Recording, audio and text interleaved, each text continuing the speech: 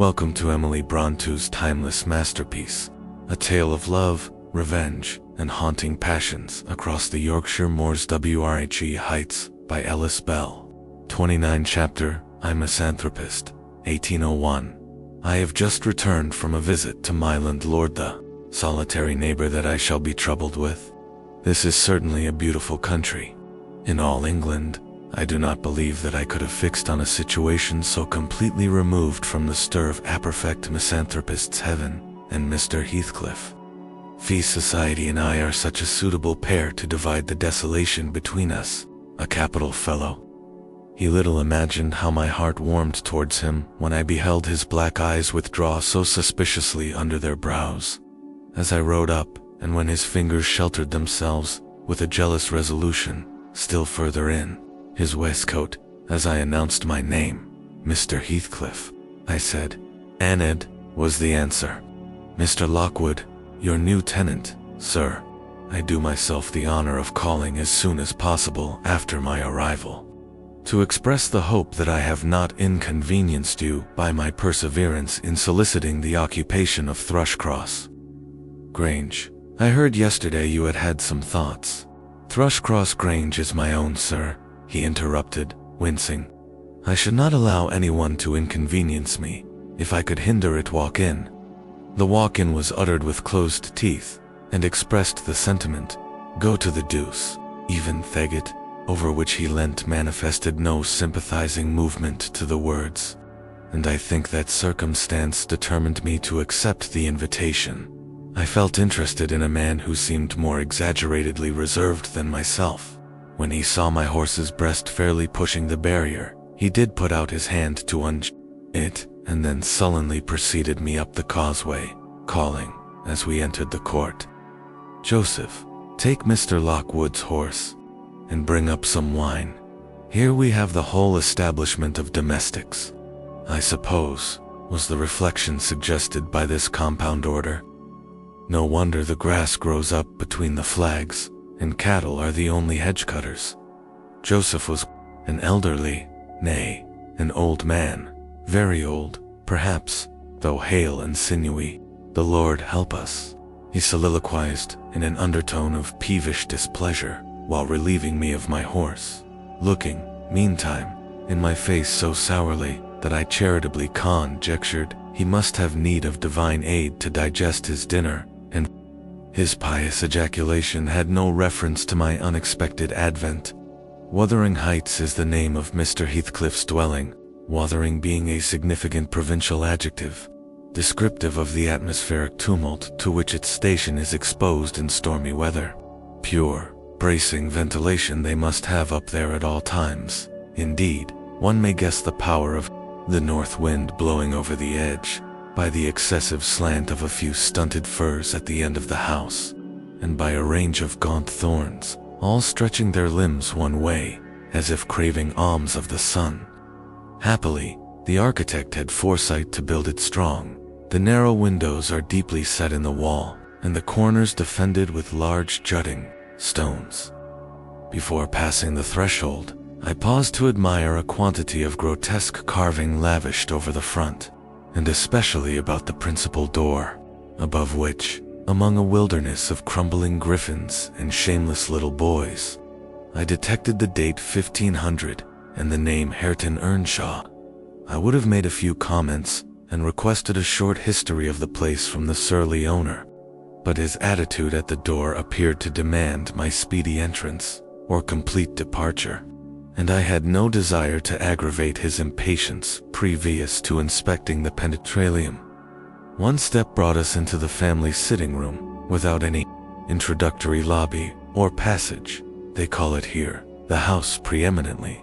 It includes kitchen and parlor, generally, but I believe at Wuthering Heights the kitchen is forced to retreat altogether into another quarter. At least I distinguished a chatter of tongues, and a clatter of culinary utensils, deep within, and I observed no signs of roasting, boiling, or baking about the huge fireplace, nor any glitter of copper saucepans and tin colanders on the walls. One end, indeed, reflected splendidly both light and heat from ranks of immense pewter dishes, interspersed with silver jugs and tanks, towering row after row on a vast oak dresser to the very roof. The latter had never been underdrawn. Its entire anatomy lay bare to an inquiring eye, except where a frame of wood laden with oatcakes and clusters of legs of beef, mutton, and ham concealed it. Above the chimney were sundry villainous old guns and a couple of horse pistols, and, by way of ornament, 3 gaudily painted canisters disposed along its ledge. The floor was of smooth, white stone. The chairs hubbaked primitive structures, painted green, 1 or 2 heavy black ones lurking in the shade. In an arch under the dresser reposed a huge liver-colored bitch pointer, surrounded by a swarm of squealing puppies, and other dogs haunted other recesses.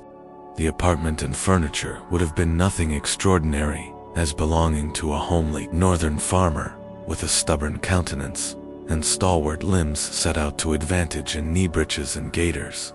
Such an individual seated in his arm chair, his mug, Ophail, frothing on the round table before him, is to be seen in any circuit of 5 or 6 miles among these hills, if you go at the right time after dinner.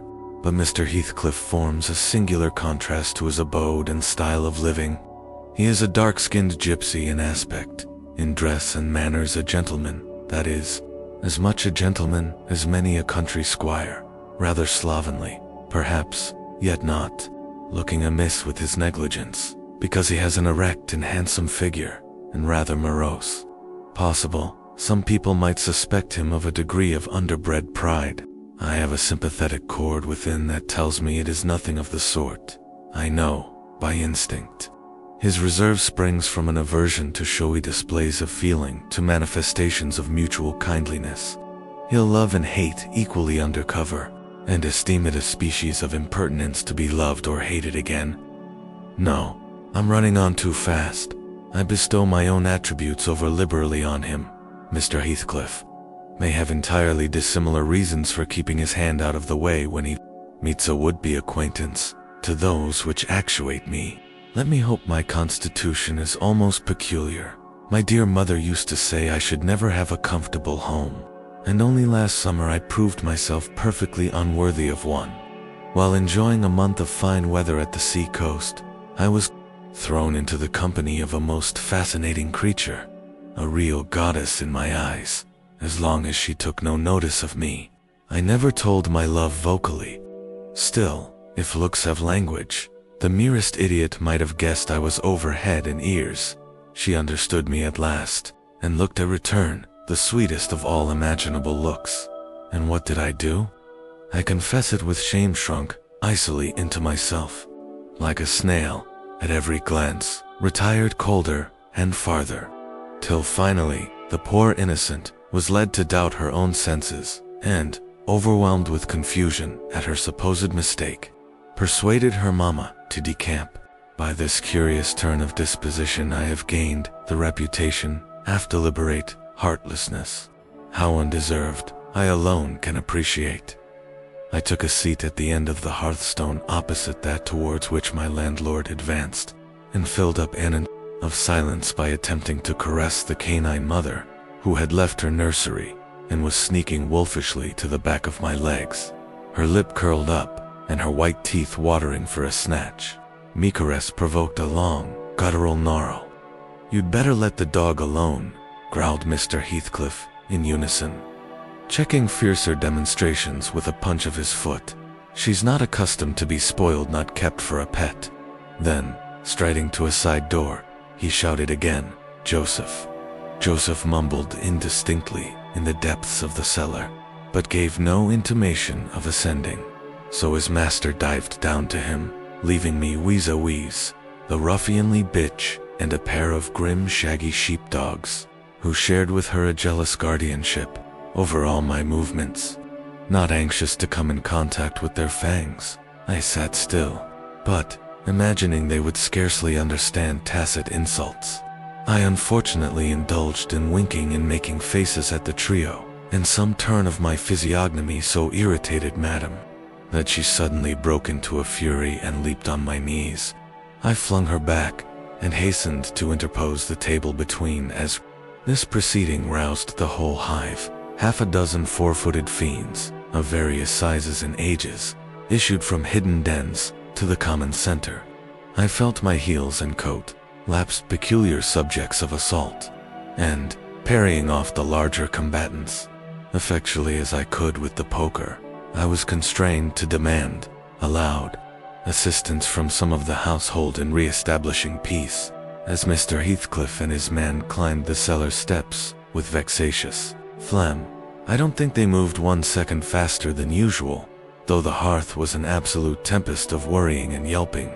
Happily, an inhabitant of the kitchen maid, more dispatch, a lusty dame, with tucked-up gown, bare arms, and fire-flushed cheeks, rushed into the midst of flourishing a frying pan, and used that weapon, and her tongue, to such purpose, that the storm subsided magically, and she only remained, heaving like a sea, after a high wind, when her master entered on the scene. "What the devil is the matter?" he asked, eyeing me in a manner that I could ill endure after this inhospitable treatment. "What the devil, indeed," I muttered. "The herd of possessed swine could have had no worse spirits in them than those animals of yours, sir. You might as well leave a stranger with a brood of tigers." "They won't meddle with persons who touch nothing," he remarked, putting the bottle before me and restoring the displaced table. "The dogs do right to be vigilant. Take a glass of wine." "No, thank you. Not bitten, are you?" "If I had been, I would have set my signet on the biter." Heathcliff's countenance relaxed into a grin. Come, he said. "You are flurried, Mr. Lockwood. Here, take a little wine. Guests are so exceedingly rare in this house that I, and my dogs, I am willing to own, hardly know how to receive them. Your health, sir." I bowed and returned the pledge, beginning to perceive that it would be foolish to sit sulking for the misbehavior of a pack of curs. Besides, I felt loath to yield the fellow further amusement at my expense, since his humor took that turn, and probably swayed by prudential consideration of the folly of offending a good. Tennant relaxed a little in the laconic style of chipping off his pronouns and auxiliary verbs, and introduced what he supposed would be a subject of interest to me, a discourse on the advantages and disadvantages of my present place of retirement. I found him very intelligent on the topics we touched, and before I went home, I was encouraged so far as to volunteer another visit to Moreau. He evidently wished no repetition of me intrusion. I shall go, notwithstanding. It is astonishing how sociable I feel myself, compared with him. Chapter 2. Yesterday afternoon, set in misty and cold. I had half a mind to spend it by my study fire, instead of wading through heath and mud to Wuthering Heights. On coming up from dinner, however, NBID, between 12 and 1 o'clock, the housekeeper, a matronly lady, taken as a fixture along with the house, could not, or would not, comprehend my request that I might be served at 5, on mounting the stairs with this lazy intention, and stepping into the room. I saw a servant girl on her knees, surrounded by brushes and coal scuttles, and raising an infernal dust as she extinguished the flames with heaps of cinders. This spectacle drove me back immediately. I took my hat, and, after a 4 miles walk, arrived at Heathcliff's garden gate just in time to escape the first feathery flakes of a snow shower. On that bleak hilltop, the earth was hard with a black frost, and the air made me shiver through every limb. Being unable to remove the chain, I jumped over, and, running up the flagged causeway, bordered with straggling gooseberry bushes, knocked vainly for admittance, till my knuckles tingled and the dogs howled.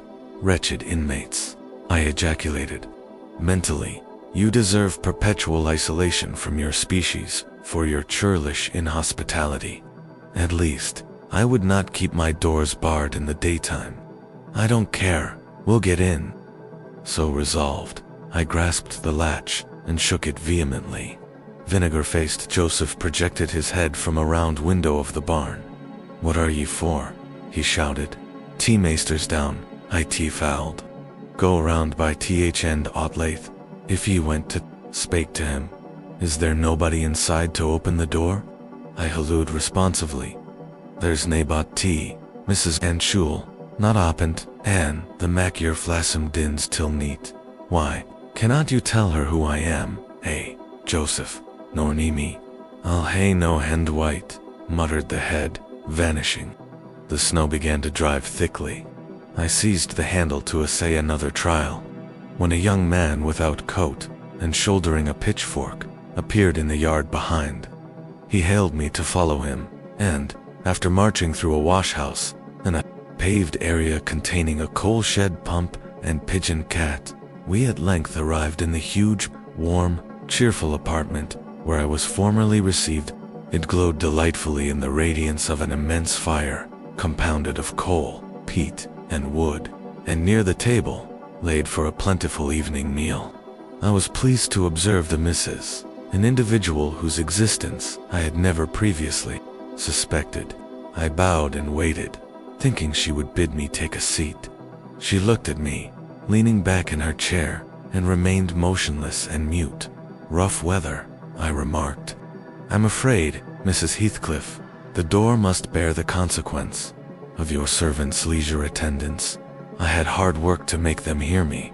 She never opened her mouth. I stared. She stared also.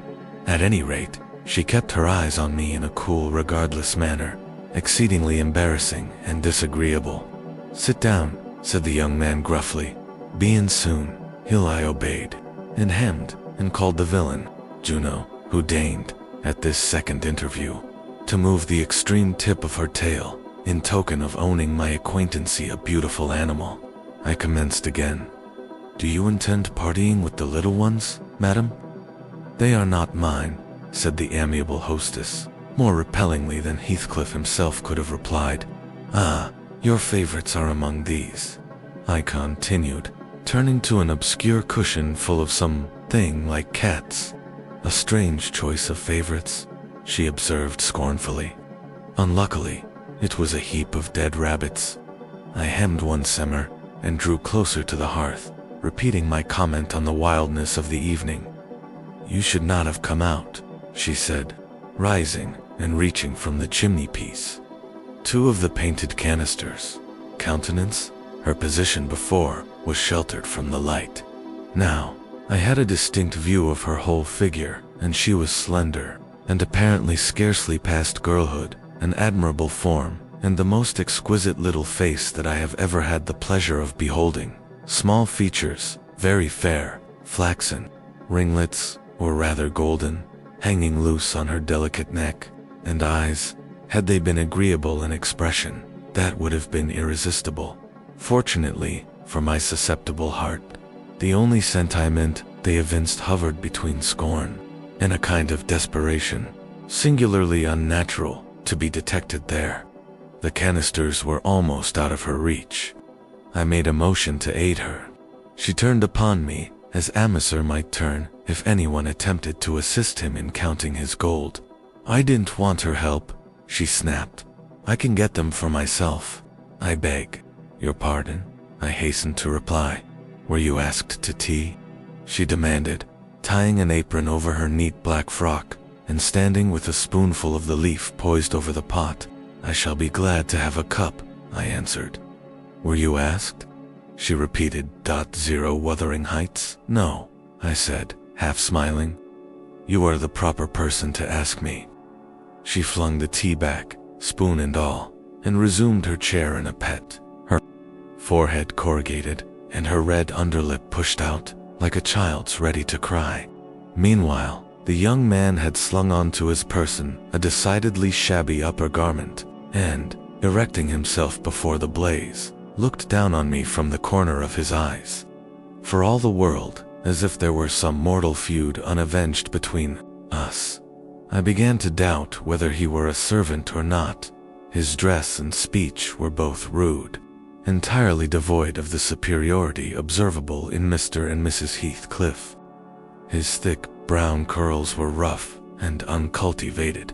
His whiskers encroached bearishly over his cheeks, and his hands were embrowned like those of a common laborer. Still, his bearing was free, almost haughty, and he showed none of a domestic's assiduity in attending on the lady of the house. In the absence of clear proofs of his condition, I deemed it best to abstain from noticing his curious conduct, and, 5 minutes afterwards, the entrance of Heathcliff relieved me, in some measure, from my uncomfortable state. "You see, sir, I am come, according to promise," I exclaimed, assuming the cheerful, "and I fear I shall be weather-bound for half an hour, if you can afford me shelter during that space." "Half an hour," he said, shaking the white flakes from his clothes. "I wonder you should select the thick of a snowstorm to ramble about in. Do you know that you run a risk of being lost in the marshes? People familiar with these moors often miss their road on such evenings, and I can tell you there is no chance of a change at present. Perhaps I can get a guide-eyed among your lads, and he might stay at the Grange till morning. Could you spare me one?" "No, I could not." "Oh, indeed. Well then, I must trust to my own sagacity. Are you going to Mac.Th.T.?" demanded he of the shabby coat, shifting his ferocious gaze from me to the young lady. "Is he to have any?" she asked, appealing to Heathcliff. "Get it ready, will you?" was the answer, uttered so savagely that I started. The tone in which the words were said revealed a genuine bad nature. I no longer felt inclined to call Heathcliff a capital fellow. When the preparations were finished, he invited me with, "Now, sir, bring forward your chair," and we all, including the rustic youth, drew round the table, an austere silence prevailing while we discussed our meal. I thought, if I had caused the cloud, it was my duty to make an effort to dispel it. They could not every day sit so grim and taciturn, and it was impossible, however ill-tempered they might be, that the universal scowl they wore was their everyday countenance. "It is strange," I began, in the interval of swallowing one cup of tea and receiving another. "It is strange how custom can mold our tastes and ideas. Many could not imagine the existence of happiness in a life of such complete exile from the world as you spend, Mr. Heathcliff. Yet, I'll venture to say that, surrounded by your family, and with your amiable lady as the presiding genius over your home and heart, my amiable lady," he interrupted, with an almost diabolical sneer on his face. "Where is she, my amiable lady?" "Mrs. Heathcliff, your wife, I mean." "Well, yes, so you would intimate that her spirit has taken the post of ministering angel, and guards the fortunes of Wuthering Heights even when her body is gone. Is that it?" Perceiving myself in a blunder, I attempted to correct it. I might have seen there was too great a disparity between the ages of the parties to make it likely that they were man and wife. One was about 40, a period of mental vigor at which men seldom cherish the delusion of being married for love by girls. That dream is reserved for the solace of our declining years. The other did not look 17. Then it flashed upon me, the clown at my elbow, who was drinking his tea out of a basin and eating his bread with unwashed hands. May be her husband, Heathcliff Jr., of course. Here is the consequence of being buried alive. She has thrown herself away upon that boor, from sheer ignorance that better individuals existed. A sad pity I must beware how I cause her to regret her choice. The last reflection may seem conceited. It was not. My neighbor struck me as bordering on repulsive. Eke knew, through experience, that I was tolerably attractive.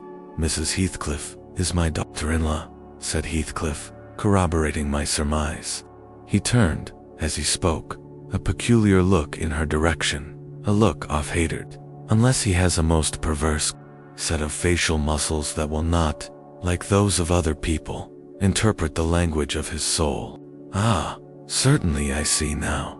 You are the favored possessor of the beneficent fairy," I remarked, turning to my neighbor. This was worse than before. The youth grew crimson and clenched his fist, with every appearance of a meditated assault.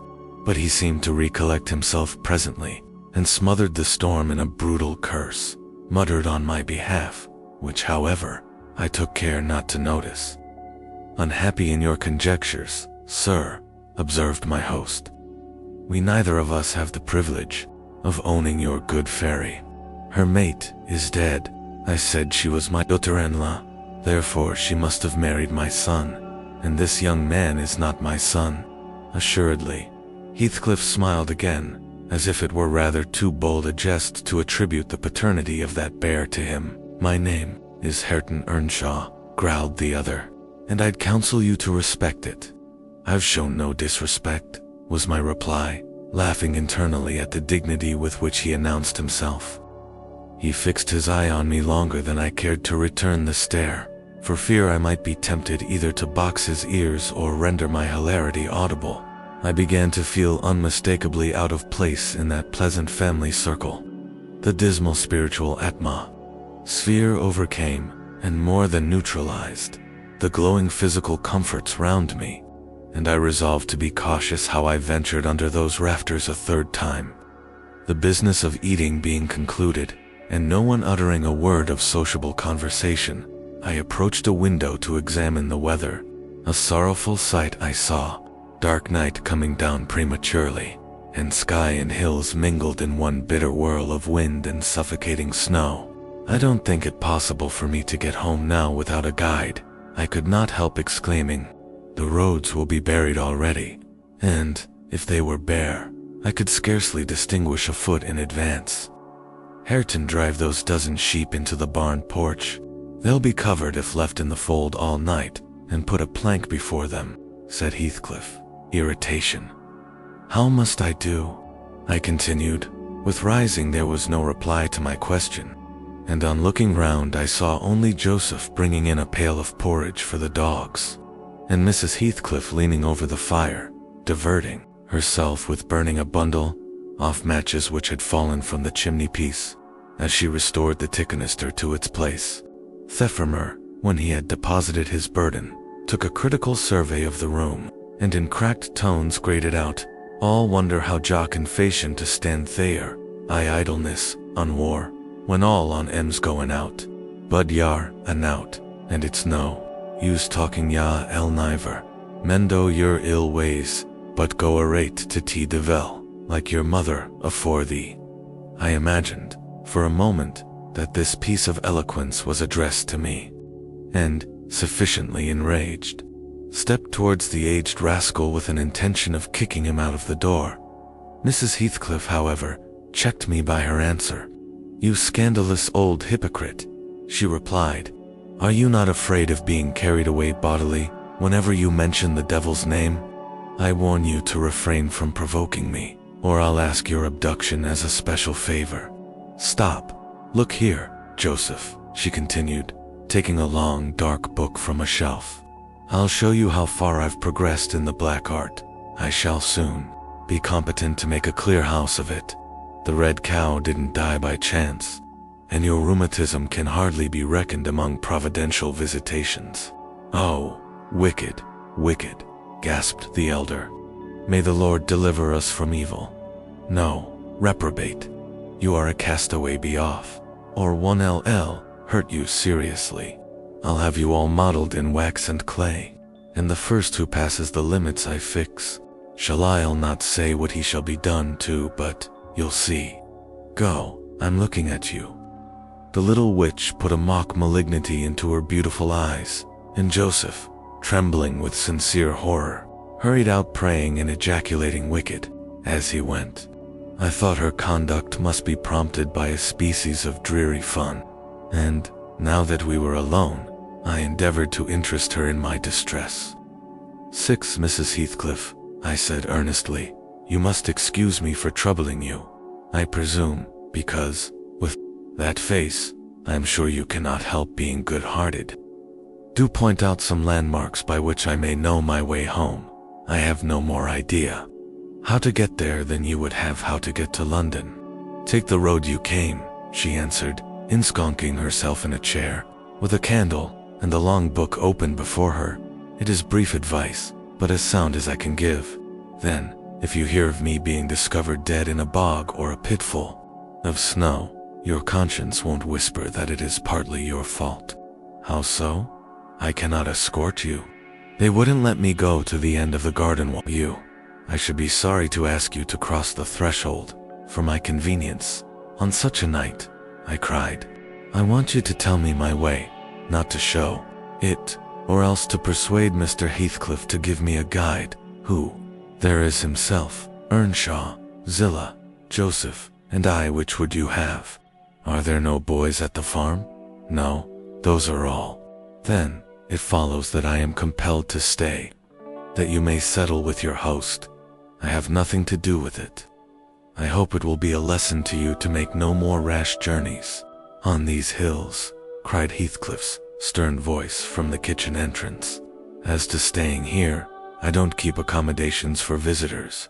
You must share a bed with Hareton or Joseph. If you do, I can sleep on a chair in this room, I replied. No, no. A stranger is a stranger, be he rich or poor.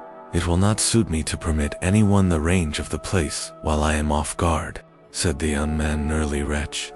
With this insult, my patience was at an end. I uttered an expression of disgust and pushed past him into the yard, running against Earnshaw in my haste.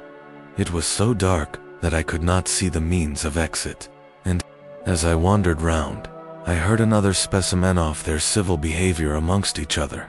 At first the young man appeared about to befriend me. I'll go with him as far as the park, he said. You'll go with him to hell, exclaimed his master, or whatever relation he bore. And who is to look after the horses, eh? A man's life is of more consequence than one evening's neglect of the horses. Somebody must go, murmured Mrs. Heathcliff, more kindly than I expected. Not at your command, retorted Hareton. If you set store on him, you'd better be quiet. Then I hope his ghost will haunt you, and I hope Mr. Heathcliff will never get another tenant till the Grange is a ruin. She answered sharply. Hearken, hearken, shoes cursing on M. Muttered Joseph, towards whom I had been steering. He sat within earshot, milking the cows by the light of a lantern, which I seized unceremoniously, and, calling out that I would send it back on the morrow, rushed to the nearest postern. Six maester, he's staling Teelantorn, shouted the ancient, pursuing my retreat. Hey, Nasher, hey, dog, hey, wolf, hold him, hold him. On opening the little door, two hairy monsters flew at my throat, bearing me down and extinguishing the light, while a mingled guffaw from Heathcliff and Hareton put the copestone on my rage and humiliation. Fortunately, the beasts seemed more bent on stretching their paws and yawning and flourishing their tails than devouring me alive. But they would suffer no resurrection, and I was forced to lie till their malignant masters pleased to deliver me. Then, hatless and trembling with wrath, I ordered the miscreants to let me out on their peril, to keep me 1 minute longer, with several incoherent threats of retaliation that, in their indefinite depth of virulency, smacked of King Lear.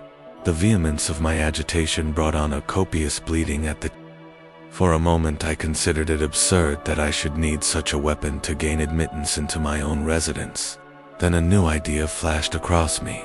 Was not going there. We were journeying to hear the famous Jabes Branderham preach from the text, 70 times 7. And either Joseph, the preacher, or I had committed the first of the 71st, and were to be publicly exposed and excommunicated. We came to the chapel.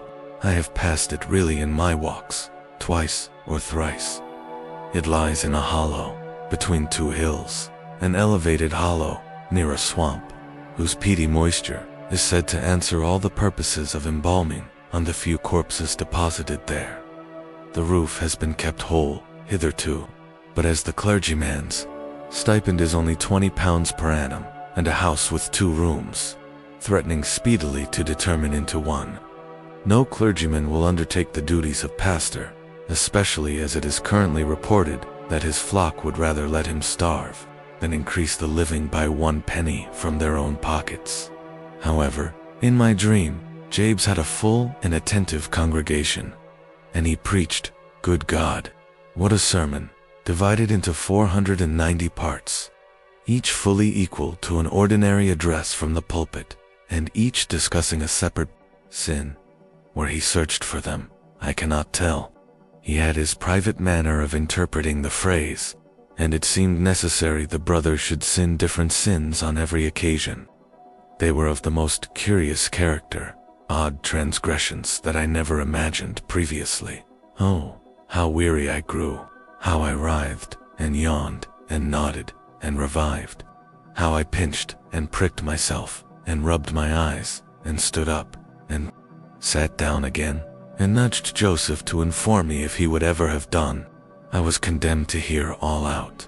Finally, he reached the first of the 71st. At that crisis, a sudden inspiration descended on me. I was moved to rise and denounce Jabes Branderham as the sinner of the sin that no Christian need.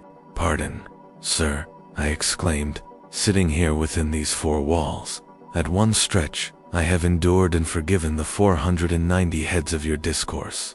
70 times 7 times have I plucked up my hat and been about to times 7 times have you preposterously forced me to resume my seat. The 491st is too much. Fellow martyrs, have at him. Drag him down and crush him to atoms, that the place which knows him may know him no more." "Thou art the man," cried Jabes, after a solemn pause, leaning over his cushion. 70 times 7 times didst thou gapingly contort thy visage? 70 times 7 did I take counsel with my soul? Lo, this is human weakness. This also may be absolved. The first of the 71st is come. Brethren, execute upon him. The judgment written, such honor have all his saints. With that concluding word, the whole assembly, exalting their pilgrims' staves, rushed round me in a body, and one, having no weapon to raise in self-defense, commenced grappling with Joseph, my nearest and most ferocious assailant, for his in the confluence of the multitude, several clubs crossed. Blows, aimed at me, fell on other sconces. Presently, the whole chapel resounded with rappings and counter-rappings. Every man's hand was against his neighbor, and Branderham, unwilling to remain idle, poured forth his zeal in a shower of loud taps on the boards of the pulpit, which responded so smartly that, at last, to my unspeakable relief, they woke me. And what was it that had suggested the tremendous tumult? What had played Jabes's part in the row? Merely the branch of a fir tree that touched my lattice. As the blast wailed by and rattled its dry cones against the panes, I listened doubtingly an instant, detected the disturber, then turned and dozed, and dreamt again, if possible, still more disagreeably than before. This time, I remembered I was lying in the oak closet, and I heard distinctly the gusty wind and the driving off snow. I heard, also, the fir bough repeat its teasing sound, and ascribed it to the right cause. But it annoyed me so much that I resolved to silence it, if possible. And, I thought, I rose and endeavored to unhasp the casement. The hook was soldered into the staple, a circumstance observed by me when awake, but forgotten. I must stop it. Nevertheless, I muttered, knocking my knuckles through the glass, and stretching an arm out to seize the importunate branch, instead of which, my fingers closed on the fingers of a little, ice-cold hand. The intense horror of nightmare came over me. I tried to draw back my arm, but the hand clung to it, and a most melancholy voice sobbed, "Let me in, let me in." "Who are you?" I asked, struggling meanwhile to disengage myself. "Catherine Linton," it replied shiveringly. Why did I think of Linton? I had read Earnshaw 20 times for Linton. "I'm come home. I'd lost my way on the moor." As it spoke, I discerned, obscurely, a child's face looking through the window. Terror made me cruel, and, finding it useless to attempt shaking the creature off, I pulled its wrist onto the broken pane, and rubbed it to and fro, till the blood ran down and soaked the bedclothes. Still, it wailed, "Let me in," and maintained its tenacious gripe, almost maddening me with fear. "How can I said at length. "Let me go. if you want me to let you in." The fingers relaxed. I snatched mine through the hole, hurriedly piled the books up in a pyramid against it, and stopped my ears to exclude the lamentable prayer. I seemed to keep them closed above a quarter of an hour. Yet, the instant it listened again, there was the doleful cry, moaning on. "Be gone," I shouted. "I'll never let you in. Not if you beg for 20 years. It is 20 years, mourned the voice. 20 years. I've been away for 20 years. Thereat began a feeble scratching outside, and the pile of books moved as if thrust forward. It tried to jump up, but could not stir a limb, and so yelled aloud in a frenzy of fright. To my confusion, I discovered the yell was not ideal. Hasty footsteps approached my chamber door.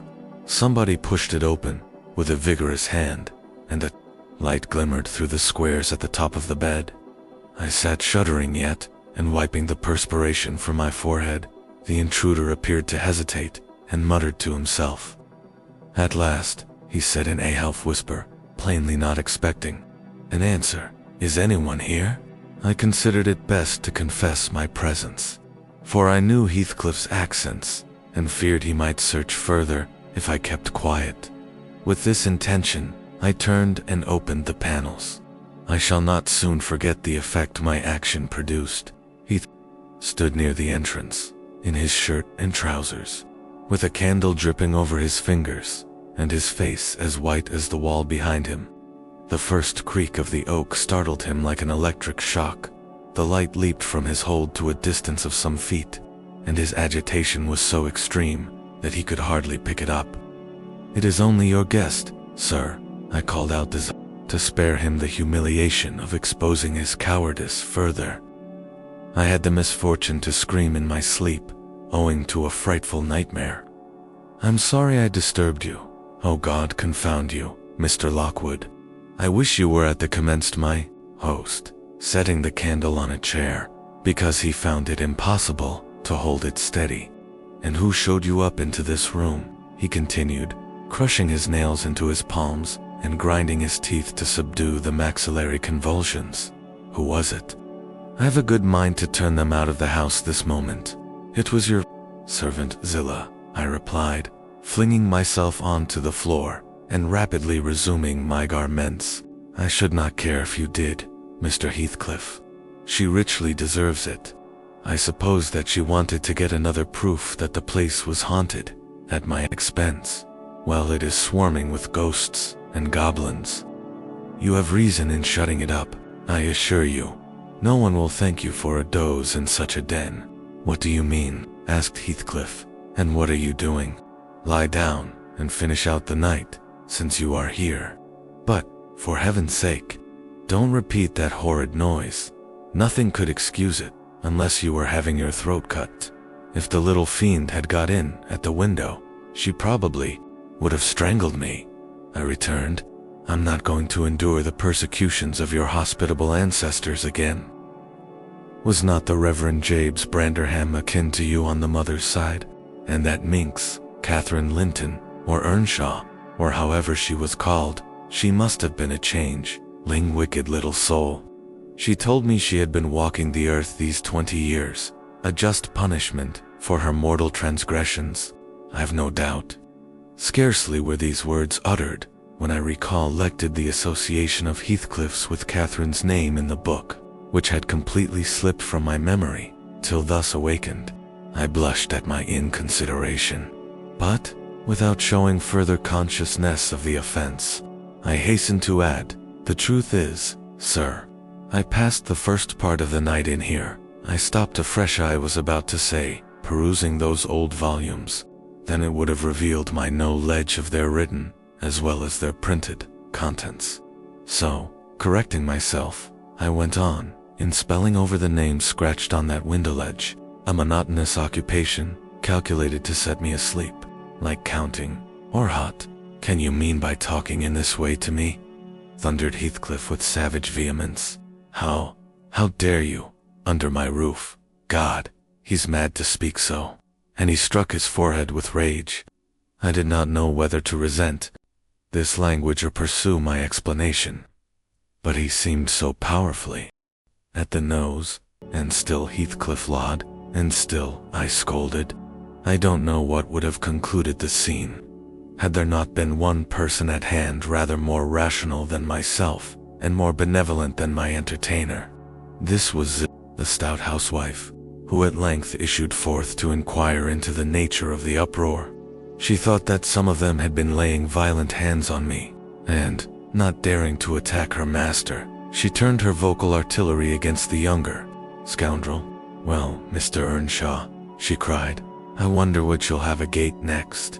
Are we going to murder folk on our very doorstones? I see this house will never do for meal. Look at tea. Poor lad, he's fair choking. Wisht, you moon and tea. Go on so. Come in, and I'll cure that. There now, hold ye still." With these words, she suddenly splashed a pint of icy water down my neck, and pulled me into the kitchen. Mr. Heathcliff followed, his accidental merriment expiring quickly in his habitual moroseness. I was sick exceedingly, and dizzy, and faint, and thus compelled perforce to accept lodgings under his roof. He told Zillah to give me a glass of brandy, and then passed on to the inner room, while she condoled with me on my sorry predicament, and having obeyed his orders, whereby I was somewhat revived, ushered me to bed. Chapter 3. While leading the way upstairs, she recommended that I should hide the candle, and not make a noise, for her master had an odd notion about the chamber she would put me in, and never let anybody lodge there willingly. I asked the reason. She did not know. She answered, she had only lived there a year or two, and they had so many queer goings on, she could not begin to be curious. Too stupefied to be curious myself, I fastened my door and glanced round for the bed. The whole furniture consisted of a chair, a clothes press, and a large oak case, with squares cut out near the top resembling coach windows. Having approached this structure, I looked inside, and perceived it to be a singular sort of old-fashioned couch, very conveniently designed to obviate the necessity for every member of the family having a room to himself. In fact, it formed a little closet, and the ledge of a window, which it enclosed, served as a table. I slid back the paneled sides, got in with my light, pulled them together again, and felt secure against the vigilance of Heathcliff and everyone else. The ledge, where I placed my candle, had a few mildewed books piled up in one corner, and it was covered with writing scratched on the paint. This writing, however, was nothing but a name repeated in all kinds of characters. Large and small Catherine Earnshaw, here and there, varied to Catherine Heathcliff, and then again to Catherine Linton. In vapid listlessness, I leant my head against the window, and continued spelling over Catherine Earnshaw Heathcliff Linton, till my eyes closed. But they had not rested 5 minutes, when a glare of white letters started from the dark, as vivid as specters. The air swarmed with Catherines, and rousing myself to dispel the obtrusive name, I discovered my candle wick reclining on one of the antique volumes, and perfuming the place with an odor of roasted calfskin. I snuffed it off, and, very ill at ease, under the influence of cold and lingering nausea, sat up and spread open the injured tome on my knee. It was a testament, in lean type, and smelling dreadfully musty. A flyleaf bore the inscription, Catherine Earnshaw, her book, and a date some quarter of a century back. I shut it, and took up another, and another, till I had examined all. Catherine's library was select, and its state of dilapidation proved it to have been well used, though not altogether for a legitimate purpose. Scarcely one chapter had escaped, a pen and ink commentary at least, the appearance au phone covering every morsel off blank that the printer had left. Somewhere detached sentences. Other parts took the form of a regular diary, scrawled in an unformed, childish hand. At the top of an extra page, quite a treasure, probably. When first lighted on, I was greatly amused to behold an excellent caricature of my friend Joseph, rudely yet powerfully sketched. An immediate interest kindled within me for the unknown Catherine and the first began forthwith to decipher her faded hieroglyphics. An awful Sunday, commenced the paragraph beneath. I wish my father were back again. Hindley is a detestable substitute. His conduct to Heathcliff is atrocious. H. and I are going to rebel. We took our initiatory step this evening. All day had been flooding with rain. We could not go to church, so Joseph must needs get up a congregation in the garret, and, while Hindley and his wife basked downstairs before a comfortable fire, doing anything but reading their Bibles, I'll answer for it, Heathcliff, myself, and the unhappy ploughboy were commanded to take our prayer books and mount. We were ranged in a row on a sack of corn, groaning and shivering, and hoping that Joseph would shiver too, so that he might give us a short homily for his own sake. A vain idea. The service lasted precisely 3 hours, and yet my brother had the face to exclaim, when he saw us descending, "What? Done already?" On Sunday evenings, we used to be permitted to play, if we did not make much noise. Now a mere titter is sufficient to send us into corners. "You forget you have a master here," says the tyrant. "I'll demolish the first who puts me out of temper." I insist on perfect sobriety and silence. "Oh boy, was that you? Francis, darling, pull his hair as you go by." I heard him snap his fingers. Francis pulled his hair heartily, and then went and seated herself on her husband's knee. And there they were, like two babies, kissing and talking nonsense by the hour, palaver that we should be ashamed of. We made ourselves as snug as our means allowed in the arch of the dresser. I had just fastened our pinafores together and hung them up for a curtain, when in comes Joseph, on an errand from the stables. He tears down my handiwork, boxes my ears, and croaks Tea-Master Nabbit, just buried, and Sabbath not ord, und, tea sound oat. Gospel still I your lugs, and the dare be laking. Shame oni, sit ye down, ill childer. There's good books inna, if you'll read them. Sit down, and think o' yourselves. Saying this, he compelled us so to square our positions, that we might receive from the far-off fire a dull ray to show us the text of the lumber he thrust upon us. I could not bear the employment. I took my dingy volume by the scroop, and hurled it into the dog kennel, vowing I hated a good book. Heathcliff kicked his to the same place. Then there was a hubbub. "Maester Hindley," shouted our chaplain. "Maester, come hither.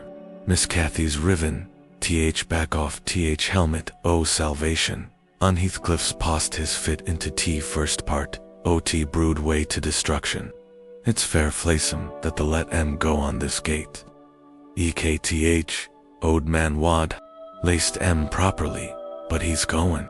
Hindley hurried up from his paradise on the hearth, and seizing one of us by the collar and the other by the arm, hurled both into the back kitchen, where, Joseph asseverated, old Nick would fetch us as sure as we were living, and, so comforted, we each sought a separate nook to await his advent.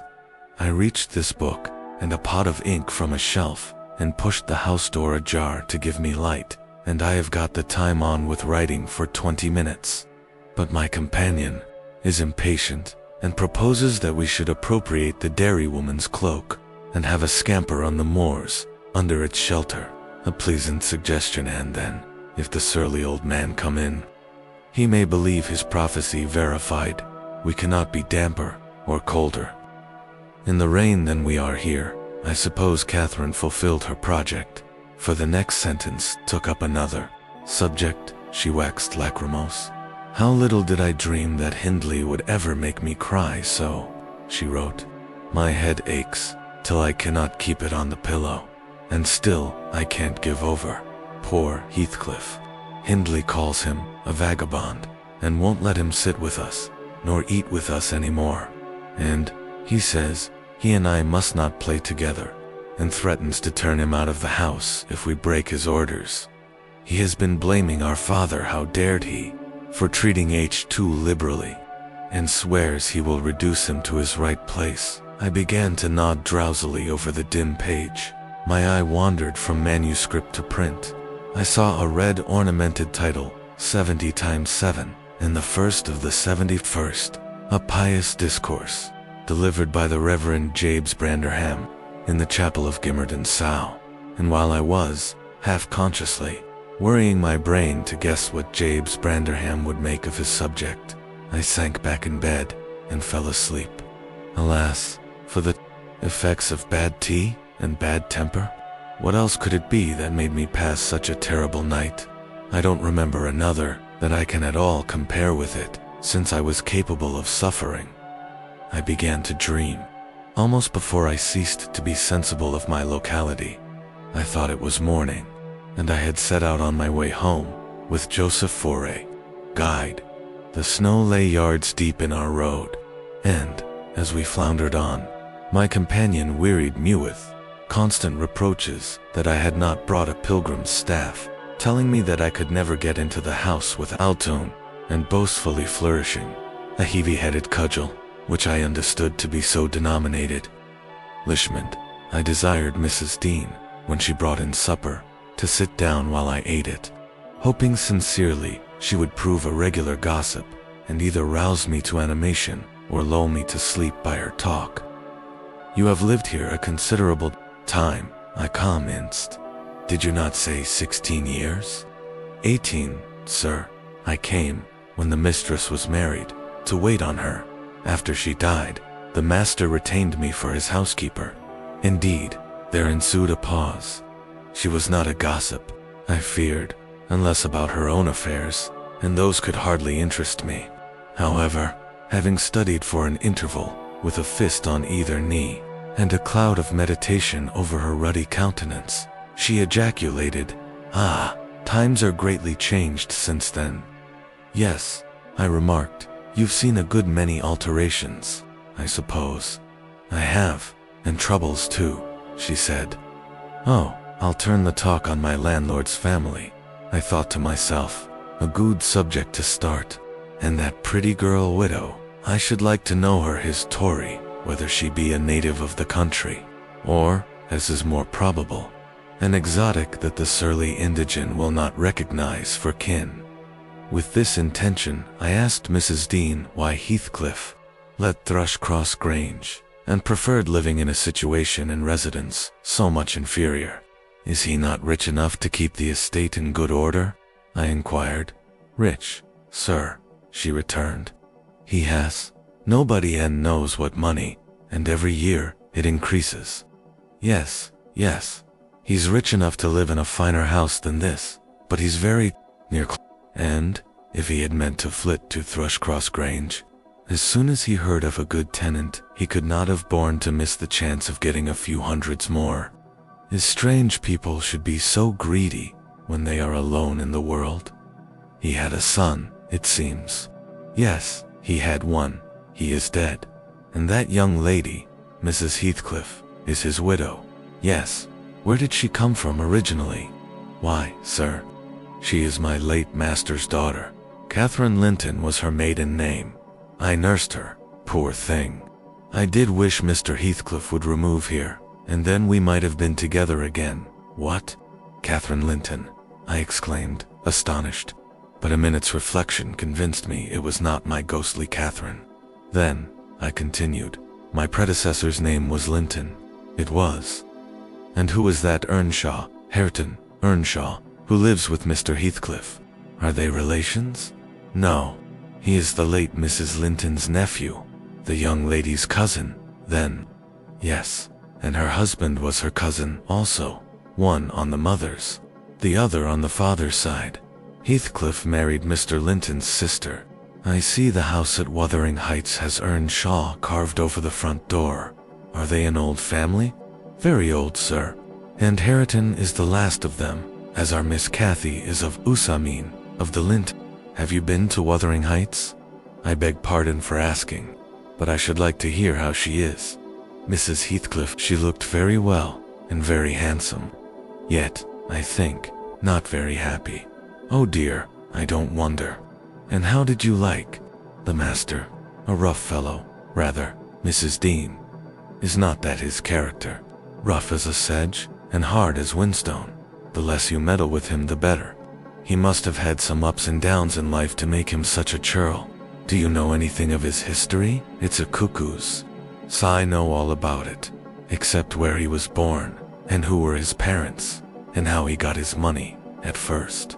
And Hareton has been cast out like an unfledged dunnock. The unfortunate lad is the only one in all this parish that does not guess how he has been cheated.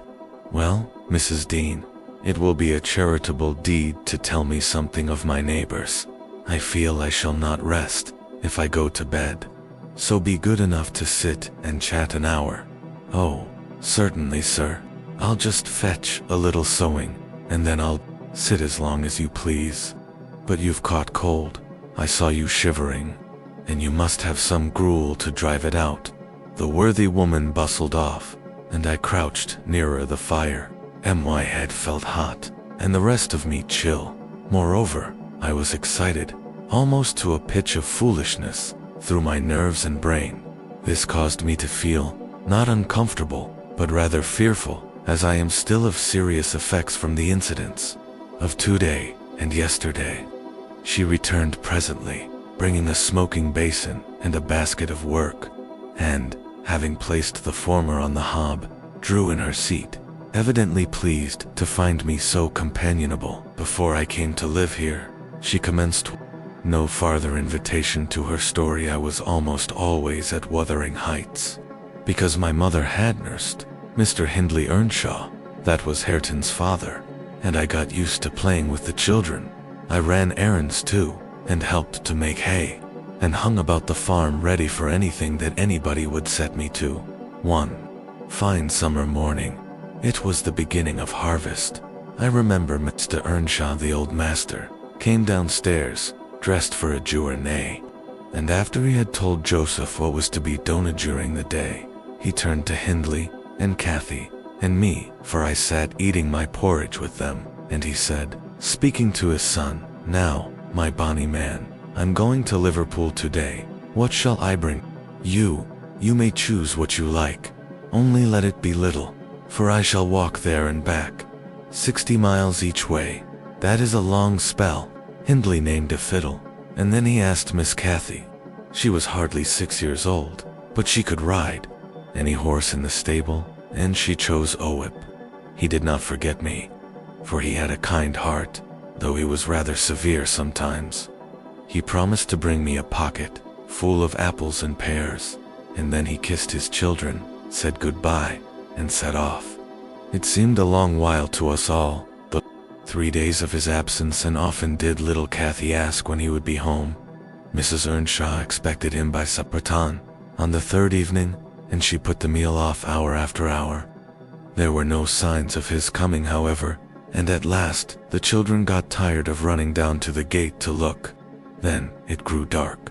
She would have had them to bed, but they begged sadly to be allowed to stay up. And, just about 11 o'clock, the door latch was raised quietly, and in stepped the master. He threw himself into a chair, laughing and groaning, and bid them all stand off, for he was nearly killed. He would not have such another walk for the 3 kingdoms, and at the end of it, to be flighted to death. Hesed, opening his greatcoat, which he held bundled up in his arms.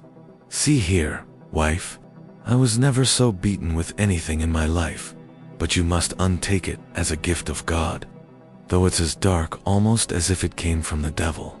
We crowded round, and over Miss Cathy's head I had a peep at a dirty, ragged, black-haired child, big enough both to walk and talk. Indeed, its face looked older than Catherine's, yet, when it was set on its feet, it only stared round, and repeated over and over again some gibberish that nobody could understand. I was frightened, and Mrs. Earnshaw was ready to fling it out of doors. She did fly up, asking how he could fashion to bring that gypsy brat into the house, when they had their own bairns to feed and fend for, what he meant to do with it, and whether he were mad. The master tried to explain the matter, but he was really half dead with fatigue, and all that I could make out, amongst her scolding, was a tale of his seeing it starving, and houseless, and as good as dumb, in the streets of Liverpool, where he picked it up and inquired for its owner. Not a soul knew to whom it belonged, he said, and his money and time being both limited, he thought it better to take it home with him at once than run into vain expenses there, because he was determined he would not leave it as he found it. Well, the conclusion was that my mistress grumbled herself calm, and Mr. Earnshaw told me to wash it and give it clean things and let it sleep with the children. Hindley and Cathy contented themselves with looking and listening till peace was restored. Then both began searching their father's pockets for the presents he had promised them. The former was a boy of 14, but when he drew out what had been a fiddle, crushed 2 morsels in the greatcoat, he blubbered aloud, and Cathy, when she learned the master had lost her whip in attending on the stranger, showed her humor by grinning and spitting at the stupid little thing, earning for her pains a sound blow from her father to teach her cleaner manners. They entirely refused to have it in bed with them, or even in their room, and I had no more sense, so I put it on the landing of the stairs, hoping it might be gone on the morrow, by chance, or else attracted by hearing his voice. It crept to Mr. Earnshaw's door, and there he found it on quitting his chamber. Inquiries were made as to how it got there. I was obliged to confess, and in recompense for my cowardice and inhumanity, was sent out of the house. This was Heathcliff's first introduction to the family. On coming back a few days afterwards, for I did not consider my banishment perpetual, I found they had christened him Heathcliff. It was the name of a son who died in childhood, and it has served him ever since, both for Christian and surname. Miss Cathy and he were now very thick, but Hindley hated him, and to say the truth, I did the same. And we plagued and went on with him shamefully, for I wasn't reasonable enough to feel my injustice, and the mistress never put in a word on his behalf when she saw him wronged. He seemed a sullen, patient child, hardened, perhaps, to ill treatment. He would stand Hindley's blows without winking or shedding a tear, and my pinches moved him only to draw in a breath and open his eyes as if he had hurt himself by accident, and affected that I took pity and proceeded with my dreams, affirming I had never heard the appellation of Catherine Linton before, but reading it often overproduced an impression which personified itself when I had no longer my imagination under control. Heathcliff gradually fell back into the shelter of the bed as I spoke, finally sitting down almost concealed behind it. I guessed, however, by his irregular and intercepted breathing, that he struggled to vanquish an excess of violent emotion. Not liking to show him that I had heard the conflict, I continued my toilet rather noisily, looked at my watch, and soliloquized on the length of the night. Not 3 o'clock yet. I could have taken oath it had been 6. Time stagnates here. We must surely have retired to rest at 8. 6 always at 9 in winter, and rise at 4, said my host, suppressing a groan, and as I fancied, by the motion of his arms, shadow dashing a tear from his eyes. Mr. Lockwood, he added, you may go into my room. You'll only be in the way, coming downstairs so early, and your childish outcry has sent sleep to the devil for me. And for me, too, I replied. I'll walk in the yard till daylight, and then I'll be off. And you need not dread a repetition of my intrusion. I'm now quite cured of seeking pleasure in society, be it country or town. A sensible man ought to find sufficient company in himself. Delightful company, muttered Heathcliff. Take the candle, and go where you please. I shall join you directly. Keep out of the yard, though, the dogs are unchained, and the house Juno mounts sentinel there and nay. You can only ramble about the steps and passages. But, away with you. I'll come in 2 minutes. I obeyed, so far as to quit the chamber. When ignorant where the narrow lobbies led, I stood still, and was witness, involuntarily, to a piece of superstition on the part of my landlord, which belied, oddly, his apparent sense. He got onto the bed, and wrenched open the lattice, bursting, as he pulled at it, into an uncontrollable passion of tears. Come in, he sobbed. Cathy, do come. Oh, do once more. Oh, my heart's darling, hear me this time. Catherine, at last. The spectre showed a spectre's ordinary caprice. It gave no sign of being, but the snow and wind whirled wildly through, even reaching my station and blowing out the light. There was such anguish in the gush of grief that accompanied this raving that my compassion made me overlook its folly, and I drew off, half angry to have listened at all, and vexed at having related my ridiculous nightmare, since it produced that agony. Though why was beyond my comprehension. I descended cautiously to the lower regions and landed in the back kitchen, where a gleam of fire raked compactly together enabled me to rekindle my candle. Nothing was stirring except a brindled, gray cat, which crept from the ashes and saluted me with a querulous mew. 2 benches, shaped in sections of a circle, nearly enclosed the hearth. On one of these I stretched myself, and Grimalkin mounted the other. We were both of us nodding ere any one invaded our retreat, and then it was Joseph, shuffling down a wooden ladder that vanished in the roof. Through a trap, the ascent to his garret, I suppose. He cast a sinister look at the little flame which I had enticed to play between the ribs, swept the cat from its elevation, and bestowing himself in the vacancy, commenced the operation of stuffing a 3-inch pipe with tobacco. My presence in his sanctum was evidently esteemed a piece of impudence. Too shameful for remark, he silently applied the tube to his lips, folded his arms, and puffed away. I let him enjoy the luxury unannoyed, and after sucking out his last wreath and heaving a profound sigh, he got up and departed as solemnly as he came. A more elastic footstep entered next, and now I opened my mouth for a good morning, but closed it again, the salutation unachieved. For Hareton Earnshaw was performing his orisons sotto voce in a series of curses directed against every object he touched, while he rummaged a corner for a spade or shovel to dig through the drifts. He glanced over the back of the bench, dilating his nostrils, and thought as little of exchanging civilities with me as with my companion the cat. I guessed, by his preparations, that egress was allowed, and, leaving my hard couch, made a movement to follow him. He noticed this, and thrust at an inner door with the end of his spade, intimating by an inarticulate sound that there was the place where I must go, if I changed my locality.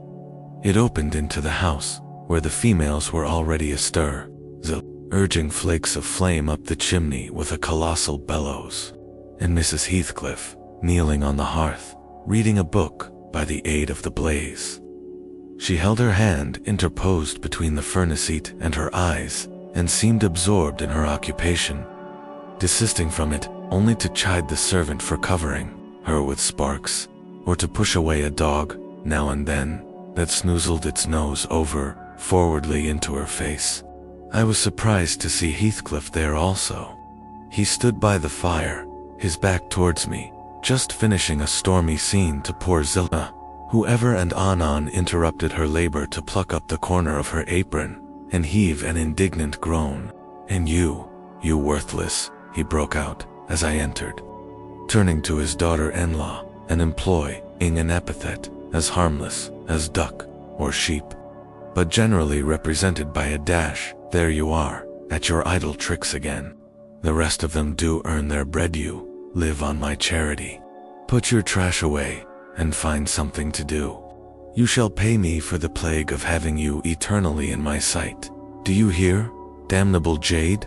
I'll put my trash away, because you can make me, if I refuse," answered the young lady, closing her book and throwing it on a chair.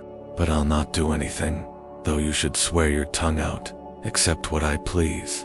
Heathcliff lifted his hand, and the speaker sprang to a safer distance, obviously acquainted with its weight. Having no desire to be entertained by a cat-and-dog combat, I stepped forward briskly, as if eager to partake the warmth of the hearth, and innocent of any knowledge of the interrupted dispute. Each had enough decorum to suspend further hostilities. Heathcliff placed his fists, out of temptation, in his pockets. Mrs. Heathcliff curled her lip and walked to a seat far off, where she kept her word by playing the part of a statue during the remainder of my stay. That was not long. I declined joining their breakfast, and, at the first gleam of dawn, took an opportunity of escaping into the free air, now clear, and still, and cold, as impalpable ice. My landlord hallooed for me to stop, ere I reached the bottom of the garden, and offered to accompany me across the moor. It was well he did, for the whole hillback was one billowy white ocean, the swells and falls not indicating corresponding rises and depressions in the ground. Many pits, at least, were filled to a level, and entire ranges of mounds, the refuse of the quarries, blotted from the chart which my yesterday's walk left, pictured in my mind. I had remarked on one side of the road, at intervals of 6 or 7 yards, a line of upright stones, continued through the whole length of the barren. These were erected and daubed with lime on purpose to serve as guides in the dark, and also when AFL, like the present, confounded the deep swamps on either hand with the firmer path. But, excepting a dirty dot pointing up here and there, all traces of their existence had vanished, and my companion found it necessary to warn me frequently to steer to the right or left when I imagined I was following correctly. The windings of the road, we exchanged little conversation, and he halted at the entrance of Thrushcross Park, saying I could make no error there. Our ado were limited to a hasty bow, and then I pushed forward, trusting to my own resources, for the porter's lodge is untenanted as yet. The distance from the gate to the grange is 2 miles. I believe I managed to make it 4. What with losing myself among the trees, and sinking up to the neck in snow, a predicament which only those who have experienced it can appreciate. At any rate, whatever were my wanderings, the clock chimed 12 as I entered the house, and that gave exactly an hour for every mile of the usual way from Wuthering Heights. My human fixture and her satellites rushed to welcome me, exclaiming tumultuously, they had completely given me up. Everybody conjectured that I perished last night, and they were wondering how they must set about the search for my remains. I bid them be quiet, now that they saw me returned, and, benumbed to my very heart, I dragged upstairs, whence, after putting on dry clothes, and pacing to and fro 30 or 40 minutes, to restore the animal heat, I am adjourned to my study, feeble as a kitten, almost too much so to enjoy the cheerful fire and smoking coffee which the servant has prepared for my refreshment. Chapter 4. What vain weathercocks we are! I, who had determined to hold myself independent of all social intercourse, and thanked my stars that, at length, I had lighted on a spot where it was next to impracticable. We cretch after maintaining till dusk a struggle with low spirits, and solitude was finally compelled to strike my colors, and, under pretense of gaining information concerning the necessities of my nobody was to blame.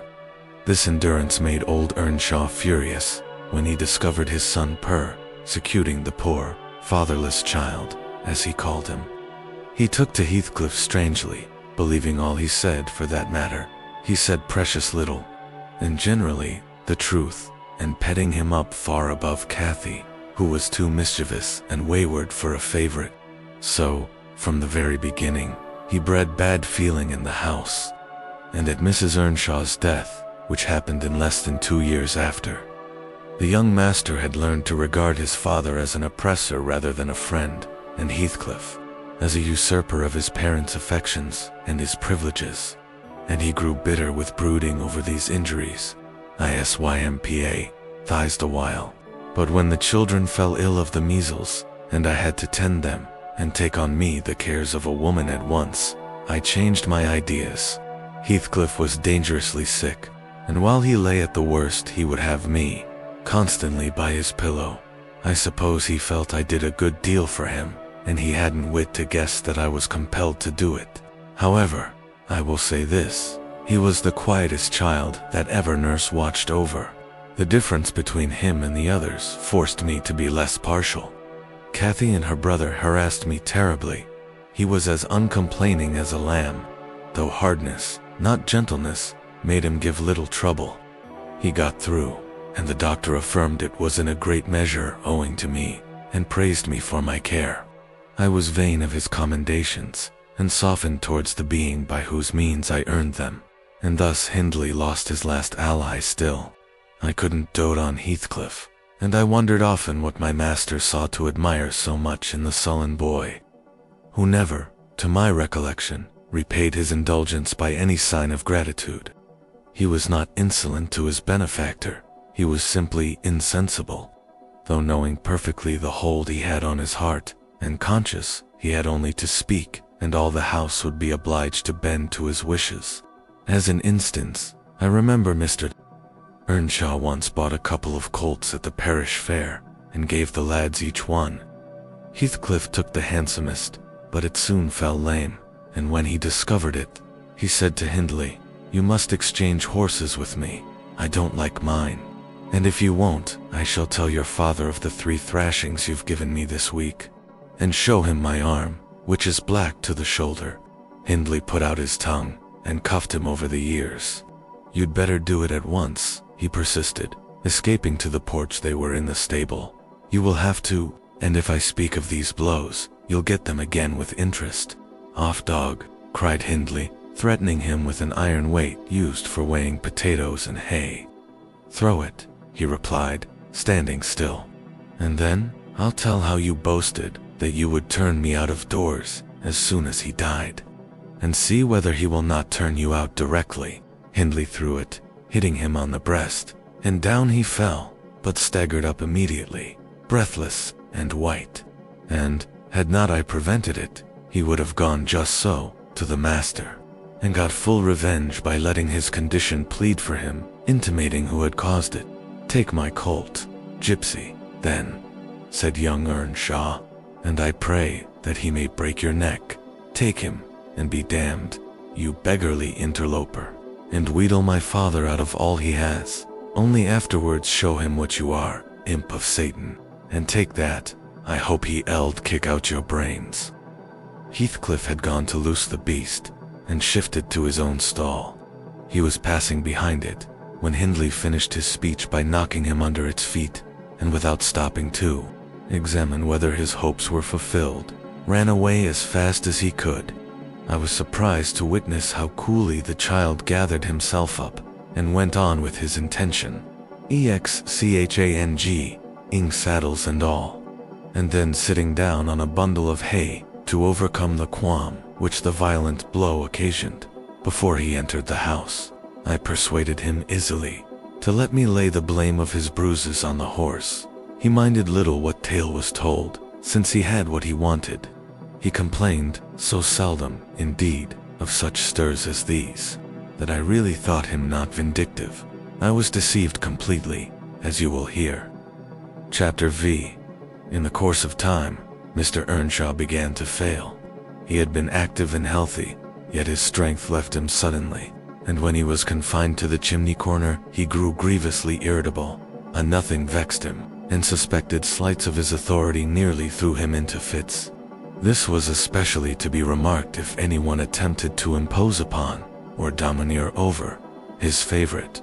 He was painfully jealous, lest a word should be spoken amiss to him, seeming to have got into his head the notion that, because he liked Heathcliff, all hated and longed to do him an ill turn.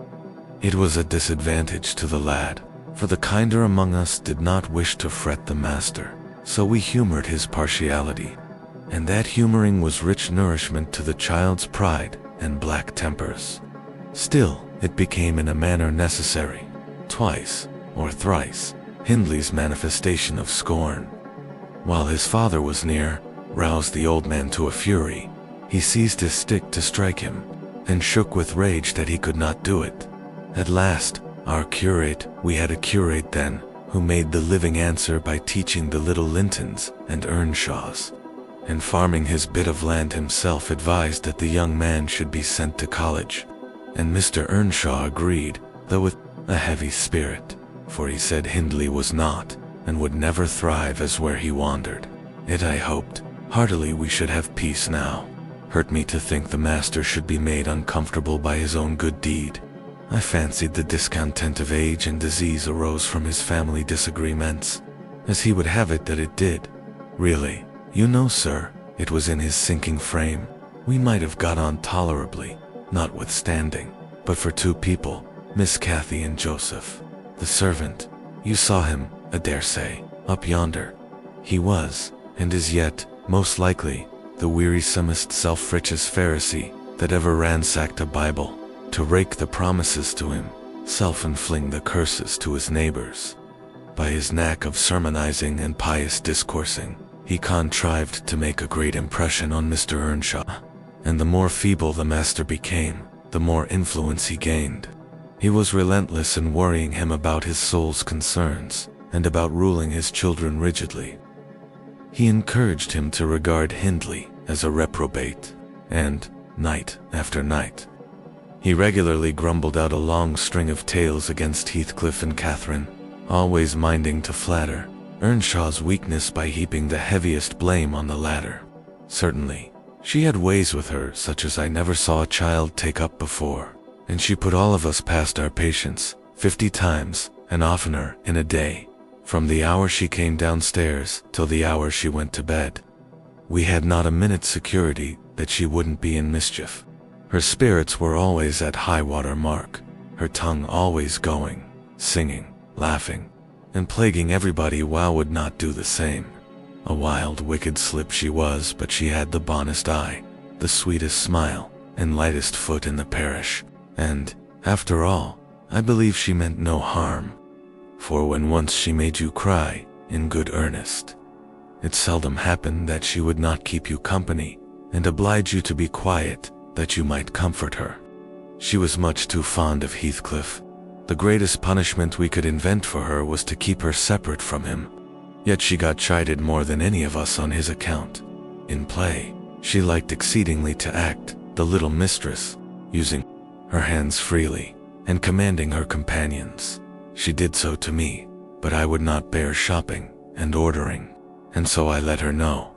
Now, Mr. Earnshaw did not understand jokes from his children. He had always been strict and grave with them, and Catherine, on her part, had no idea why her father should be crosser and less patient in his ailing condition than he was in his prime. His peevish reproofs wakened in her a naughty delight to provoke him. She was never so happy as when we were all scolding her at once, and she defying us with her bold, saucy look and her ready words, turning Joseph's religious curses into ridicule, baiting me, and doing just what her father hated most, showing how her pretended insolence, which he thought real, had more power over Heathcliff than his kindness, how the boy would do her bidding in anything, and his only when it suited his own inclination. After behaving as badly as possible all day, she sometimes came fondling to make it up at night. Nay, Cathy, the old man would say, I cannot love thee, thou art worse than thy brother. Go, say thy prayers, child, and ask God's pardon. I doubt thy mother and I must rue that we ever reared thee. That made her cry, at first, and then being repulsed continually hardened her, and she laughed if I told her to say she was sorry for her faults, and begged to be forgiven. But the hour came, at last, that ended Mr. Earnshaw's troubles on earth. He died quietly in his chair one October evening, seated by the fireside. A high wind blustered round the house, and roared in the chimney. It sounded wild and stormy. Yet it was not cold, and we were all together, a little removed from the hearth, busy at my knitting, and Joseph reading his Bible near the table, for the servants generally sat in the house then. After their work was done, Miss Cathy had been sick, and that made her still. She leant against her father's knee, and Heathcliff was lying on the floor with his head in her lap. I remember the master, before he fell into a doze, stroking her bonny hair it pleased. Lishment, I desired Mrs. Dean, when she brought in supper, to sit down while I ate it, hoping sincerely she would prove a regular gossip, and either rouse me to animation or lull me to sleep by her talk. You have lived here a considerable time, I commenced. Did you not say 16 years? 18, sir, I came, when the mistress was married, to wait on her. After she died, the master retained me for his housekeeper. Indeed, there ensued a pause. She was not a gossip, I feared, unless about her own affairs, and those could hardly interest me. However, having studied for an interval, with a fist on either knee, and a cloud of meditation over her ruddy countenance, she ejaculated, "Ah, times are greatly changed since then." "Yes," I remarked, "you've seen a good many alterations." "I suppose I have, and troubles too," she said. "Oh, I'll turn the talk on my landlord's family," I thought to myself. A good subject to start. And that pretty girl widow, I should like to know her history, whether she'd be a native of the country, or, as is more probable, an exotic that the surly indigent will not recognize for kin. With this intention, I asked Mrs. Dean why Heathcliff let Thrushcross Grange, and preferred living in a situation in residence so much inferior. "Is he not rich enough to keep the estate in good order?" I inquired. "Rich, sir," she returned. "He has. Nobody knows what money, and every year it increases. Yes, he's rich enough to live in a finer house than this, but he's very near and, if he had meant to flit to Thrushcross Grange, as soon as he heard of a good tenant, he could not have borne to miss the chance of getting a few hundreds more. His strange people should be so greedy when they are alone in the world. He had a son, it seems. Yes, he had one. He is dead, and that young lady, Mrs. Heathcliff, is his widow." "Yes. Where did she come from originally?" "Why, sir, she is my late master's daughter. Catherine Linton was her maiden name. I nursed her, poor thing. I did wish Mr. Heathcliff would remove here, and then we might have been together again." "What? Catherine Linton?" I exclaimed, astonished. But a minute's reflection convinced me it was not my ghostly Catherine. "Then," I continued, "my predecessor's name was Linton." "It was. And who is that Earnshaw, Hareton Earnshaw, who lives with Mr. Heathcliff? Are they relations?" "No, he is the late Mrs. Linton's nephew, the young lady's cousin." "Then, yes, and her husband was her cousin also, one on the mother's, the other on the father's side. Heathcliff married Mr. Linton's sister. I see the house at Wuthering Heights has Earnshaw carved over the front door. Are they an old family?" "Very old, sir, and Hareton is the last of them, as our Miss Cathy is of of the Lintons." "Have you been to Wuthering Heights?" "I beg pardon for asking, but I should like to hear how she is." "Mrs. Heathcliff. She looked very well, and very handsome, yet, I think, not very happy." "Oh dear, I don't wonder. And how did you like the master? A rough fellow rather, Mrs. Dean, is not that his character?" "Rough as a sedge, and hard as whinstone. The less you meddle with him, the better. He must have had some ups and downs in life to make him such a churl. Do you know anything of his history? It's a cuckoo's. So I know all about it, except where he was born, and who were his parents, and how he got his money, at first. And Hareton has been cast out like an unfledged dunnock. The unfortunate lad is the only one in all this parish that does not guess how he has been cheated. While Mrs. Dean, it will be a charitable deed to tell me something of my neighbors. I feel I shall not rest if I go to bed. So be good enough to sit and chat an hour." "Oh, certainly, sir. I'll just fetch a little sewing, and then I'll sit as long as you please. But you've caught cold. I saw you shivering, and you must have some gruel to drive it out." The worthy woman bustled off, and I crouched nearer the fire. My head felt hot, and the rest of me chill. Moreover, I was excited, almost to a pitch of foolishness, through my nerves and brain. This caused me to feel, not uncomfortable, but rather fearful, as I am still of serious effects from the incidents of today and yesterday. She returned presently, bringing a smoking basin and a basket of work, and, having placed the former on the hob, drew in her seat, evidently pleased to find me so companionable.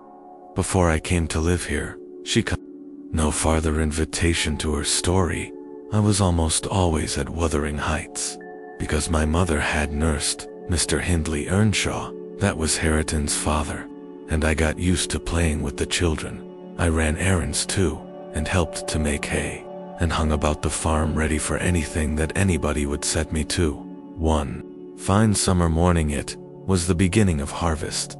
I remember Mr. Earnshaw, the old master, came downstairs, dressed for a jour, nay, and after he had told Joseph what was to be done during the day, he turned to Hindley, and Cathy, and me, for I sat eating my porridge with them, and he said, speaking to his son, "Now, my bonny man, I'm going to Liverpool today. What shall I bring you? You may choose what you like, only let it be little, for I shall walk there and back, 60 miles each way. That is a long spell." Hindley named a fiddle, and then he asked Miss Cathy. She was hardly 6 years old, but she could ride any horse in the stable, and she chose Alwip. He did not forget me, for he had a kind heart, though he was rather severe sometimes. He promised to bring me a pocket full of apples and pears, and then he kissed his children, said goodbye, and set off. It seemed a long while to us all, the 3 days of his absence, and often did little Cathy ask when he would be home. Mrs. Earnshaw expected him by supper time on the third evening, and she put the meal off hour after hour. There were no signs of his coming, however, and at last the children got tired of running down to the gate to look. Then it grew dark. She would have had them to bed, but they begged sadly to be allowed to stay up, and, just about 11 o'clock, the door latch was raised quietly, and in stepped the master. He threw himself into a chair, laughing and groaning, and bid them all stand off, for he was nearly killed. He would not have such another walk for the 3 kingdoms, and at the end of it, to be flighted to death.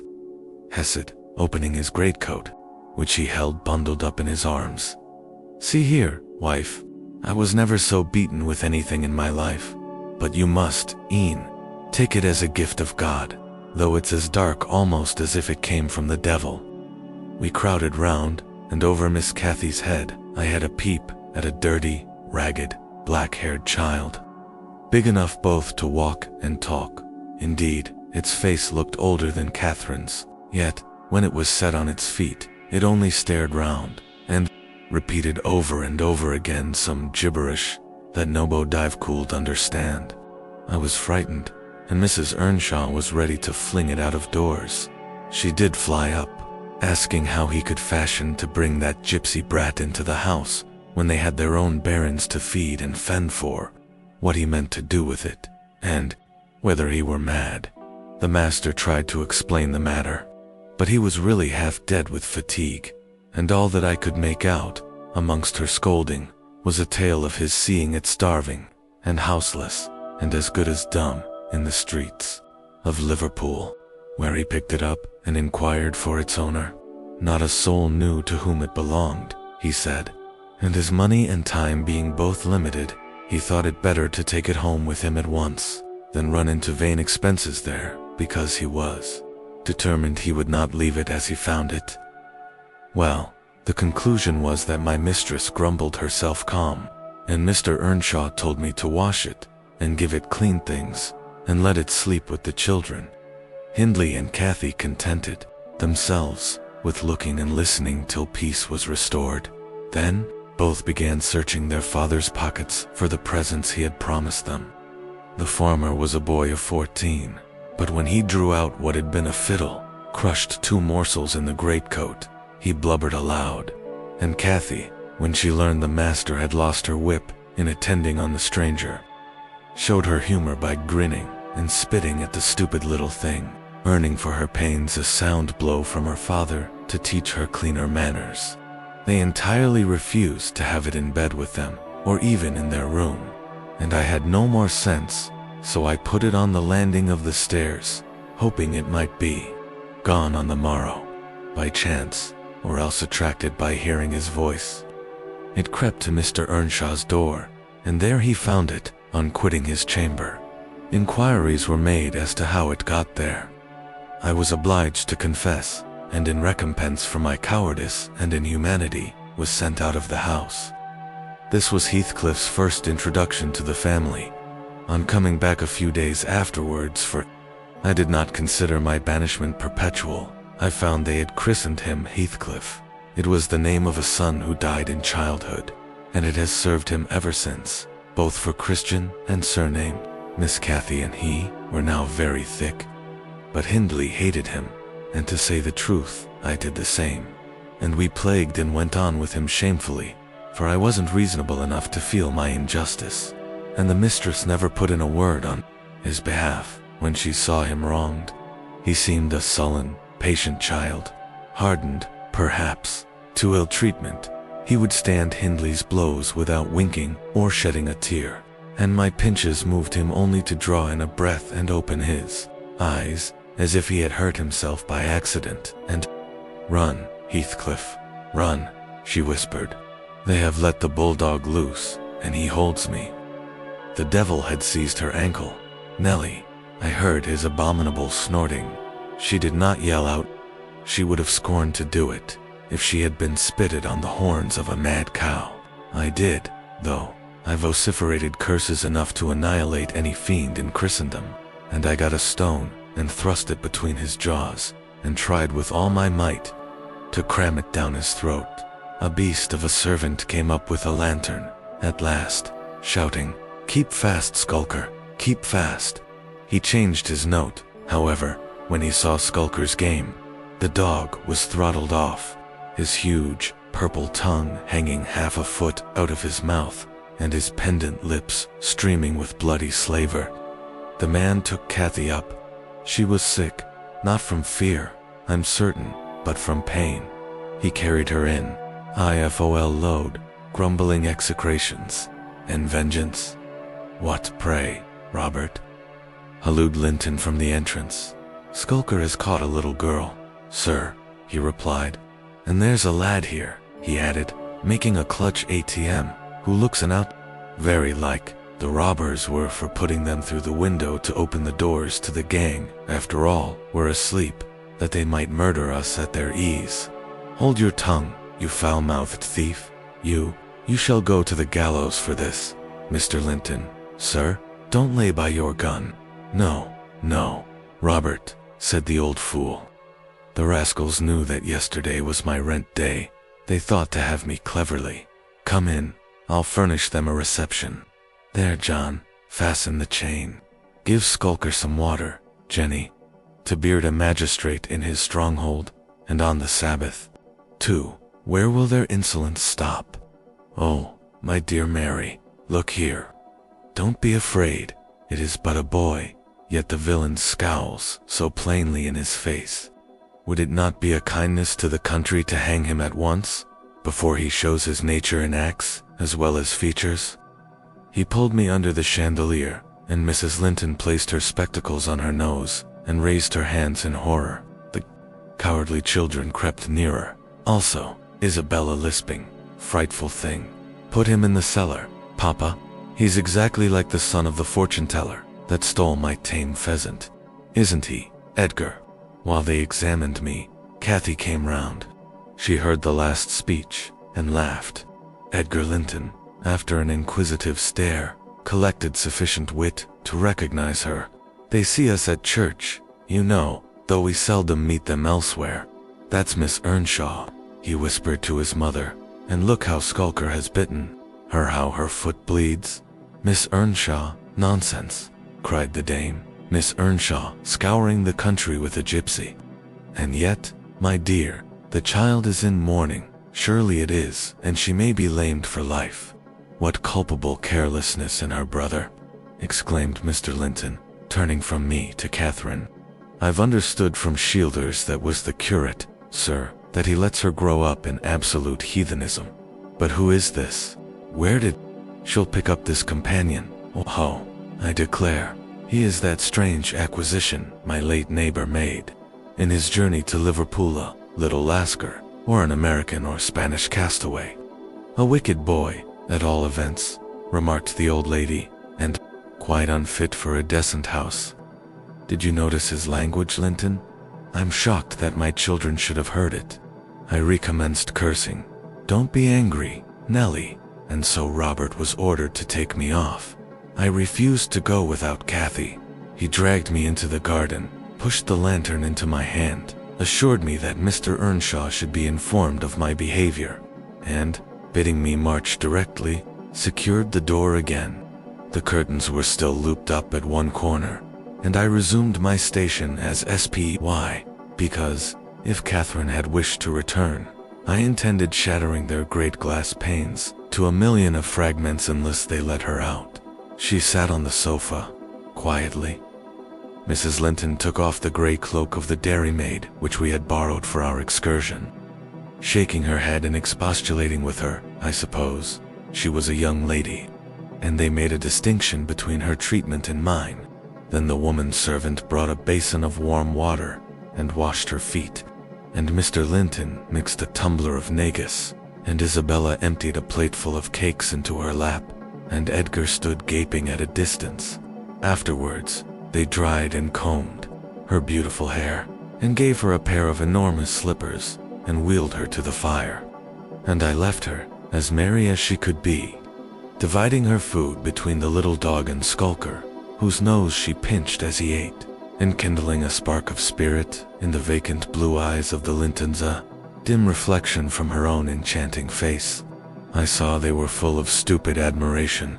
She is so immeasurably superior to them, to everybody on earth, is she not, Nellie? There will more come of this business than you reckon on, I answered, covering him up and extinguishing the light. You are incurable, Heathcliff, and Mr. Hindley will have to proceed to extremities. See if he won't. My words came truer than I desired. The luckless adventure made Earnshaw furious, and then Mr. Linton, to mend matters, paid us a visit himself on the morrow, and read the young master such a lecture on the road he guided his family, that he was stirred to look about him, in earnest. Heathcliff received no flogging, but he was told that the first word he spoke to Miss Catherine should ensure a dismissal, and Mrs. Earnshaw undertook to keep her sister-in-law in due restraint when she returned home, employing art, not force. With force, she would have found it impossible. Chapter 7. Cathy stayed at Thrushcross Grange 5 weeks, till Christmas. By that time her ankle was thoroughly cured, and her manners much improved. The mistress visited her often in the interval, and commenced her plan of reform by trying to raise her self-respect with fine clothes and flattery, which she took readily, so that, instead of a wild hatless little savage jumping into the house, and rushing to squeeze us all breath, lest there lighted from a handsome black pony a very dignified person, with brown ringlets falling from the cover of a feathered beaver, and a long cloth habit, which she was obliged to hold up with both hands that she might sail in. Hindley lifted her from her horse, exclaiming delightedly, "Why, Cathy, you quite a beauty. I should scarcely have known you. You look like a lady now. Isabella Linton is not to be compared with her, is she, Francis?" "Isabella has not her natural advantages," replied his wife, "but she must mind, and not grow wild again here. Ellen, Nelp, Miss Catherine off with her things. Stay, dear, you will disarrange your curls. Let me untie your hat, beauty." I removed the habit, and there shone forth beneath a grand plaid silk frock, white trousers, and burnished shoes, and, while her eyes sparkled joyfully when the dogs came bounding up to welcome her, she dare hardly touch them lest they should fawn upon her splendid garments. She kissed me gently. I was all flour making the Christmas cake, and it would not have done to give me a hug. And then she looked round for Heathcliff. Mr. and Mrs. Earnshaw watched anxiously their meeting, thinking it would enable them to judge, in some measure, what grounds they had for hoping to succeed in separating the two friends. Heathcliff was hard to discover, at first. If he were careless and uncared for before Catherine's absence, he had been 10 times more so since. Nobody but I even did him the kindness to call him a dirty boy, and bid him wash himself once a week. And children of his age seldom have a natural pleasure in soap and water. Therefore, not to mention his clothes, which had seen 3 months' service in mire and dust, and his thick uncombed hair. The surface of his face and hands was dismally beclothed. He might well skulk behind the settle on beholding such a bright, graceful damsel enter the house, instead of a rough-headed counterpart of himself, as he expected. "Is Heathcliff not here?" she demanded, pulling off her gloves and displaying fingers wonderfully whitened with doing nothing and staying indoors. "Heathcliff, you may come forward," cried Mr. Hindley, enjoying his discomfiture, and gratified to see what a forbidding young blackguard he would be compelled to present himself. "You may come and wish Miss Catherine welcome, like the other servants." Cathy, catching a glimpse of her friend in his concealment, flew to embrace him. She bestowed 7 or 8 kisses on his cheek within the second, and then stopped, and drawing back, burst into a laugh, exclaiming, "Why, how very black and cross you look, and how funny and grim.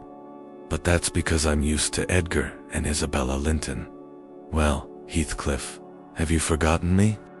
She had some reason to put the question, for shame and pride threw double gloom over his countenance, and kept him immovable. "Shake hands, Heathcliff," said Mr. Earnshaw condescendingly, "once in a way that is permitted." "I shall not," replied the boy, finding his tongue at last. "I shall not stand to be laughed at. I shall not bear it." And he would have broken from the circle, but Miss Cathy seized him again. "I did not mean to laugh at you," she said. "I could not hinder myself. Heathcliff, shake hands at least. What are you sulky for? It was only that you looked odd. If you wash your face and brush your hair, it will be all right. But you are so dirty." She gazed concernedly at the dusky fingers she held in her own, and also at her dress, which she feared had gained no embellishment from its contact with his. "You needn't have touched me," he answered, following her eye and snatching away his hand. "I shall be as dirty as I please, and I like to be dirty, and I will be dirty." With that he dashed headforemost out of the room, amid the merriment of the master and mistress, and to the serious disturbance of Catherine, who could not comprehend how her remarks should have produced such an exhibition of bad temper.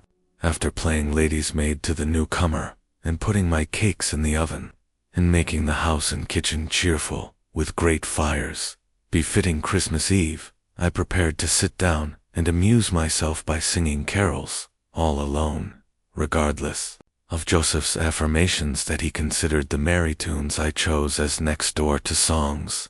He had retired to private prayer in his chamber, and Mr. and Mrs. Earnshaw are engaging Missy's attention by sundry gay trifles bought for her to present to the little Lintons, as an acknowledgment of their kindness. They had invited them to spend the morrow at Wuthering Heights, and the invitation had been accepted. On one condition, Mrs. Linton begged that her darlings might be kept carefully apart from that naughty swearing boy. Under these circumstances, I remained solitary. I smelt the rich scent of the heating spices, and admired the shining kitchen utensils, the polished clock, decked in holly, the silver mugs ranged on a tray ready to be filled with mulled ale for supper, and above all, the speckless puritiophip article care, the scoured and well-swept floor. I gave due inward applause to every object, and then I remembered how old Earnshaw used to come in when all was tidied, and call me a Kent lass, and slip a shilling into my hand as a Christmas box. And from that I went on to think of his fondness for Heathcliff, and his dread lest he should suffer neglect after death had removed him, and that naturally led me to consider the poor lad's situation now, and from singing I changed my mind to crying. It struck me soon, however, there would be more sense in endeavoring to repair some of his wrongs than shedding tears over them. I got up and walked into the court to seek him. He was not far. I found him smoothing the glossy coat of the new pony in the stable, and feeding the other beasts, according to custom. "Make haste, Heathcliff," I said. "The kitchen is so comfortable, and Joseph is upstairs.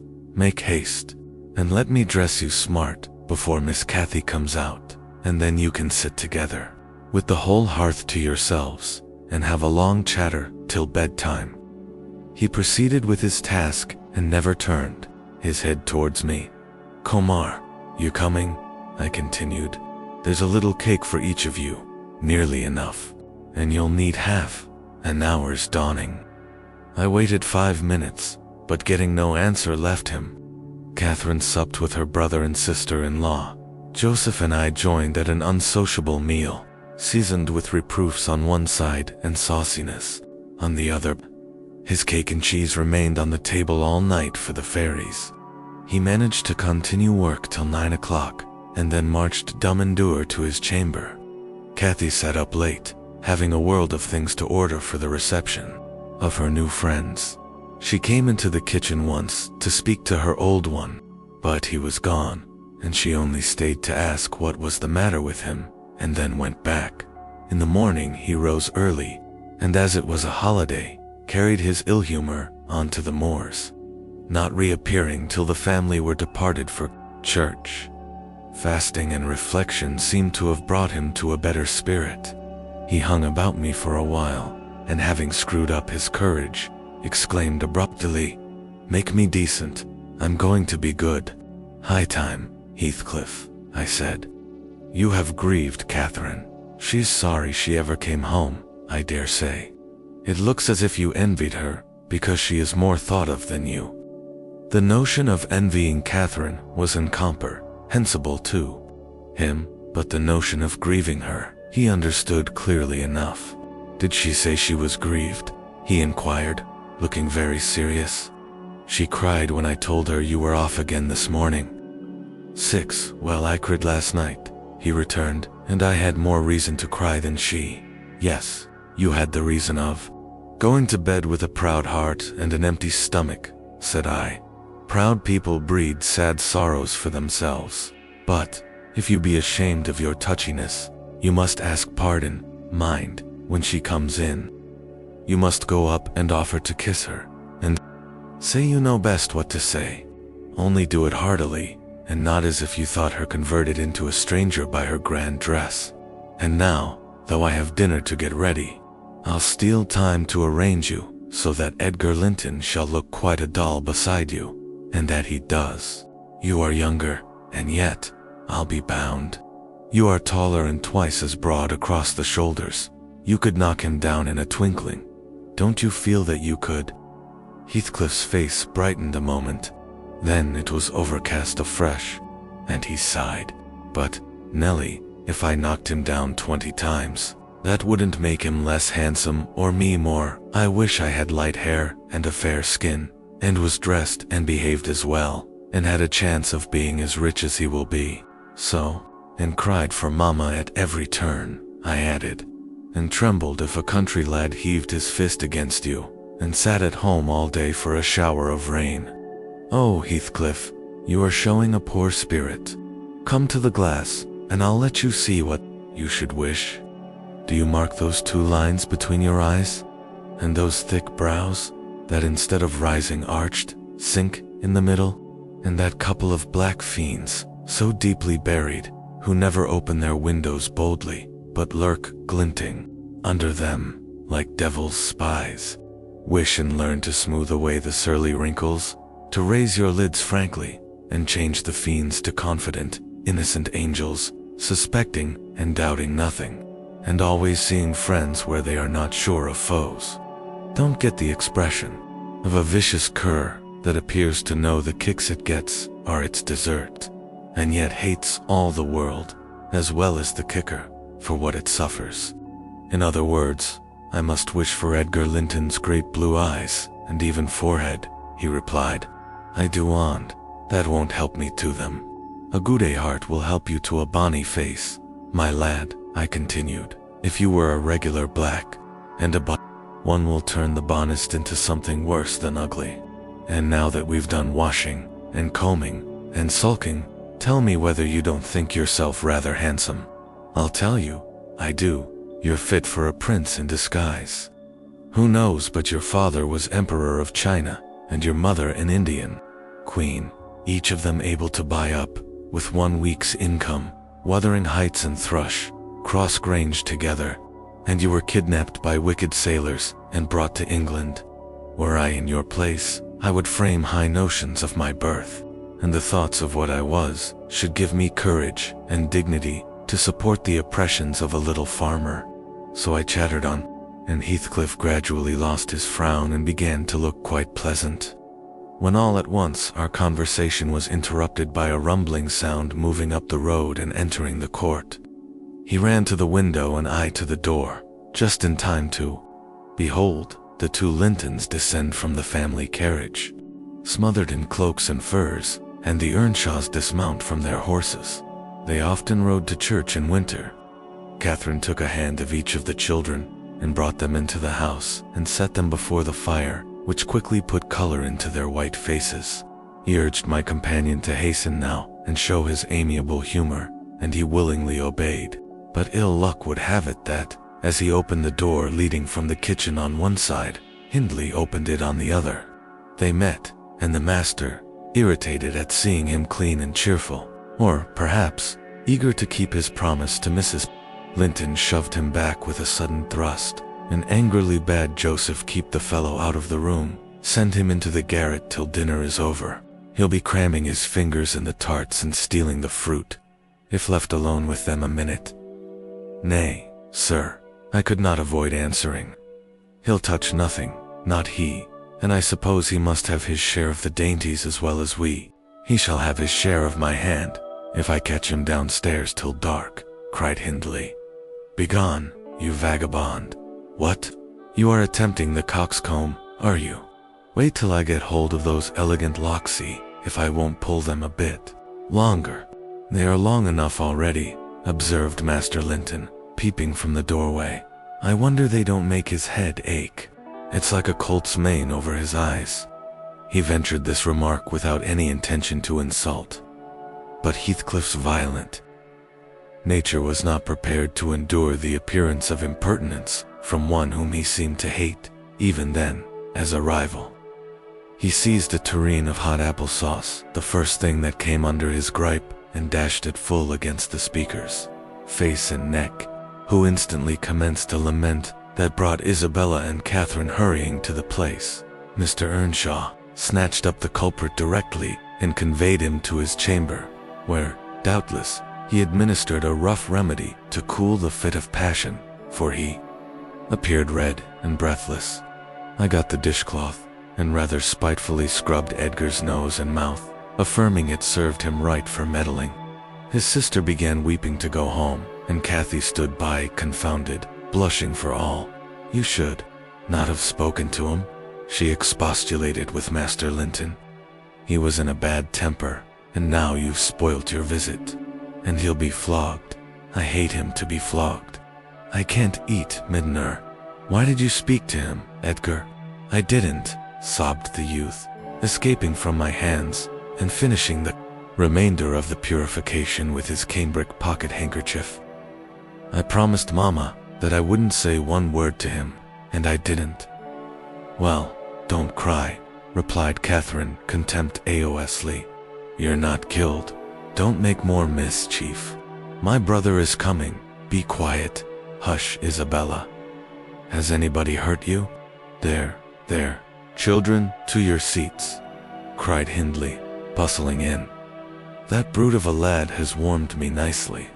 Next time, Master Edgar, take the law into your own fist-sit. We'll give you an appetite. The little party recovered its equanimity at sight of the fragrant feast. They were hungry after their ride, and easily consoled, since no real harm had befallen them. Mr. Earnshaw carved bountiful platefuls, and the mistress made them merry with lively talk. I waited behind her chair, and was pained to behold Catherine, with dry eyes and an indifferent air, commence cutting up the wing of a goose before her. An unfeeling child, I thought to myself. How lightly she dismisses her old playmate's troubles. I could not have imagined her to be so selfish. She lifted a mouthful to her lips. Then she set it down again. Her cheeks flushed, and the tears gushed over them. She slipped her fork to the floor, and hastily dived under the cloth to conceal her emotion. I did not call her unfeeling long, for I perceived she was in purgatory throughout the day, and wearying to find an opportunity of getting by herself, or paying a visit to Heathcliff, who had been locked up by the master, as I discovered, on endeavoring to introduce to him a private mess of victuals. In the evening we had a dance. Cathy begged that he might be liberated then, as Isabella Linton had no partner. Her entreaties were vain, and I was appointed to supply the deficiency. We got rid of Algum in the excitement of the exercise, and our pleasure was increased by the arrival of the Gimmerton band, mustering 15 strong, a trumpet, a trombone, clarionets, bassoons, French horns, and a bass viol, besides singers. They go the rounds of all the respectable houses, and receive contributions every Christmas, and we esteemed it a first-rate treat to hear them.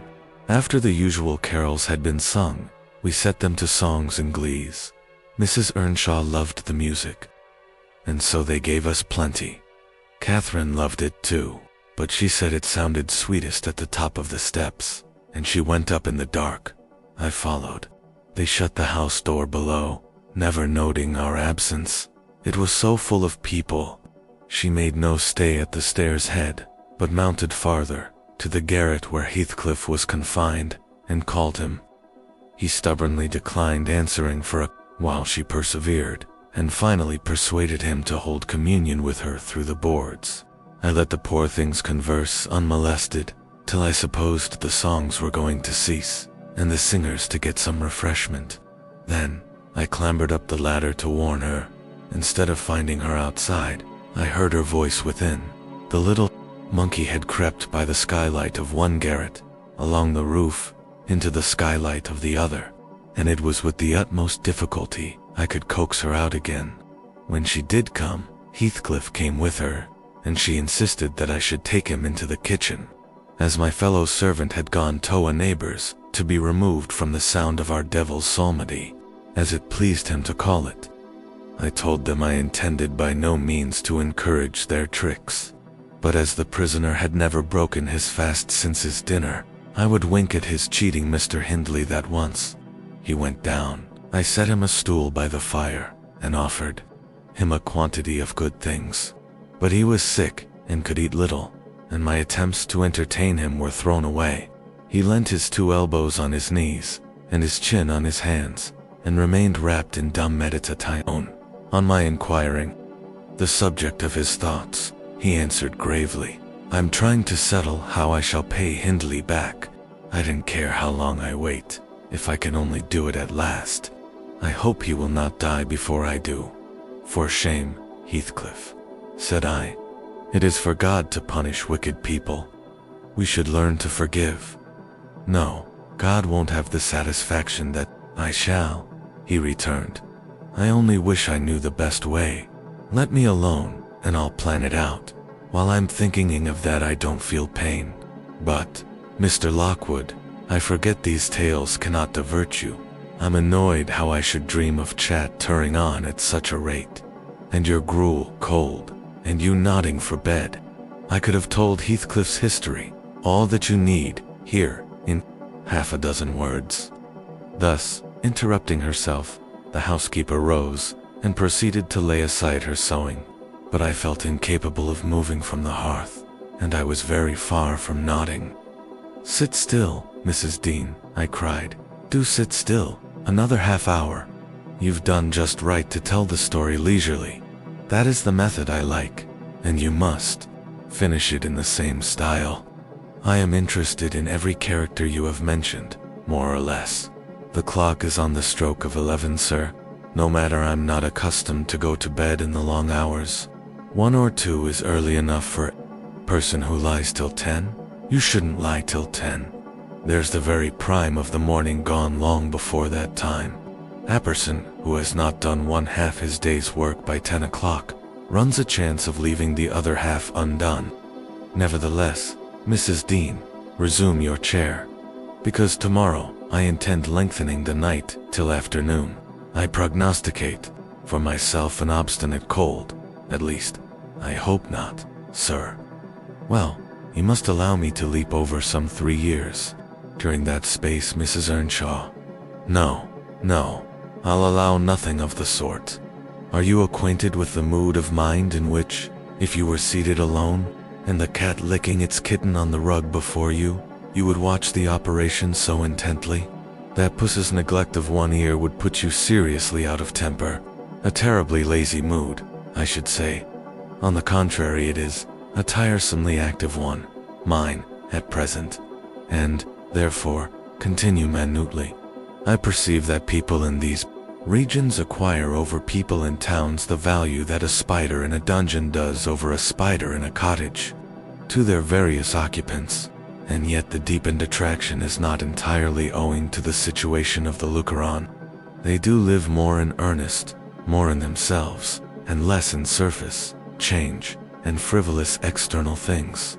I could fancy a love for life here almost possible, and I was a fixed unbeliever in any love of a year's standing. One state resembles setting a hungry man down to a single dish, on which he may concentrate his entire appetite and do it justice. The other, introducing him to a table laid out by French cooks, he can perhaps extract as much enjoyment from the whole, but each part is a mere atom in his regard and remembrance. Oh, here we are, the same as anywhere else. When you get to know us, observed Mrs. Dean, somewhat puzzled at my speech. Excuse me, I responded. You, my good friend, are a striking evidence against that assertion. Excepting a few provincialisms of slight consequence, you have no marks of the manners which I am habituated to consider as peculiar to your class. I am sure you have thought a great deal more than the generality of servants think. You have been compelled to cultivate your reflective faculties for want of occasions for frittering your life away in silly trifles. Mrs. Dean laughed. I certainly esteem myself a steady, reasonable kind of body, she said. Not exactly from living among the hills and seeing one set of faces and one series of actions from year's end to year's end, but I have undergone sharp discipline, which has taught me wisdom, and then I have read more than you would fancy, Mr. Lockwood. You could not open a book in this library that I have not looked into, and got something out of also, unless it be that range of Greek and Latin, and that of French, and those I know one from another. It is as much as you can expect of a poor man's daughter. However, if I am to follow my story in true gossip's fashion, I had better go on, and instead of leaping 3 years, I will be content to pass to the next summer, the summer of 1778. That is nearly 23 years ago.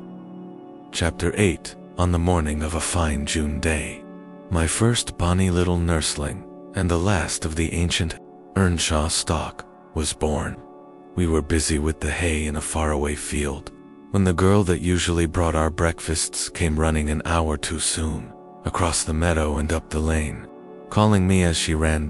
Oh, such a grand baron, she panted out, the finest lad that ever breathed. But the doctor says Mrs. must go. He says she's been in a consumption these many months. I heard him tell Mr. Hindley, and now she has nothing to keep her, and she'll be dead before winter. You must come home directly. You're to nurse it, Nellie, to feed it with sugar and milk, and take care of it day and night. I wish I were you, because it will be all yours when there is no Mrs. Him rarely to see her gentle and, saying, Why canst thou not always be a good lass, Cathy? And she turned her face up to his, and laughed, and answered, Why cannot you always be a good man, father? But as soon as she saw him vexed again, she kissed his hand, and said she would sing him to sleep. She began singing very low, till his fingers dropped from hers, and his head sank on his breast. Then I told her to hush, and not stir, for fear she should wake him. We all kept as mute as mice a full half-hour, and should have done so longer. Only Joseph, having finished his chapter, got up and said that he must rouse the master for prayers and bed. He stepped forward, and called him by name, and touched his shoulder, but he would not move, so he took the candle and looked at him. I thought there was something wrong as he set down the light, and seizing the children each by an arm, whispered them to frame upstairs, and make little din They might pray alone that evening. He had summit to do. "I shall bid father good night first," said Catherine, putting her arms round his neck before we could hinder her. The poor thing discovered her loss directly. She screamed out, "Oh, he's dead, Heathcliff, he's dead." And they both set up a heartbreaking cry, joined my wail to theirs, loud and bitter. But Joseph asked what we could be thinking of to roar in that way over a saint in heaven. He told me to put on my cloak and run to Gimmerton for the doctor and the parson. I could not guess the use that either would be of. Then, however, I went through wind and rain and brought one, the doctor, back with me. The other said he would come in the morning. Leaving Joseph to explain matters, I ran to the children's room. Their door was ajar. I saw they had never laid down, though it was past midnight, but they were calmer and did not need me to console them. The little souls were comforting each other with better thoughts than I could have hit on. No parson in the world ever pictured heaven so beautifully as they did in their innocent talk, and while I sobbed and listened, I could not help wishing we were all there safe together. Chapter Weimar. Hindley came home to the funeral, and a thing that amazed us and set the neighbors gossiping right and left. He brought a wife with him. What she was and where she was born, he never informed us. Probably she had neither money nor name to recommend her, or he would scarcely have kept the union from his father. She was not one that would have disturbed the house much on her own account. Every object she saw, the moment she crossed the threshold, appeared to delight her, and every circumstance that took place about her, except the preparing for the burial and the presence of the mourners. I thought she was half silly. From her behavior while that went on, she ran into her chamber and made me come with her, though I should have been dressing the children. And there she sat, shivering and clasping her hands, and asking repeatedly, "Are they gone yet?" Then she began describing with hysterical emotion the effect it produced on her to see black, and started, and trembled, and, at last, fell a-weeping, and when I asked what was the matter, answered, she didn't know, but she felt so afraid of dying. Why, imagined her as little likely to die as myself. She was rather thin, but young, and fresh-complexioned, and her eyes sparkled as bright as diamonds. I did remark, to be sure, that mounting the stairs made her breathe very quick, that the least sudden noise set her all in a quiver, and that she coughed troublesomely sometimes, but I knew nothing of what these symptoms portended, and had no impulse to sympathize with her. We don't in general take to foreigners here, Mr. Lockwood, unless they take to us first. Young Earnshaw was altered considerably in the 3 years of his absence. He had grown sparer, and lost his color, and spoke and dressed quite differently, and, on the very day of his return, he told Joseph and me we must thenceforth quarter ourselves in the back kitchen and leave the house for him. Indeed, he would have carpeted and papered a small spare room for a parlor, but his wife expressed such pleasure at the white floor and huge glowing fireplace, at the pewter dishes and delf case, and dog kennel, and the wide space there was to move about in where they usually sat, that he thought it unnecessary to her comfort, and so dropped the intention. She expressed pleasure, too, at finding a sister among her new acquaintance, and she prattled to Catherine, and kissed her, and ran about with her, and gave her quantities of presents, at the beginning. Her affection tired very soon, however, and when she grew peevish, Hindley became tyrannical. A few words from her, evincing a dislike to Heathcliff, were enough to rouse in him all his old hatred of the boy. He drove him from their company to the servants, deprived him of the instructions of the curate, and insisted that he should labor out of doors instead, compelling him to do so as hard as any other lad on the farm. Heathcliff bore his degradation pretty well at first, because Cathy taught him what she learnt, and worked or played with him in the fields. They both promised fair to grow up as rude as savages, the young master being entirely negligent how they behaved and what they did, so they kept clear of him. He would not even have seen after their going to church on Sundays, only Joseph, and the curate reprimanded his carelessness when they absented themselves. and that reminded him to order Heathcliff a flogging and Catherine a fast from dinner or supper. But it was one of their chief amusements to run away to the moors in the morning and remain there all day, and the after-punishment grew a mere thing to laugh at. The curate might set as many chapters as he pleased for Catherine to get by heart, and Joseph might thrash Heathcliff till his arm ached. They forgot everything the minute they were together again, at least the minute they had contrived some naughty plan of revenge. And many a time I've cried to myself, though, watch them growing more reckless daily, and I not daring to speak a syllable, for fear of losing the small power I still retained over the unfriended creatures. One Sunday evening, it chanced that they were banished from the sitting room for making a noise, or a light offense of the kind, and when I went to call them to supper, I could discover them nowhere. We searched the house, above and below, and the yard and stables. They were invisible, and, at last, Hindley, in a passion, told us to bolt the doors, and swore nobody should let them in that night. The household went to bed, and I, too anxious to lie down, opened my lattice and put my head out to hearken, though it rained, determined to admit them in spite of the prohibition, should they return.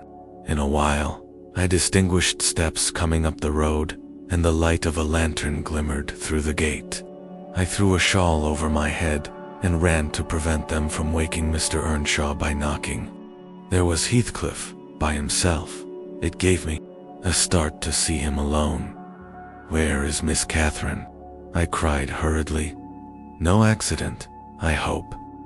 "At Thrushcross Grange," he answered. "And I would have been there too, but they had not the manners to ask me to stay." "Well, you will catch it," I said. "You'll never be content till you're sent about your business. What in the world led you wandering to Thrushcross Grange?" "Let me get off my wet clothes, and I'll tell you all about it, Nellie," he replied.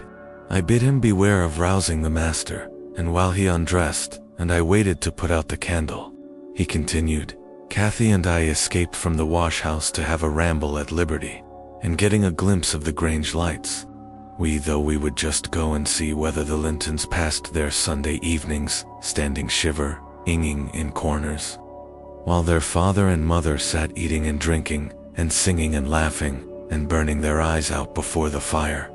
Do you think they do?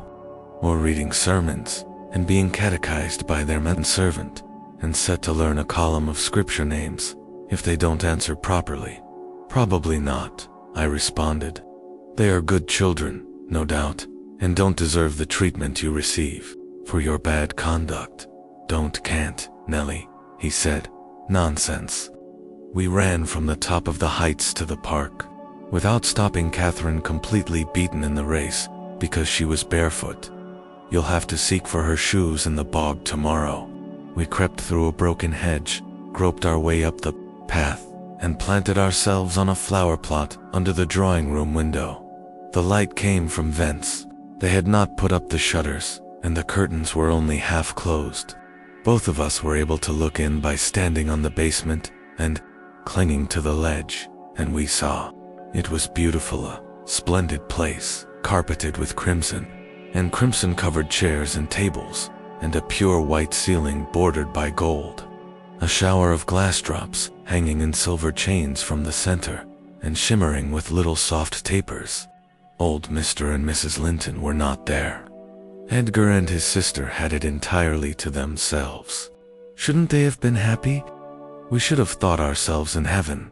And now, guess what your good children were doing? Isabel, I believe she is 11, a year younger than Cathy, lay screaming at the farther end of the room, shrieking, as if witches were running red-hot needles into her. Edgar stood on the hearth, weeping silently, and in the middle of the table sat a little dog, shaking its paw and yelping, which, from their mutual accusations, we understood they had nearly pulled in two between them. The idiots. That was their pleasure. Receive him. Cathy, are you busy this afternoon? Asked Heathcliff. Are you going anywhere? No, it is raining, she answered. Why have you that silk frock on, then? He said. Nobody coming here, I hope. Not that I know of, stammered Miss But you should be in the field now, Heathcliff. It is an hour past dinner time. I thought you were gone. Hindley does not often free us from his accursed presence, observed the boy. I'll not work any more today. I'll stay with you. Oh, but Joseph will tell, she suggested. You'd better go.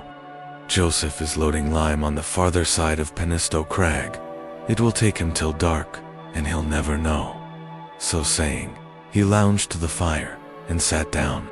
Catherine reflected an instant. With knitted brows, she found it needful to smooth away for an intrusive Jahan.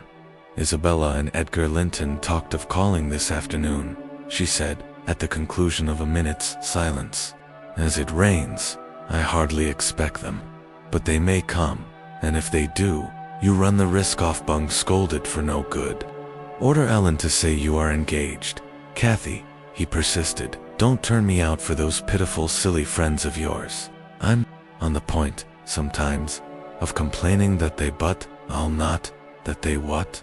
Cried Catherine, gazing at him with a troubled countenance. Oh, Nellie, she added petulantly, jerking her head away from my hands, you've combed my hair, quite out of curl. That's enough. Let me alone. What are you on the point of complaining about, Heathcliff? Nothing, only look at the almanac on that wall. He pointed to a framed sheet hanging near the window, and continued, the crosses are for the evenings you have spent with the Lintons, the dots for those spent with me. Do you see? I've marked every day. Yes, bury foolish, as if I took notice, replied Catherine in a peevish tone. Sense of that. And where is the to show that I do take notice, said Heathcliff. And should I always be sitting with you? She demanded, growing more irritated. What good do I get? What do you talk about? You might be dumb, or a baby, for anything you say to amuse me, or for anything you do, either. You never told me before that I talked too little, or that you disliked my company, Cathy, exclaimed Heathcliff, in much agitation. It's no company at all, when people know nothing and say nothing, she muttered. Her companion rose up, but he hadn't time to express his feelings further, for a horse's feet were heard on the flags, and having knocked gently, young Linton entered, his face brilliant with delight at the unexpected summons he had received. Doubtless Catherine marked the difference between her friends, as one came in and the other went out. The contrast resembled what you see in exchanging a bleak, hilly, coal country for a beautiful fertile valley, and his voice and greeting were as opposite as his aspect. He had a sweet, low manner of speaking, and pronounced his words as you do. That's less gruff than we talk here, and softer. I'm not come too soon, am I? He said, casting a look at me. I had begun to wipe the plate and tidy some drawers at the far end in the dresser. No, answered Catherine. What are you doing there, Nellie? My work, miss, I replied.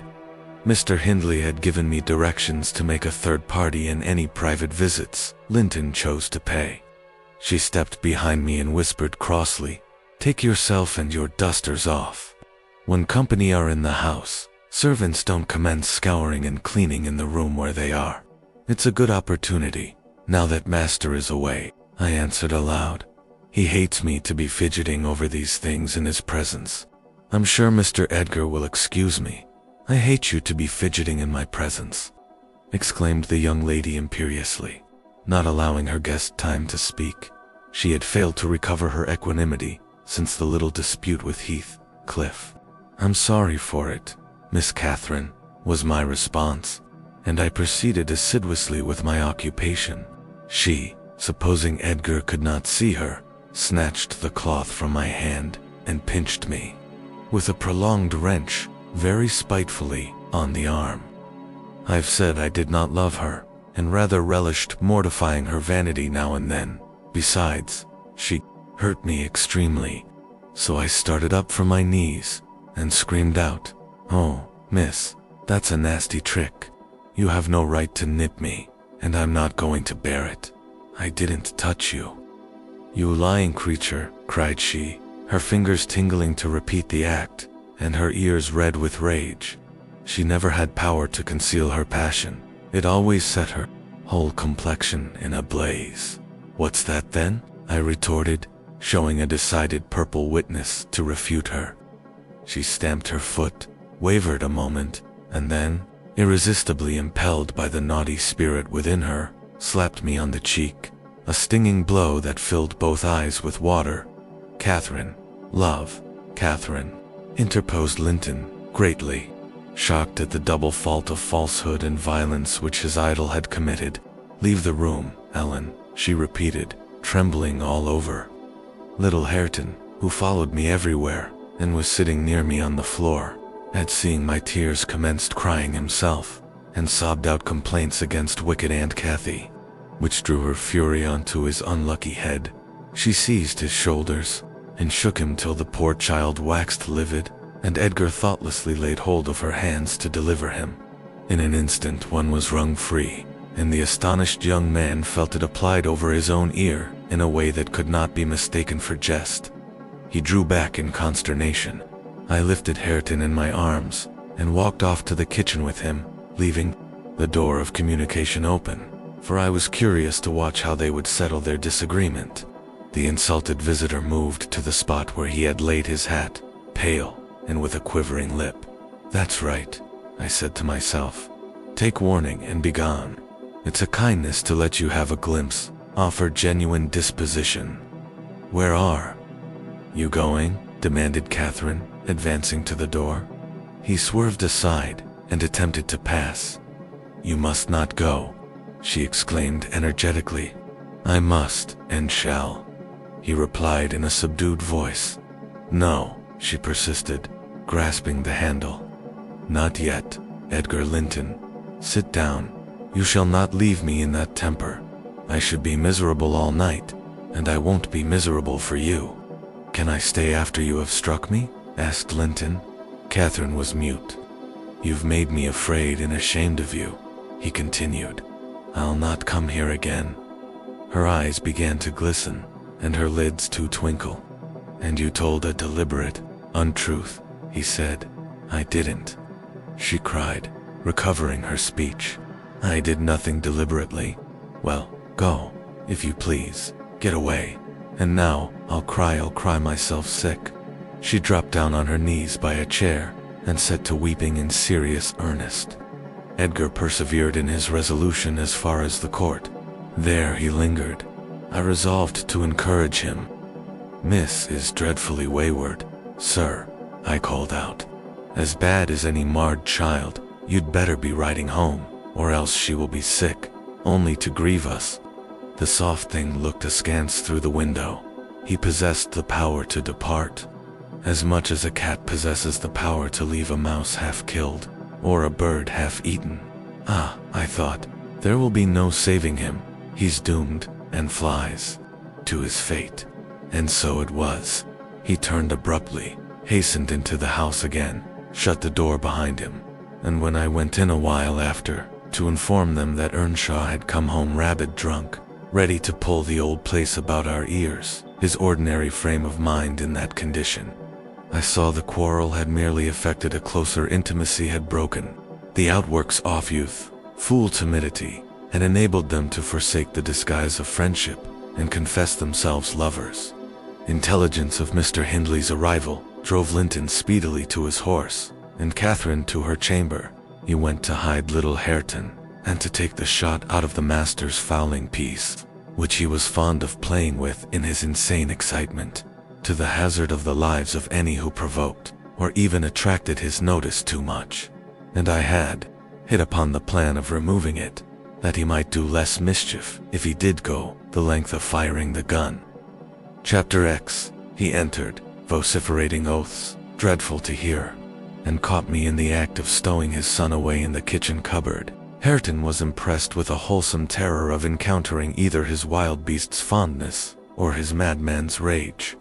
For in one, he ran a chance of being squeezed and kissed to death, and in the other of being flung into the fire or dashed against the wall, and the poor thing remained perfectly quiet wherever I chose to put him.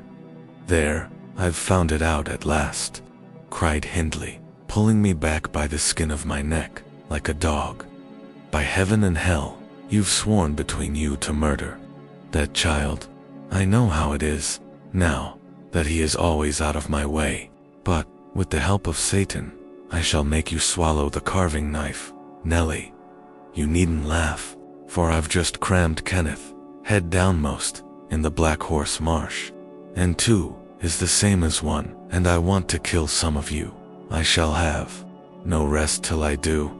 But I don't like the carving knife, Mr. Hindley, I answered. It has been cutting red herrings. I'd rather be shot, if you please. You'd rather be damned, he said. And so you shall. No law in England can hinder a man from keeping his house decent, and mine's abominable. Open your mouth. But is she very ill? I asked, flinging down my rake and tying my bonnet. I guess she is. Yet she looks bravely, replied the girl, and she talks as if she thought of living to see it grow a man. She's out of her head for joy. It's such a beauty. If I were her, I'm certain I should not die. I should get better at the bare sight of it. In spite of Kenneth, I was fairly mad at him.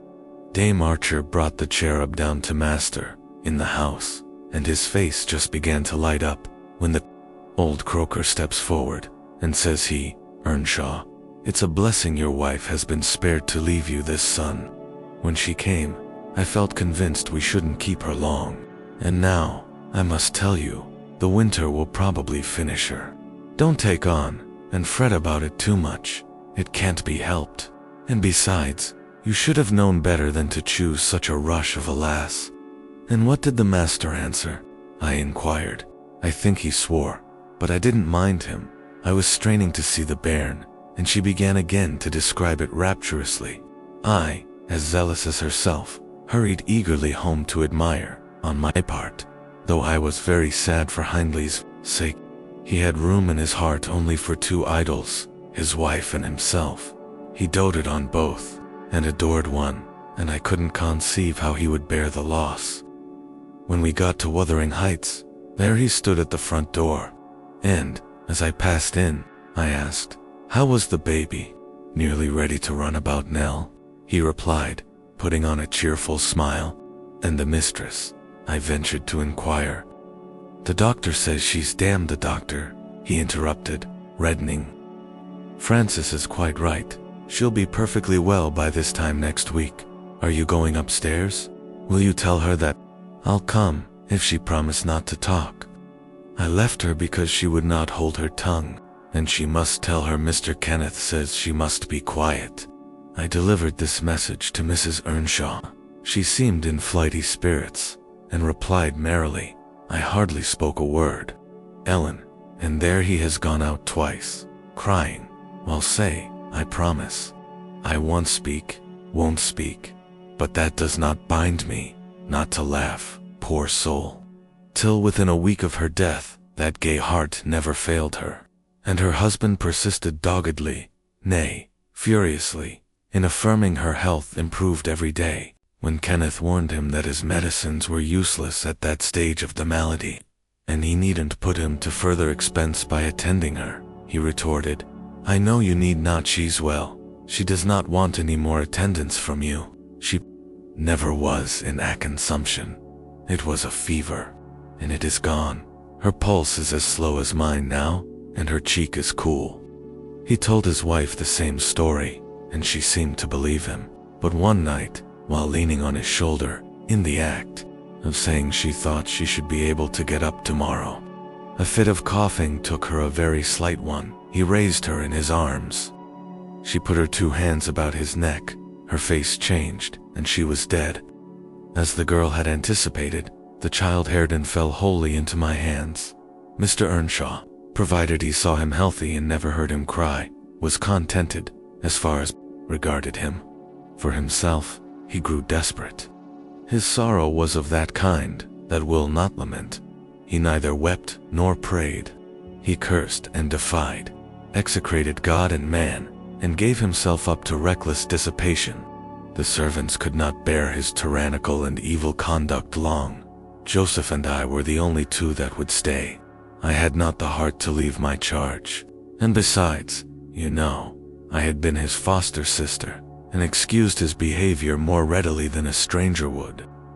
Joseph remained to hector over tenants and laborers, and because it was his vocation to be where he had plenty of wickedness to reprove, the master's bad ways and bad companions formed a pretty example for Catherine and Heathcliff.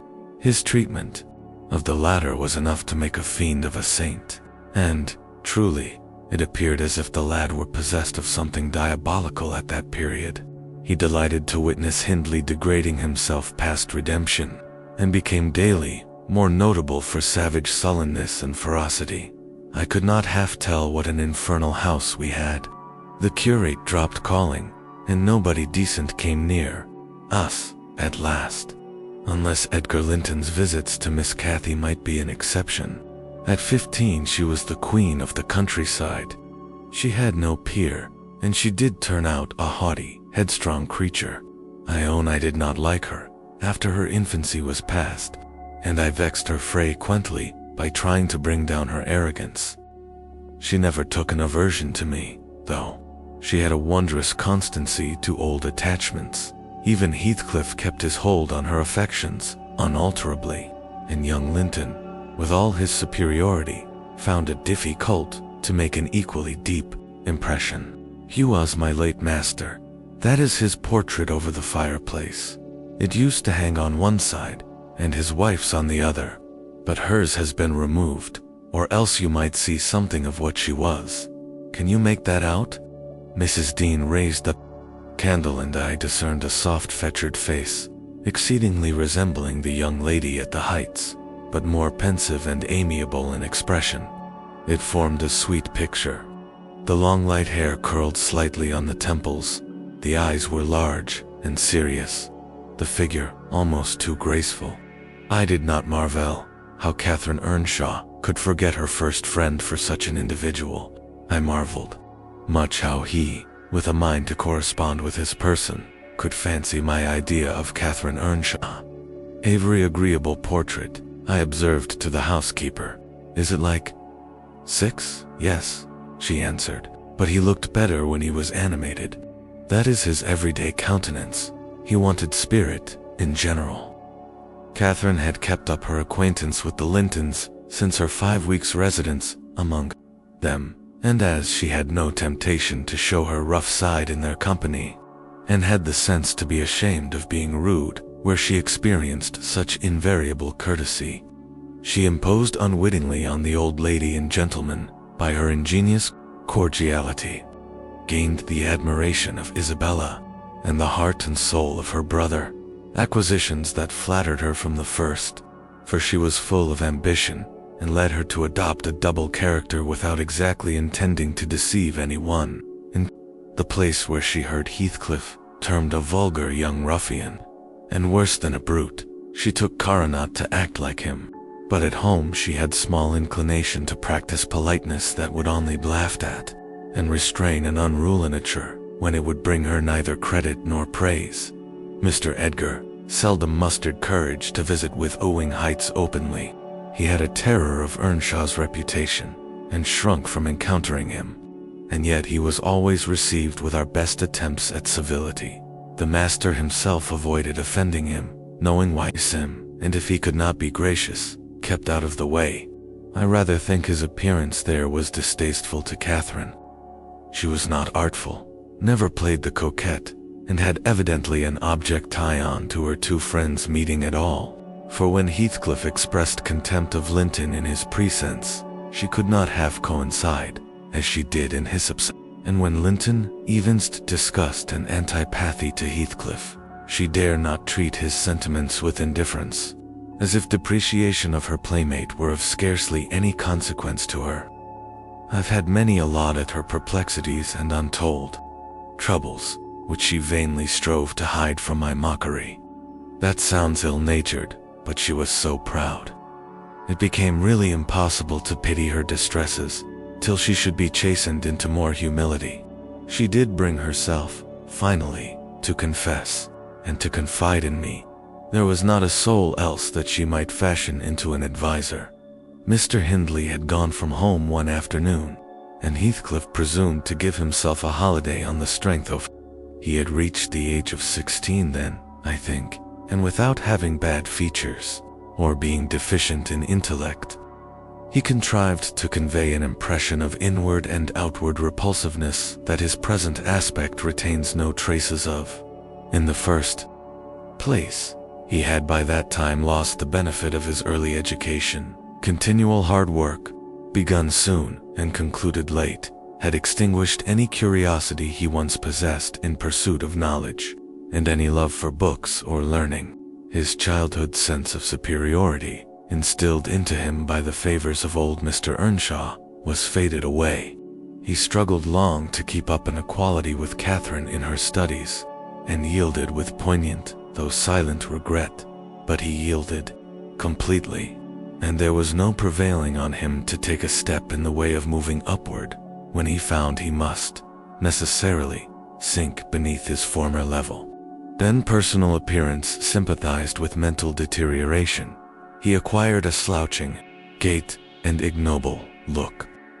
His naturally reserved disposition was exaggerated into an almost idiotic excess of unsociable moroseness, and he took a grim pleasure, apparently, in exciting the aversion rather than the esteem of his few acquaintance. Catherine and he were constant companions, still at his seasons of respite from labor, but he had ceased to express his fondness for her in words, and recoiled with angry suspicion from her girlish caresses, as if conscious there could be no gratification in lavishing such marks of affection on him.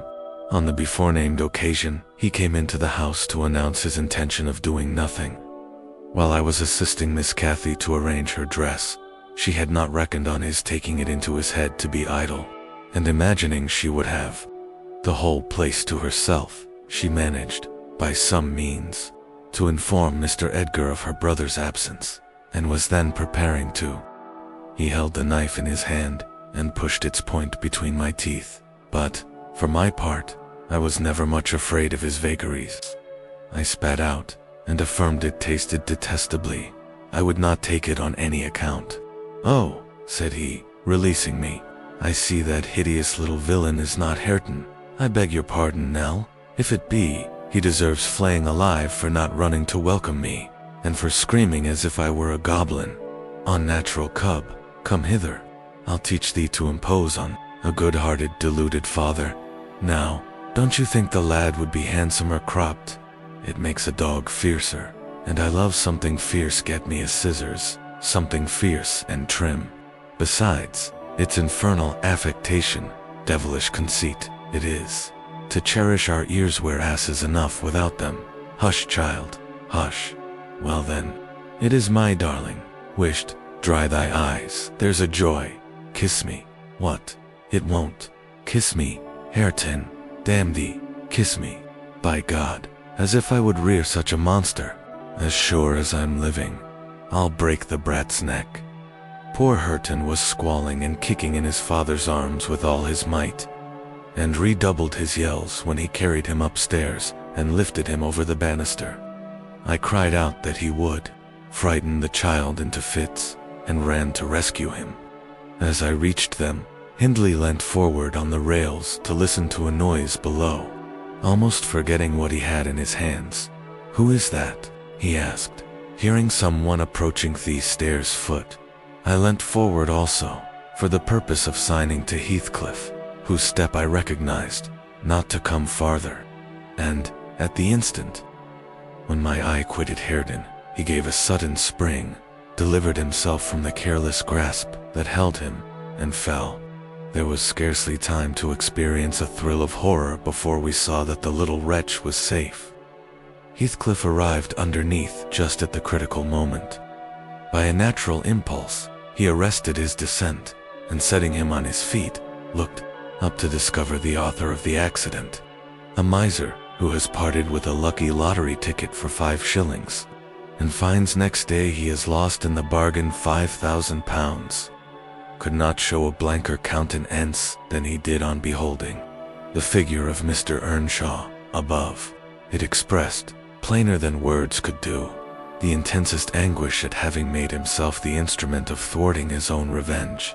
Had it been dark, I dare say, He would have tried to remedy the mistake by smashing Hareton's skull on the steps. But we witnessed his salvation, and I was presently below with my precious charge pressed to my... Hindley descended, more leisurely, sobered and abashed. "It is your fault, Ellen," he said. "You should have kept him out of sight. You should have taken him from me." "Is he injured anywhere?" "Injured?"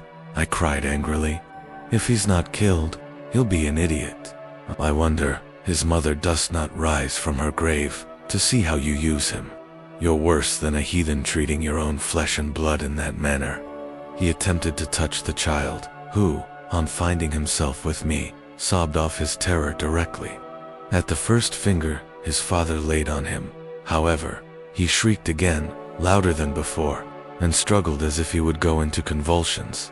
"You shall not meddle with him," I continued. "He hates youth, they all hate youth. That's the truth. A happy family you have, and a pretty state you're come to." "I shall come to a prettier yet." Nellie laughed at the misguided man, recovering his hardness. "Present, convey yourself and him away. And, hark you, Heathcliff, clear you too, quite from my reach and hearing. I wouldn't murder you tonight, unless, perhaps, I set the house on fire, but that's as my fancy goes." While saying this, he took a pint bottle of brandy from the dresser and poured some into a tumbler. "Nay, don't," I entreated. "Mr. Hindley, do take warning. Have mercy on this unfortunate boy. If you care nothing for yourself, anyone will do better for him than I shall," he answered.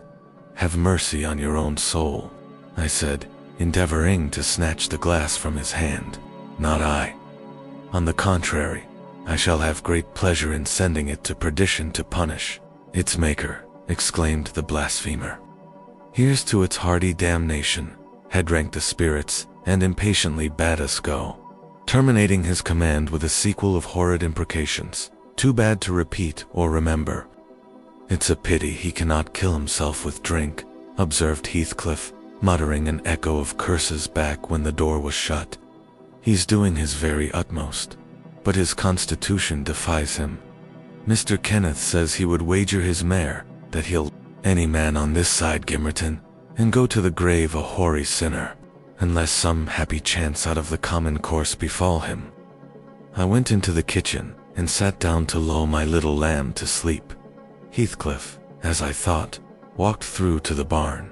It turned out afterwards that he only got as far as the other side the settle, when he flung himself on a bench by the wall, removed from the fire, and remained silent. I was rocking Hareton on my knee, and humming a song that began, "It was far in the night, and the bairnies grat, the mither beneath the mools, heard that," when Miss Cathy Bouette listened to the hubbub from her room, put her head in, and whispered, "Are you alone, Nellie?" "Yes, miss," I replied. She entered and approached the hearth. I, supposing she was going to say something, looked up. The expression of her face seemed disturbed and anxious. Her lips were half asunder, as if she meant to speak, and she drew a breath, but it escaped in a sigh instead of a sentence. I resumed my song, not having forgotten her recent behavior. "Where's Heathcliff?" she said, interrupting me. "About his work in the stable," was my answer. He did not contradict me. Perhaps he had fallen into a doze. There followed another long pause, during which I perceived a drop or two trickle from Catherine's cheek to the flags. Is she sorry for her shameful conduct? I asked myself.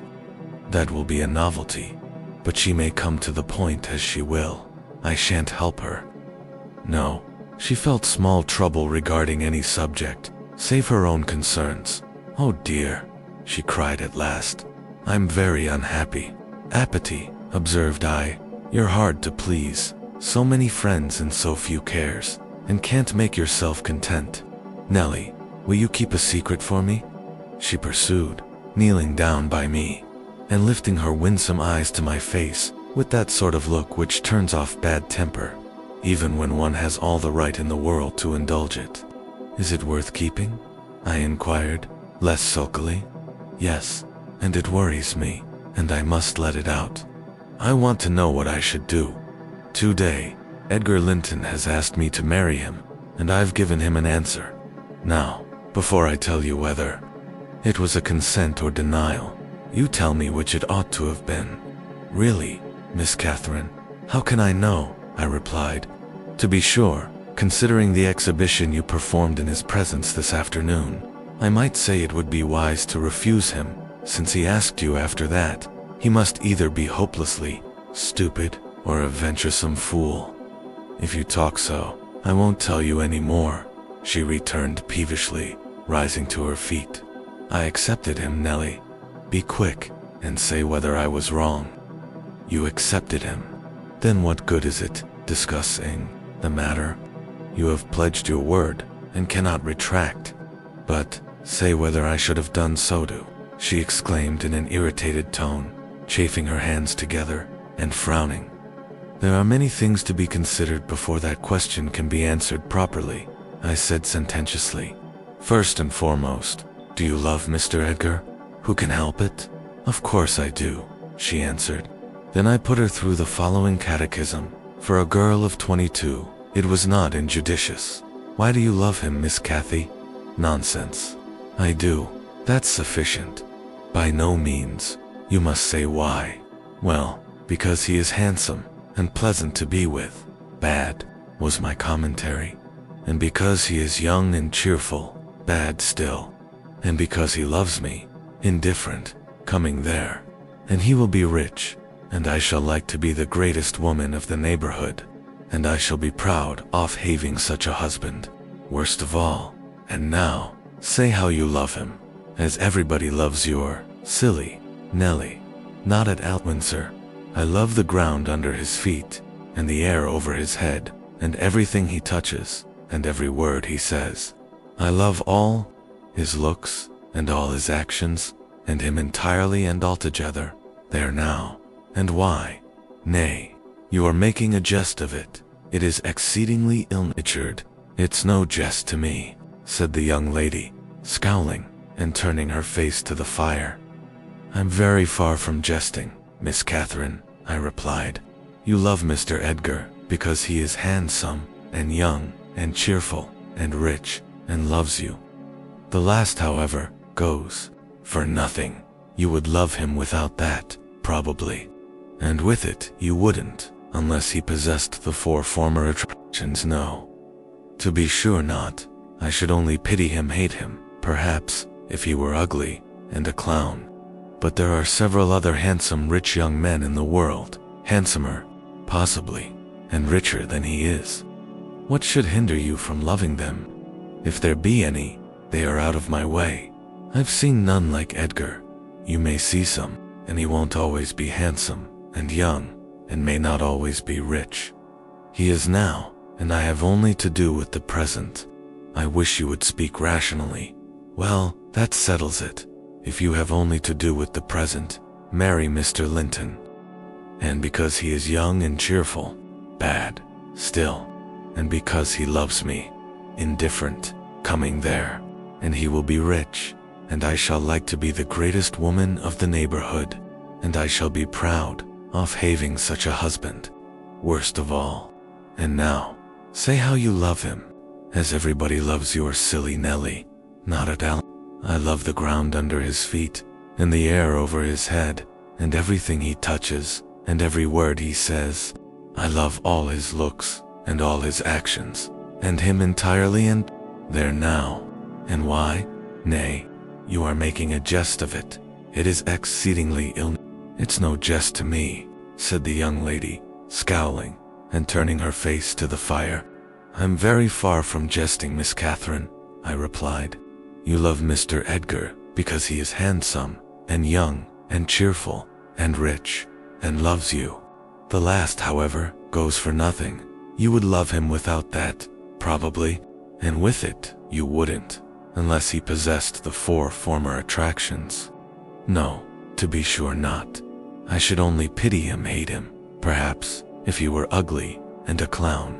But there are several other handsome, rich young men in the world, handsomer, possibly, and richer than he is. What should hinder you from loving them? If there be any, They are out of my way. I've seen none like Edgar. You may see some, and he won't always be handsome and young, and may not always be rich. He is now, and I have only to do with the present. I wish you would speak rationally. Well, that settles it. If you have only to do with the present, marry Mr. Linton. I don't want your permission for that. I shall marry him. And yet you have not told me whether I'm right. Perfectly right. If people be right to marry only for the present. And now, let us hear what you are unhappy about. Your brother will be pleased. The old lady and gentleman will not object, I think. You will escape from a disorderly, comfortless home into a wealthy, respectable one. And you love Edgar, and Edgar loves you. All seems smooth and easy. Where is the obstacle? Here, and here, replied Catherine, striking one hand on her forehead and the other on her breast, in whichever place the soul lives. In my soul and in my heart, I'm convinced I'm wrong. That's very strange. I cannot make it out. It's my secret. But if you will not mock at me, I'll explain it. I can't do it distinctly, but I'll give you a feeling of how I feel. She seated herself by me again. Her countenance grew sadder and graver, and her clasped hands trembled. Nellie, do you never dream queer dreams? She said suddenly, after some minutes' reflection. Yes, now and then, I answered, and so do I. I've dreamt in my life dreams that have stayed with me ever after, and changed my ideas. They've gone through and through me, like wine through water, and altered the color of my mind. And this is one. I'm going to tell it, but take care not to smile at any part of it. Don't, Miss Catherine, I cried. We're dismal enough without conjuring up ghosts and visions to perplex us. Come, come, be merry, and like yourself. Look at little Hareton. He's dreaming nothing dreary. How sweetly he smiles in his sleep. Yes, and how sweetly his father curses in his solitude. You remember him, I dare say, when he was just such another as that chubby thing, nearly us young and innocent. However, Nellie, I shall oblige you to listen. It's not long, and I've no power to be married tonight. I won't hear it. I won't hear it, I repeated hastily. I was superstitious about dreams then, and am still, and Catherine had an unusual gloom in her aspect that made me dread something from FRM, which I might shape a prophecy and foresee a fearful catastrophe. She was vexed, but she did not proceed. Apparently taking up another subject, she recommenced in a short time. If I were in heaven, Nellie, I should be extremely miserable. Because you are not fit to go there, I answered. All sinners would be miserable in heaven, but it is not for that. I dreamt once that I was there. I tell you I won't hearken to your dreams, Miss Catherine. I'll go to bed, I interrupted again. She laughed and held me down, for I made a motion to leave my chair. This is nothing, cried she. I was only going to say that heaven did not seem to be my home, and I broke my heart with weeping to come back to earth. And the angels were so angry that they flung me out into the middle of the heath on the top of Wuthering Heights, where I woke sobbing for joy. That will do to explain my secret, as well as the other. I've no more business to marry Edgar Linton than I have to be in heaven, and if the wicked man in there had not brought Heathcliff so low, I shouldn't have thought of it. It would degrade me to marry Heathcliff now, so he shall never know how I love him, and that, not because he's handsome, Nellie, but because he's more myself than I am.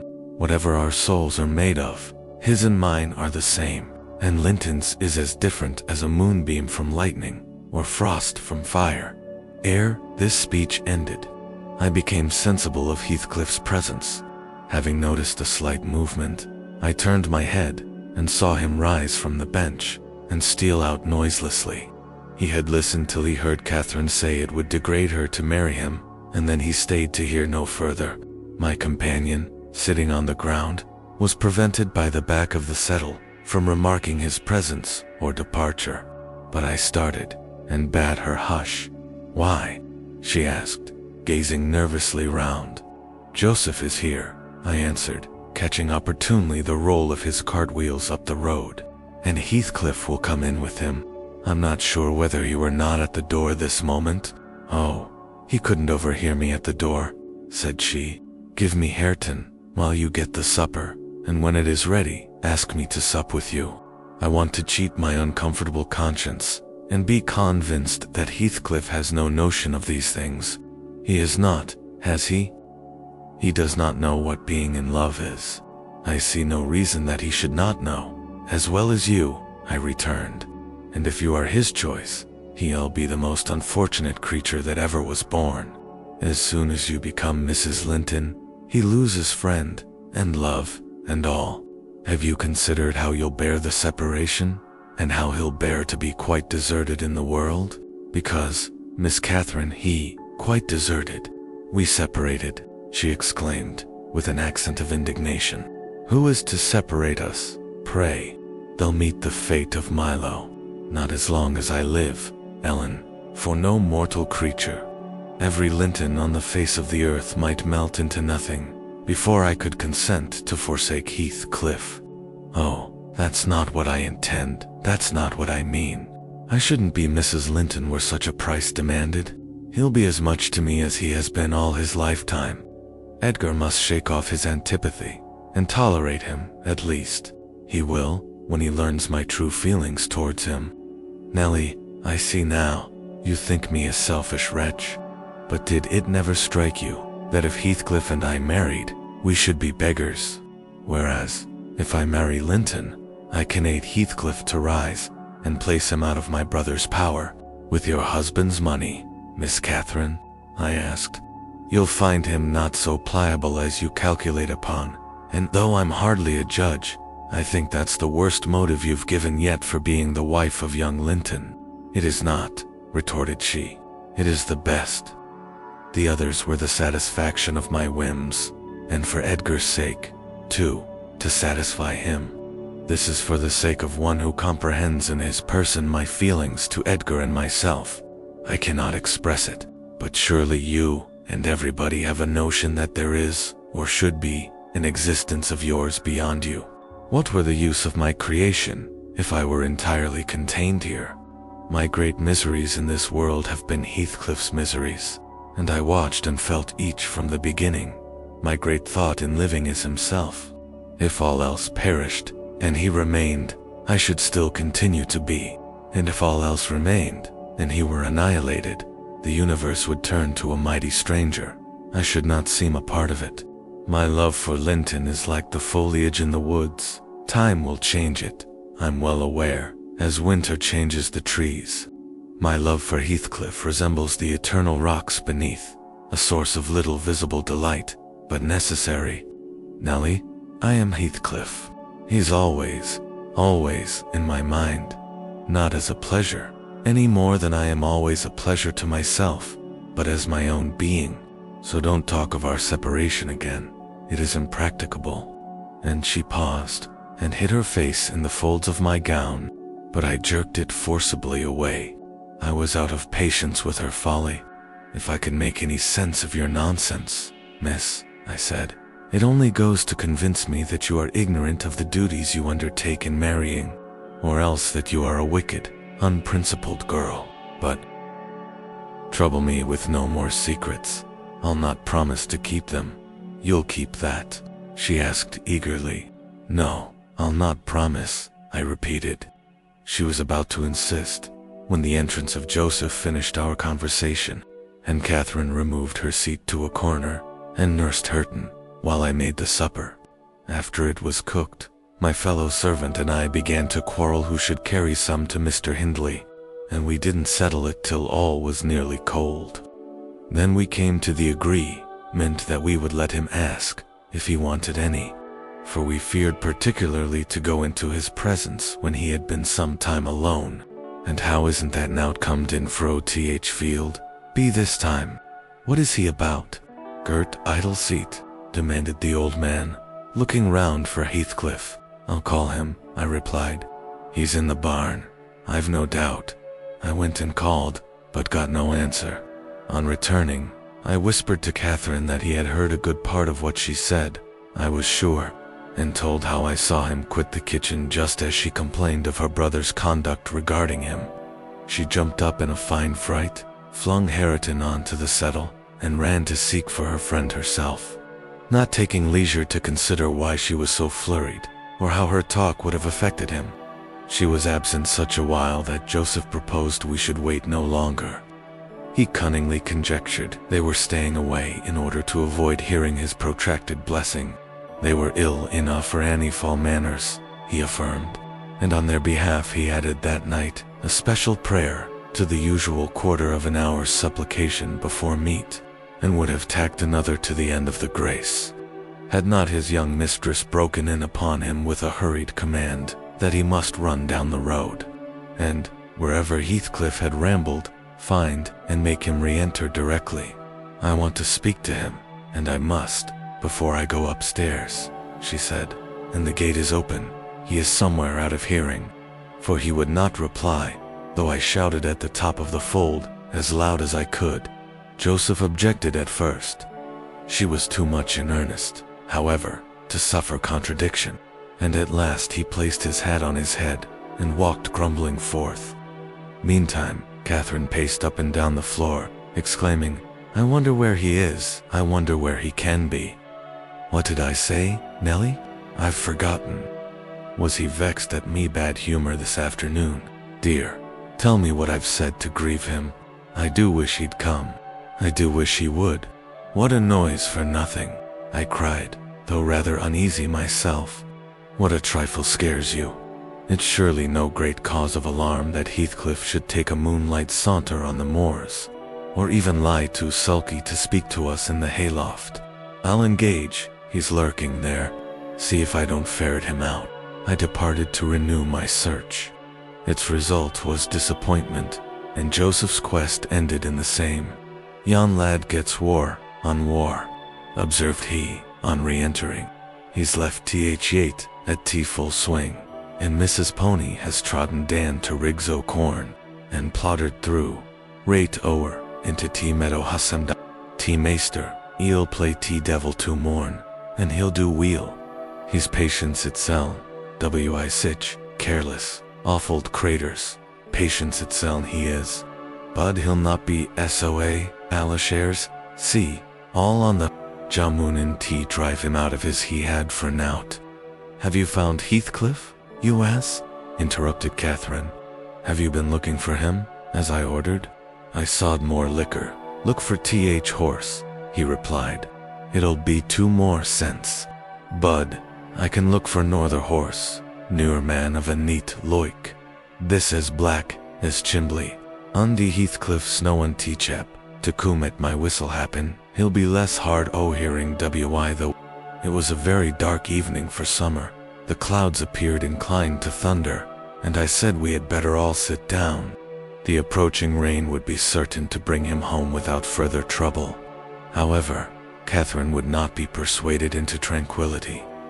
She kept wandering to and fro, from the gate to the door, in a state of agitation which permitted no repose, and at length took up a permanent situation on one side of the wall, near the road, where, heedless of my expostulations, and the growling thunder, and the great drops that began to plash around her, she remained, calling at intervals, and then listening, and then crying outright. She beat Hareton, or any child, at a good passionate fit, off-creeing. About midnight, while we still sat up, the storm came rattling over the heights in full fury. There was a violent wind, as well as thunder, and either one or the other split a tree off at the corner of the build. A huge bough fell across the roof, and knocked down a portion of the east chimney stack, sending a clatter of stones and soot into the kitchen fire. We thought a bolt had fallen in the middle of us, and Joseph swung on to his knees, beseeching the Lord to remember the patriarchs Noah and Lot, and, as in former times, spare the righteous, though he smote the ungodly. I felt some sentiment that it must be a judgment on us also. The Jonah, in my mind, was Mr. Earnshaw, and I shook the handle of his den that I might ascertain if he were yet living. He replied audibly enough, in a fashion which Madame companion vociferate, more clamorously than before, that a wide distinction might be drawn between saints like himself and sinners like his master. But the uproar passed away in 20 minutes, leaving us all unharmed, excepting Kathy, who got thoroughly drenched for her obstinacy in refusing to take shelter, and standing bonnetless and shawlless to catch asthmatic water as she could with her hair and clothes. She came in and lay down on the settle, all soaked as she was, turning her face to the back and putting her hands before it. "Well, miss," I exclaimed, touching her shoulder, "you are not bent on getting your death, are you? Do you know what o'clock it is? 12:30. Come to bed. There's no use waiting longer on that foolish boy. He'll be gone to Gimmerton, and he'll stay there now. He guesses we shouldn't wake for him till this late hour. At least, he guesses that only Mr. Hindley would be up, and he'd rather avoid having the door opened by the master." Nay, he's no one at Gimmerton," said Joseph. "I's never wonder but he's at Tabathome of a Bogoil. This visitation warn't for nowt, and I wad have the two look out. Missia move. Next. Thank Heaven for all works together for good to them, as is chasen, and piked out fro, th rubbage. Ja, now, wet tea scripture, says," and he began quoting several texts, referring us to chapters and verses where we might find them. I, having vainly begged the willful girl to rise and remove her wet things, left him preaching and her shivering, and betook myself to bed with little Hared, who slept as fast as if every one had been sleeping round him. I heard Joseph read on a while afterwards. Then I distinguished his slow step on the ladder, and then I dropped asleep. Coming down somewhat later than usual, I saw, by the sunbeams piercing the chinks of the shutters, Miss Catherine still seated near the fireplace. The house door was ajar too. Light entered from its unclosed windows. Hindley had come out and stood on the kitchen hearth, haggard and drowsy. "What ails you, Kathy?" he was saying when I entered. "You look as dismal as a drowned whelp. Why are you so damp and pale, child?" "I've been wet," she answered reluctantly, "and I'm cold. That's all. Oh, she is naughty," I cried, perceiving the master to be tolerably sober. "She got steeped in the shower of yesterday evening, and there she has sat the night through, and I couldn't prevail on her to stir." Mr. Earnshaw stared at us in surprise. "The night through," he repeated. "What kept her up? Not fear of thunder, surely. That was over hours since." Neither of us wished to mention Heathcliff's absence, as long as we could conceal it. So I replied, I didn't know how she took it into her head to sit up. And she said nothing. The morning was fresh and cool. I threw back the lattice, and presently the room filled with sweet scents from the garden. But Catherine called peevishly to me, "Ellen, shut the window. I'm starving." And her teeth chattered as she shrunk closer to the almost extinguished embers. "She's ill," said Hindley, taking her wrist. "I suppose that's the reason she would not go to bed. Damn it. I don't want to be troubled with more sickness here. What took you into the rain?" "Running after tea, lads, as usual," croaked Joseph, catching an opportunity, from our hesitation, to thrust in his evil tongue. "If I were Ja Meester, I'd just slam P-board's eye their faces all on 'em, gentle and simple. Never a day ut yar off, but yon cat o' Linton comes, sneaking hither, and Miss Nellie Shue as a fine lass. Shue sits watching for the IT, and as ya, in at one door, he's out at t'other, and then, where grand lady goes according of her side, it's bonny behavior, lurking among tea-fields after 12 ot night, wi, that fall flassum deville of a gypsy, Heathcliff. They think I'm blind, but I'm no one, nowt ett sort. I seed young Linton both coming and going, and I seed ya directing his discourse to me, ya good fur, nowt slatternly which. Nip up and bolt into th house. T-minute ya heard T-Maester's horsefit clatter up T-road. "Silence, eavesdropper," cried Catherine. "None of your insolence before me. Edgar Linton came yesterday by chance, Hindley, and it was Iwo told him to be off, because I knew you would not like to have met him as you were. You lie. Kathy, no doubt, answered her brother, and you are a confounded simpleton. But never mind Linton at present. Tell me, were you not with Heathcliff last night? Speak the truth. Now, you need not be afraid of harming him, though I hate him as much as ever. He did me a good turn a short time since. That will make my conscience tender of breaking his neck. To prevent it, I shall send him about his business this very morning, and after he's gone, I'd advise you all to look sharp. I shall only have the more humor for you. I never saw Heathcliff last night, answered Catherine, beginning to sob bitterly, and if you do, turn him out of doors. I'll go with him. But, perhaps, you'll never have an opportunity.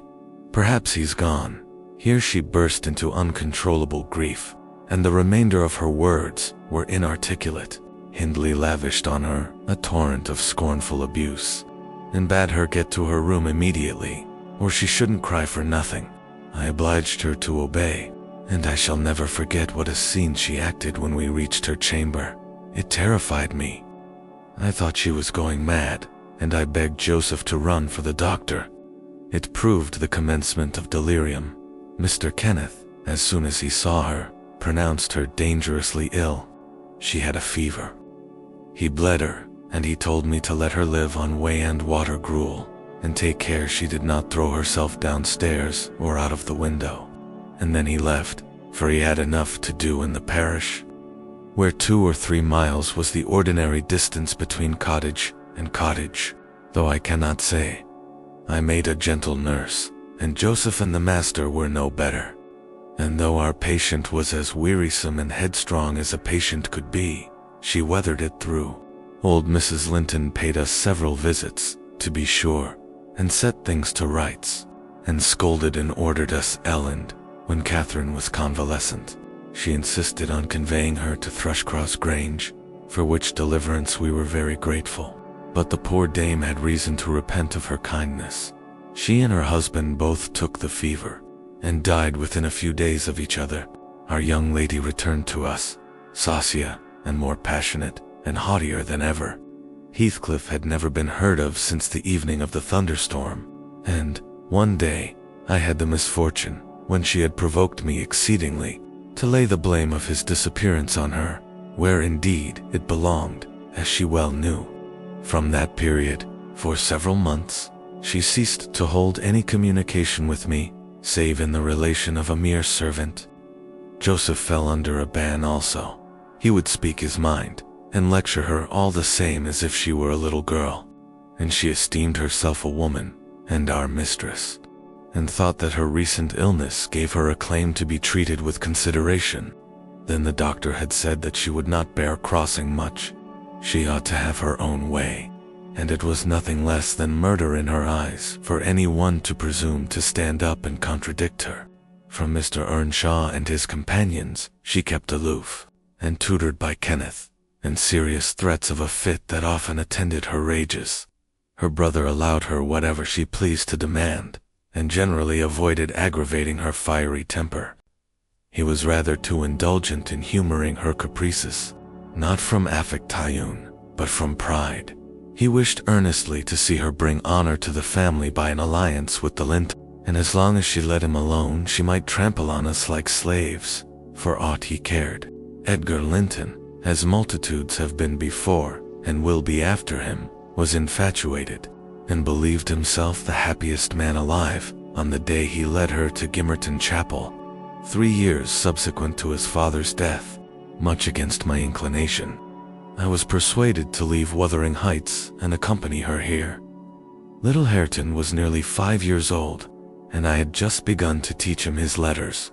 We made a sad parting, but Catherine's tears were more powerful than ours. When I refused to go, and when she found her entreaties did not move me, she went lamenting to her husband and brother. The former offered me munificent wages. The latter ordered me to pack up. He wanted no women in the house, he said, now that there was no mistress, and as to Hareton, the curate should take him in hand, by and by, and so I had but one choice left, to do as I was ordered. I told the master he got rid of all decent people, only to run to ruin a little faster. I kissed Hareton, said goodbye. And since then, he has been a stranger, and it's very queer to think it.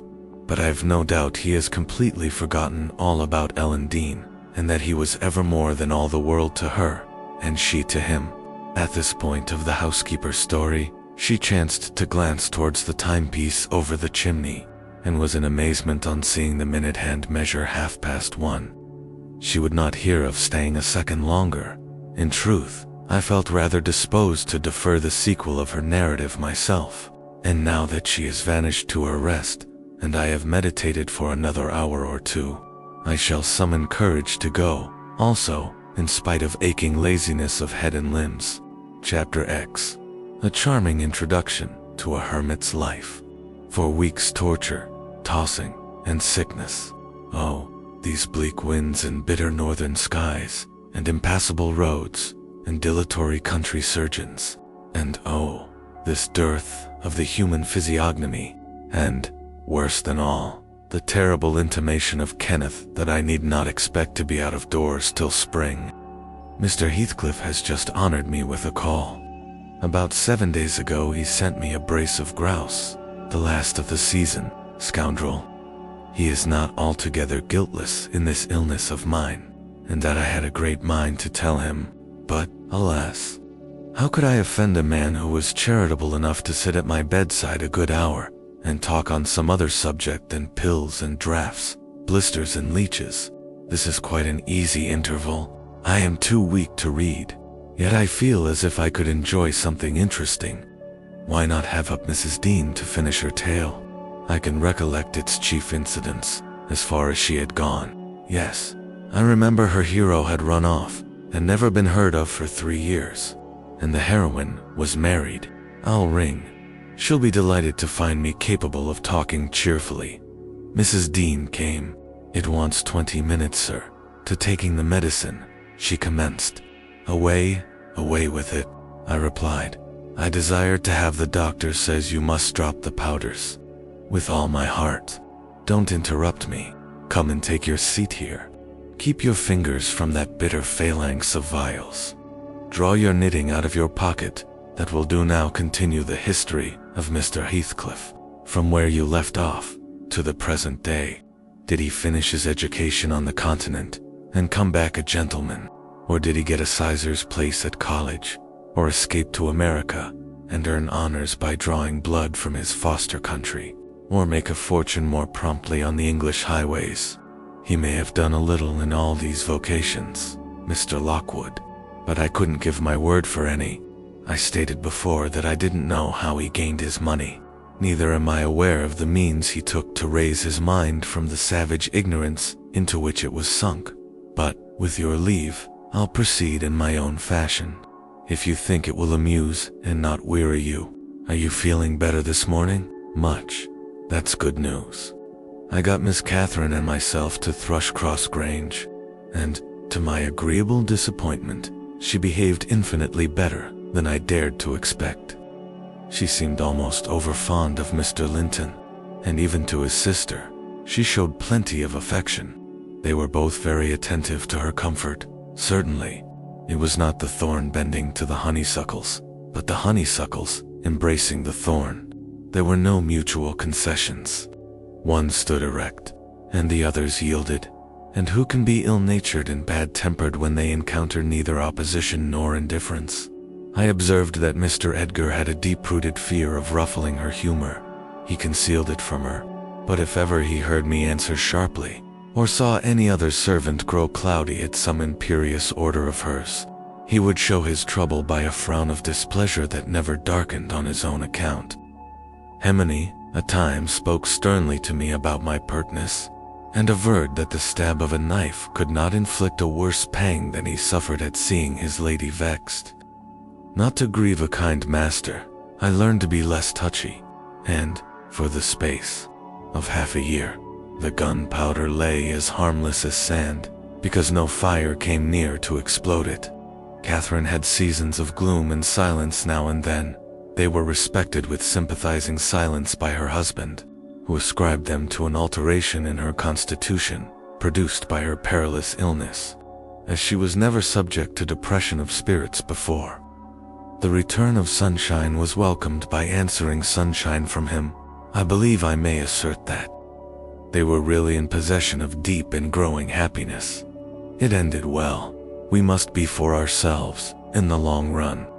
The mild and generous are only more justly selfish than the domineering, and it ended when circumstances caused each to feel that the one's interest was not the chief consideration in the other's thoughts.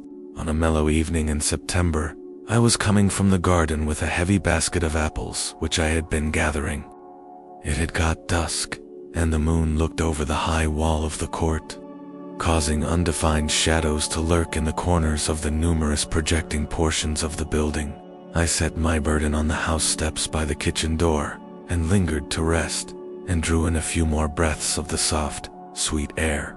My eyes were on the moon, and my back to the entrance, when I heard a voice behind me say, "Nellie, is that you?" It was a deep voice, and foreign in tone. Yet there was something in the manner of pronouncing my name which made it sound familiar. I turned about to discover who spoke, fearfully, for the doors were shut, and I had seen nobody on approaching the steps. Something stirred in the porch, and, moving nearer, I distinguished a tall man dressed in dark clothes, with dark face and hair. He leant against the side, and held his fingers on the latch as if intending to open for himself. Who can it be? I thought. Mr. Earnshaw? The voice has no resemblance to his. I have waited here an hour, he resumed, while I continued staring, and the whole of that time all round has been as still as death. I dared not enter. You do not know me. Look, I'm not a stranger. A ray fell on his features. The cheeks were sallow and half covered with black whiskers, the brows lowering, the eyes deep set and singular. Mum bared the eyes. "What?"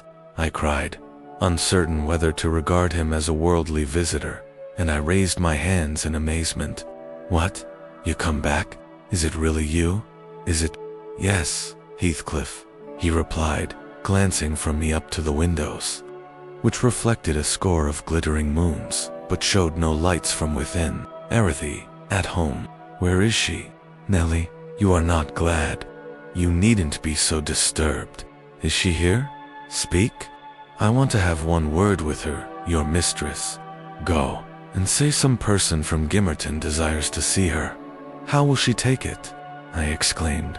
"What will she do? The surprise bewilders MIT will put her out of her head. And you are Heathcliff, but altered. Nay, there's no comprehending it. Have you been for a soldier? Go and carry my message," he interrupted impatiently. "I'm in hell till you do." He lifted the latch, and I entered. But when I got to the parlor where Mr. and Mrs. Linton were, I could not persuade myself to proceed. At length, I resolved on making an excuse to ask if they would have the candles lighted, and I opened the door. They sat together in a window whose lattice lay back against the wall, and displayed, beyond the garden trees and the wild green park, the valley of Gimmerton, with a long line of mist winding nearly to its top for very soon after you pass the chapel. As you may have noticed, the sough that runs from the marshes joins a beck which follows the bend of the glen. Wuthering Heights rose above this silvery vapor, but our old house was invisible. It rather dips down on the other side. Both the room and its occupants, and the scene they gazed on, looked wondrously peaceful. I shrank reluctantly from performing my errand, and was actually going away, leaving it unsaid, after having put my question about the candles, when a sense of my folly compelled me to return and mutter, "A person from Gimmerton wishes to see you." "Ma'am, what does he want?" asked Mrs. Linton. I did not question him, I answered. "Well, close the curtains, Nellie," she said, "and bring up tea. I'll be back again directly." She quitted the apartment. Mr. Edgar inquired, carelessly, who it was. "Someone mistress does not expect," I replied. "That Heathcliff, you recollect him. Sir, who used to live at Mr. Earnshaw's." "What, the gypsy, the ploughboy?" he cried. Why did you not say so to Catherine? Hush. You must not call him by those names. Master, I said. She'd be sadly grieved to hear you. She was nearly heartbroken when he ran off. I guess his return will make a jubilee to her. Mr. Linton walked to a window on the other side of the room that overlooked the court. He unfastened it and leant out. I suppose they were below, for he exclaimed quickly, "Don't stand there, love. Bring the person in, if it be any one particular." Ere long, I heard the click of the latch, and Catherine flew upstairs, breathless and wild, too excited to show gladness. Indeed, by her face, you would rather have surmised an awful calamity. "Oh, Edgar, Edgar," she panted, flinging her arms round his neck. "Oh, Edgar, darling, Heathcliff's come back, he is," and she tightened her embrace to a squeeze. "Well, well," cried her husband crossly, "don't strangle me for that. He never struck me as such a marvelous treasure. There is no need to be frantic. I know you didn't like him," she answered, repressing a little the intensity of her delight. "Yet, for my sake, you must be friends now. Shall I tell him to come up?" "Here," he said, "into the parlor." "Where else?" she asked. He looked vexed, and suggested the kitchen as a more suitable place for him. Mrs. Linton eyed him with a droll expression, half angry, half laughing at his fastidiousness. "No," she added, after a while, "I cannot sit in the kitchen.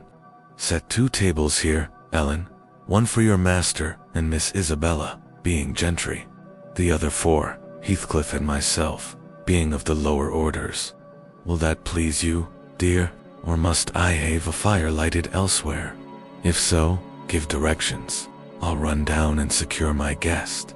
I'm afraid the joy is too great to be real." She was about to dart off again, but Edgar arrested her.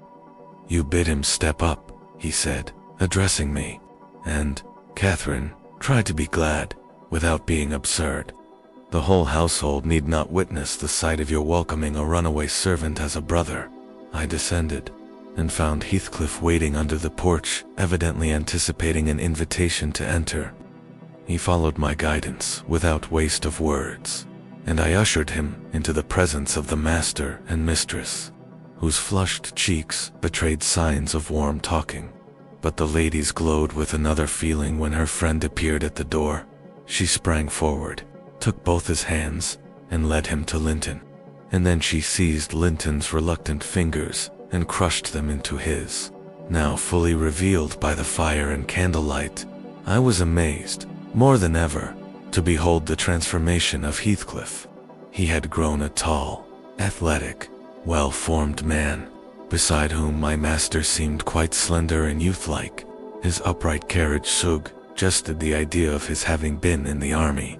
His countenance was much older in expression and decision of feature than Mr. Linton's. It looked intelligent, and retained no marks of former degradation. A half-civilized ferocity lurked yet in the depressed brows and eyes full of black fire, but it was subdued, and his manner was even dignified, quite divested of roughness, though too stern for grace. My master's surprise equaled or exceeded mine.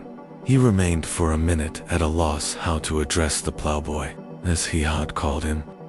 Heathcliff dropped his slight hand, and stood looking at him coolly till he chose to speak. "Sit down, sir," he said at length. "Mrs. Linton, recalling old times, would have me give you a cordial reception. And, of course, I am gratified when anything occurs to please her." "And I also," answered Heathcliff, "especially if it be anything in which I have a part. I shall stay an hour or 2 willingly." He took a seat opposite Catherine, who kept her gaze fixed on him, as if she feared he would vanish were she to remove it. He did not raise his to her often. A quick glance now and then sufficed, but it flashed back, each time, more confidently, the undisguised delight he drank from hers. They were too much absorbed in their mutual joy to suffer embarrassment. Not so Mr. Edgar. He grew pale with pure annoyance, a feeling that reached its climax when his lady rose, and stepping across the rug, seized Heathcliff's hands again, and laughed like one beside herself. I shall think it a dream tomorrow, she cried. I shall not be able to believe that I have seen and touched and spoken to you once more. And yet, cruel Heathcliff, you don't deserve this welcome. To be absent and silent for 3 years, and never to think of me, a little more than you have thought of me, he murmured. I heard of your marriage, Cathy, not long since, and, while waiting in the yard below, I meditated this plan, just to have one glimpse of your face, a stare of surprise, perhaps, and pretended pleasure.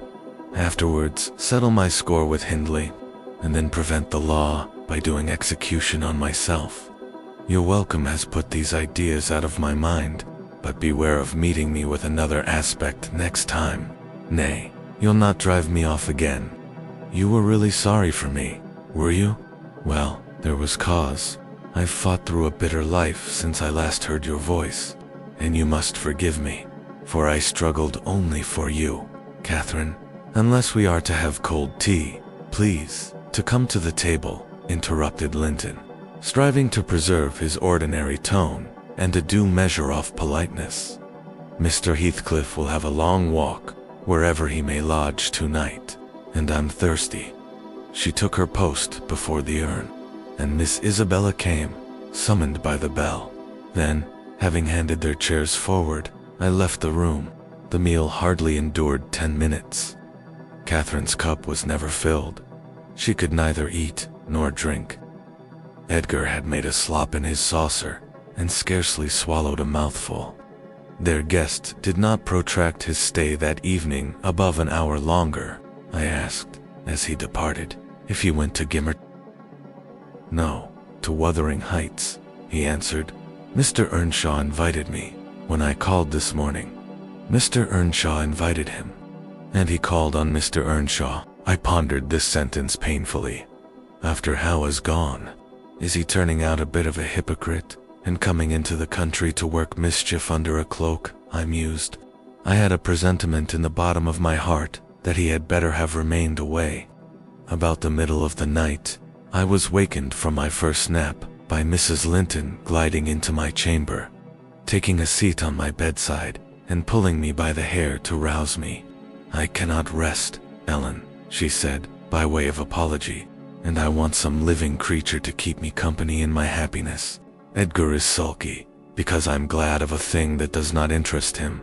He refuses to open his mouth, except to utter pettish, silly speeches, and he affirmed I was cruel and selfish for wishing to talk when he was so sick and sleepy.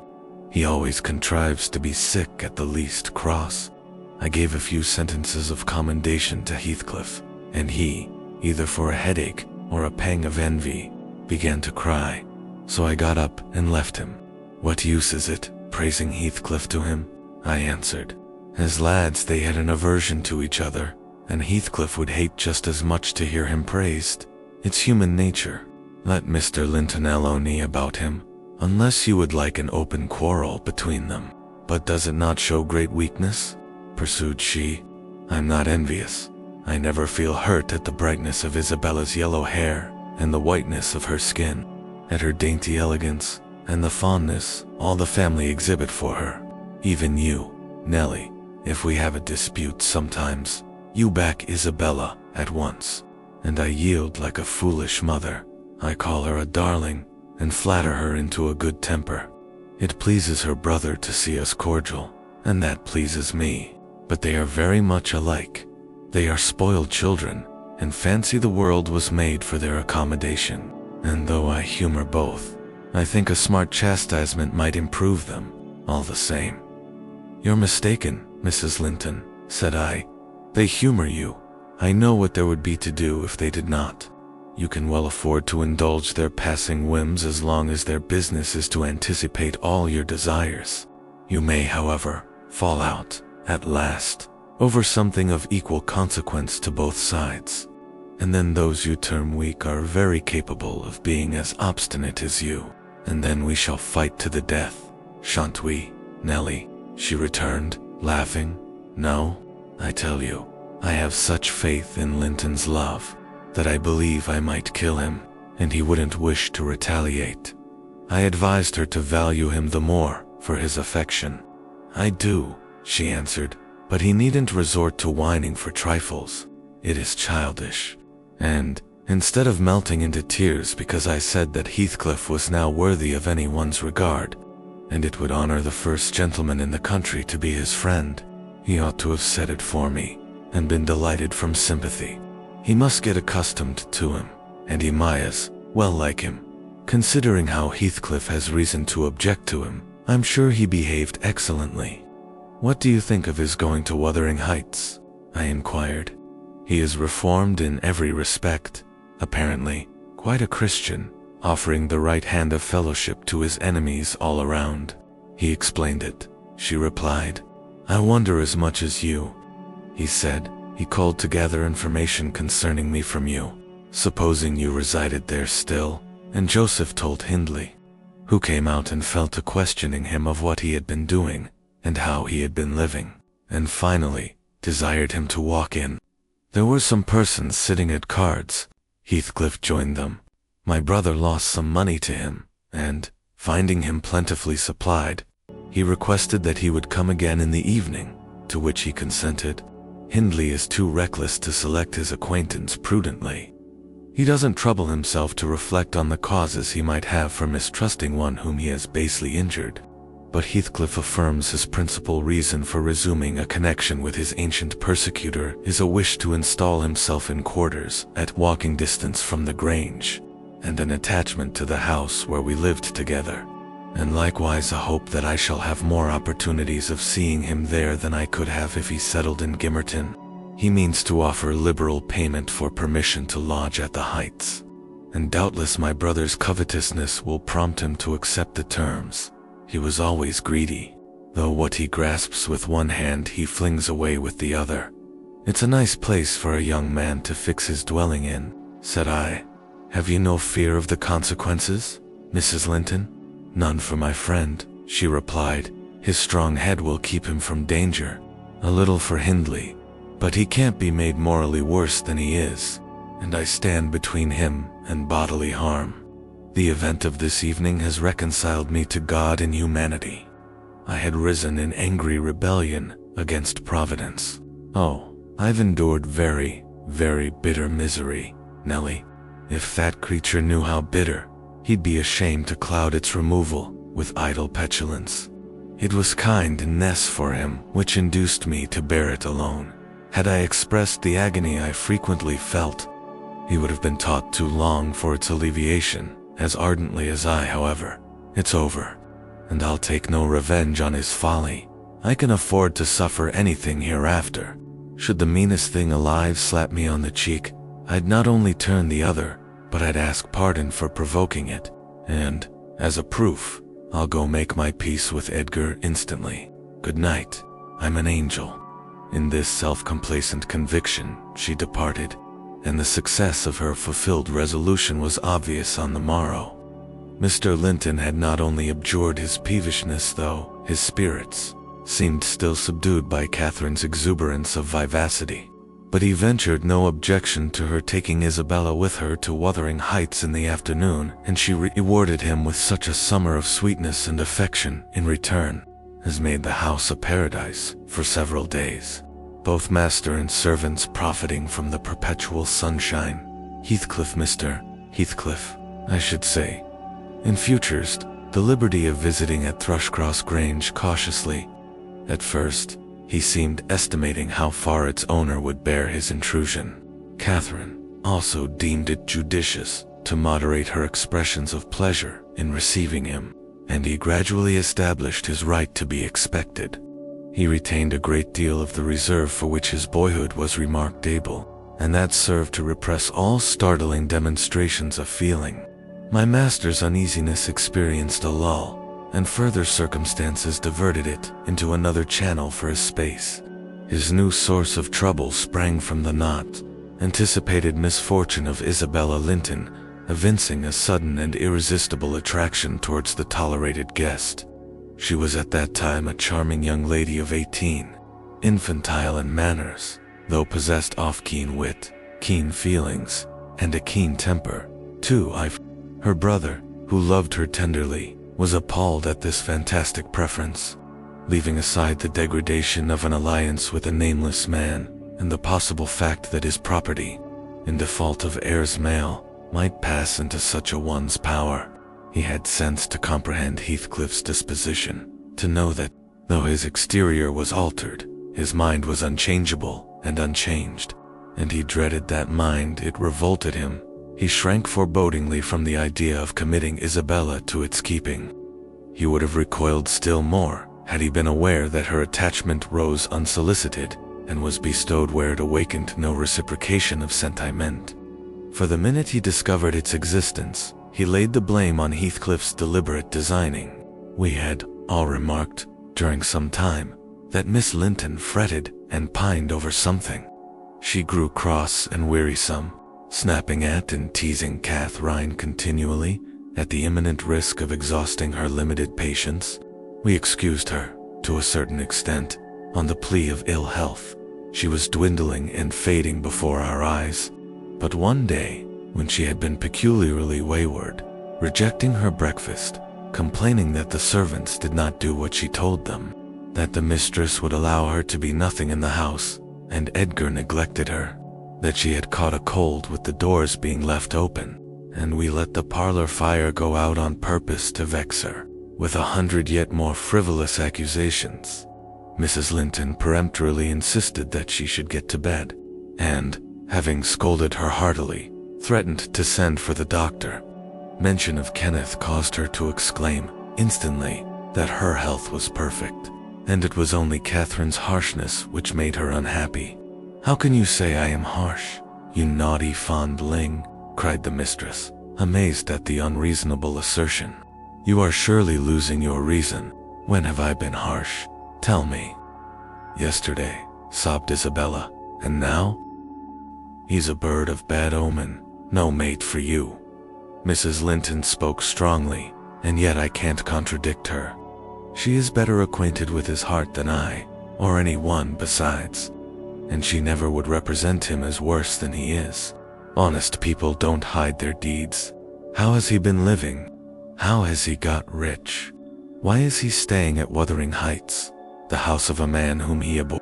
They say, Mr. Earnshaw is worse and worse since he came. They sit up all night together continually, and Hindley has been borrowing money on his land, and does nothing but play and drink. I heard only a week ago it was Joseph who told me I met him at Jim Merton. "Nellie," he said, "we's hay, a crowner's quest now, at our folks." One on M's almost getting his finger cut off wi hodding tea, other fro sticking hisseln loika cough. "That's meester." "Ja now, otses, soa. Apo going to Tegrin sizes. He's no unfeared old bencho judges, nor their Paul, nor Peter, nor John, nor Matthew, nor no on M, not he. He fair likes he langs to set his brazened face H&M, and yon bonny lad Heathcliff, ja mind, he's a rare he can girn a laugh as well as onybody at a rate Duval's jest. Does he, neighbor, say nowt of his fine living among us, when he goes to Tea Grange? This is tea-way owned up at sundown, dice, brandy, cloised shutters, under candlelight, till next day at noon, then, tea-fool gangs banning unraving to his chamber, macking dacent folks, dig their fingers, aye, their lugs fur, very shame, on the knave, why he can caint his brass, unate, unsleep, unoff to his neighbors, to gossip wit wife. I course, he tells Dame Catherine how her faither's gould runs into his pocket, and her faither's son gallops down Trode Road, while he flees afore to open tea-pikes. Now, Miss Linton, Joseph is an old rascal, but no liar, and, if his account of Heathcliff's conduct be true, you would never think of desiring such a husband, would you? You are leagued with the rest, Ellen, she replied. I'll not listen to your slanders. What malevolence you must have to wish to convince me that there is no happiness in the world. Whether she would have got over this fancy if left to herself, or persevered in nursing it perpetually, I cannot say. She had little time to reflect. The day after, There was a justice meeting at the next town. My master was obliged to attend, and Mr. Heathcliff, aware of his absence, called rather earlier than usual.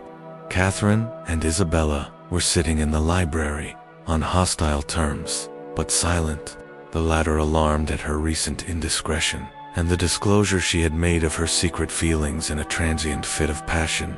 The former, on mature consideration, really offended with her companion, and, if she laughed again at her pertness, inclined to make it no laughing matter to her. She did laugh as she saw Heathcliff pass the window.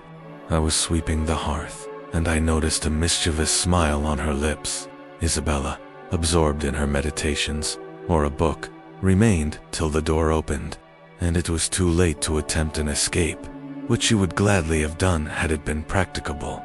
"Come in, that's right," exclaimed the mistress gaily, pulling a chair to the fire. "Here are two people, sadly in need of a third to thaw the ice between them, and you are the very one we should both of us choose. Heathcliff, I'm proud to show you, at last, somebody that dotes on you more than myself. I expect you to feel flattered. Nay, it's not Nellie. Don't look at her. My poor little sister-in-law is breaking her heart by mere contemplation of your physical and moral beauty. It lies in your own power to be Edgar's brother. No, no, Isabella, you shan't run off," she continued, arresting, with feigned playfulness, the confounded girl, who had risen indignantly. "We were quarreling like cats about you, Heathcliff, and I was fairly beaten in protestations of devotion and admiration, and, moreover, I was informed that if I would but have the manners to stand aside, my rival, as she will have herself to be, would shoot a shaft into your soul that would fix you forever, and send my image into eternal oblivion." "Catherine," said Isabella, calling up her dignity, and disdaining to struggle from the tight grasp that held her, "I'd thank you to adhere to the truth, and not slander me, even in joke. Mr. Heathcliff, be kind enough to bid this friend of yours release me.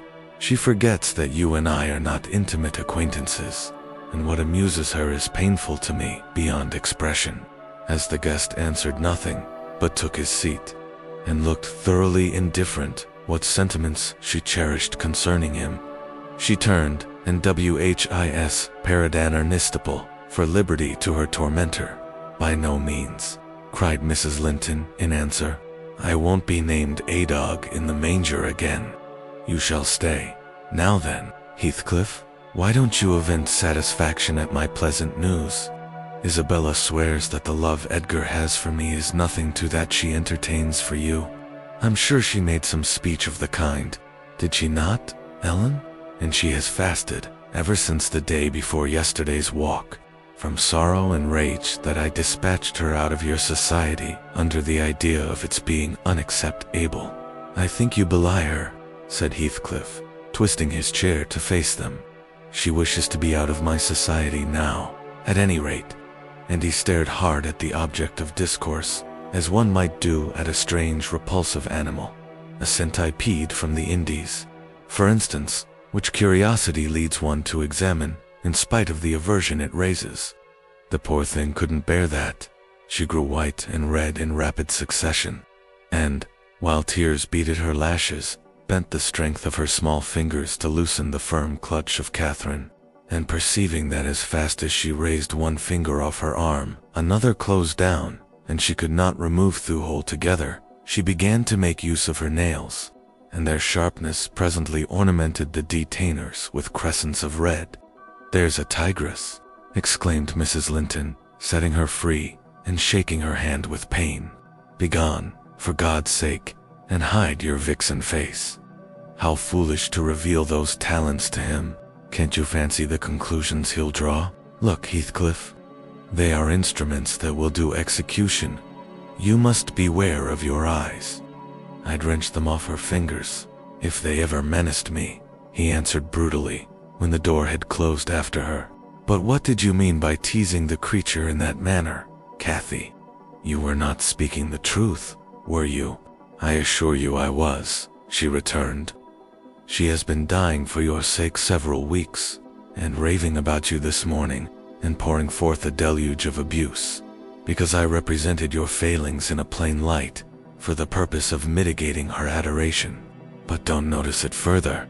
I wished to punish her sauciness, that's all. I like her too well, my dear Heathcliff, to let you absolutely seize and devour Harrop, and I like her too ill to attempt it, said he, except in a very ghoulish fashion. You'd hear of odd things if I lived alone with that mawkish, waxen face. The most ordinary would be painting on its white the colors of the rainbow, and turning the blue eyes black.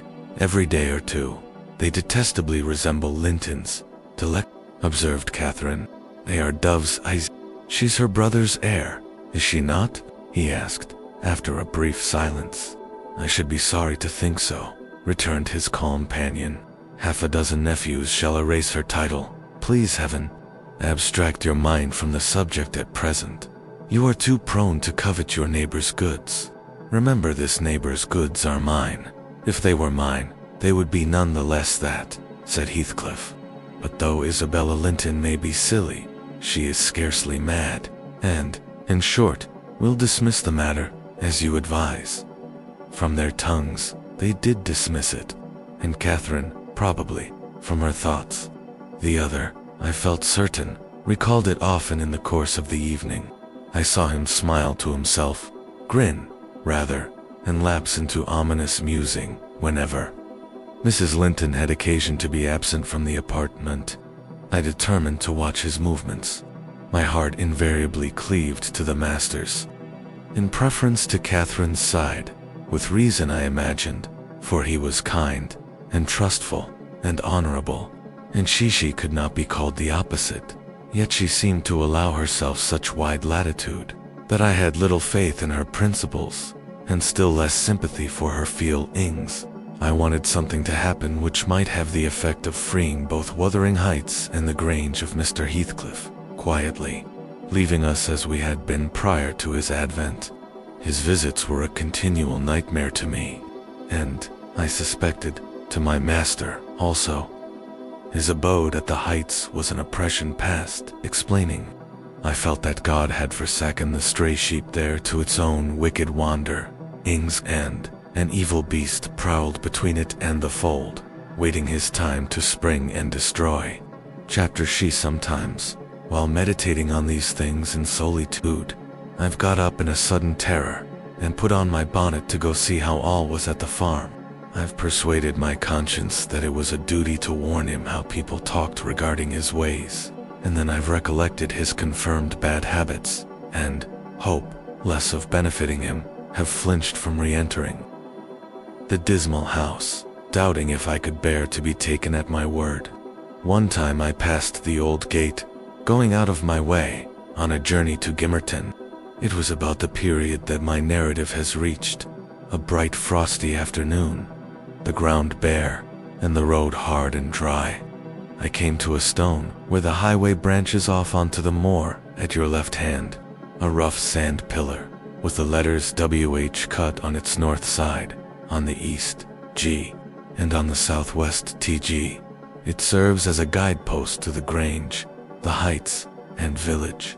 The sun shone yellow on its gray head, reminding me of summer, and I cannot say why, but all at once, a gush of child's sensations flowed into my heart.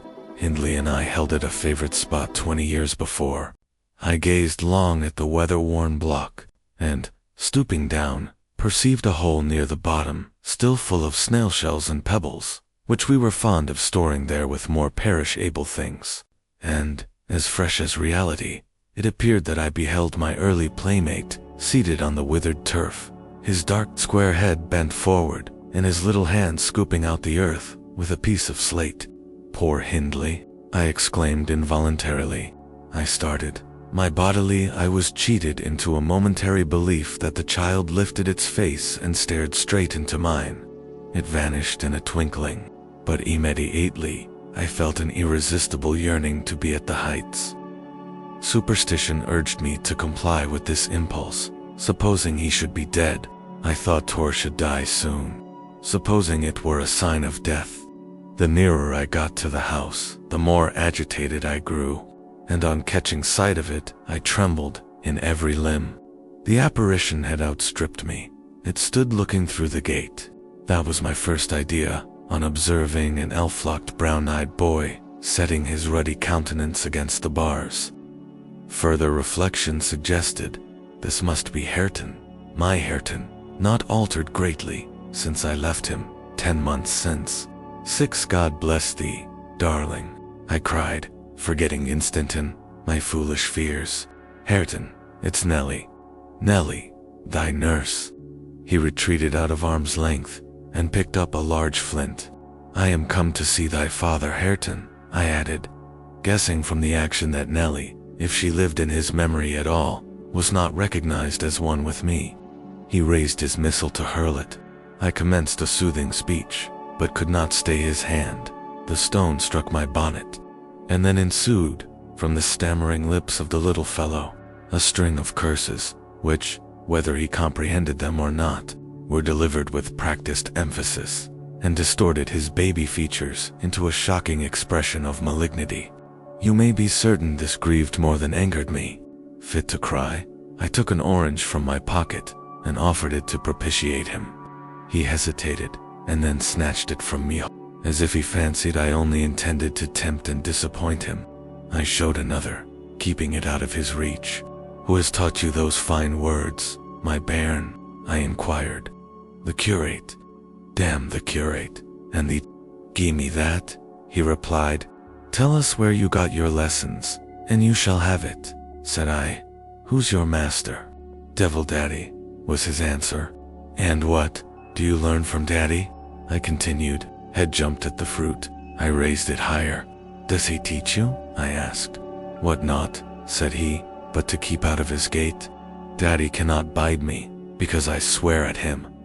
And the devil teaches you to swear at Daddy, I observed. N.A., he drawled. Who, then? Heathcliff. I asked if he liked Mr. Heathcliff. He answered again, desiring to have his reasons for liking him. I couldn't gather the sentences. I knowed. He pays Dad back what he G's to me. He curses Daddy for cursing me. He says, I mun do as I will. And the curate does not teach you to read and write. Then, I pursued. No, I was told the curate should have his teeth dashed down his throat if he stepped over the threshold. Heathcliff had promised that. I put the orange in his hand and bade him tell his father that a woman called Nellie Dean was waiting to speak with him by the garden gate. He went up the walk and entered the house. But, instead of Hindley, Heathcliff appeared on the doorstones, and I turned directly and ran down the road as hard as ever I could race, making no halt till I gained the guidepost, and feeling as scared as if I had raised Agablin. This is not much connected with Miss Isabella's affair, except that it urged me to resolve further on mounting vigilant guard, and doing my utmost to check the spread of such bad influence at the Grange, even though I should wake a domestic storm, by thwarting Mrs. Linton's pleasure. The next time Heathcliff came, my young lady chanced to be feeding some pigeons in the court. She had never spoken a word to her sister-in-law for 3 days, but she had likewise dropped her fretful complaining, and we found it a great comfort. Heathcliff had not the habit of bestowing a single unnecessary civility on Miss Linton, I knew. Now, as soon as he beheld her, his first precaution was to take a sweeping survey of the house front. I was standing by the kitchen window, but I drew out of sight. He then stepped across the pavement to her and said something. She seemed embarrassed and desirous of getting away. To prevent it, he laid his hand on her arm. She averted her face. He apparently put some question, which she had no mind to answer. There was another rapid glance at the house, and supposing himself unseen, the scoundrel had the impudence to embrace her. Judas, traitor, I ejaculated. You are a hypocrite, too, are you? A deliberate deceiver. Who is? Nellie? Said Catherine's voice at my elbow. I had been over-intent on watching the pair outside to mark her entrance. Your worthless friend, I answered warmly, the sneaking rascal yonder. Ah, he has caught a glimpse of us. He is coming in. I wonder will he have the heart to find a plausible excuse for making love to Miss, when he told you he hated her. Mrs. Linton saw Isabella tear herself free and run into the garden, and a minute after, Heathcliff opened the door.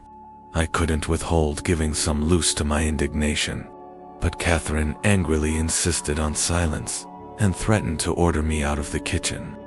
If I dared to be so presumptuous as to poot in my insolent tongue, to hear you, people might think you were the mistress, she cried. You want setting down in your right place. Heathcliff, what are you about, raising this stir? I said. You must let Isabella alone. I beg you will, unless you are tired of being received here, and wish Linton to draw the bolts against you. God forbid that he should try, answered the black villain. I detested him just then. God keep him meek and patient. Every day I grow madder after sending him to heaven. Hush, said Catherine, shutting the inner door. Don't vex me. Why have you disregarded my request? Did she come across you on purpose? What is it to you? He growled. I have a right to kiss her, if she chooses, and you have no right to object. I am not your husband. You needn't be jealous of me. I'm not jealous of you, replied the mistress. I'm jealous for you. Clear your face. You shan't scowl at me. If you like Isabella, you shall marry her. But do you like her? Tell the truth, Heathcliff. There, you won't answer. I'm certain you don't. And would Mr. Linton approve of his sister marrying that man? I inquired. Mr. Linton should approve, returned my lady decisively. He might spare himself the trouble, said Heathcliff. I could do as well without his approbation. And as to you, Catherine, I have a mind to speak a few words now. While we are at it, I want you to be aware that I know you have treated me infernally. Do you hear? And if you flatter yourself that I don't perceive it, you are a fool. And if you think I can be consoled by sweet words, you are an idiot. And if you fancy I'll suffer unrevenged, I'll convince you of the contrary in a very little while. Meantime, thank you for telling me your sister-in-law's secret. I swear I'll make the most of it, and stand you aside. What new phase of his character is this? Exclaimed Mrs. Linton, in amazement. I've treated you infernally and you'll take your revenge. How will you take it, ungrateful brute? How have I treated you infernally? I seek no revenge on you, replied Heathcliff less vehemently. That's not the plan. The tyrant grinds down his slaves, and they don't turn against him. They crush those beneath them. You are come to torture me to death for your amusement. Only allow me to amuse myself a little in the same style, and refrain from insult as much as you are able. Having leveled my palace, don't erect a hovel and complacently admire your own charity in giving me that for a home. If I imagined you really wished me to marry Isabel, I'd cut my throat. Oh, the evil is that I am not jealous, is it? Cried Catherine. Well, I won't repeat my offer of a wife. It is as bad as offering Satan a lost soul. Your bliss lies, like his, in inflicting misery. You prove it. Edgar is restored from the ill temper he gave way to at your coming. I begin to be secure and tranquil. And you, restless to know us at peace, appear resolved on exciting a quarrel. Quarrel with Edgar, if you please, Heathcliff, and deceive his sister. You'll hit on exactly the most efficient method of revenging yourself on me. The conversation ceased. Mrs. Linton sat down by the fire, flushed and gloomy. The spirit which served her was growing intractable. She could neither lay nor control it. He stood on the hearth with folded arms, brooding on his evil thoughts. And in this position I left them to seek the master, who was wondering what kept Catherine below so long. Ellen, said he, when I entered, have you seen your mistress? Yes, she's in the kitchen, sir, I answered. She's sadly put out by Mr. Heathcliff's behavior, and indeed, I do think it's time to arrange his visits on another footing. There's harm in being too soft. And now it's come to this, and I related the scene in the court, and, as near as I dared, the whole subsequent dispute. I fancied it could not be very prejudicial to Mrs. Linton. unless she made it so afterwards, by assuming the defensive for her guest. Edgar Linton had a faculty in hearing me to the close. His first words revealed that he did not clear his wife off blame. "This is insufferable," he exclaimed. "It is disgraceful that she should own him for a friend and force his company on me. Call me 2 men out of the hall. Ellen, Catherine shall linger no longer to argue with the low ruffian. I have humored her enough." He descended, and bidding the servants wait in the passage, went, followed by me, to the kitchen. Its occupants had recommenced their angry discussion. Mrs. Linton, at least, was scolding with renewed vigor. Heathcliff had moved to the window and hung his head, somewhat cowed by her violent rating apparently. He saw the master first, and Medea's emotion that she should be silent, which she obeyed, abruptly, on discovering the reason of his intimation. "How is this?" said Linton, addressing her. "What notion of propriety must you have to remain here, after the language which has been held to you by that blackguard? I suppose, because it is his ordinary talk. You think nothing of it. You are habituated to his baseness, and, perhaps, imagine I can get used to it too." "Have you been listening at the door, Edgar?"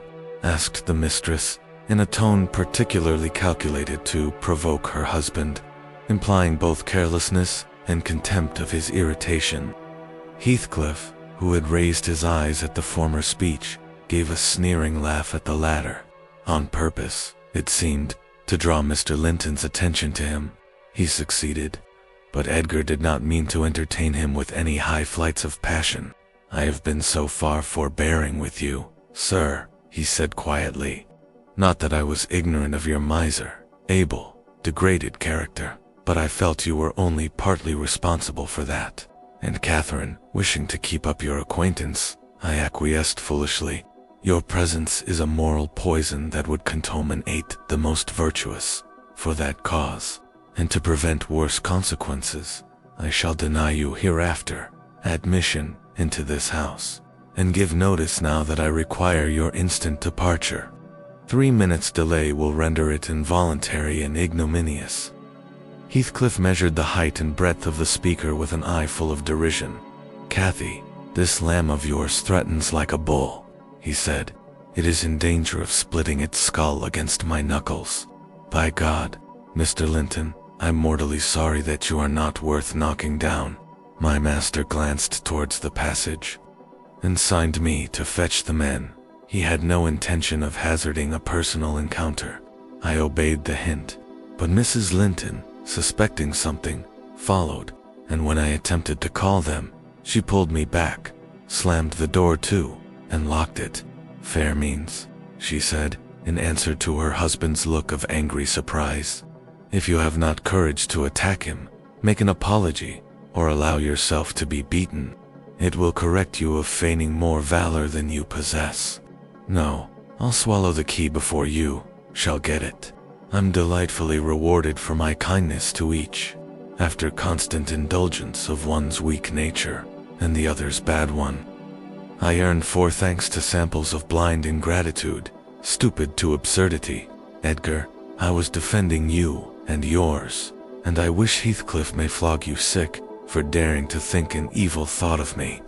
It did not need the medium of a flogging to produce that effect on the master. He tried to wrest the key from Catherine's grasp, and for safety she flung it into the hottest part of the fire, whereupon Mr. Edgar was taken with a nervous trembling, and his countenance grew deadly pale. For his life he could not avert that excess of emotion. Mingled anguish and humiliation overcame him completely. He leant on the back of a chair and covered his face. "Oh, heavens! In old days this would win you knighthood," exclaimed Mrs. Linton. "We are vanquished. We are vanquished. Heathcliff would as soon lift a finger at you as the king would march his army against a colony of mice. Cheer up, you shan't be hurt.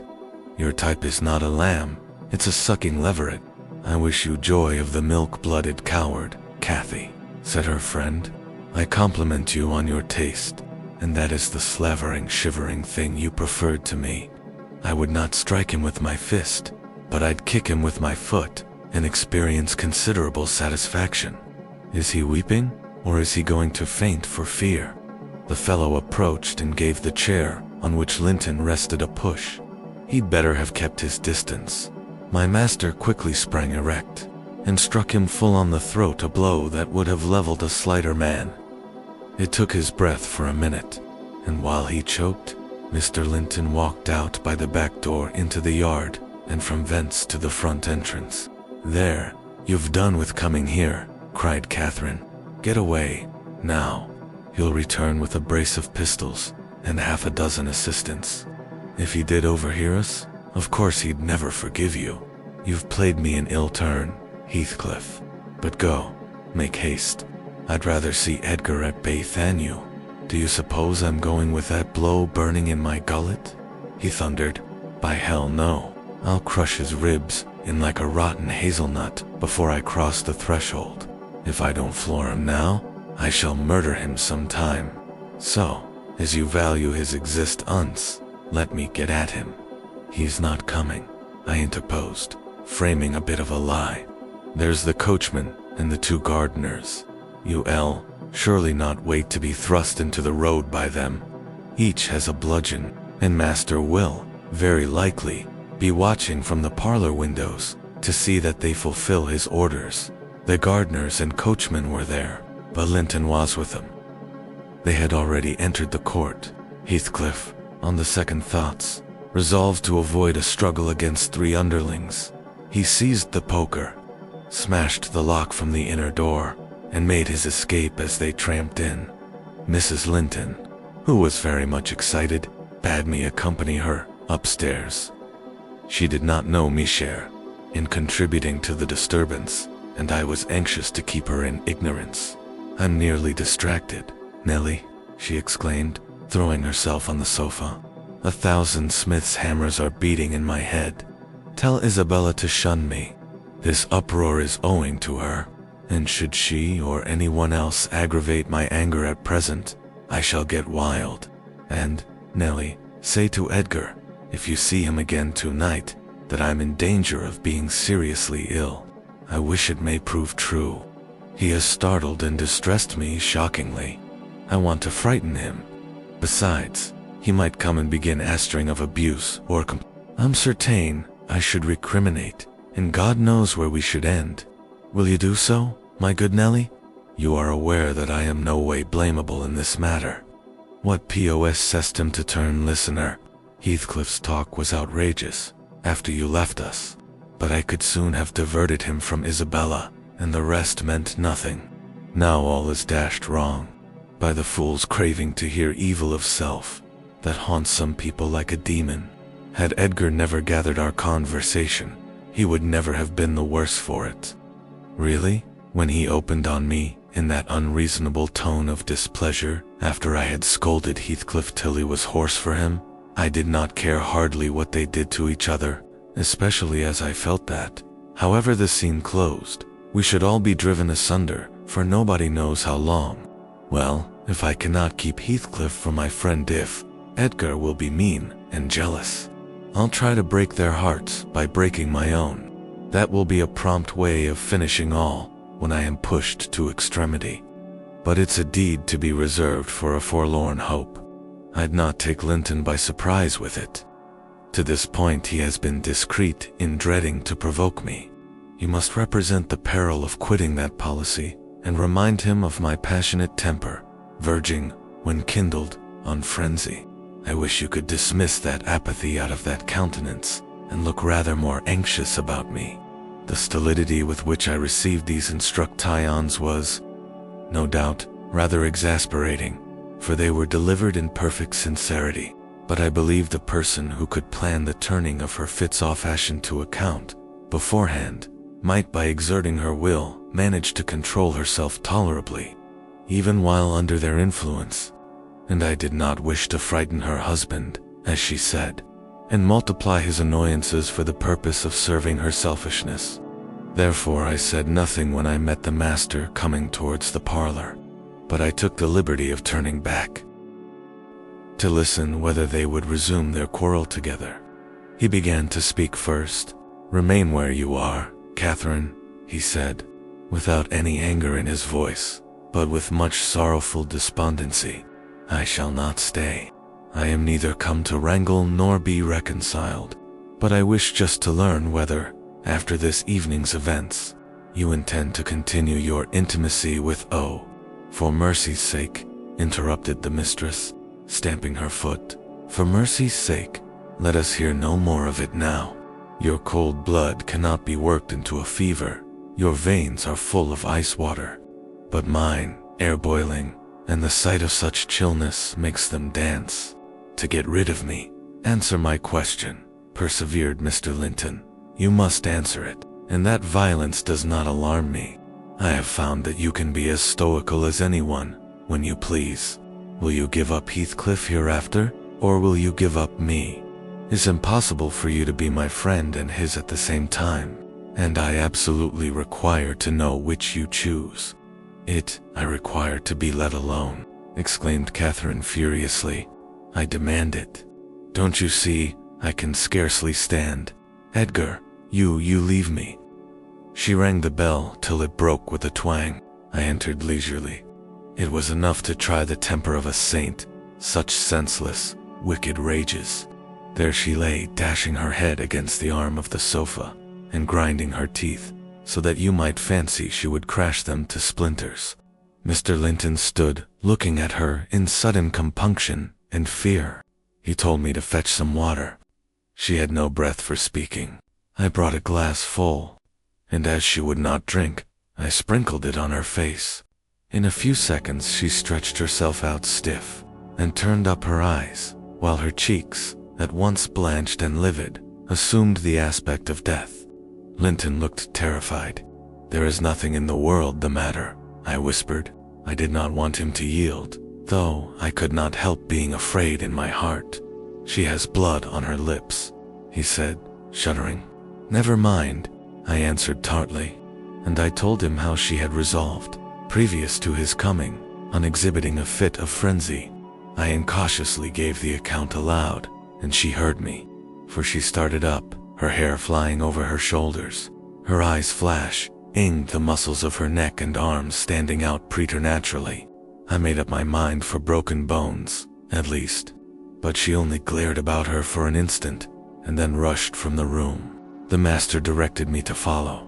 I did, to her chamber door. She hindered me from going farther by securing it against me.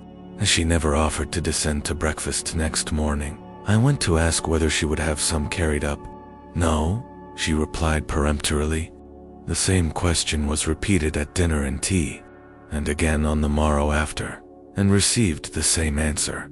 Mr. Linton, on his part, spent his time in the library, and did not inquire concerning his wife's occupations.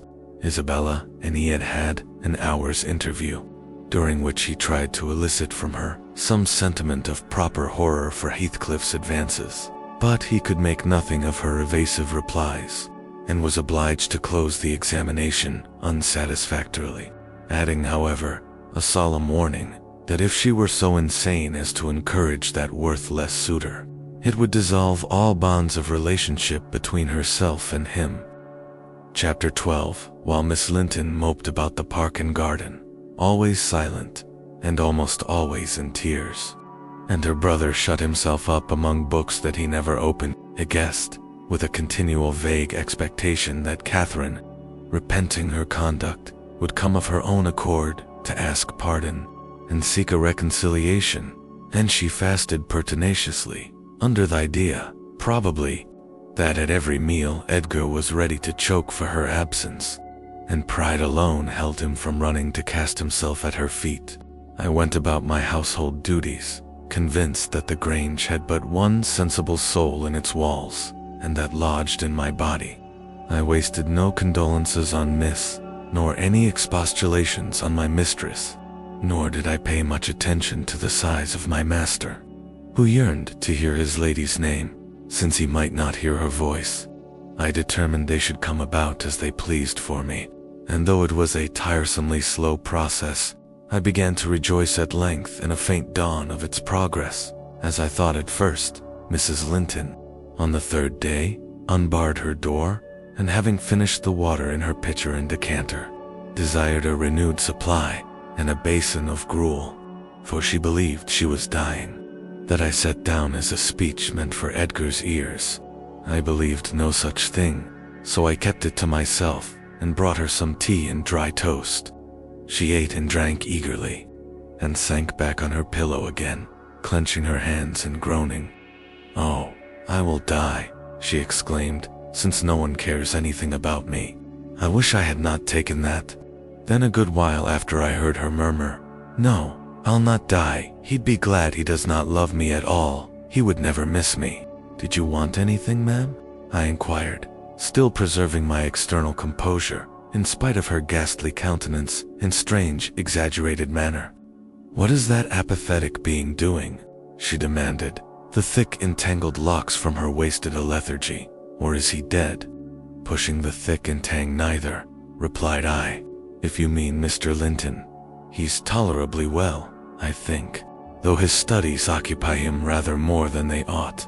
He is continually among his books, since he has no other society." I should not have spoken so, if I had known her true condition, but I could not get rid of the notion that she acted a part of her disorder. "Among his books," she cried, confounded, "and I dying, I on the brink of the grave. My God, does he know how I'm altered?" continued she, staring at her reflection in a mirror hanging against the opposite wall. "Is that Catherine Linton? He imagines me in a pet and play, perhaps.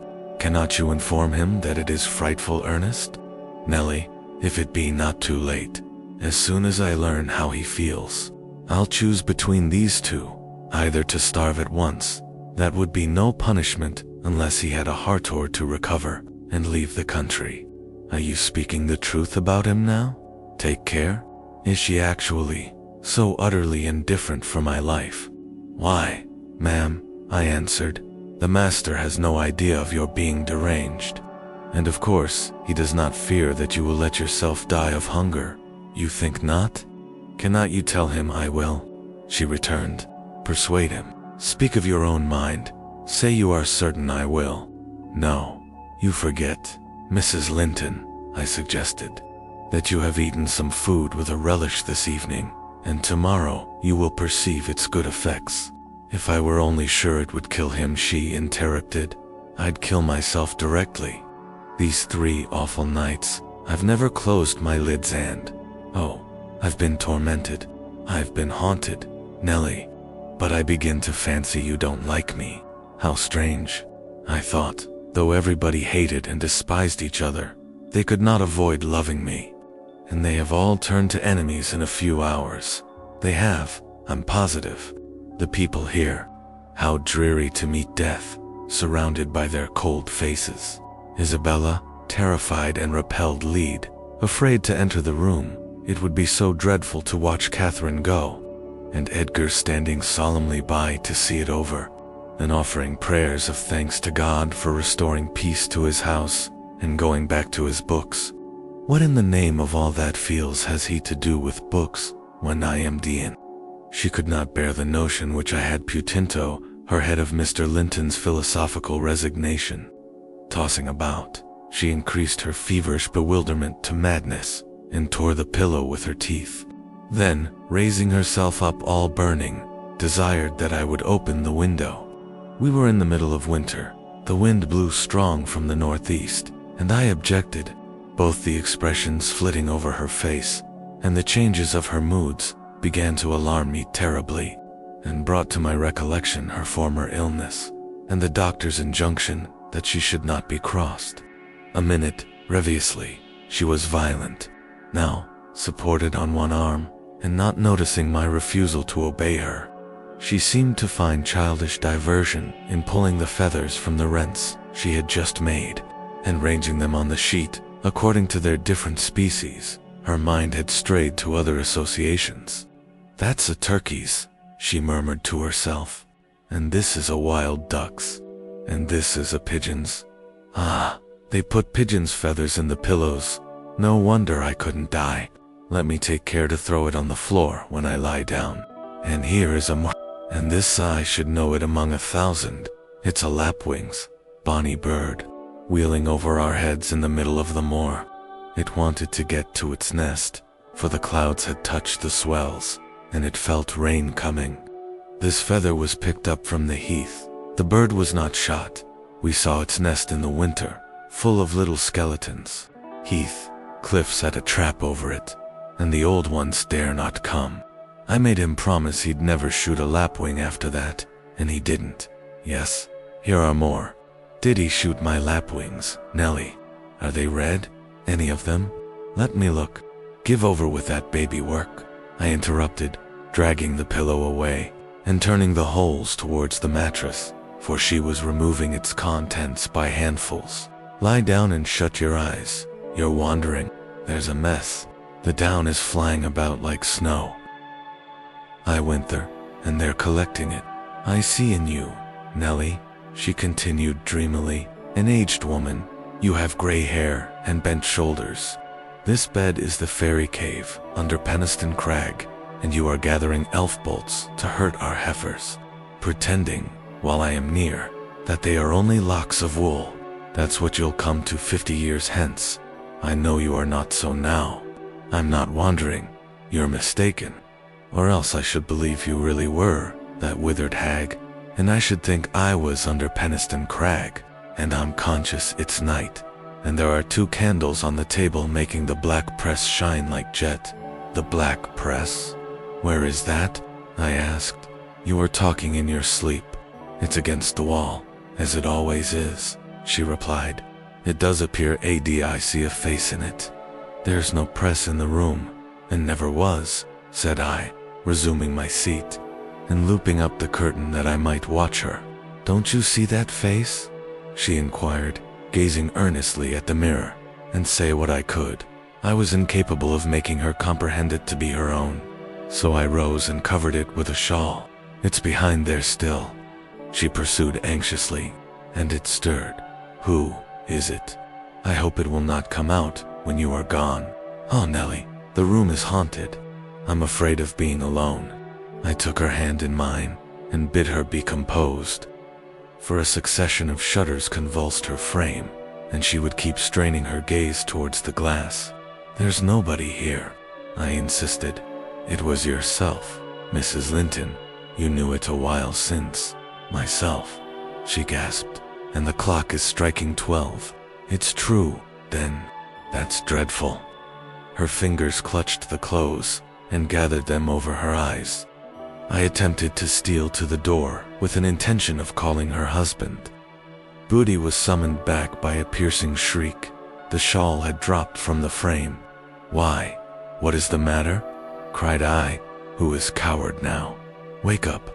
That is the glass, the mirror, Mrs. Linton, and you see yourself in it, and there am I, too, by your side. Trembling and bewildered, she held me fast, but the horror gradually passed from her countenance. Its paleness gave place to a glow of shame.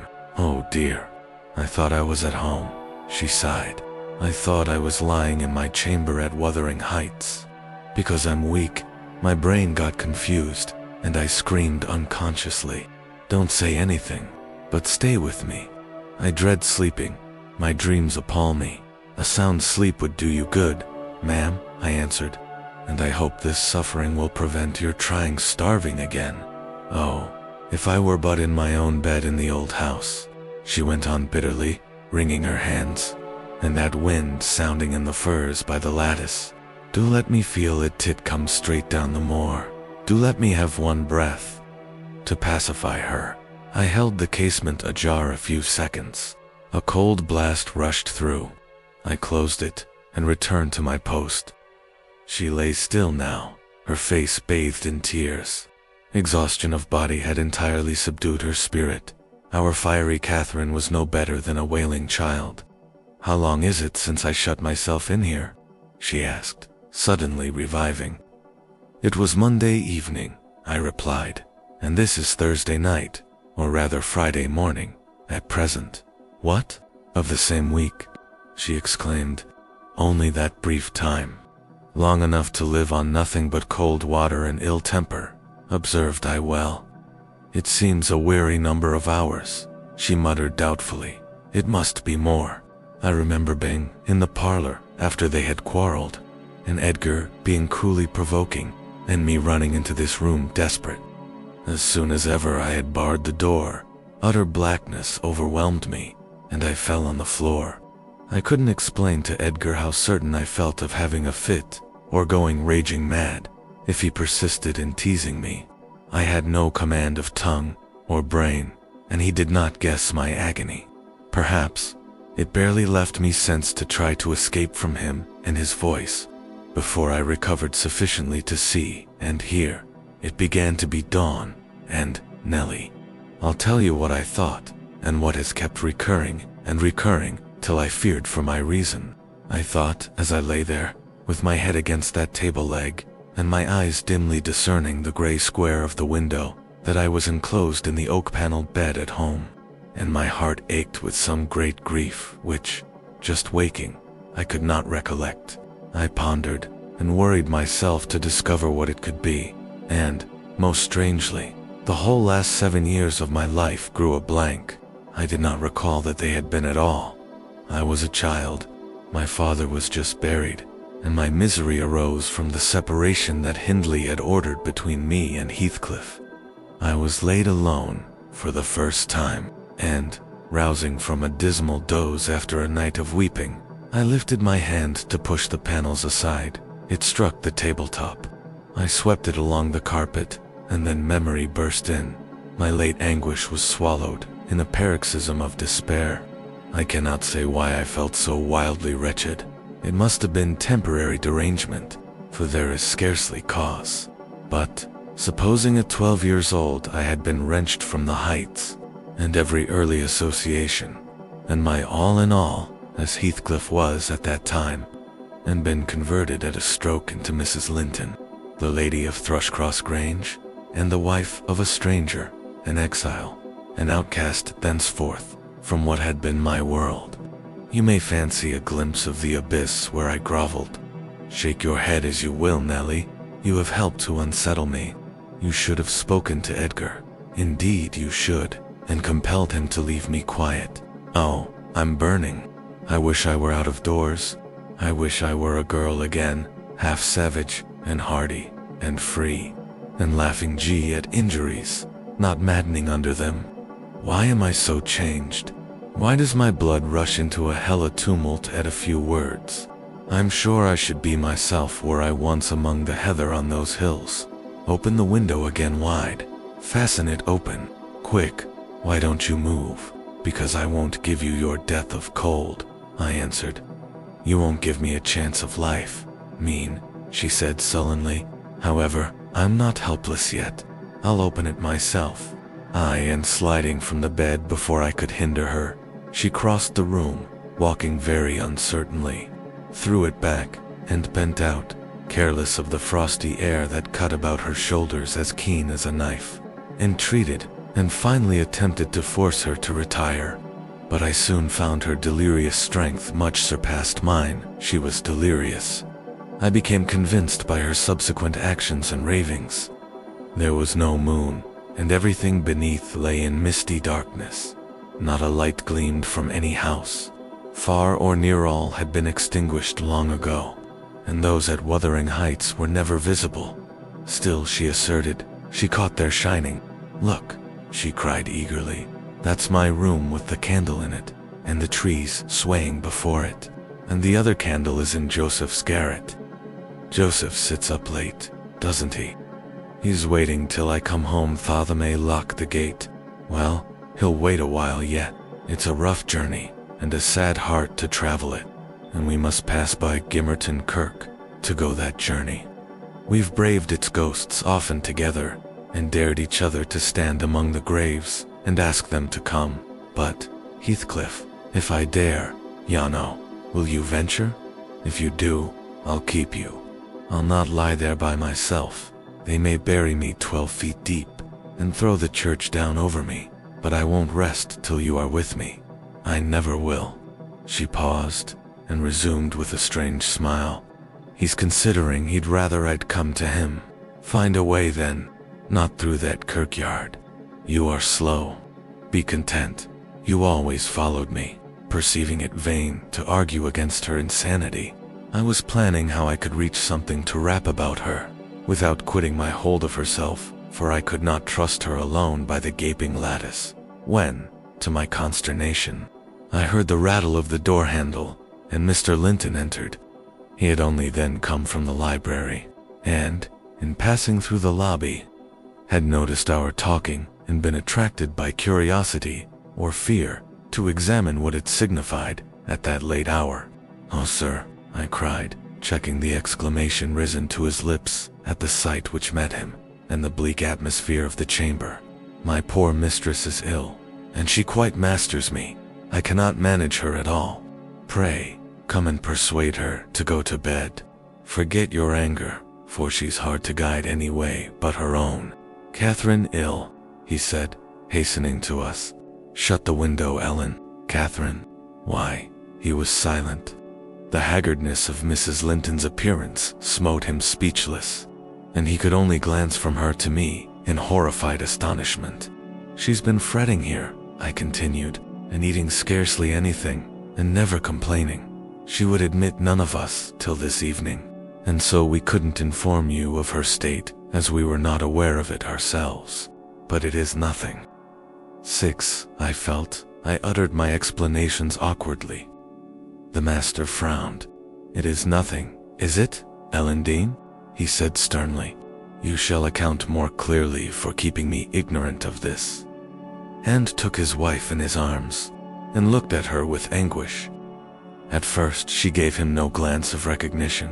He was invisible to her abstracted gaze. The delirium was not fixed, however, having weaned her eyes from contemplating the outer darkness. By degrees, she centered her attention on him, and discovered who it was that held her.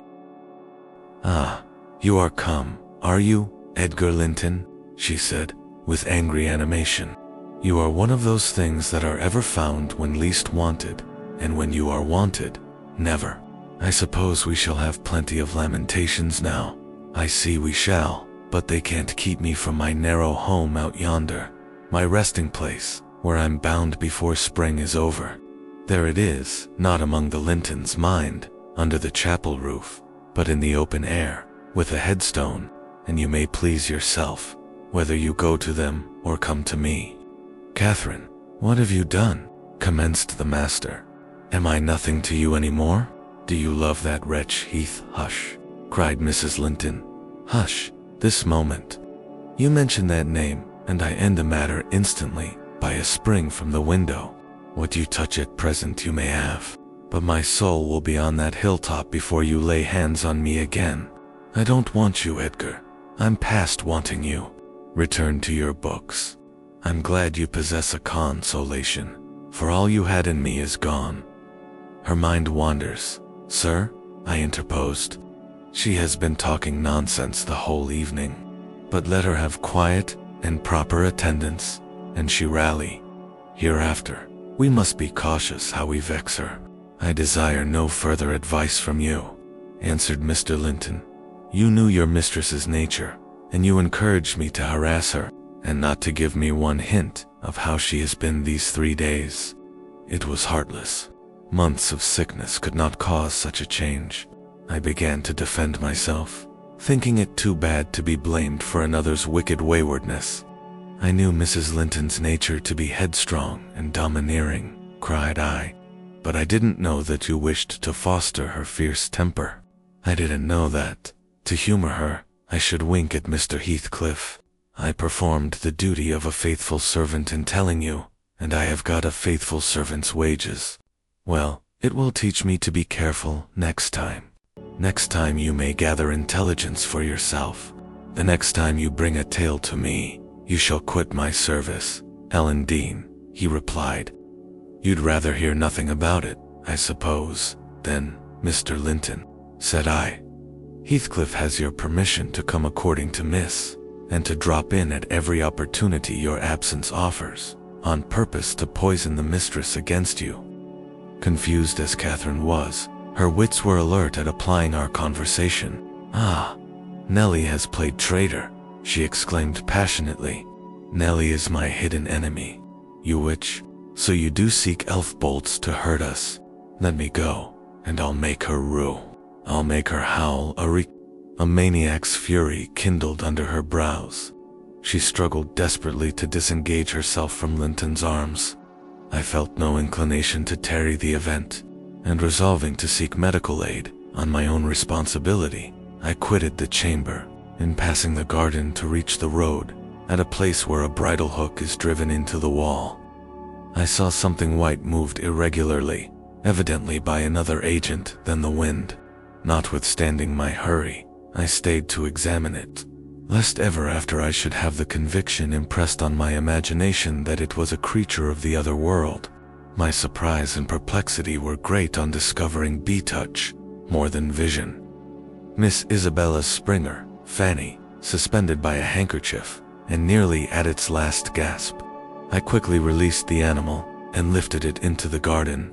I had seen it follow its mistress upstairs when she went to bed, and wondered much how it could have got out there, and what mischievous person had treated it so. While untying the knot round the hook, it seemed to me that I repeatedly caught the beat of horses' feet galloping at some distance. But there were such a number of things to occupy my reflections that I hardly gave the circumstance a thought, though it was a strange sound in that place. At 2 o'clock in the morning, Mr. Kenneth was fortunately just issuing from his house to see a patient in the village as I came up the street, and my account of Catherine Linton's malady induced him to accompany me back immediately. He was a plain, rough man, and he made no scruple to speak his doubts of her surviving this second attack, unless she were more submissive to his directions than she had shown herself before. "Nellie, Dean," said he, "I can't help fancying there's an extra cause for this. What has there been to do at the Grange? We've odd reports up here. A stout, hearty lass like Catherine does not fall ill for a trifle. And that sort of people should not either. It's hard work, bringing them through fevers and such things. How did it begin?" "The master will inform you," I answered, "but you are acquainted with the Earnshaw's violent dispositions, and Mrs. Linton caps them all. I may say this. It commenced in a quarrel. She was struck during a tempest of passion with a kind of fit. That's her account, at least, for she flew off in the height of it, and locked herself up. Afterwards, she refused to eat, and now she alternately raves and remains in a knowing those about her, but having her mind filled with all sorts of strange ideas and illusions." "Mr. Linton will be sorry," observed Kenneth, interrogatively. "Sorry? He'll break his heart should anything happen," I replied. "Don't alarm him more than necessary." "Well, I told him to beware," said my companion, "and he must bide the consequences of neglecting my warning. Hasn't he been intimate with Mr. Heathcliff lately?" "Heathcliff frequently visits at Grange," answered I, though more on the strength of the mistress having known him when a boy, than because the master likes his company. At present, he's discharged from the trouble of calling, owing to some presumptuous aspirations after Miss Linton which he manifested. I hardly think he'll be taken in again. "And does Miss Linton turn a cold shoulder on him?" was the doctor's next question. "I'm not in her confidence," returned I, reluctant to continue the subject. "No, she's a sly one," he remarked, shaking his head. "She keeps her own counsel, but she's a real little fool. I have it from good authority that, last night, and a pretty night it was, she and Heathcliff were walking in the plantation at the back of your house, above 2 hours, and he pressed her not to go in again, but just mount his horse and away with him. My informant said she could only put him off by pledging her word of honor to be prepared on their first meeting after that, when it was to be. He didn't hear. But you urge Mr. Linton to look sharp." This news filled me with fresh fears. I outstripped Kenneth and ran most of the way back. The little dog was yelping in the garden yet. I spared a minute to open the gate for it, but instead of going to the house door, it coursed up and down, snuffing the grass, and would have escaped to the road had I not seized and conveyed it in with me. On ascending to Isabella's room, my suspicions were confirmed. It was empty. Had I been a few hours sooner, Mrs. Linton's illness might have arrested her rash step, but what could be done now? There was a bare possibility of overtaking them if pursued instantly. I could not pursue them, however, and I dare not rouse the family and fill the place with confusion, still less unfold the business to my master, absorbed as he was in his present calamity, and having no heart to spare for a second grief. I saw nothing for it but to hold my tongue and suffer matters to take their course. And Kenneth being arrived, I went with a badly calm-posed countenance to announce him. Catherine lay in a troubled sleep. Her husband had succeeded in soothing the excessive frenzy. He now hung over her pillow, watching every shade and every change of her painfully expressive features. The doctor, on examining the case for himself, spoke hopefully to him of its having a favorable termination, if we could only preserve around her perfect and constant tranquility. To me, he signified the threatening danger was not so much death as permanent alienation of intellect. I did not close my eyes that night, nor did Mr. Linton. Indeed, we never went to bed, and the servants were all up long before the usual hour, moving through the house with stealthy tread and exchanging whispers as they encountered each other in their vocations. Everyone was active but Miss Isabella, and they began to remark how sound she slept. Her brother, too, asked if she had risen, and seemed impatient for her presence, and hurt that she showed so little anxiety for her sister. I trembled lest he should send me to call her, but I was spared the pain of being the first proclaimant of her flight. One of the maids, a thoughtless girl who had been on an early errand to Gimmerton, came panting upstairs, open-mouthed, and dashed into the chamber, crying, "Oh dear, dear, what mun we have next? Master, master, our young lady, hold your noise," cried I hastily, enraged at her clamorous manner. "Speak lower, Mary, what is the matter?" said Mr. Linton. "What ails your young lady?" She's gone, yon Heathcliff's run off her," gasped the girl. "That is not true," exclaimed Linton, rising in agitation. "It cannot be. How has the idea entered your head, Ellen Dean? Go and seek her. It is incredible. It cannot be." As he spoke, he took the servant to the door, and then repeated his demand to know her reasons for such an assertion. "I met on the road a lad that fetches milk here," she stammered, "and he asked whether we weren't in trouble at the Grange. I thought he meant for Mrs.'s sickness, so I answered, yes. Then says he, 'There's somebody gone after Em, I guess.' I stared. He saw I knew not about it, and he told how a gentleman and lady had stopped to have a horse's shoe fastened at a blacksmith's shop 2 miles out of Gimmerton, not very long after midnight, and how the blacksmith's lass had got up to spy who they were. She knew them both directly, and she noticed the man Heathcliff it was. She felt certain Nobody could mistake him, besides put a sovereign in her father's hand for payment. The lady had a cloak about her face, but having desired a sup of water while she drank, it fell back, and she saw her very plain. Heathcliff held both bridles as they rode on, and they set their faces from the village, and went as fast as the rough roads would let them. The lass said nothing to her father, but she told it all over Gimmerton this morning. I ran and peeped, for form's sake, into Isabella's room, confirming, when I returned, the servant's statement. Mr. Linton had resumed his seat by the bed on my re-entrance. He raised his eyes, read the meaning of me, blank aspect, and dropped them without giving an order or uttering a word. "Are we to try any measures for overtaking and bringing her back?" I inquired. "How should we do?" "She went of her own accord," answered the master. "She had a right to go if she pleased. Trouble me no more about her. Hereafter she is only my sister in name, not because I disowned her, but because she has disowned me." And that was all he said on the subject. He did not make a single inquiry further, or mention her in any way, except directing me to send what property she had in the house to her fresh home, wherever it was, when I knew it. Chapter 13. For 2 months, the fugitives remained absent. In those 2 months, Mrs. Linton encountered and conquered the worst shock of what was denominated a brain fever. No mother could have nursed an only child more devotedly than Edgar tended her.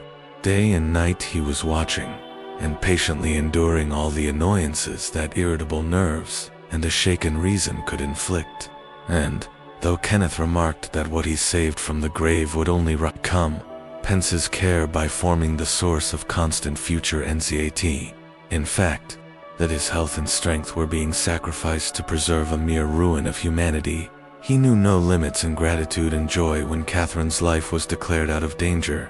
And hour after hour, he would sit beside her, tracing the gradual return to bodily health, and flattering his too sanguine hopes with the illusion that her mind would settle back to its right balance also, and she would soon be entirely her former self.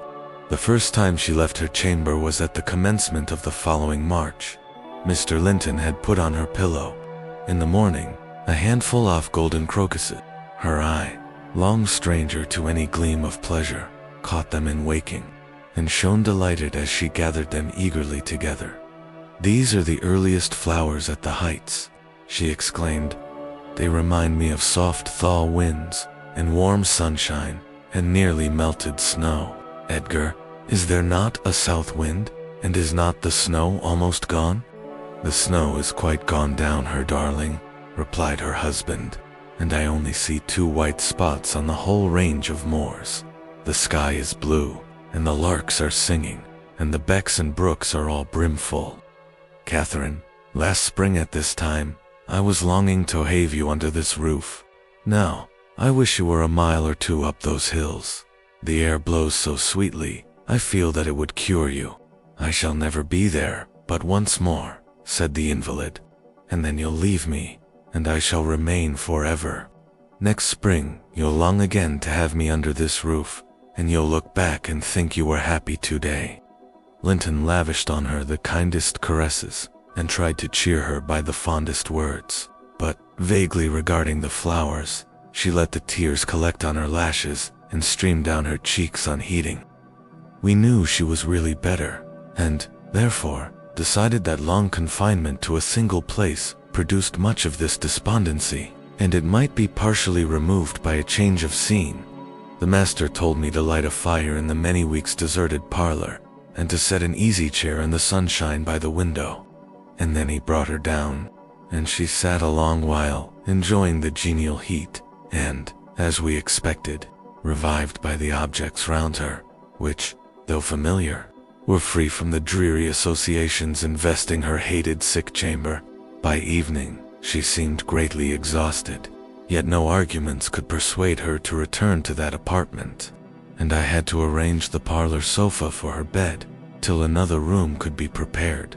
To obviate the fatigue of mounting and descending the stairs, we fitted up this, where you lie at present, on the same floor with the parlor, and she was soon strong enough to move from one to the other, leaning on Edgar's arm.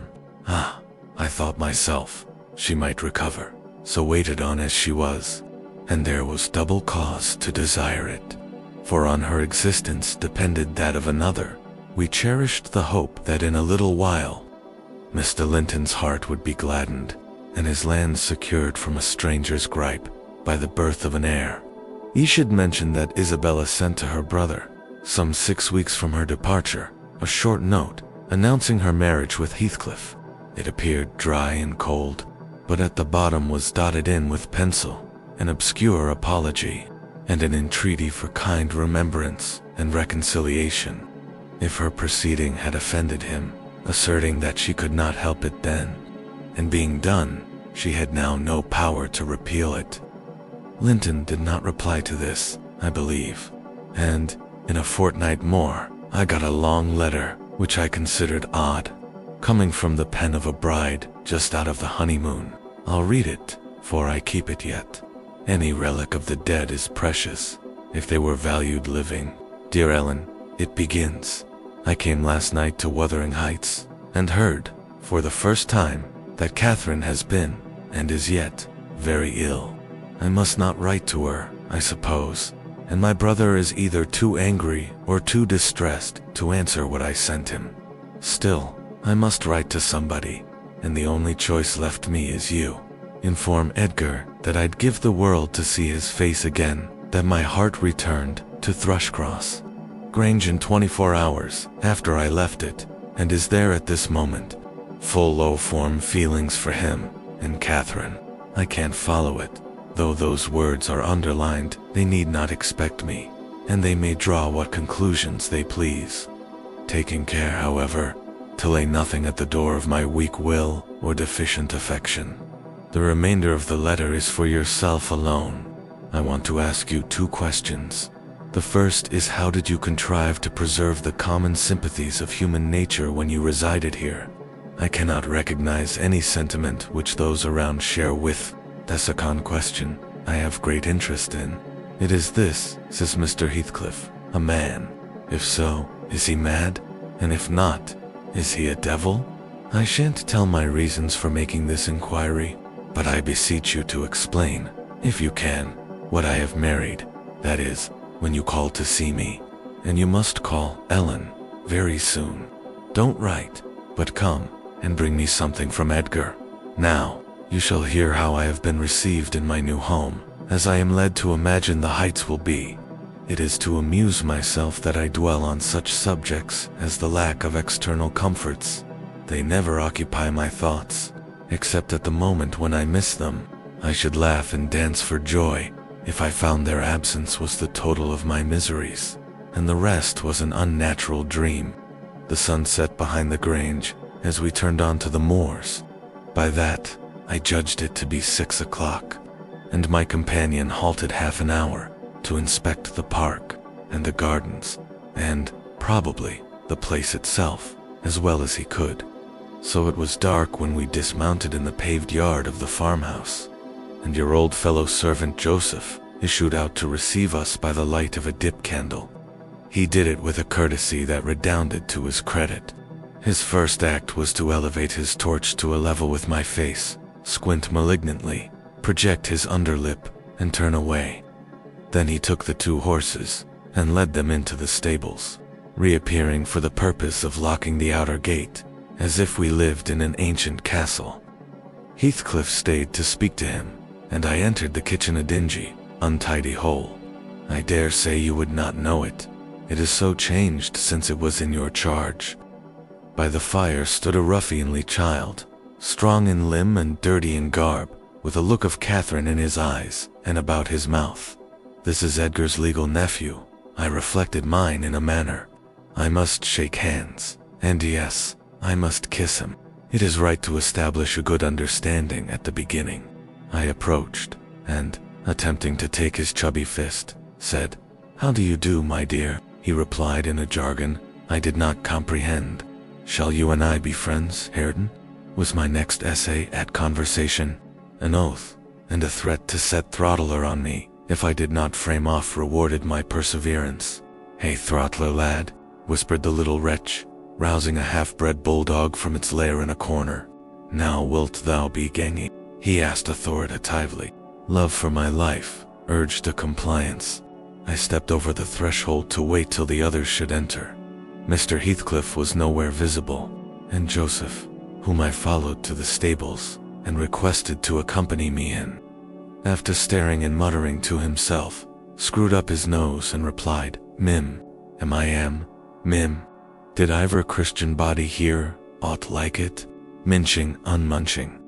How can I tell what ye say? I say, I wish you to come with me into the house," I cried, thinking him deaf, yet highly disgusted at his rudeness. "None, oh me. I get in summat else to do," he answered, and continued his work, moving his lantern jaws meanwhile, and surveying my dress and countenance, the former a great deal too fine, but the latter, I'm sure, as sad as he could desire with sovereign contempt. I walked round the yard, and through a wicket, to another door, at which I took the liberty of knocking, in hopes some more civil servant might show himself. After a short suspense, it was opened by a tall, gaunt man, without neckerchief, and otherwise extremely slovenly. His features were lost in masses of shaggy hair that hung on his shoulders, And his eyes, too, were like a ghostly Catherine's, with all their beauty annihilated. "What's your business here?" he demanded grimly. "Who are you?" "My name was Isabella Linton," I replied. "You've seen me before, sir. I'm lately married to Mr. Heathcliff, and he has brought me here, suppose by your permission." "Is he come back then?" asked the hermit, glaring like a hungry wolf. "Yes, we came just now," I said. "But he left me by the kitchen door, and when I would have gone in, your little boy played sentinel over the place and frightened me off by the help of a bulldog." "It's well the hellish villain has kept his word," growled my future host, searching the darkness beyond me in expectation of discovering Heathcliff. And then he indulged in a soliloquy of execrations and threats of what he would have done had the fiend deceived him. I repented having tried this second entrance, and was almost inclined to slip away before he finished cursing. But ere I could execute that intention, he ordered me in, and shut and refastened the door. There was a great fire, and that was all the light in the huge apartment, whose floor had grown a uniform gray, and the once brilliant pewter dishes, which used to attract my gaze when I was a girl, partook of a similar obscurity, created by tarnish and dust. I inquired whether I might call the maid and be conducted to a bedroom. Mr. Earnshaw vouchsafed no answer. He walked up and down with his hands in his pockets, apparently quite forgetting my presence, and his abstraction was evidently so deep, and his whole aspect so misanthropical, that I shrank from disturbing him again.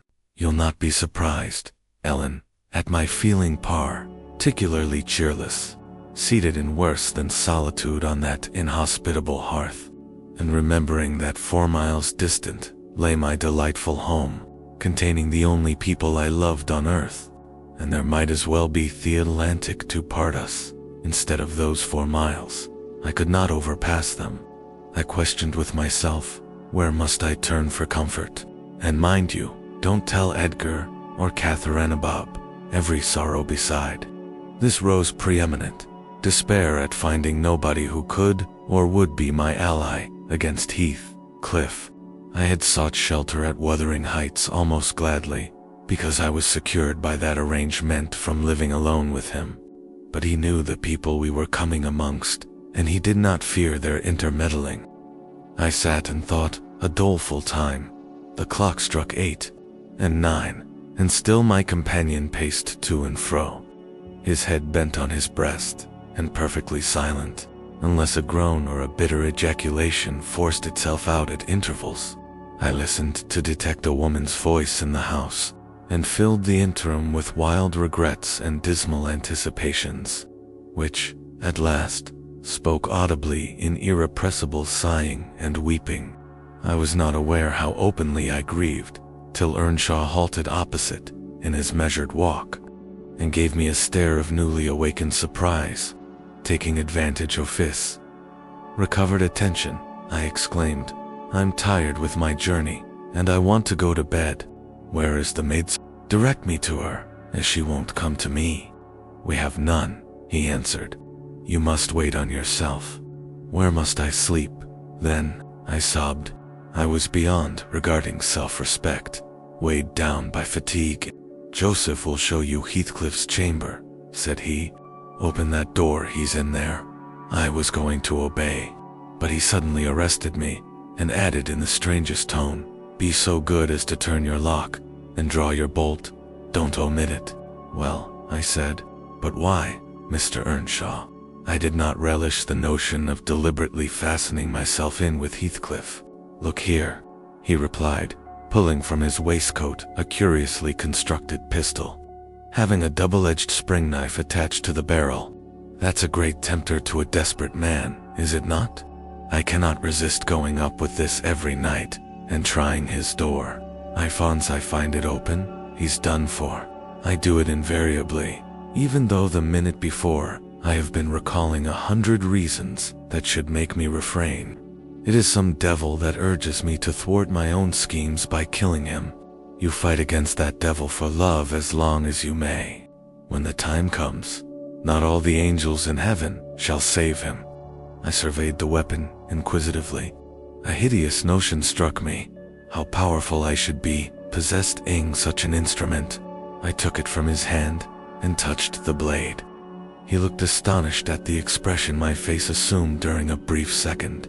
It was not horror, it was covetousness. He snatched the pistol back, jealously, shut the knife, and returned it to its concealment. "I don't care if you tell him," said he. "Put him on his guard, and watch for him. You know the terms we are on, I see. His danger does not shock you." "What has Heathcliff done to you?" I asked. "In what thus he wronged you, to warrant this appalling hatred? Wouldn't it be wiser to bid him quit the house?" "No," thundered Earnshaw. "Should he offer to leave me?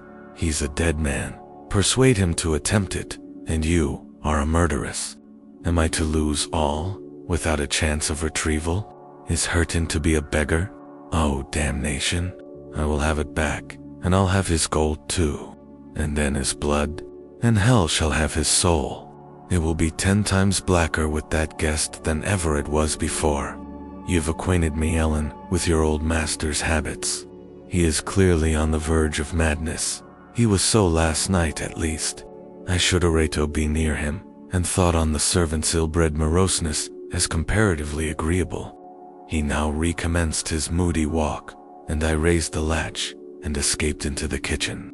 Joseph was bending over the fire, peering into a large pan that swung above it, and a wooden bowl of oatmeal stood on the settle close by. The contents of the pan began to boil, and he turned to plunge his hand into the bowl. I conjectured that this preparation was probably for our supper, and, being hungry, I resolved it should be eatable. So, crying out sharply, "I'll mak it porridge," I removed the vessel out of his reach, and proceeded to take off my hat and riding habit. "Mr. Earnshaw," I continued, "directs me to wait on myself. I will. I'm not going to act the lady among you, for fear I should starve." "6, good lord," he muttered, sitting down and stroking his ribbed stockings from the knee to the ankle. "If there's to be fresh ortherings, just when I get in used to 2 maisters. If I mun have a mistress set o'er my head, it's like time to be flitting. I never did think to see T-day that I mud lave th old place, but I doubt it's nigh at hand." This lamentation drew no notice from me. I went briskly to work, sighing to remember a period when it would have been all merry fun, but compelled speedily to drive off the remembrance. It racked me to recall past happiness, and the greater peril there was of conjuring up its apparition. The quicker the thimble ran round, and the faster the handfuls of meal fell into the water. Joseph beheld my style of cookery with growing indignation.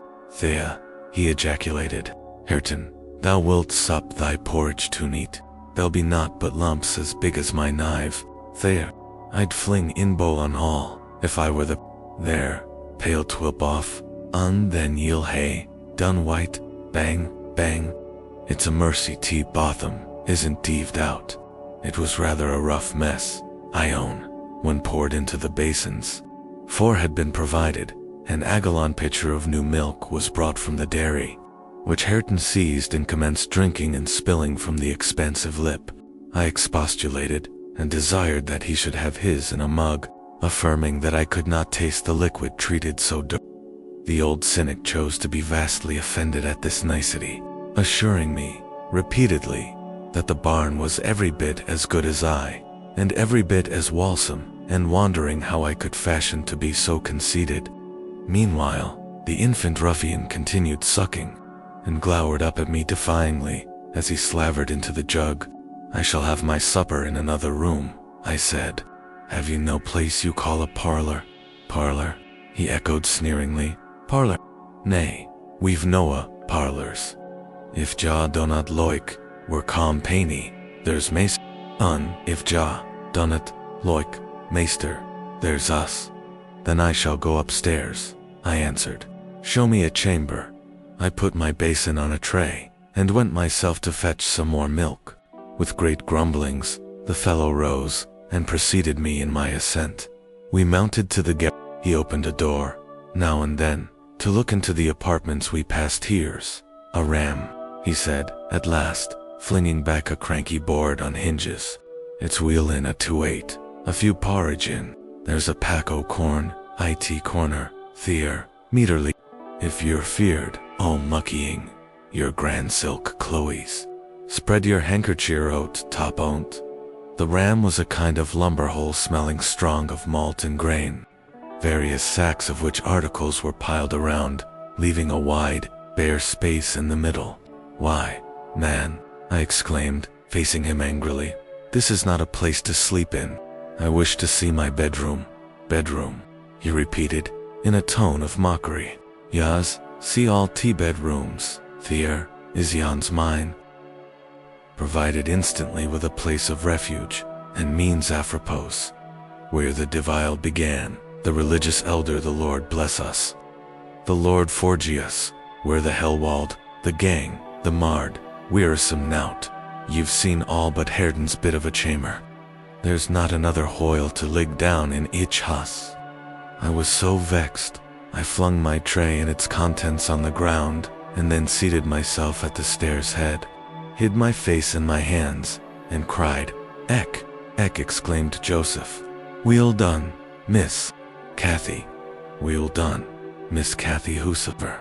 Tea Maester Saul, just tumble ower them brocken pots then we's here, summit we's here, how it's tobe.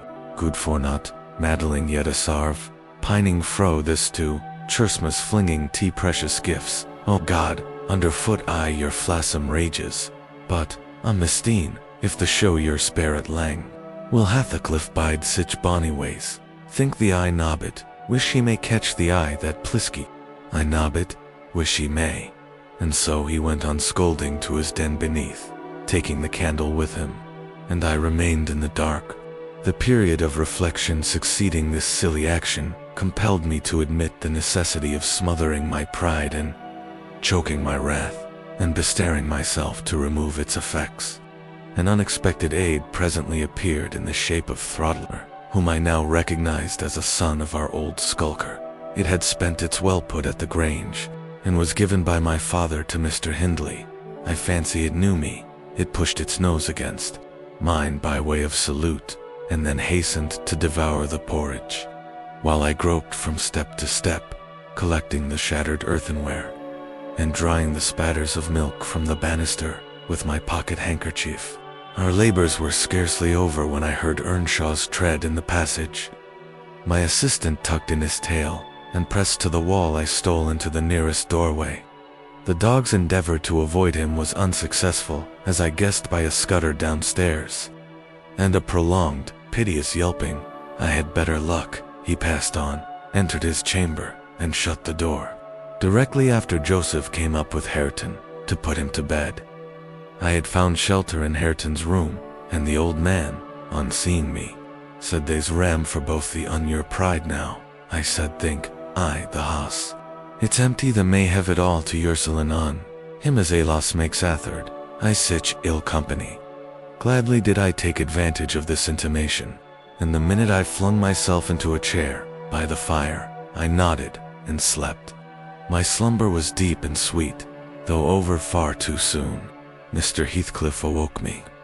He had just come in, and demanded, in his loving manner, what I was doing there. I told him the cause of my staying up so late, that he had the key of our room in his pocket. The adjective hour gave mortal offense. He swore it was not, nor ever should be, mine. And he'd, but I'll not repeat his language, nor describe his habitual conduct. He is ingenious and unresting in seeking to gain my abhorrence. I sometimes wonder at him with an intensity that deadens my fear. Yet, I assure you, a tiger or a venomous serpent could not rouse terror unequal to that which he wakens. He told me of Catherine's illness, and accused my brother of causing it, promising that I should be Edgar's proxy in suffering till he could get hold of him. I do hate him. I am wretched. I have been a fool. Beware of uttering one breath of this to any one at the Grange. I shall expect you every day. Don't disappoint me, Isabella. Chapter 14. As soon as I had perused this epistle, I went to the master and informed him that his sister had arrived at the Heights, and sent me a letter expressing her sorrow for Mrs. Linton's situation and her ardent desire to see him, with a wish that he would transmit to her, as early as possible, some token of forgiveness. Forgiveness, said Linton. I have nothing to forgive her, Ellen. You may call it Wuthering Heights this afternoon, if you like, and say that I am not angry. But I'm sorry to have lost her, especially as I can never think she'll be happy. It is out of the question my going to see her. However, we are eternally divided, and should she really wish to oblige me, let her persuade the villain she has married to leave the country. And you won't write her a little note, sir? I asked imploringly. No, he answered. It is needless. My communication with Heathcliff's family shall be as sparing as his with mine. It shall not exist. Mr. Edgar's coldness depressed me exceedingly, and all the way from the Grange I puzzled my brains how to put more heart into what he said when I repeated it, and how to soften his refusal of even a few lines to console Isabella. I dare say she had been on the watch for me since morning. I saw her looking through the lattice as I came up the garden causeway, and I nodded to her, but she drew back, as if afraid of being observed. I entered without knocking. There never was such a dreary, dismal scene as the formerly cheerful house presented. I must confess that if I had been in the young lady's place, I would, at least, have swept the hearth and wiped the tables with a duster. But she already partook of the pervading spirit of neglect which encompassed her. Her pretty face was wan and listless, her hair uncurled, some locks hanging lankly down, and some carelessly twisted round her head. Probably she had not touched her dress since yester evening. Hindley was not there.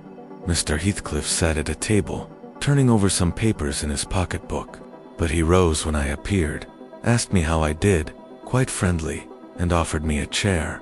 He was the only thing there that seemed decent, and I thought he never looked better. So much had circumstances altered their positions that he would certainly have struck a stranger as a born and bred gentleman, and his wife as a thorough little slattern.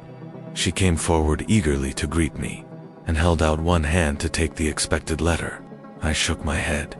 She wouldn't understand the hint, but followed me to a sideboard, where I went to lay my bonnet, and importuned me in a whisper to give her directly what I had brought.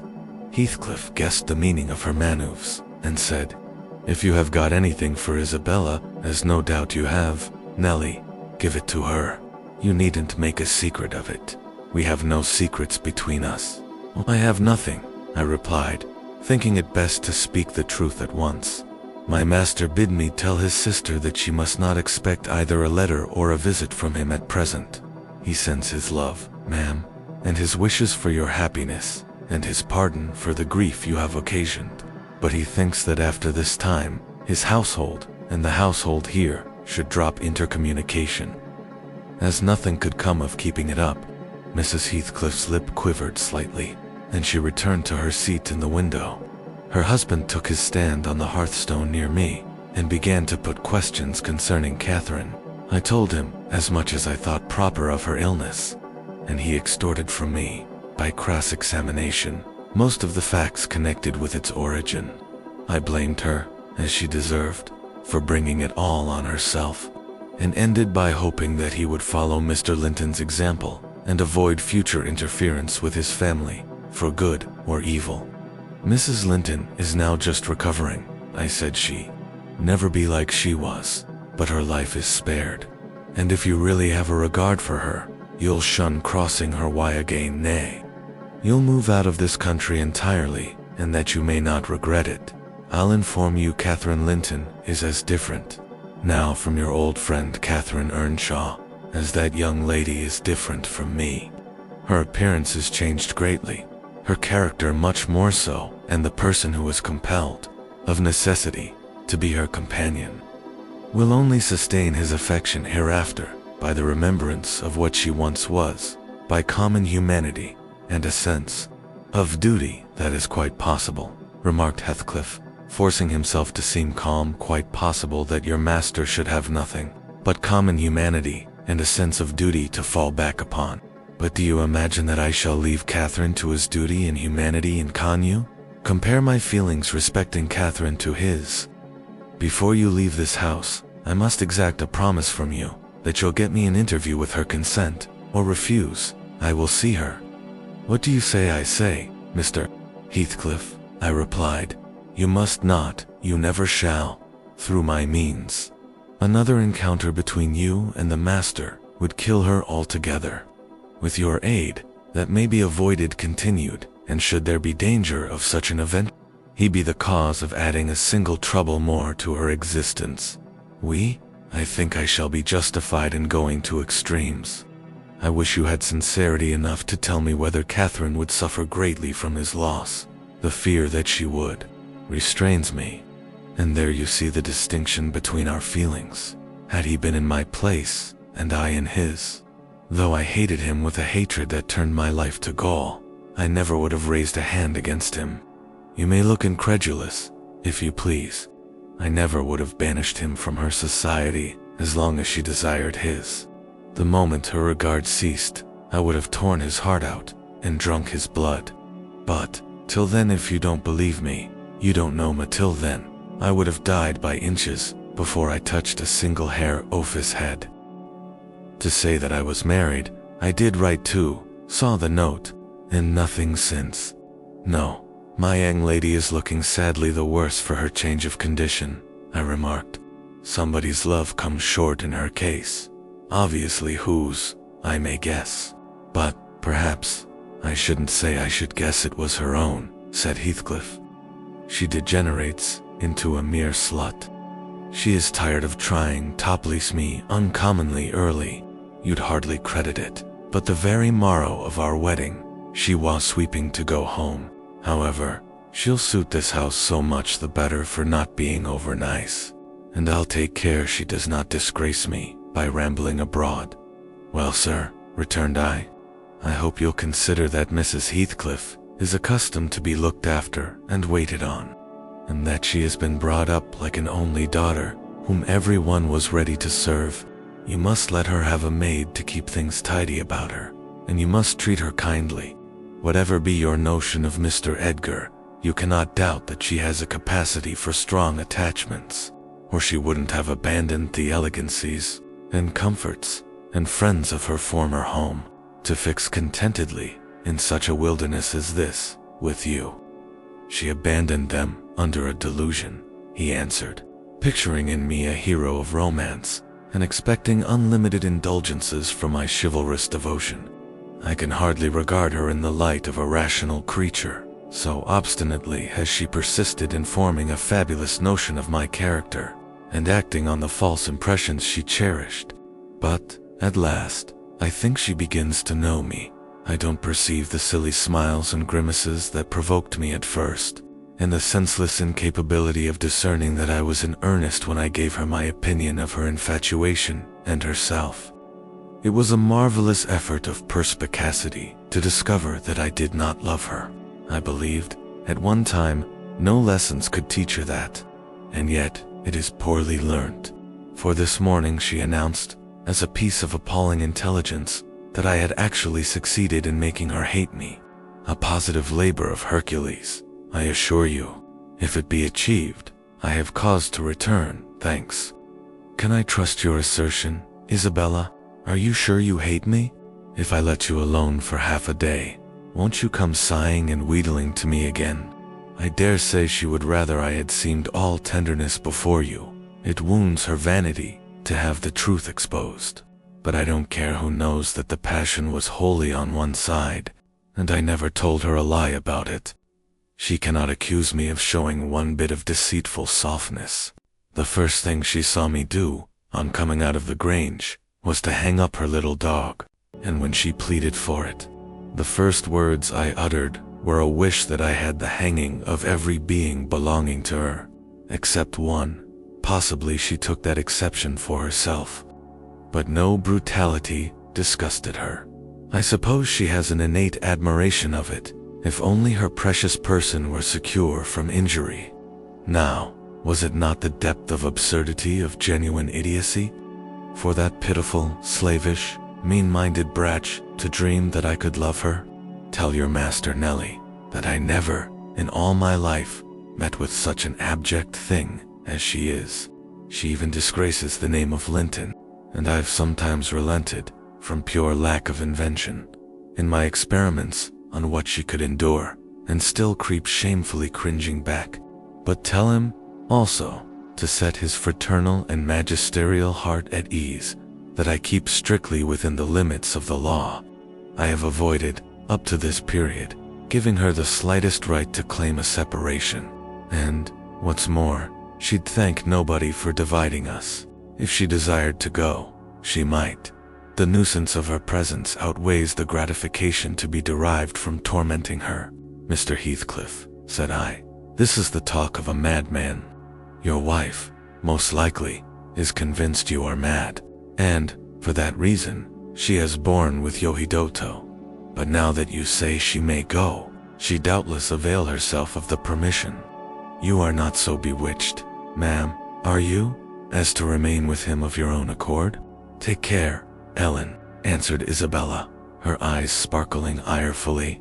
There was no misdoubting by their expression the full success of her partner's endeavors to make himself detested. Don't put faith in a single word he speaks. He's a lying fiend, a monster, and not a human being. I've been told I might leave him before, and I've made the attempt, but I dare not repeat. Only, Ellen, promise you'll not mention a syllable of his infamous conversation to my brother or Catherine.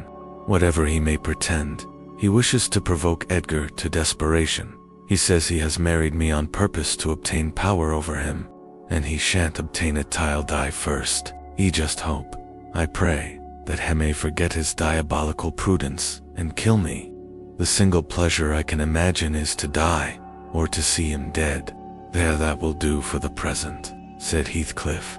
If you are called upon in a court of law, you'll remember her language, Nellie, and take a good look at that countenance. She's near the point which would suit me. No, you're not fit to be your own guardian, Isabella, now, and I, being your legal protector, must retain you in my custody, however distasteful the obligation may be. Go upstairs. I have something to say to Ellen Dean in private. That's not the way. Upstairs, I tell you. Why, this is the road upstairs, child. He seized and thrust her from the room, and returned muttering, I have no pity. I have no pity. The more the worms writhe, the more I yearn to crush out their entrails. It is a moral teething, and I grind with greater energy in proportion to the increase of pain. Do you understand what the word pity means? I said, hastening to resume my bonnet. Did you ever feel a touch of it in your life? Put that down. He interrupted, perceiving my intention to depart. You are not going yet. Come here now, Nellie. I must either persuade or compel you to aid me in fulfilling my determination to see Catherine, and that without delay. I swear that I meditate no harm. I don't desire to cause any disturbance, or to exasperate or insult Mr. Linton. I only wish to hear from herself how she is, and why she has been ill, and to ask if anything that I could do would be of use to her. Last night, I was in the Grange garden 6 hours, and I'll return there tonight, and every night I'll haunt the place, and every day, till I find an opportunity of entering. If Edgar Linton meets me, I shall not hesitate to knock him down, and give him enough to ensure his quiescence while I stay. If his servants oppose me, I shall threaten them off with these pistols. But wouldn't it be better to prevent my coming in contact with them, or their master? And you could do it so easily. I'd warn you when I came, and then you might let me in unobserved. As soon as she was alone, and watch till I departed, your conscience quite calm, you would be hindering mischief. She's all. I protested against playing that treacherous part in my employer's house, and, besides, I urged the cruelty and selfishness of his destroying Mrs. Linton's tranquility for his satisfaction. The commonest occurrence startles her painfully, I said. Nerves, and she couldn't bear the surprise. I'm positive. Don't persist, sir, or else I shall be obliged to inform my master of your designs, and he'll take measures to secure his house and its inmates from innocent, unwarrantable intrusions. "In that case, I'll take measures to secure you, woman," exclaimed Heathcliff. "You shall not leave Wuthering Heights till tomorrow morning. It is a foolish story to assert that Catherine could not bear to see me, and as to surprising her, I don't desire it. You must prepare her, ask her if I may come. You say she never mentions my name, and that I am never mentioned to her. To whom should she mention me, if I am a forbidden topic in the house? She thinks you are all spies for her husband. Oh, I've no doubt she's in hell among you. I guess by her silence, as much as anything, what she feels. You say she is often restless and anxious looking. Is that a proof of tranquility? You talk of her mind being unsettled. How the devil could it be otherwise in her frightful isolation? And that insipid, paltry creature attending her from duty and humanity, from pity and charity. He might as well plant an oak in a flower pot and expect it to thrive, as imagine he can restore her to vigor in the soil of his shallow cares. Let us settle it at once. Will you stay here? And am I to fight my way to Catherine over Linton and his footman? Or will you be my friend, as you have been hitherto, and do what I request? Decide, because there is no reason for my lingering another minute, if you persist in your stubborn ill nature." Well, Mr. Lockwood, I argued and complained, and flatly refused him 50 times, but in the long run he forced me to an agreement. I engaged to carry a letter from him to my mistress, and should she consent, I promised to let him have intelligence of Linton's next absence from home, when he might come and get in as he was able. I wouldn't be there, and my fellow servants should be equally out of the way. Was it right or wrong? I fear it was wrong, though expedient. I thought I prevented another explosion by my compliance, and I thought, too, it might create favorable crisis in Catherine's mental illness. And then I remembered Mr. Edgar's stern rebuke of my carrying tales, and I tried to smooth away all disquietude on the subject by affirming, with frequent iteration, that betrayal of trust, if it merited so harsh an appellation, should be the last. Notwithstanding, my journey homeward was sadder than my journey thither, and many misgivings I had, ere I could prevail on myself to put the missive into Mrs. Linton.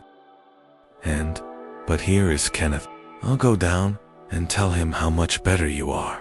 My history is Drea, as we say, and will serve to while away another morning. Dre and dreary, I reflected as the good woman descended to receive the doctor, and not exactly of the kind which I should have chosen to amuse me, but never mind. I'll extract wholesome medicines from Mrs. Dean's bitter herbs, and firstly, let me beware the fascination that lurks in Catherine Heathcliff's brilliant eyes. I should be in a curious taking if I surrendered my heart to that young person, and the daughter turned out a second edition of the mother. Chapter 15. Another week overand. I am so many days nearer health and spring.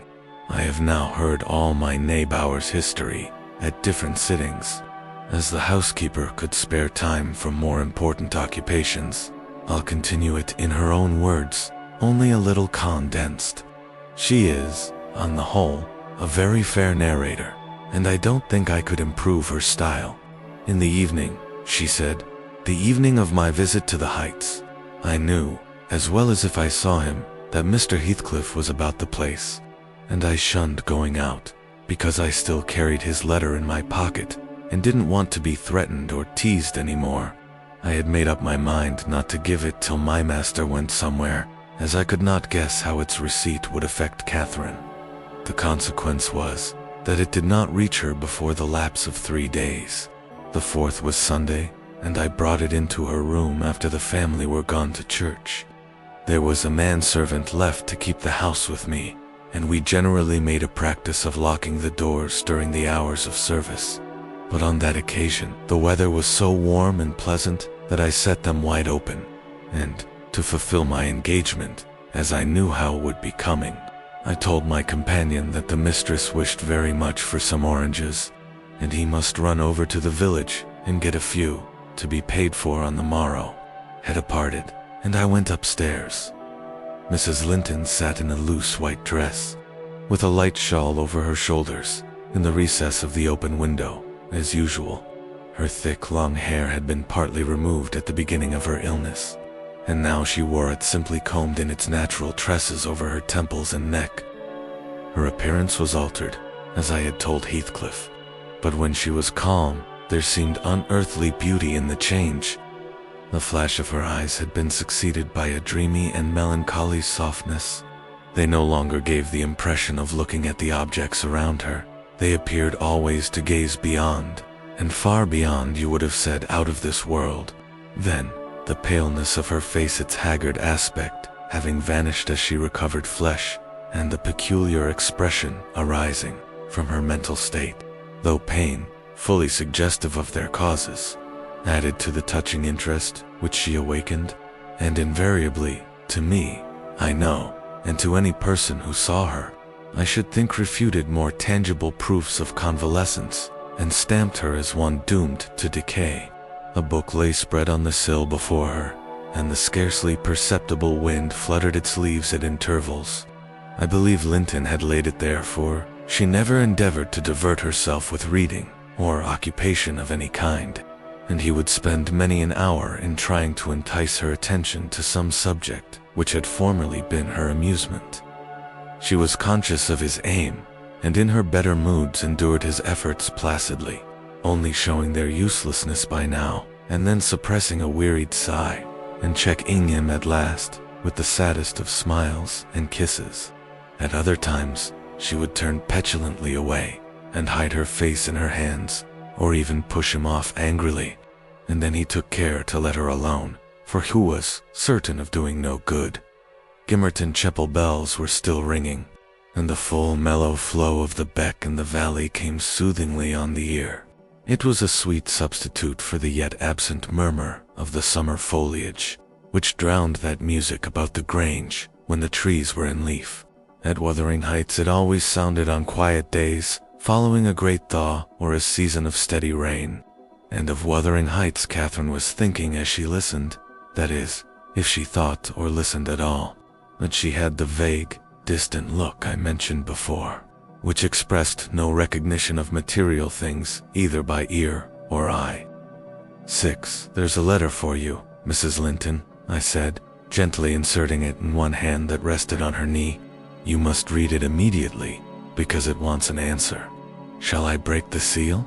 Yes, she answered, without altering the direction of her eyes. I opened it. It was very short. Now, I continued, read it. She drew away her hand and let it fall. I replaced it in her lap and stood waiting till it should please her to glance down, but that movement was so long delayed that at last I resumed. Must I read it, ma'am? It is from Mr. Heathcliff. There was a start and a troubled gleam of recollection and a struggle to arrange her ideas.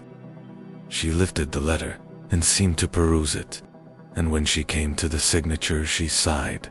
Yet still I found she had not gathered its import, for, upon my desiring to hear her reply, she merely pointed to the name and gazed at me with mournful and questioning eagerness.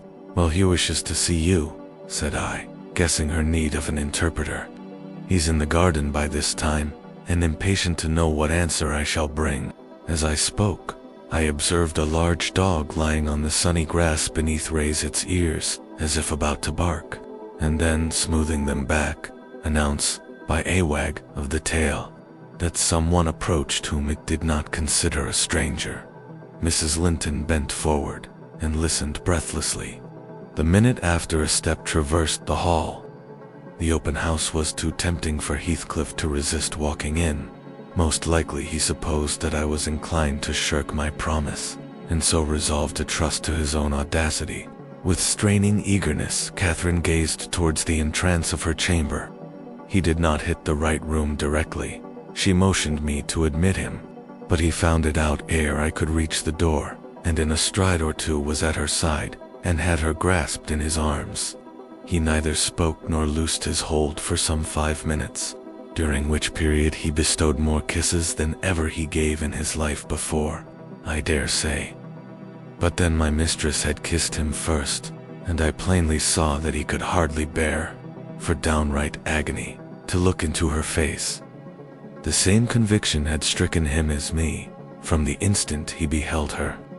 That there was no prospect of ultimate recovery there. She was fated, sure to die.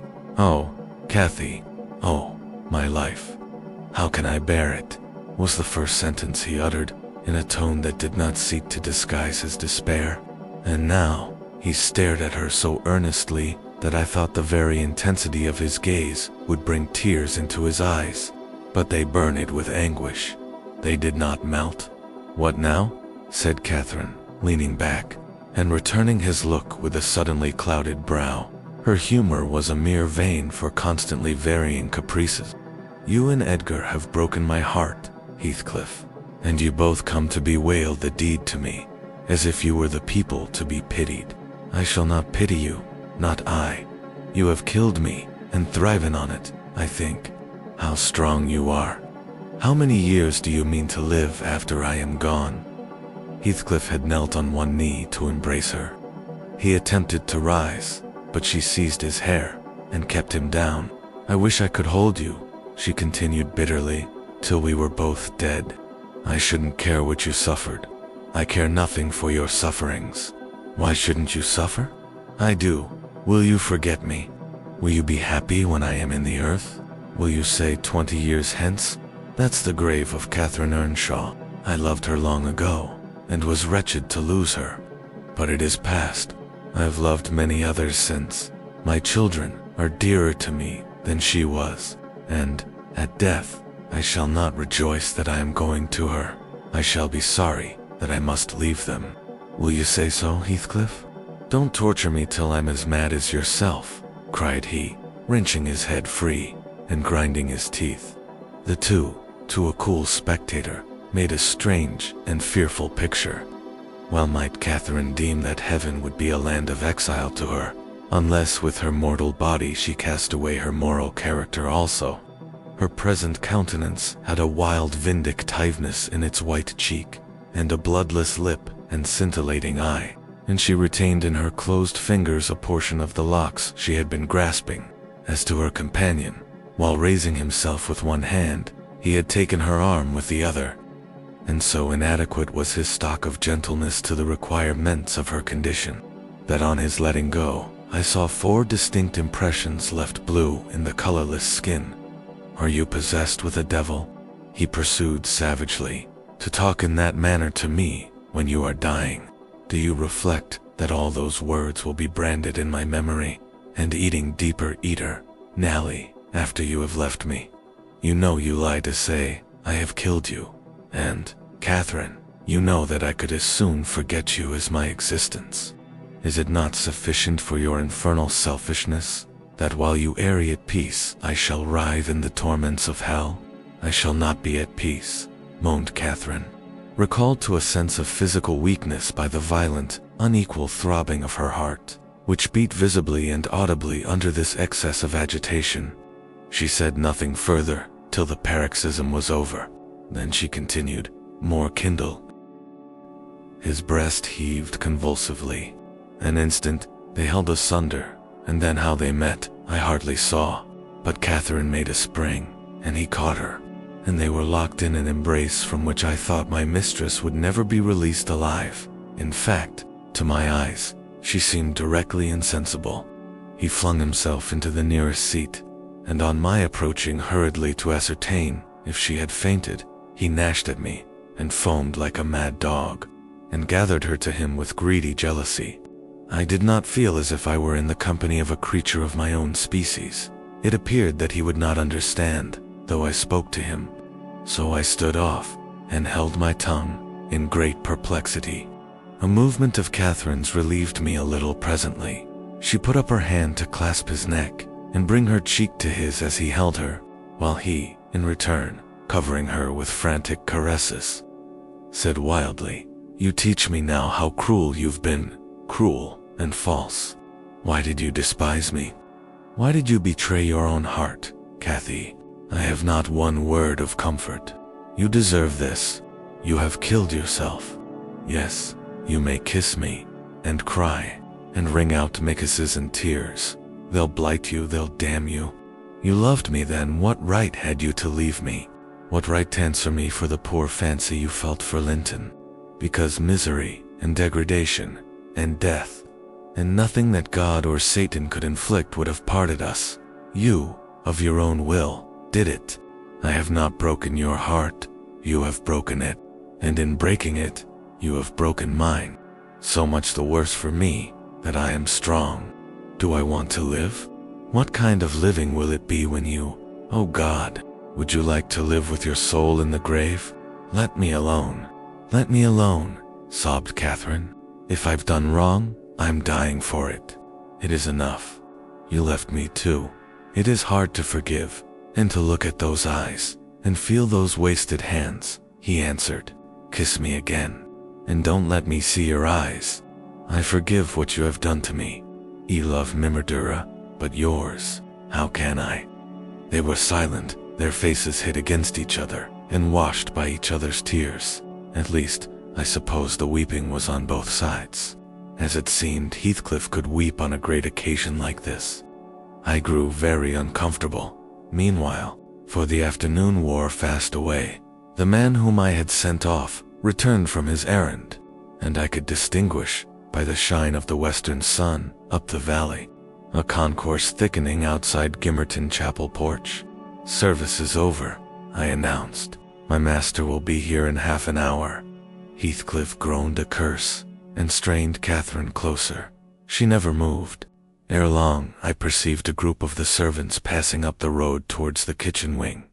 Mr. Linton was not far behind. He opened the gate himself and sauntered slowly up, probably enjoying the lovely afternoon that breathed as soft as summer. Now he is here, I exclaimed. For heaven's sake, hurry down. You'll not meet anyone on the front stairs. Do be quick, and stay among the trees till he is fairly in. I must go, Cathy, said Heathcliff, seeking to but extricate himself from his companion's arms. If I live, I'll see you again before you are asleep. I wouldn't stray 5 yards from your window. You must not go, she answered, holding him as firmly as her strength allowed. You shall not, I tell you. For 1 hour, he pleaded earnestly. Not for 1 minute, she replied. Linton will be up immediately, persisted the alarmed intruder. He would have risen, and unfixed her fingers by the act she clung fast. Gasping, there was mad resolution in her face. No, she shrieked. Oh, don't go. It is the last time. Edgar will not hurt us. Heathcliff, I shall die. Damn the fool. There he is, cried Heathcliff, sinking back into his seat. Hush, my darling. Hush, Catherine. I'll stay. If he shot me so, I'd expire with a blessing on my lips. And there they were, fast again. I heard my master mounting the stairs. The cold sweat ran from my forehead. I was horrified. Are you going to listen to her ravings? I said passionately. She does not know what she says. Will you ruin her, because she has not wit to help herself? Get up. You could be free instantly. That is the most diabolical deed that ever you did. We are all done, for master, mistress, and servant. I wrung my hands and cried out, and Mr. Linton hastened his step at the noise. In the midst of my agitation, I was sincerely glad to observe that Catherine's arms had fallen relaxed, and her head hung down. She's fainted, or dead, I thought. So much the better.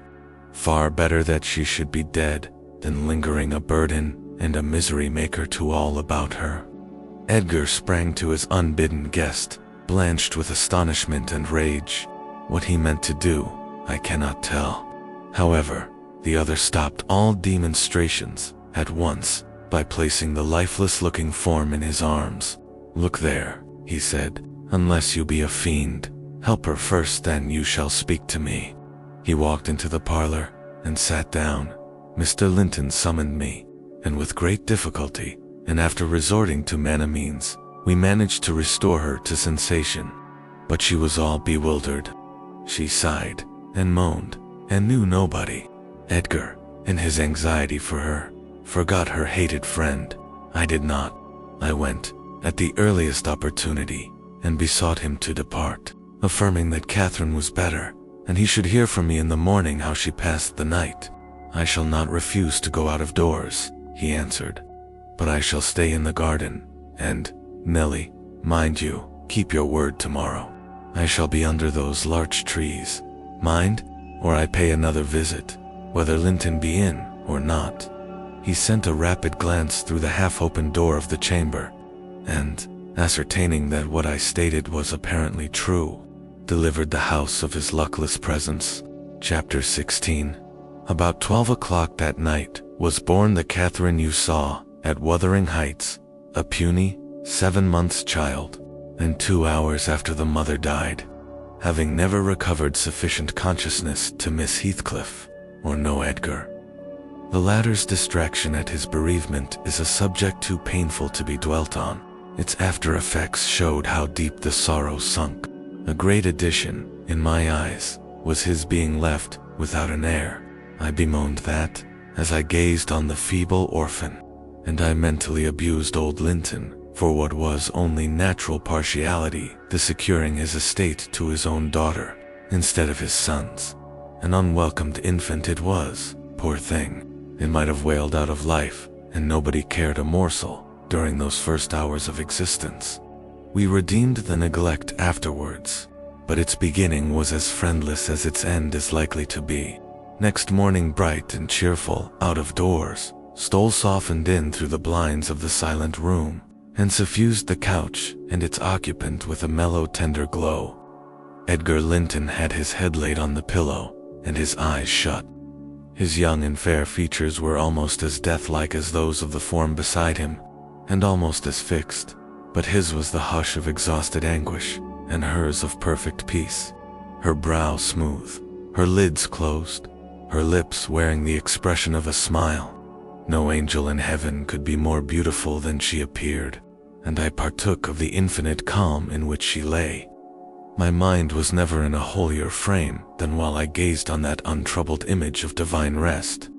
I instinctively echoed the words she had uttered a few hours before, incomparably beyond and above us all. Whether still on earth or now in heaven, her spirit is at home with God. I don't know if it be a peculiarity in me, but I am seldom otherwise than happy while watching in the chamber of death.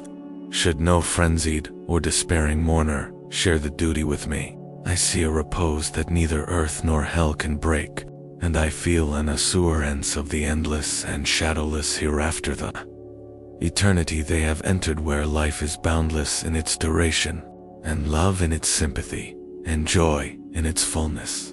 I noticed on that occasion how much selfishness there is, even in a love like Mr. Linton's, when he so regretted Catherine's blessed release. To be sure, one might have doubted, after the wayward and impatient existence she had led, whether she merited a haven of peace at last. One might doubt in seasons of cold reflection, but not then, in the presence of her corpse. It asserted its own tranquility, which seemed a pledge of equal quiet to its former inhabitant. Do you believe such people are happy in the other world, sir? I'd give a great deal to know. I declined answering Mrs. Dean's question, which struck me as something heterodox. She proceeded, retracing the course of Catherine Linton. I fear we have no right to think she is, but we'll leave her with her Maker. The master looked asleep, and I ventured soon after sunrise to quit the room and steal out to the pure, refreshing air. The servants thought me gone to shake off the drowsiness of my protracted watch. In reality, my chief motive was seeing Mr. Heathcliff. If he had remained among the larches all night, he would have heard nothing of the stir at the Grange, unless, perhaps, he might catch the gallop of the messenger going to give. If he had come nearer, he would probably be aware, from the lights flitting to and fro, and the opening and shutting of the outer doors, that all was not right within. I wished, yet feared, to find him. I felt the terrible news must be told, and I longed to get it over. But how to do it, I did not know. He was there at least a few yards farther in the park, leant against an old ash tree, his hat off, and his hair soaked with the dew that had gathered on the budded branches and fell pattering round him. He had been standing a long time in that position, for I saw a pair of ouzels passing and repassing scarcely 3 feet from him, busy in building their nest, and regarding his proximity no more than that of a piece of timber. They flew off at my approach, and he raised his eyes and spoke. "She's dead," he said. "I've not waited for you to learn that. Put your handkerchief away, don't snivel before me. Damn you all. She wants none of your tears." I was weeping as much for him as her. We do sometimes pity creatures that have none of the feeling either for themselves or others. When I first looked into his face, I perceived that he had got intelligence of the catastrophe, and a foolish notion struck me that his heart was quelled, and he prayed, because his lips moved and his gaze was bent on the ground. "Yes, she's dead," I answered, checking my sobs and drying my cheeks. "Gone to heaven, I hope, where we may, every one, join her, if we take due warning and leave our evil ways to follow good." "Did she take due warning, then?" asked Heathcliff, attempting a sneer. "Did she die like a saint? Come, give me a true history of the event." How did he endeavor to pronounce the name, but could not manage it, and compressing his mouth he held a silent combat with his inward agony, defying me while my sympathy with an unflinching ferocious stare. "How did she die?" he resumed, at last fain, notwithstanding his hardihood, to have a support behind him, for, after the struggle, he trembled, in spite of himself, to his very finger ends. "Poor wretch," I thought, "you have a heart and nerves the same as your brother men. Why should you be anxious to conceal them? Your pride cannot blind God. You tempt him to wring them, till he forces a cry of humiliation." "Quietly as a lamb," I answered, aloud. She drew a sigh, and stretched herself, like a child reviving, and sinking again to sleep. And 5 minutes after I felt one little pulse at her heart, and nothing more. "And, did she ever mention me?" he asked, hesitating, as if he dreaded the answer to his question. Tyone would introduce details that he could not bear to hear. "Her senses never returned. She recognized nobody from the time you left her," I said. "She lies with a sweet smile on her face, and her latest ideas wandered back to pleasant early days. Her life closed, in a gentle dream may she wake as kindly in the other world. May she wake in torment," he cried, with frightful vehemence, stamping his foot, and groaning in a sudden paroxysm of ungovernable passion. "Why, she's a liar to the end. Where is she? Not there, not in heaven, not perished where? You said you cared nothing for my sufferings, and I pray one prayer, repeat it, till my tongue stiffens. Catherine Earnshaw, may you not rest as long as I am living. You said I killed you, haunt me then. The murdered do haunt their murderers, I believe. I know that ghosts have wandered on earth. Be with me always. Take any form, drive me mad. Only do not leave me in this abyss, where I cannot find you. Oh God, it is unutterable. I cannot live without my life. I cannot live without my soul." He dashed his head against the knotted trunk, and, lifting up his eyes, howled, not like a man, but like a savage beast being goaded to death with knives and spears. I observed several splashes of blood about the bark of the tree, and his hand and forehead were both stained. Probably the scene I witnessed was a repetition of others acted during the night. It hardly moved, my compassionate appalled me. Still, I felt reluctant to quit him so, but the moment he recollected himself enough to notice me watching, he thundered a command for me to go, and I obeyed. He was beyond my skill to quiet or console. Mrs. Linton's funeral was appointed to take place on the Friday following her decease. Until then, her coffin remained uncovered and strewn with flowers and scented leaves in the great drawing room. Linton spent his days and nights there, a sleepless guardian, and a circumstance concealed from all but me. Heathcliff spent his nights, at least, outside, equally a stranger to repose. I held no communication with him. Still, I was conscious of his design to enter, if he could, and on the Tuesday, A little after dark, when my master, from sheer fatigue, had been compelled to retire a couple of hours, I went and opened one of the windows, moved by his perseverance, to give him a chance of bestowing on the faded image of his idol one final adieu. He did not omit to avail himself of the opportunity, cautiously and briefly, too cautiously to betray his presence by the slightest noise. Indeed, I shouldn't have discovered Thathy had been there, except for the disarrangement of the drapery about the corpse's face, and for observing on the floor a curl of light hair fastened with a silver thread, which, on examination, I ascertained Catherine's neck. Heathcliff had opened the trinket and cast out its contents, replacing them by a black lock of his own. I twisted the two and enclosed them together. Mr. Earnshaw was, of course, invited to attend the remains of his sister to the grave. He sent no excuse, but he never came, so that, besides her husband, the mourners were wholly composed of tenants and servants. Isabella was not asked. The place of Catherine's interment, to the surprise of the villagers, was neither in the chapel under the carved monument of the Lintons, nor yet by the tombs of her own relations, outside. It was dug on a green slope in a corner of the kirkyard, where the wall is so low that heath and bilberry plants have climbed over it from the moor, and peat mold almost buries it. Her husband lies in the same spot now, and they have each a simple headstone above and a plain gray block at their feet to mark the graves. Chapter 17. That Friday made the last of our fine days for a month. In the evening, the weather broke. The wind shifted from south to northeast and brought rain first, and then sleet and snow. On the morrow one could hardly imagine that there had been 3 weeks of summer.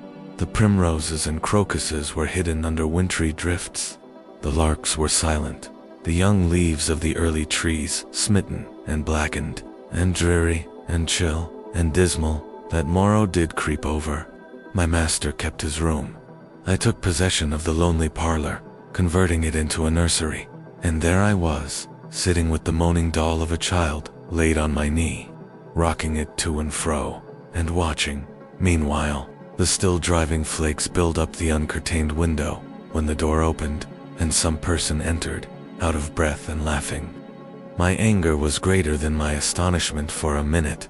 I supposed it one of the maids, and I cried, "Have done! How dare you show your giddiness here?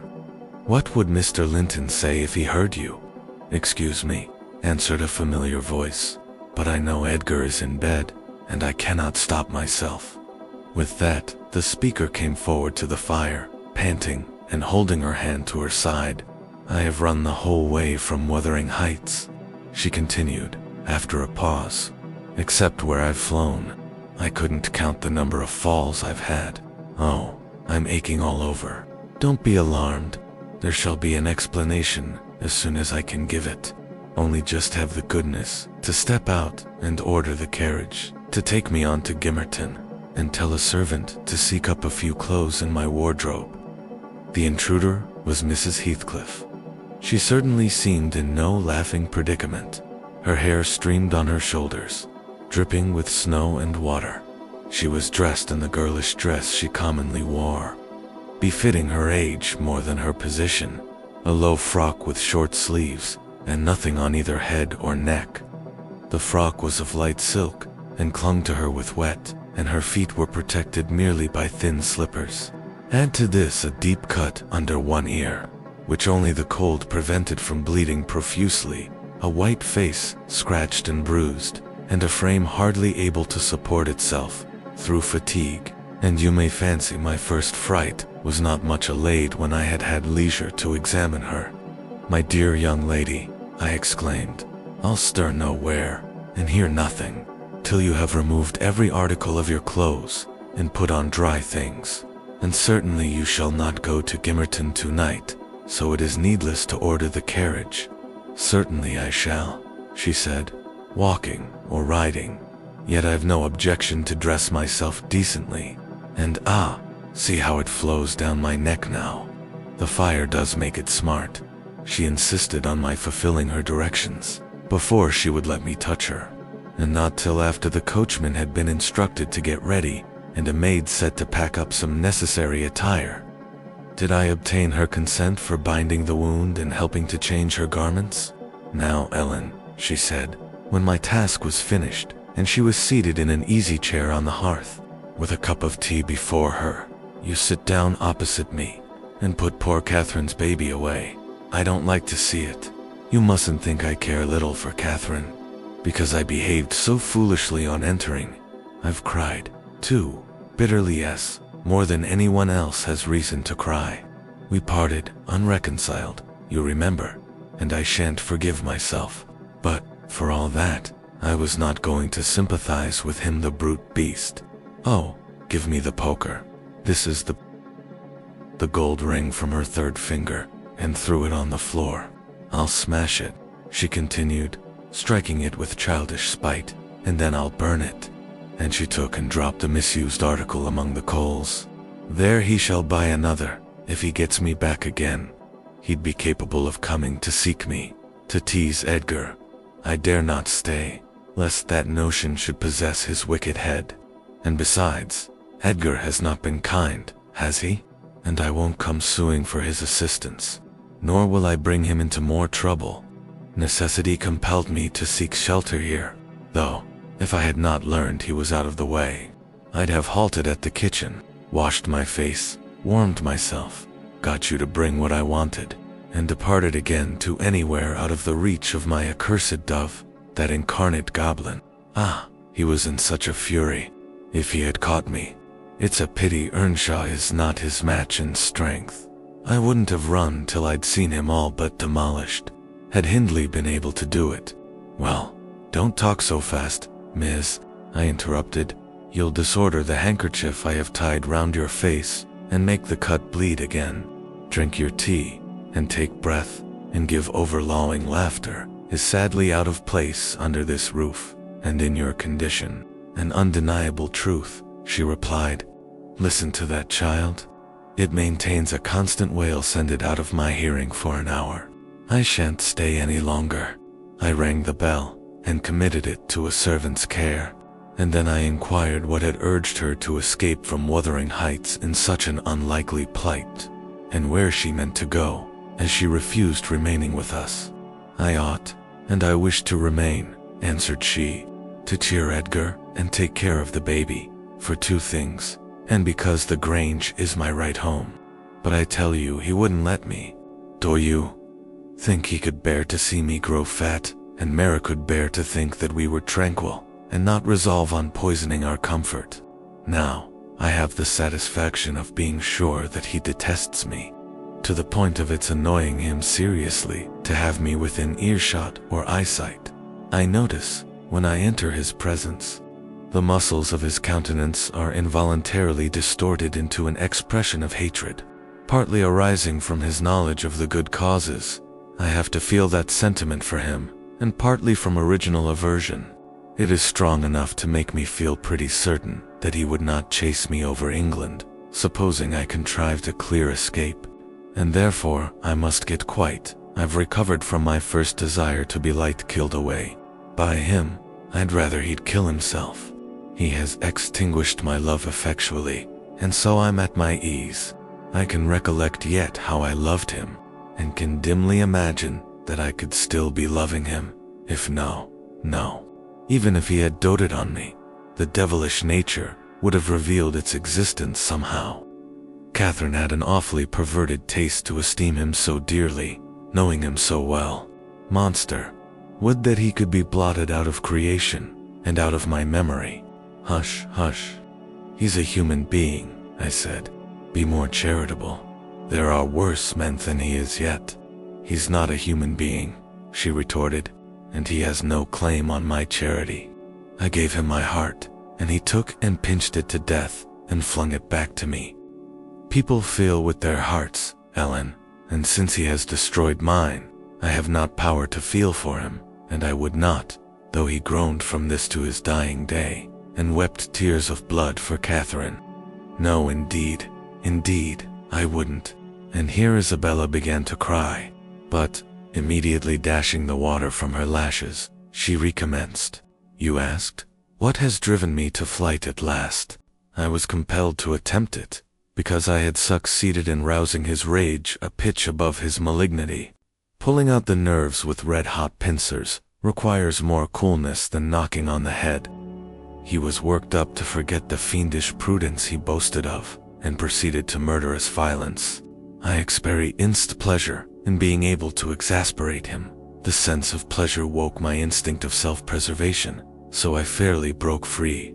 And if ever I come into his hands again, he is welcome to a signal revenge. Yesterday, you know, Mr. Earnshaw should have been at the funeral. He kept himself sober for the purpose, tolerably sober, not going to bed mad at 6 o'clock and getting up drunk at 12. Consequently, he rose, in suicidal low spirits, as fit for the church as for a dance. And instead, he sat down by the fire and swallowed gin or brandy by Heathcliff, I shuddered to name him, has been a stranger in the house from last Sunday till today. Whether the angels have fed him, or his kin beneath, I cannot tell, but he has not eaten a meal with us for nearly a week. He has just come home at dawn, and gone upstairs to his chamber, locking himself in as if anybody dreamt of coveting his company. There, Hayas continued, praying like a Methodist. Only the deity he implored is senseless dust and ashes, and God, when addressed, was curiously confounded with his own black father. After concluding these precious orisons, and they lasted generally till he grew hoarse, and his voice was strangled in his throat, he would be off again, always straight down to the Grange. I wonder Edgar did not send for a constable, and give him into custody. For me, grieved as I was about Catherine, it was impossible to avoid regarding this season of deliverance from degrading oppression as a holiday. I recovered spirits sufficient to hear Joseph's eternal lectures without weeping, and to move up and down the house less with the foot of a frightened thief than formerly. You wouldn't think that I should cry at anything Joseph could say, but he and Hareton are detestable companions. I'd rather sit with Hindley and hear his awful talk than with Little Maester and his stanch supporter, that odious old man. When Heathcliff is in, I'm often obliged to seek the kitchen in their society, or starve among the damp, uninhabited chambers. When he is not, as sways the case this week, I establish a table and chair at one corner of the house fire, and never mind how Mr. Earnshaw may occupy himself, and he does not interfere with my arrangements. He is quieter now than he used to be, if no one provokes him, more sullen and depressed, and less furious. Joseph affirms he's sure he's an altered man, that the Lord has touched his heart, and he is saved so as by fire. I'm puzzled to detect signs of the favorable change, but it is not my business. Yester evening, I sat in my nook, reading some old books till late on, towards 12. It seemed so dismal to go upstairs, with the wild snow blowing outside, and my thoughts continually reverting to the kirkyard and the new-made grave. I dared hardly lift my eyes from the page before me, that melancholy scene so instantly usurped its place. Hindley sat opposite, his head leant on his hand, perhaps meditating on the same subject. He had ceased drinking at a point below irrationality, and had neither stirred nor spoken during 2 or 3 hours. There was no sound through the house but the moaning wind, which shook the windows every now and then, the faint crackling of the coals, and the click of my snuffers as I removed at intervals the long wick of the candle. Hareton and Joseph were probably fast asleep in bed. It was very, very sad. And while I read, I sighed, for it seemed as if all joy had vanished from the world, never to be restored. The doleful silence was broken at length by the sound of the kitchen latch. Heathcliff had returned from his watch earlier than usual, owing, I suppose, to the sudden storm. That entrance was fastened, and we heard him coming round to get in by the other. I rose with an irrepressible expression. Au foot, I felt my lips, which induced my companion who had been staring towards the door, to turn and look at me. "I'll even keep him out 5 minutes," he exclaimed. "You won't object?" "No, you may keep him out the whole night for me," I answered. "Do, put the key in the lock, and draw the bolts. Earnshaw accomplished this ere his guest reached the front. He then came and brought his chair to the other side of my table, leaning over it, and searching in my eyes for a sympathy with the burning hate that gleamed from his. As he both looked and felt like an assassin, he couldn't exactly find that, but he discovered enough to encourage him to speak. "You and I," he said, "have each a great debt to settle with the man out yonder. If we were neither of us cowards, we might combine to discharge it. Are you as soft as your brother? Are you willing to endure to the last, and not once attempt a repayment?" "I'm weary of enduring now," I replied, "and I'd be glad of a retaliation that wouldn't recoil on myself. But treachery and violence are spears pointed at both ends. They wound those who resort to them worse than their enemies. Treachery and violence are a just return for treachery and violence," cried Hindley. "Mrs. Heathcliff, I'll ask you to do nothing, but sit still and be dumb. Tell me now, can you? I'm sure you would have as much pleasure as I in witnessing the conclusion of the fiend's existence. He'll be your death unless you overreach him, and he'll be my ruin. Damn the hellish villain. He knocks at the door as if he were master here already. Promise to hold your tongue, and before that clock strikes it, once 3 minutes of 1 year, a free woman." He took the implements which I described to you in my letter from his breast, and would have turned down the candle. I snatched it away, however, and seized his arm. "I'll not hold my tongue," I said. "You mustn't touch him. Let the door remain shut, and be quiet. No, I've formed my resolution, and by God, I'll execute it," cried the desperate being. "I'll do you a kindness in spite of yourself, and Hareton justice, and you needn't trouble your head to screen me. Catherine is gone. Nobody alive would regret me, or be ashamed, though I cut my throat this many tanned. It's time to make an end. I might as well have struggled with a bear, or reasoned with a lunatic. The only resource left me was to run to a lattice and warn his intended victim of the fate which awaited him. You'd better seek shelter somewhere else tonight," I exclaimed in rather a triumphant tone. "Mr. Earnshaw has a mind to shoot you.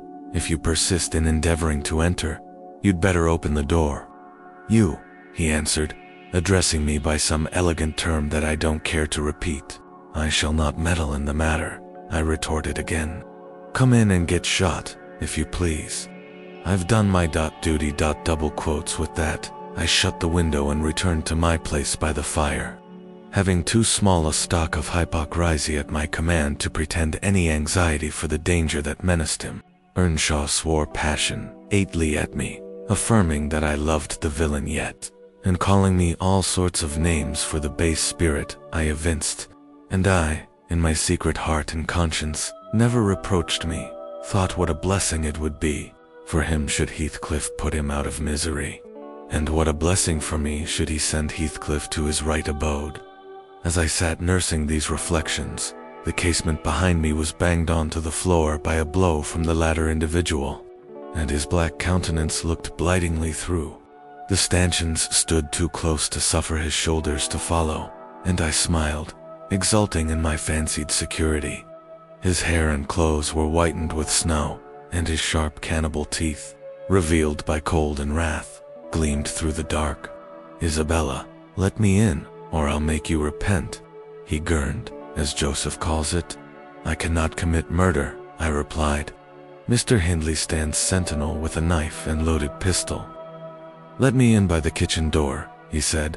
"Hindley will be there before me," I answered, "and that's a poor love of yours that cannot bear a shower of snow." We were left at peace in our beds as long as the summer moon shone, but the moment a blast of winter returns, you must run for shelter. Heathcliff, if I were you, I'd go stretch myself over her grave and die like a faithful dog. The world is surely not worth living in now, is it? You had distinctly impressed on me the idea that Catherine was the whole joy of your life. I can't imagine how you think of surviving her loss. "He's there, is he?" exclaimed my companion, rushing to the gap. "If I can get my arm out, I can hit them. I'm afraid, Ellen, You'll set me down as really wicked. But you don't know all, so don't judge. I wouldn't have aided or abetted an attempt on even his life for anything. Wish that he were dead, I must, and therefore I was fearfully disappointed and unnerved by terror for the consequences of my taunting speech. When he flung himself on Earnshaw's weapon and wrenched it from his grasp, the charge exploded, and the knife, in springing back, closed into its owner's wrist. Heathcliff pulled it away by main force, slitting up the flesh as it passed on, and thrust it dripping into his pocket. He then took a stone, struck down the division between two windows, and sprang in. His adversary had fallen senseless with excessive pain and the flow of blood that gushed from an artery or a large vein. The ruffian kicked and trampled on him and dashed his head repeatedly against the flags. Holding me with one hand, meantime, to prevent me summoning Joseph, he exerted preterhuman self-denial in abstaining from finishing him completely. But getting out of breath, he finally desisted and dragged the apparently inanimate body onto the settle. There he tore off the sleeve of Earnshaw's coat and bound up the wound with brutal roughness, spitting and cursing during the operation as energetically as he had kicked before. Being at liberty, I lost no time in seeking the old servant, who, having gathered by degrees the purport of my hasty tale, hurried below, gasping as he descended the steps to at once. "What is there to do now? What is there to do now?" "There's this to do," thundered Heathcliff, "that your master's mad, and should he last another month, I'll have him to an asylum. And how the devil did you come to fasten me out, you toothless hound? Don't stand muttering and mumbling there. Come, I'm not going to nurse him. Wash that stuff away. And mind the sparks of your candlelit is more than half brandy. And so, you've been murthering on him," exclaimed Joseph, lifting his hands and eyes and all.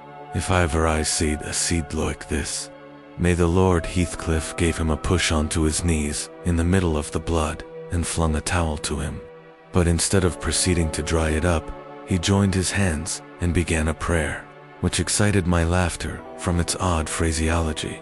I was in the condition of mind to be shocked at nothing. In fact, I was as reckless as some malefactors showed themselves at the foot of the gallows. "Oh, I forgot you," said the tyrant. "You shall do that. Down with you. And you conspire with him against me, do you, viper? There, that is work fit for you." He shook me till my teeth rattled, and pitched me beside Joseph, who steadily concluded his supplicatans, and then rose, vowing he would set off for the Grange directly. Mr. Linton was a magistrate, and though he had 50 wives dead, he should inquire into this. He was so obstinate in his resolution that Heathcliff deemed it expedient to compel from my lips a recapitulation of what had taken place. Standing over me, heaving with malevolence, as I reluctantly delivered the account in answer to his questions, it required a great deal of labor to satisfy the old man that Heathcliff was not the aggressor, especially with my hardly wrung replies. However, Mr. Earnshaw soon convinced him that he was alive still. Joseph hastened to administer a dose of spirits, and by their succor, his master presently regained motion and consciousness. Heathcliff, aware that his opponent was ignorant of the treatment received while insensible, called him deliriously intoxicated, and said he should not notice his atrocious conduct further, but advised him to get to bed. To my joy, he left us, after giving this judicious counsel, and Hindley stretched himself on the hearthstone. I departed to my own room, marveling that I had escaped so easily.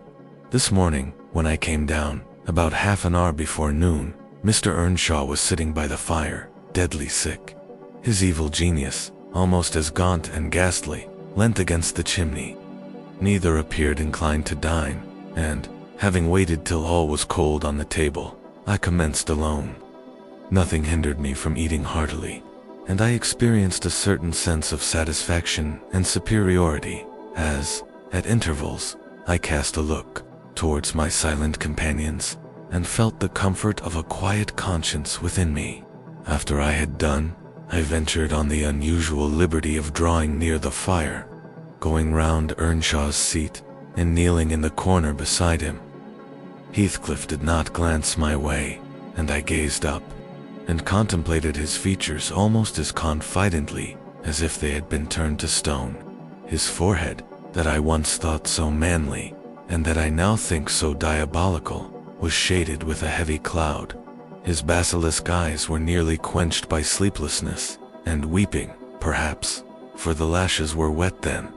His lips devoid of their ferocious sneer, and sealed in an expression of unspeakable sadness. Had it been another, I would have covered my face in the presence of such grief.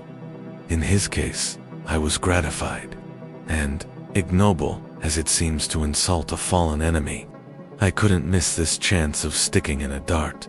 His weakness was the only time when I could taste the delight of paying wrong for wrong. Fie, miss, I interrupted. One might suppose you had never opened a Bible in your life. If God afflict your enemies, surely that ought to suffice you. It is both mean and presumptuous to add your torture to his. In general, I'll allow that it would be.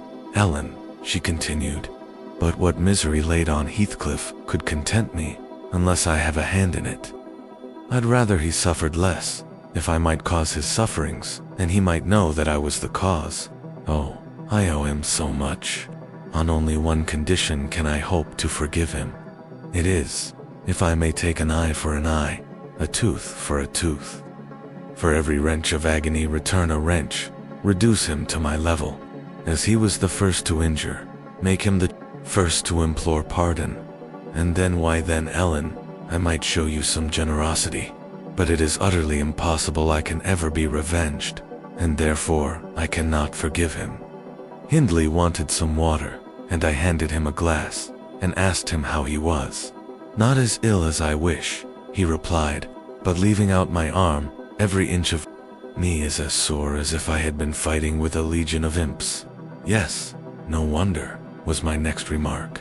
Catherine used to boast that she stood between you and bodily harm. She meant that certain persons would not hurt you for fear of offending her. It's well people don't really rise from their grave, or, last night, she might have witnessed a repulsive scene. Are not you bruised, and cut over your chest and shoulders? I can't say, he answered. But what do you mean? Did he dare to strike me when I was down? He trampled on and kicked you, and dashed you on the ground, I whispered, and his mouth watered to tear you with his teeth, because he's only half man, not so much, and the rest fiend. Mr. Earnshaw looked up, like me, to the countenance of our mutual foe, who, absorbed in his anguish, seemed insensible to anything around him. The longer he stood, the plainer his reflections revealed their blackness through his features. Oh, if God would but give me strength to strangle him in my last agony, I'd go to hell with joy, groaned the impatient man, writhing to rise, and sinking back in despair, convinced of his innate quasi for the struggle. Nay, it's enough that he has murdered one of you, I observed aloud, at the Grange. Everyone knows your sister would have been living now, had it not been for Mr. Heathcliff. After all, it is preferable to be hated than loved by him. When I recollect how happy we were, how happy Catherine was before he came, I'm fit to curse the day. Most likely, Heathcliff noticed more the truth of what was said than the spirit of the person who said it. His attention was roused, I saw, for his eyes rained down tears among the ashes, and he drew his breath in suffocating sighs. I stared full at him, and laughed scornfully. The clouded windows of hell flashed a moment towards me. The fiend which usually looked out, however, was so dimmed and drowned that I did not fear to hazard another sound of derision. Mourner, get up, and be gone out of my sight, said the eye guest. He uttered those words, at least, though his voice was hardly intelligible. I beg your pardon, I replied, but I loved Catherine too, and her brother requires attendance, which, for her sake, I shall supply. Now that she's dead, I see her in Hindley. Hindley has exactly her eyes. If you had not tried to gouge them out, and made them black and red, "And her get up, wretched idiot, before I stamp you to death," he cried, making a movement that caused me to make one also. "But then," I continued, holding myself ready to flee, "if poor Catherine had trusted you and assumed the ridiculous, contemptible, degrading title of Mrs. Heathcliff, she would soon have presented a similar picture. She wouldn't have borne your abominable behavior quietly. Her detestation and disgust must have found voice." The back of the settle in Earnshaw's person interposed between me and him. So, instead of endeavoring to reach me, he snatched a dinner knife from the table and flung it at my head. It struck beneath my ear and stopped the sentence I was uttering. But, pulling it out, I sprang to the door and delivered another, which I hope went a little deeper than his missile. The last glimpse I caught of him was a furious rush on his part, checked by the embrace of his host, and both fell locked together on the hearth. In my flight through the kitchen, I bid Joseph speed to his master. I knocked over Hareton, who was hanging a litter of puppies from a chairback in the doorway, and, blessed as a soul escaped from purgatory, I bounded, leaped, and flew down the steep road. Then, quitting its windings, shot direct across the moor, rolling over banks, and wading through marshes, precipitating myself, in fact, towards the beacon light of the Grange. And far rather would I be condemned to a perpetual dwelling in the infernal regions than, even for one night, abide beneath the roof of Wuthering Heights again. Isabella ceased speaking and took a drink of tea. Then she rose, and bidding me put on her bonnet and a great shawl I had brought, and turning a deaf ear to my entreaties for her to remain another hour, she stepped onto a chair, kissed Edgar's and Catherine's portraits, bestowed similar salute on me, and descended to the carriage, accompanied by Fanny, who yelped wild with joy at recovering her mistress. She was driven away, never to revisit this neighborhood, but a regular correspondence was established between her and my master when things were more settled. I believe her new abode was in the south, near London. There she had a son born, a few months subsequent to her escape. He was christened Linton, and, from the first, she reported him to be an ailing, peevish creature. Mr. Heathcliff, meeting me one day in the village, inquired where she lived. I refused to tell. He remarked that it was not of any moment, only she must beware of coming to her brother. She should not be with him if he had to keep her himself, though I would give no information. He discovered, through some of the other servants, both her place of residence and the existence of the child. Still hadn't molested her, for which forbearance she might thank his aversion, I suppose. He often asked about the infant when he saw me, and on hearing its name, smiled grimly, and observed, "They wish me to hate it too, do they?" "I don't think they wish you to know anything about it," I answered. "But I'll have it," he said, "when I want it. They may reckon on that." Fortunately, its mother died before the time arrived, some 13 years after the decease of Catherine, when Linton was 12, or a little more, on the day succeeding Isabella's unexpected visit. I had no opportunity of speaking to my master. He shunned conversation, and was fit for discussing nothing. When I could get him to listen, I saw it pleased him that his sister had left her husband, whom he abhorred with an intensity which the mildness of his nature would scarcely seem to allow. So deep and sensitive was his aversion, that he refrained from going anywhere where he was likely to see or hear of Heathcliff. Grief, and that together, transformed him into a complete hermit. He threw up his office of magistrate, ceased even to attend church, avoided the village on all occasions, and spent a life of entire seclusion within the limits of his park and grounds, only varied by solitary rambles on the moors and visits to the grave of his wife, mostly at evening or early morning before other wanderers were abroad. But he was too good to be thoroughly unhappy long. He didn't pray for Catherine's soul to haunt him. Time brought resignation and a melancholy sweeter than common joy. He recalled her memory with ardent, tender love and hopeful aspiring to the better world, where he doubted not she was gone, and had earthly consolation and affections also. For a few days, I said, he seemed regardless of the puny successor to the departed. That coldness melted as fast as snow in April, and ere the tiny thing could stammer a word or totter a step, it wielded a despot's scepter in his heart. It was named Catherine, but he never called it the name in full, as he had never called the first Catherine short, probably because Heathcliff had a habit of doing so. The little one was always Cathy. It formed to him a distinction from the mother, and yet a connection with her, and his attachment sprang from its relation to her, far more than from its being his own. I used to draw a comparison between him and Hindley Earnshaw, and perplex myself to explain satisfactorily why their conduct was so opposite in similar circumstances. They had both been fond husbands, and were both attached to their children, and I could not see how they shouldn't both have trod the same road, for good or evil. But, I thought in my mind, Hindley, with apparently the stronger head, has shown himself sadly the worse and the weaker man. When his ship struck, the captain abandoned his post, and the crew, instead of trying to save her, rushed into riot and confusion, leaving no hope for their luckless vessel. Linton, on the contrary, displayed the true courage of a loyal and faithful soul. He trusted God, and God comforted him. One hoped, and the other despaired. They chose their own lots, and were righteously doomed to endure them.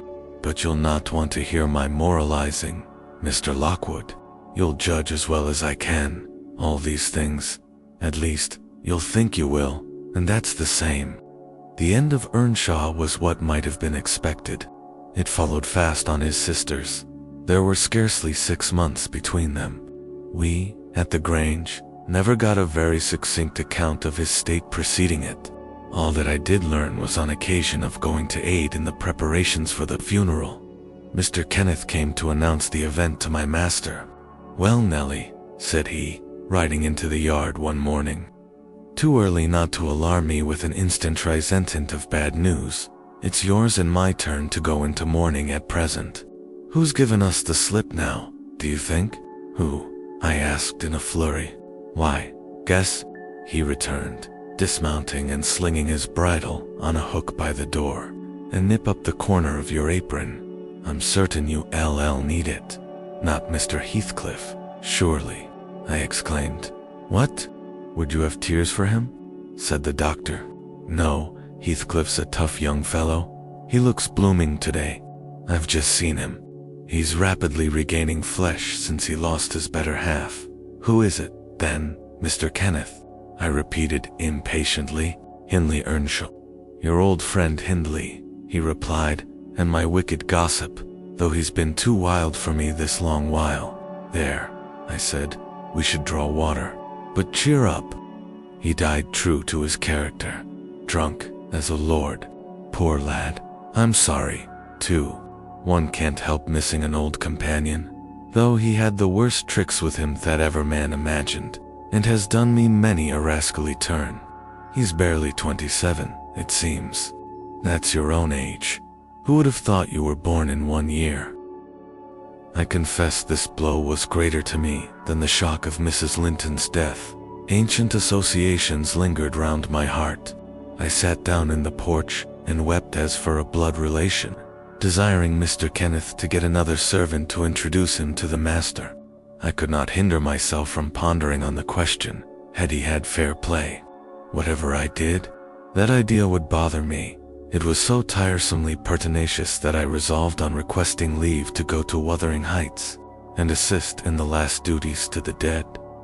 Mr. Linton was extremely reluctant to consent, butyplated eloquently for the friendless condition in which Hick lay, and I said my old master and foster brother had a claim on my services as strong as his own.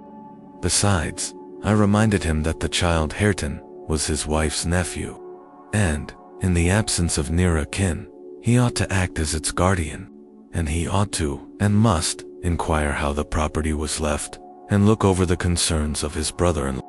He was unfit for attending to such matters then, but he bid me speak to his lawyer, and at length permitted me to go. His lawyer had been Earnshaw's also. I called at the village and asked him to accompany me.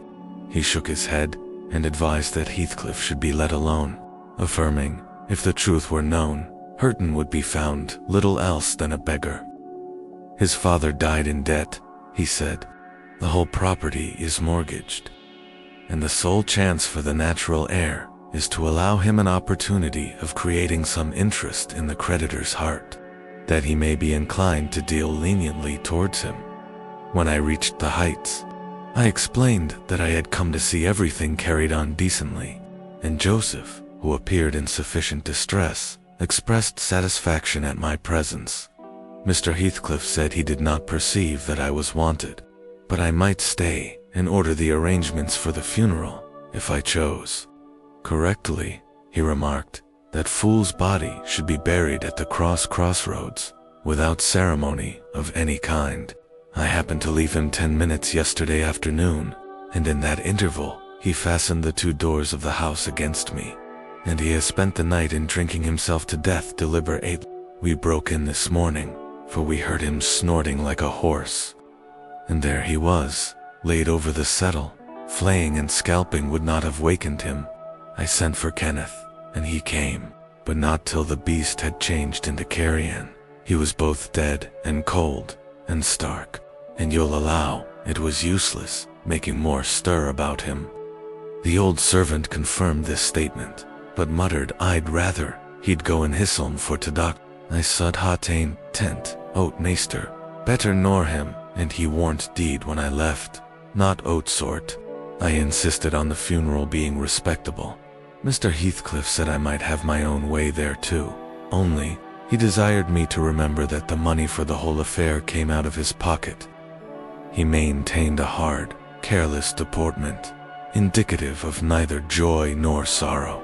If anything, it expressed a flinty gratification at a piece of difficult work success, fully executed. I observed once, indeed, something like exultation in his aspect. It was just when the people were bearing the coffin from the house.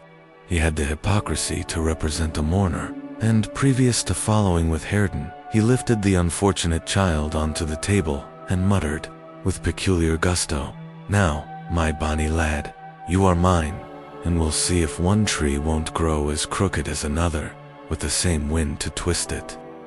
The unsuspecting thing was pleased at this speech. He played with Heathcliff's whiskers and stroked his cheek, but I divined its meaning and observed tartly, "That boy must go back with me to Thrushcross Grange, sir. There is nothing in the world less yours than he is." "Does Linton say so?" he demanded. "Of course he has ordered me to take him," I replied.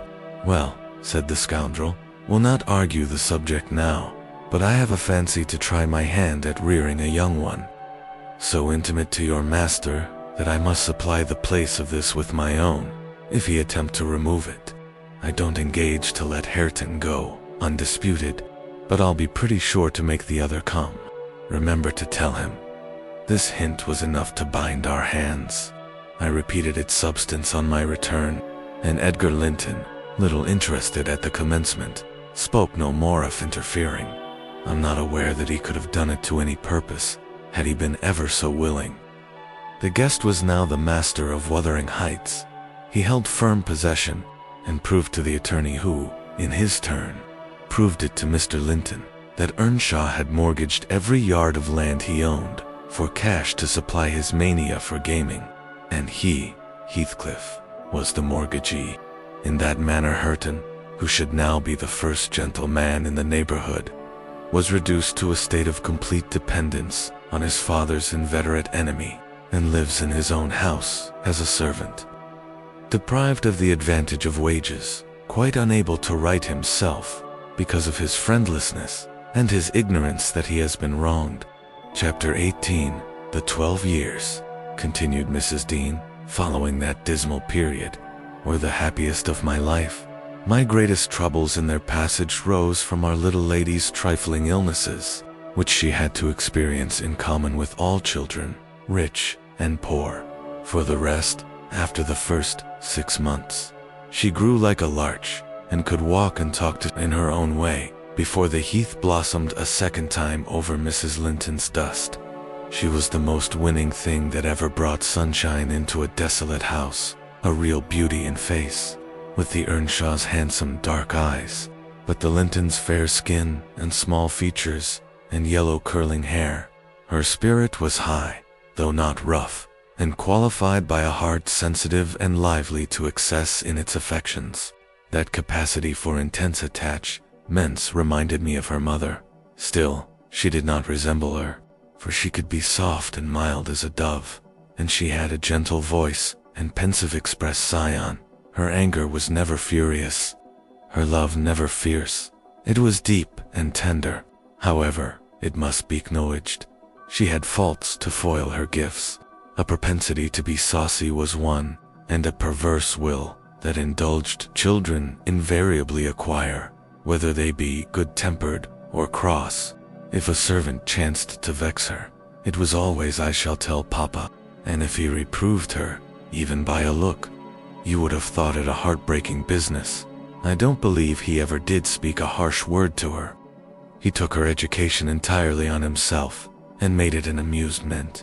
Fortunately, curiosity and a quick intellect made her an apt scholar. She learned rapidly and eagerly, and did honor to his teaching. Till she reached the age of 13, she had not once been beyond the range of the park by herself. Mr. Linton would take her with him a mile or so outside, on rare occasions, but he trusted her to no one else. Gimmerton was an unsubstantial name in her ears. The chapel, the only building she had approached or entered, except her own home. Wuthering Heights and Mr. Heathcliff did not exist for her. She was a perfect recluse, and, apparently, perfectly contented. Sometimes, indeed, while surveying the country from her nursery window, she would observe, "Ellen, how long will it be before I can walk to the top of those hills? I wonder what lies on the other side. Is it the sea?" "No, Miss Cathy," I would answer. "It is hills again, just like these." "And what are those golden rocks like when you stand under them?" she once asked. The abrupt descent of Penistone Crags particularly attracted her notice, especially when the setting sun shone on it, and the topmost heights, and the whole extent of landscape besides lay in shadow. I explained that they were bare masses of stone, with hardly enough earth in their clefts to nourish a stunted tree. "And why are they bright so long after it is evening here?" she pursued. "Because they are a great deal higher up than where," replied I. "You could not climb them, they are too high and steep. In winter the frost is always there before it comes to us, and deep into summer I have found snow under that black hollow on the northeast side." "Oh, you have been on them," she cried gleefully. "Then I can go too, when I am a woman. Has Papa been, Ellen?" "Papa would tell you, miss," I answered hastily, "that they are not worth the trouble of visiting. The moors, where you ramble with him, are much nicer, and Thrushcross Park is the finest place in the world. But I know the park, and I don't know those," she murmured to herself, "and I should delight to look round me from the brow of that tallest point, My Little Pony. Minnie shall take me some time."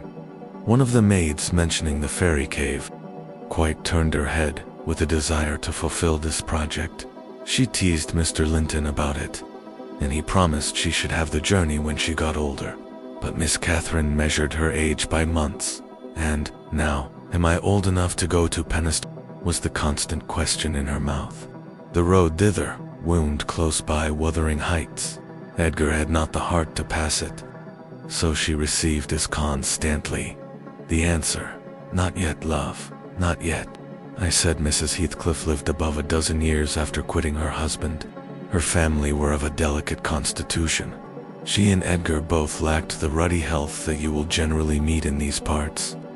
What her last illness was, I am not certain. I conjecture they died of the same thing, a kind of fever, slow at its commencement, but incurable, and rapidly consuming life towards the close. She wrote to inform her brother of the probable conclusion, OFA, 4 months indisposition, under which she had suffered, and entreated him to come to her, if possible, for she had much to settle, and she wished to bid him adieu and deliver Linton safely into his hands. Her hope was that Linton might be left with him, as he had been with her. His father, she would fain convince herself, had no desire to assume the burden of his maintenance or education.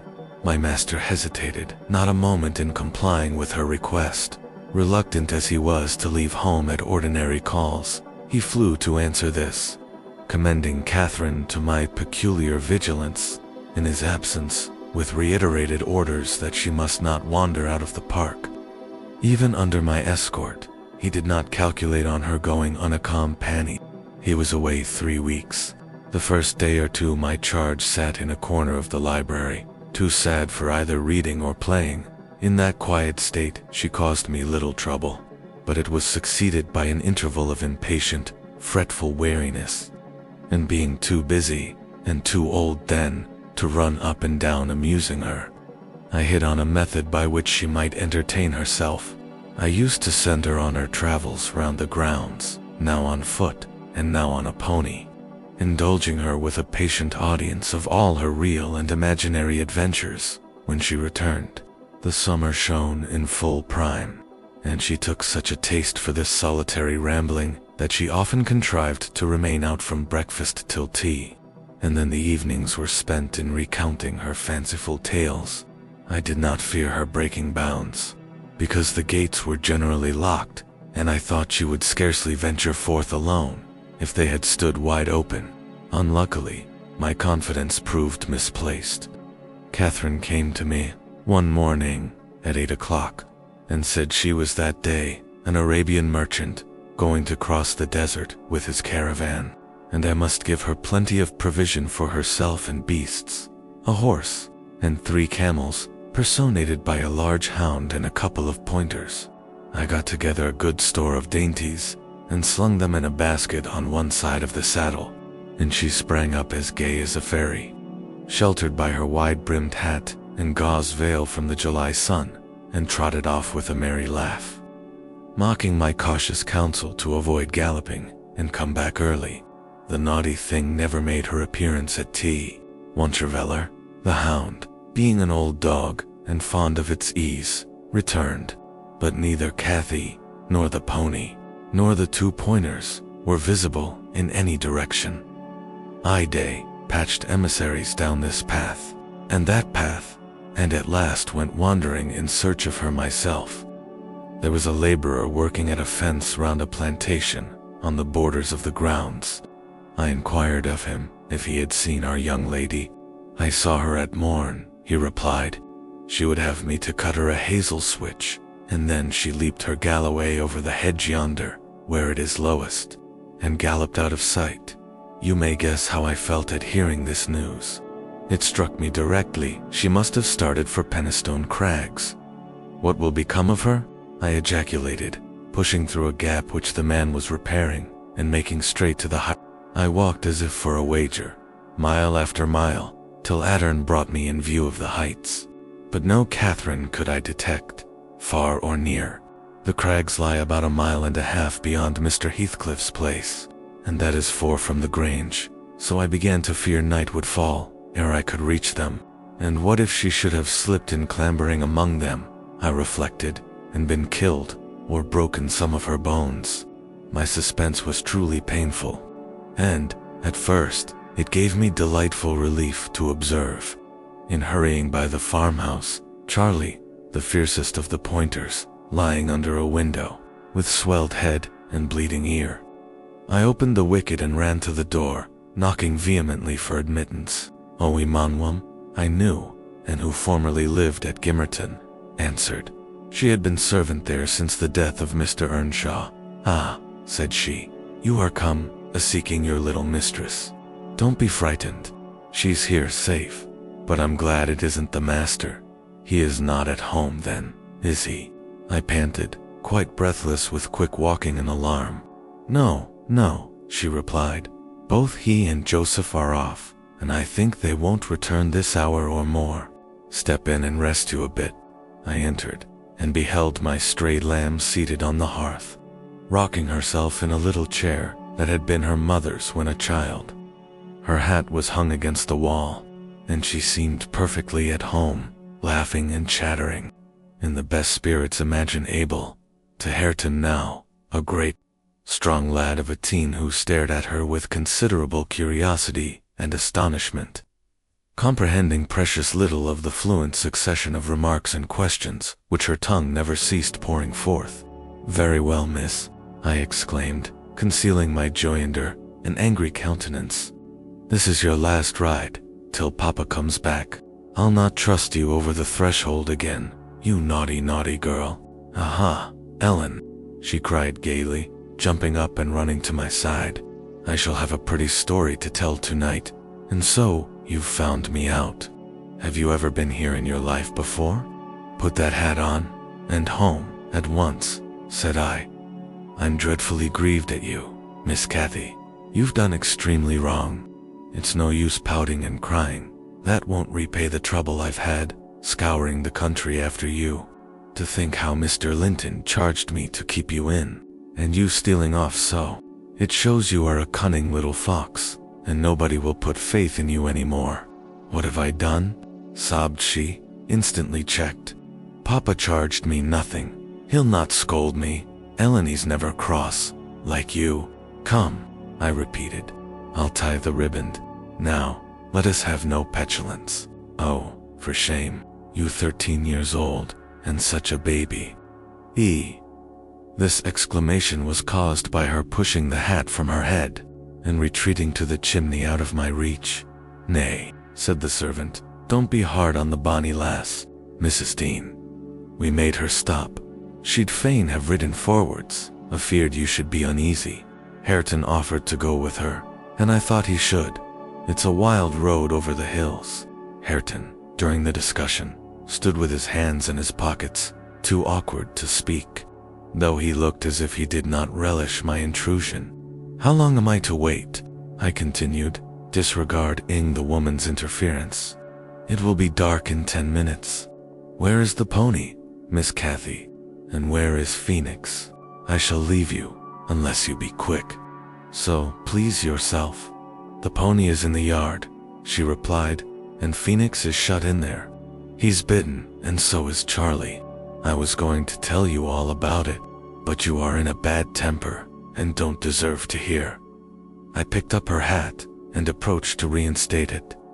But perceiving that the people of the house took her part, she commenced capering round the room, and on my giving chase, ran like a mouse, over and under, and behind the furniture, rendering it ridiculous for me to pursue. Hareton and the woman laughed, and she joined them, and waxed more impertinent still, till I cried, in great irritation, "Well, Miss Cathy, if you were aware whose house this is, you'd be glad enough to get out. It's your father's, isn't it?" said she, turning to Hareton. "Nay," he replied, looking down, and blushing bashfully. He could not stand a steady gaze from her eyes, though they were just his own. "A different feeling. Whose, then your master's?" she asked. He colored deeper, with muttered an oath, and turned away. "Who is his master?" continued the tiresome girl, appealing to me. "He talked about our house, and our folk.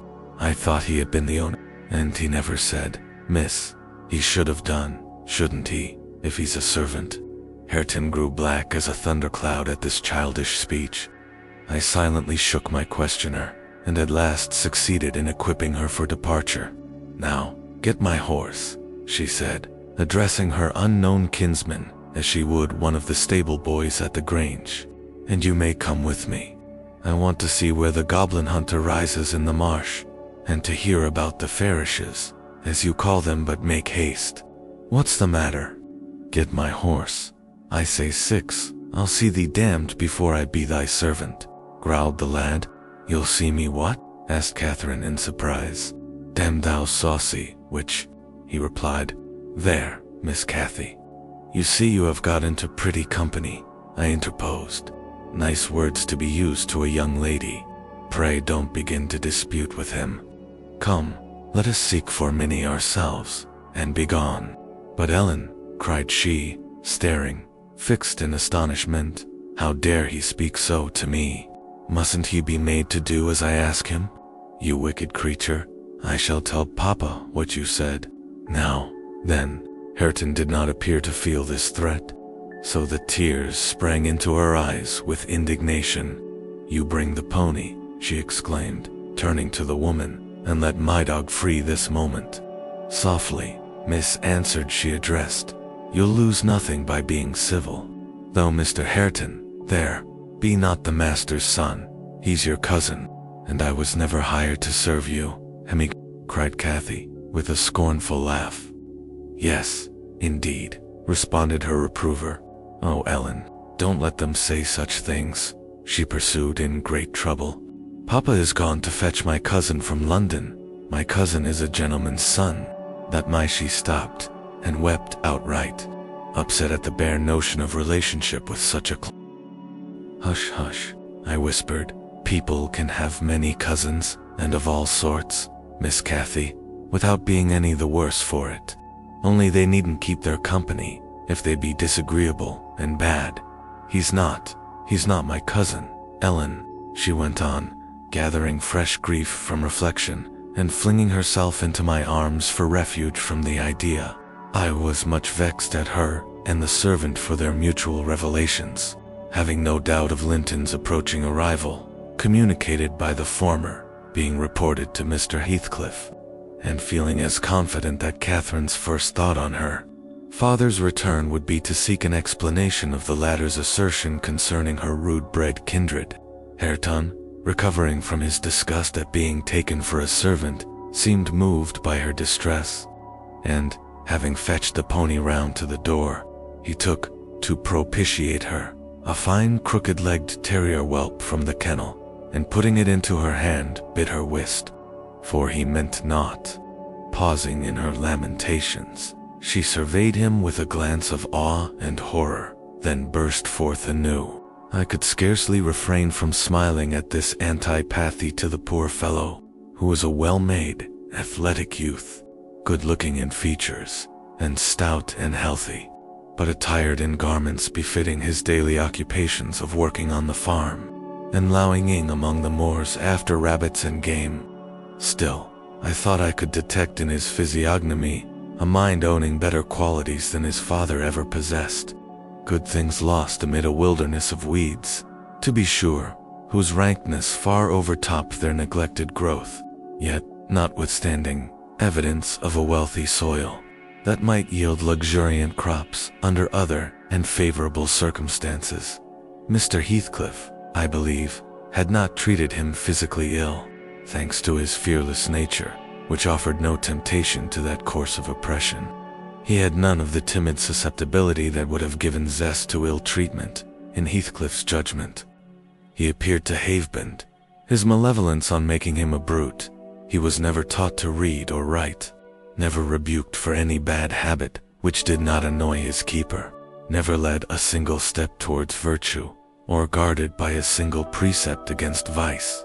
And from what I heard, Joseph contributed much to his deterioration by a narrow-minded partiality which prompted him to flatter and pet him as a boy, because he was the head of the old family, and as he had been in the habit of accusing Catherine Earnshaw and Heathcliff, when children, off-putting the master past his patience, and compelling him to seek solace in drink by what he termed their offled ways. So at present he laid the whole burden of Hareton's faults on the shoulders of the usurper of his property. If the lad swore, he wouldn't correct him, nor, however, culpably he behaved. It gave Joseph satisfaction, apparently, to watch him go the worst lengths. He allowed that the lad was ruined, that his soul was abandoned to perdition, but then he reflected that Heathcliff must answer for it. Hareton's blood would be required at his hands, and there lay immense consolation in that thought. Joseph had instilled into him a pride of name and of his lineage. He would, had he dared, have fostered hate between him and the present owner of the Heights, but his dread of that owner amounted to superstition, and he confined his feelings regarding him to muttered innuendos and private comminations. I don't pretend to be intimately acquainted with the mode of living customary in those days at Wuthering Heights. I only speak from hearsay, for I saw little The villagers affirmed Mr. Heathcliff was near, and a cruel, hard landlord to his tenants.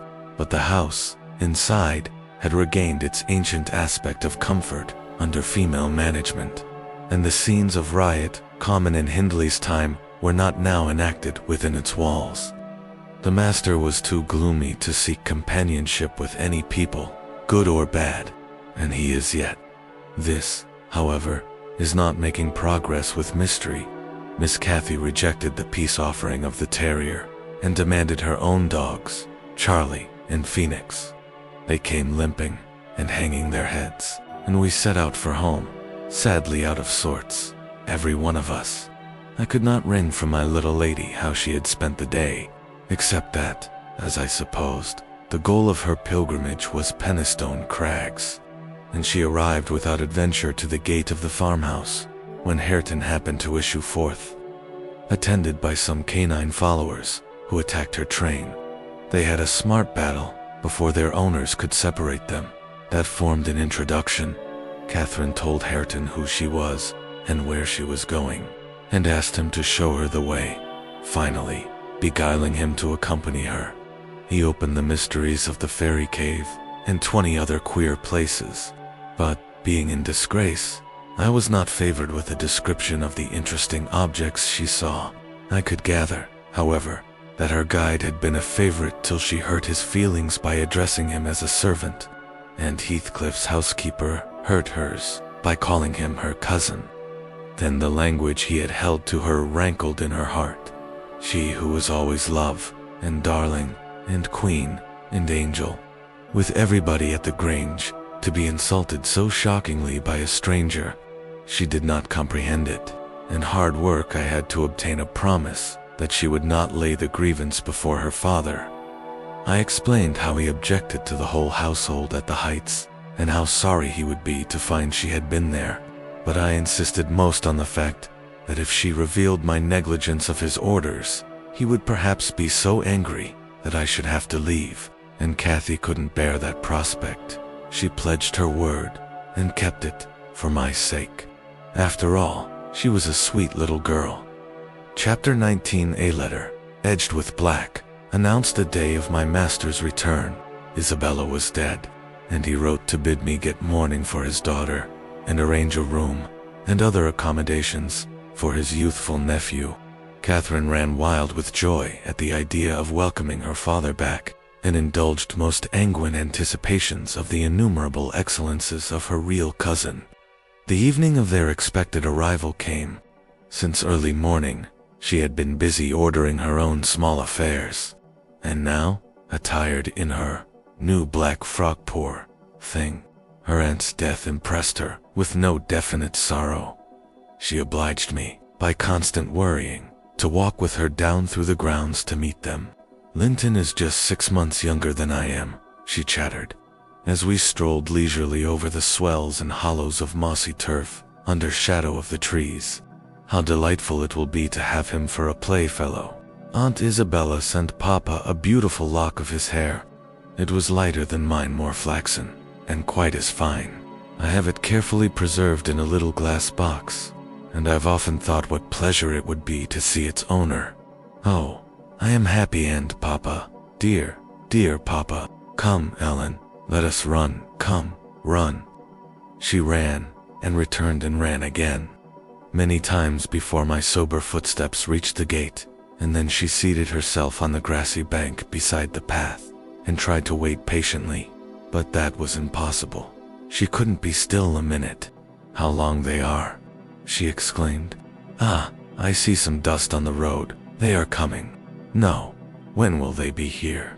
May we not go a little way? Half a mile, Ellen? Only just half a mile.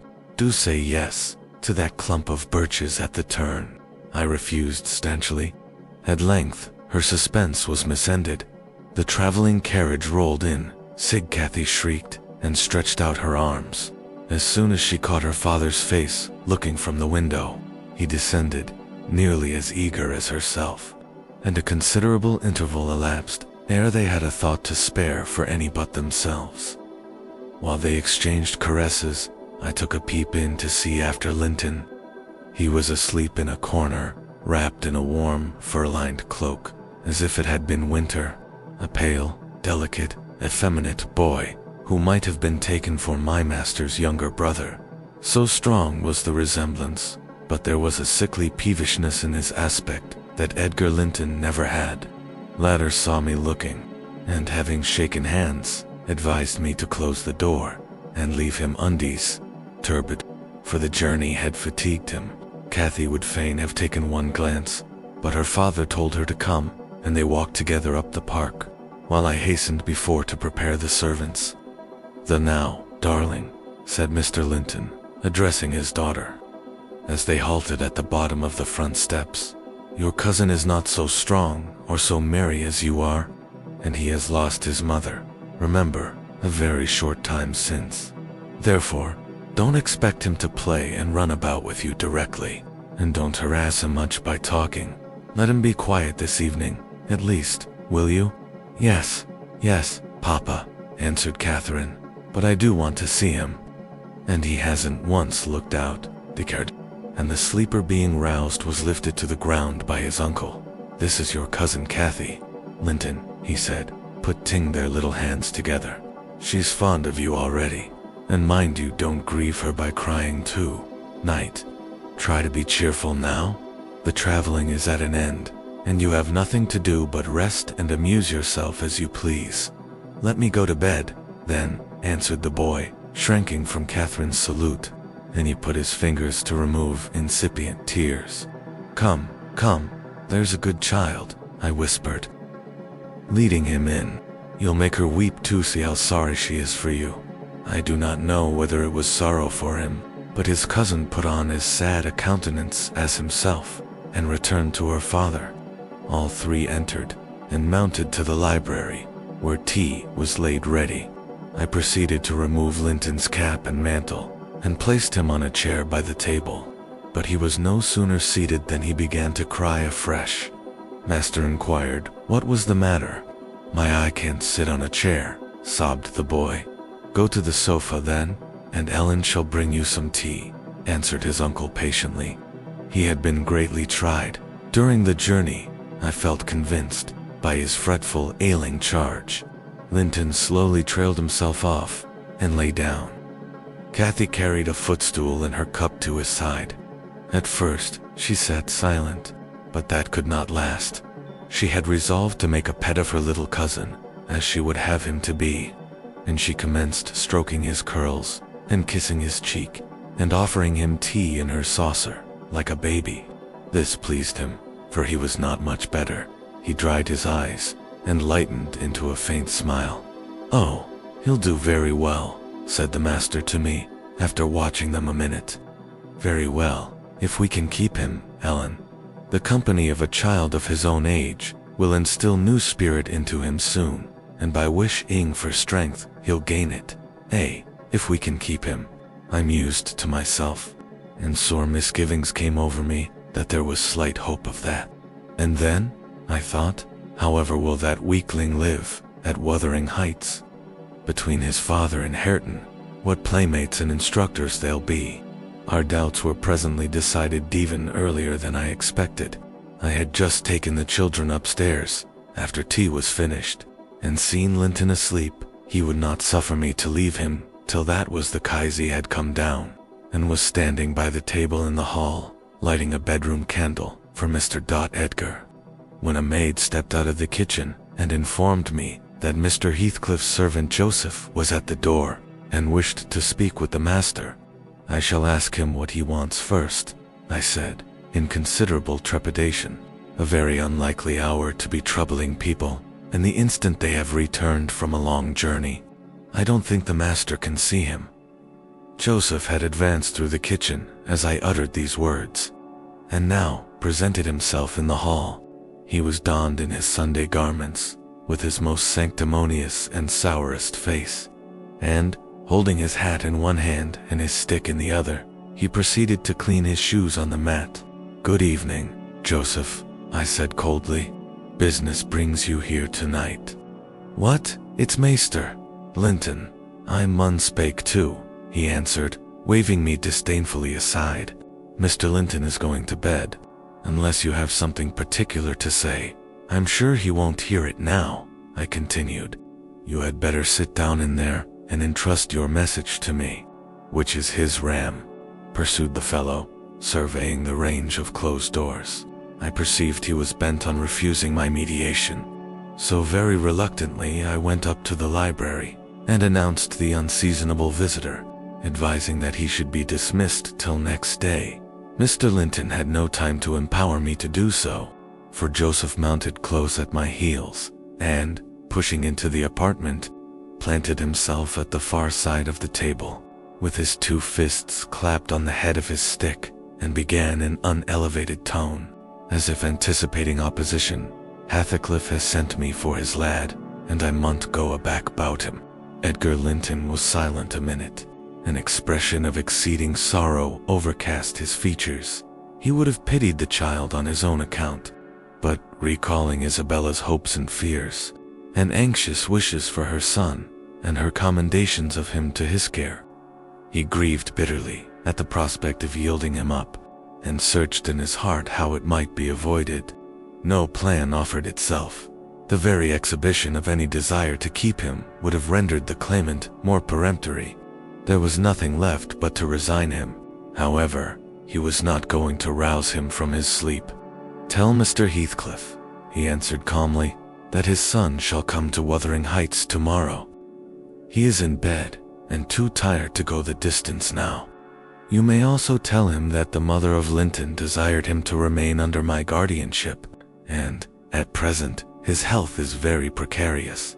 Noah, said Joseph, giving a thud with his prop on the floor, and assuming an authoritative air. Noah, that means not Hathacliff Max, Noah, Count O.T. Mother, nor the Norther. But he'll have his lad. Undemintak him saw now, the now. You shall not tonight, answered Linton decisively. Walk downstairs at once, and repeat to your master what I have said. Ellen, show him down. Go, and, aiding the indignant elder with a lift by the arm, he rid the room of him, and closed the door. Vera, will, shouted Joseph, as he slowly drew off. Tomorn, he's come hissel, and thrust him out, if they dare. Chapter 22 Obviate the danger of this threat being fulfilled. Mr. Linton commissioned me to take the boy home early, on Catherine's pony, and, said he, as we shall now have no influence over his destiny, good or bad, you must say nothing of where he is gone to my daughter. She cannot associate with him hereafter, and it is better for her to remain in ignorance of his proximity, lest she should be restless and anxious to visit the Heights. Merely tell her his father sent for him suddenly, and he has been obliged to leave us. Linton was very reluctant to be roused from his bed at 5 o'clock, and astonished to be informed that he must prepare for further traveling. But I softened off the matter by stating that he was going to spend some time with his father, Mr. Heathcliff, who wished to see him so much. He did not like to defer the pleasure till he should recover from his late journey. My father, he cried, in strange perplexity. Mama never told me I had a father. Where does he live? I'd rather stay with Uncle. He lives a little distance from the Grange, I replied, just beyond those hills. Not so far, but you may walk over here when you get hearty. And you should be glad to go home, and to see him. You must try to love him, as you did your mother, and then he will love you. But why have I not heard of him before? Asked Linton. Why didn't Mama and he live together, as other people do? He had business to keep him in the north, I answered, and your mother's health required her to reside in the south. And why didn't Mama speak to me about him? Persevered the child. She often talked of Uncle, and he learnt to love him long ago. How am I to love Papa? I don't know him. Oh, all children love their parents, I said. Your mother, perhaps, thought you would want to be with him if she mentioned him often to you. Let us make haste. An early ride on such a beautiful morning is much preferable to an hour's more sleep. Is she to go with us? He demanded. The little girl I saw yesterday? Not now, replied I, his uncle. He continued. No, I shall be your companion there, I said. Linton sank back on his pillow and fell into a brown study. "I won't go without Uncle," he cried at length. "I can't tell where you mean to take me." I attempted to persuade him of the naughtiness of showing reluctance to meet his father. Still, he obstinately resisted any progress towards dressing, and I had to call for my master's assistance in coaxing him out of bed. The poor thing was finally got off, with several delusive assurances that his absence should be short, that Mr. Edgar and Kathy would visit him, and other promises, equally ill-founded, which I invented and reiterated at intervals throughout the way. The pure heather-scented air, the bright sunshine, and the gentle canter of Minnie relieved his despondency. After a while, he began to put questions concerning his new home and its inhabitants, with greater interest and liveliness. "Is Wuthering Heights as pleasant a place as Thrushcross Grange?" he inquired, turning to take a last glance into the valley, whence a light mist mounted and formed a fleecy cloud on the skirts of the blue. "It is not so buried in trees," I replied, "and it is not quite so large, but you can see the country beautifully all round, and the air is healthier, for you fresher and drier. You will, perhaps, think the building old and dark at first, though it is a respectable house, the next best in the neighborhood, and you will have such nice rambles on the moors. Hareton Earnshaw, that is Miss Kathy's other cousin, and so yours in a manner will show you all the sweetest spots, and you can bring a book in fine weather, and make a green hollow your study, and, now and then, your uncle may join you in a walk. He does, frequently, walk out on the hills." "And what is my father like?" he asked. "Is he as young and handsome as Uncle?" "He's as young," said I, "but he has black hair and eyes, and looks sterner, and he is taller and bigger altogether. He'll not seem to you so gentle and kind at first, perhaps, because it is not his way still.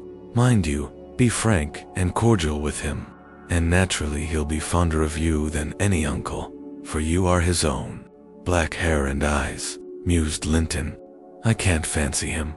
Then I am not like him, am I?" "Not much," I answered.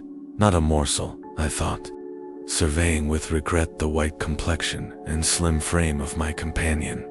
And his large languid eyes, his mother's eyes, save that, unless a morbid touchiness kindled them a moment.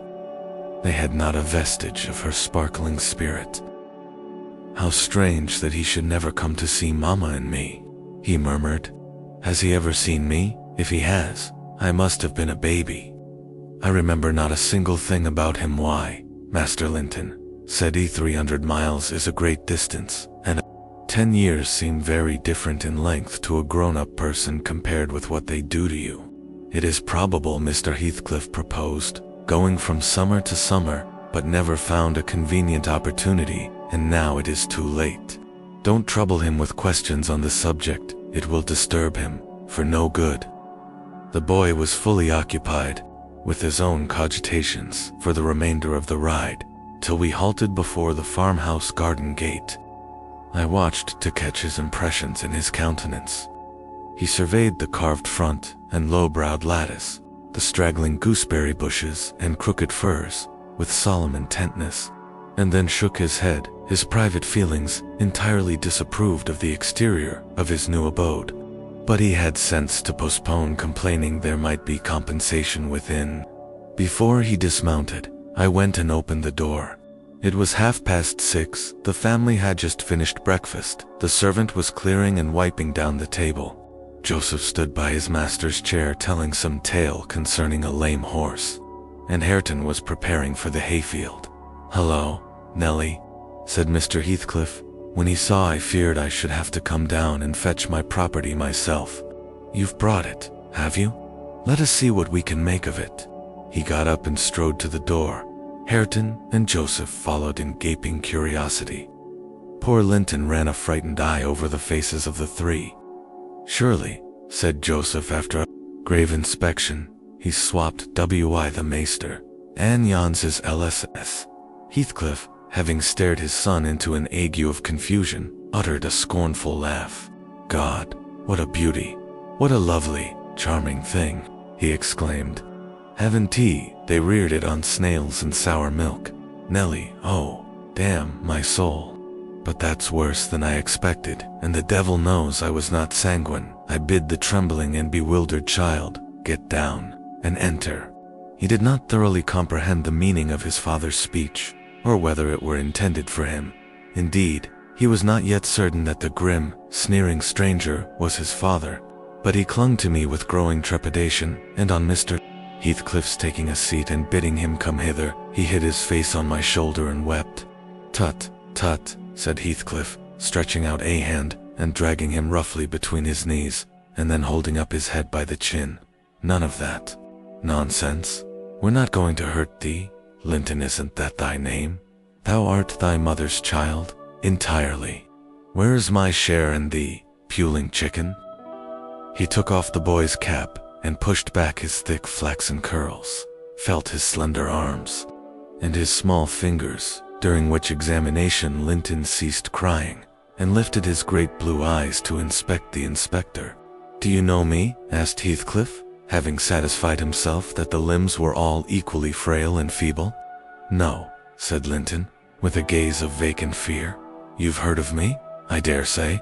No, he replied again. No. What a shame of your mother, never to waken your filial regard for me. You are my son, then. I'll tell you, and your mother was a wicked slut to leave you in ignorance of the sort of father you possessed. Now, don't wince, and color up. Though it is something to see you have not white blood, be a good lad, and I'll do for you.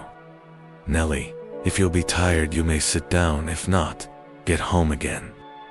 I guess you'll report what you hear and see to the cipher at the Grange, and this thing won't be settled while you linger about it. Well, replied I hope you'll be kind to the boy, Mr. Heathcliff, or you'll not keep him long, and he's all you have, akin, in the wide world, that you will ever nor remember. I'll be very kind to him, you needn't fear, he said, laughing, only nobody else must be kind to him. I'm jealous of monopolizing his affection. And, to begin my kindness, Joseph, bring the lad some breakfast. Hareton, you infernal calf, begone to your work. Yes, Nell, he added, when they had departed, my son is prospective owner of your place, and I should not wish him to die till I was certain of being his successor. Besides, he's mine, and I want the triumph of seeing my descendant fairly lord of their estates, my child hiring their children to till their father's lands for wages. That is the sole consideration which can make me endure the whelp I despise, him for himself, and hate him for the memories he revives. But that consideration is sufficient. He's as safe with me, and shall be tended as carefully as your master tends his own. I have a room upstairs, furnished for him in handsome style. I've engaged a tutor, also, to come 3 times a week, from 20 miles distance, to teach him what he pleases to learn. I've ordered Hareton to obey Hymond. In fact, I've arranged everything, with a view to preserve the superior and the gentleman in him above his associates. I do regret, however, that he so little deserves the trouble. If I wished any blessing in the world, it was to find him a worthy object of pride, and I'm bitterly disappointed with the eye-faced whining wretch. While he was speaking, Joseph returned, bearing a basin of milk porridge, and placed it before Linton, who stirred round the homely mess with a look of aversion, and affirmed he could not eat it. I saw the old manservant shared largely in his master's scorn of the child, though he was compelled to retain the sentiment in his heart, because Heathcliff plainly meant his underlings to hold him in honor. 6 cannot 8, it repeated he, peering in Linton's face, and subduing his voice to a whisper, for fear of being overheard. But Maester Hareton never ate naught else. When he were a little and what were good enough for him's good enough for the eyes. Rather think I shan't eat it, answered Linton snappishly. Take it away. Joseph snatched up the food indignantly, and brought it to us. Is there aught ails victuals? He asked, thrusting tray under Heathcliff's nose. What should ail them? He said. Wha? Answered Joseph. Yon dainty chap says he cannot ate But I guess it's rate his mother were just so or almost too mucky to sow tea corn for macking her breed. Don't mention his mother to me, said the master angrily. Get him something that he can eat, that's all. What is his usual food, Nellie? I suggested boiled milk or tea, and the housekeeper received instructions to prepare some. Come, I reflected. His father's selfishness may contribute to his comfort. He perceives his delicate constitution and the necessity of treating him tolerably. I'll console Mr. Edgar by acquainting him with the turn Heathcliff's humor has taken.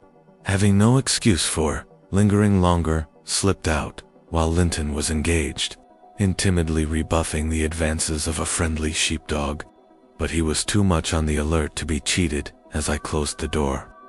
I heard a cry and a frantic repetition oft words. Didn't he leave me? I'll not stay here. I'll not stay here. Then the latch was raised and fell. They did not suffer him to come forth. I mounted Minnie and urged her to a trot, and so my brief guardianship ended. Chapter 21. We had sad work with little Cathy that day. She rose in high glee, eager to join her cousin, and such passionate tears and lamentations followed the news of his departure that Edgar himself was obliged to soothe her by affirming he should come back soon. He added, however, if I can get him, and there were no hopes of that. This promise poorly pacified her, but time was more potent, and though still at intervals, she inquired of her father when Linton would return. Before she did see him again, his features had waxed so dim in her memory that she did not recognize him when I chanced to encounter the housekeeper of Wuthering Heights. In paying business visits to Gimmerton, I used to ask how the young master got on, for he lived almost as secluded as Catherine herself, and was never to be seen. I could gather from her that he continued in weak health, and was a tiresome inmate.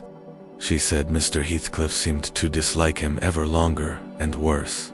Though he took some trouble to conceal it, he had an antipathy to the sound of his voice, and could not do it all with his sitting in the same room with him many minutes together. There seldom passed much talk between them.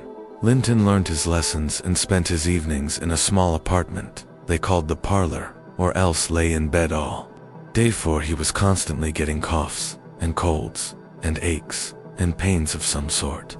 And I never knew such a faint-hearted creature, added the woman, nor one so careful of hissel. He will go on, if I leave the window open a bit late in the evening. Oh, it's killing a breath of night air, and he must have a fire in the middle of summer, and Joseph's bacca-pipe is poison, and he must always have sweets and dainties, and always milk for ever heating, not how the rest of us are pinched in winter. And there he'll sit, wrapped in his furred cloak, in his chair, by the fire, with some toast and water, or other slop on the hob to sip at. And if Hareton, for pity, comes to amuse him, Hareton is not bad in a tread, though he's wrothier, sure to part, one swearing, and the other crying.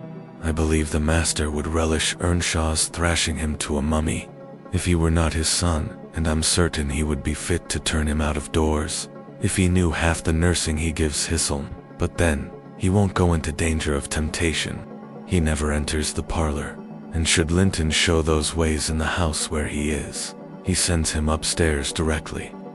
I divined, from this account, that utter lack of sympathy had rendered young Heathcliff selfish and disagreeable, if he were not so originally, in my interest in Hanine, consequently, decayed. Though still, I was moved with a sense of grief at his lot, and a wish that he had been left with us. Mr. Edgar encouraged me to gain information. He thought a great deal about him, I fancy, and would have run some risk to see him, and he told me once to ask the housekeeper whether he ever came into the village. She said he had only been twice, on horseback, accompanying his father, and both times he pretended to be quite knocked up for 3 or 4 days afterwards. That housekeeper left, if I recollect rightly, 2 years after he came, and another, whom I did not know, was her successor. She lives there still. Time wore on at the Grange in its former pleasant way, till Miss Cathy reached 16. On the anniversary of her birth we never manifested any signs of rejoicing. because it was also the anniversary of my late mistress's death. Her father invariably spent that day alone in the library, and walked at dusk as far as Gimmerton Kirkyard, where he would frequently prolong his stay beyond midnight. Therefore, Catherine was thrown on her own resources for amusement. This 20th of March was a beautiful spring day, and when her father had retired, my young lady came down, dressed for going out, and said she asked to have a ramble on the edge of the moor with me. Mr. Linton had given her leave, if we went only a short distance, and were back within the hour. "So make haste, Ellen," she cried. "I know where I wish to go, where a colony of moor game are settled. I want to see whether they have made their nests yet." "That must be a good distance up," I answered. "They don't breed on the edge of the moor." "No, it's not," she said. "I've gone very near with Papa." I put on my bonnet and sallied out, thinking nothing more of the matter. She bounded before me, and returned to my side, and was off again like a young greyhound. And, at first, I found plenty of entertainment in listening to the larks singing far and near, and enjoying the sweet, warm sunshine, and watching her, my pet and my delight, with her golden ringlets flying loose behind, and her bright cheek as soft and pure in its bloom as a wild rose, and her eyes radiant with cloudless pleasure. She was a happy creature and an angel in those days. It's a pity she could not be content. "Well," said I, "where are your moor game, Miss Cathy? We should be at them.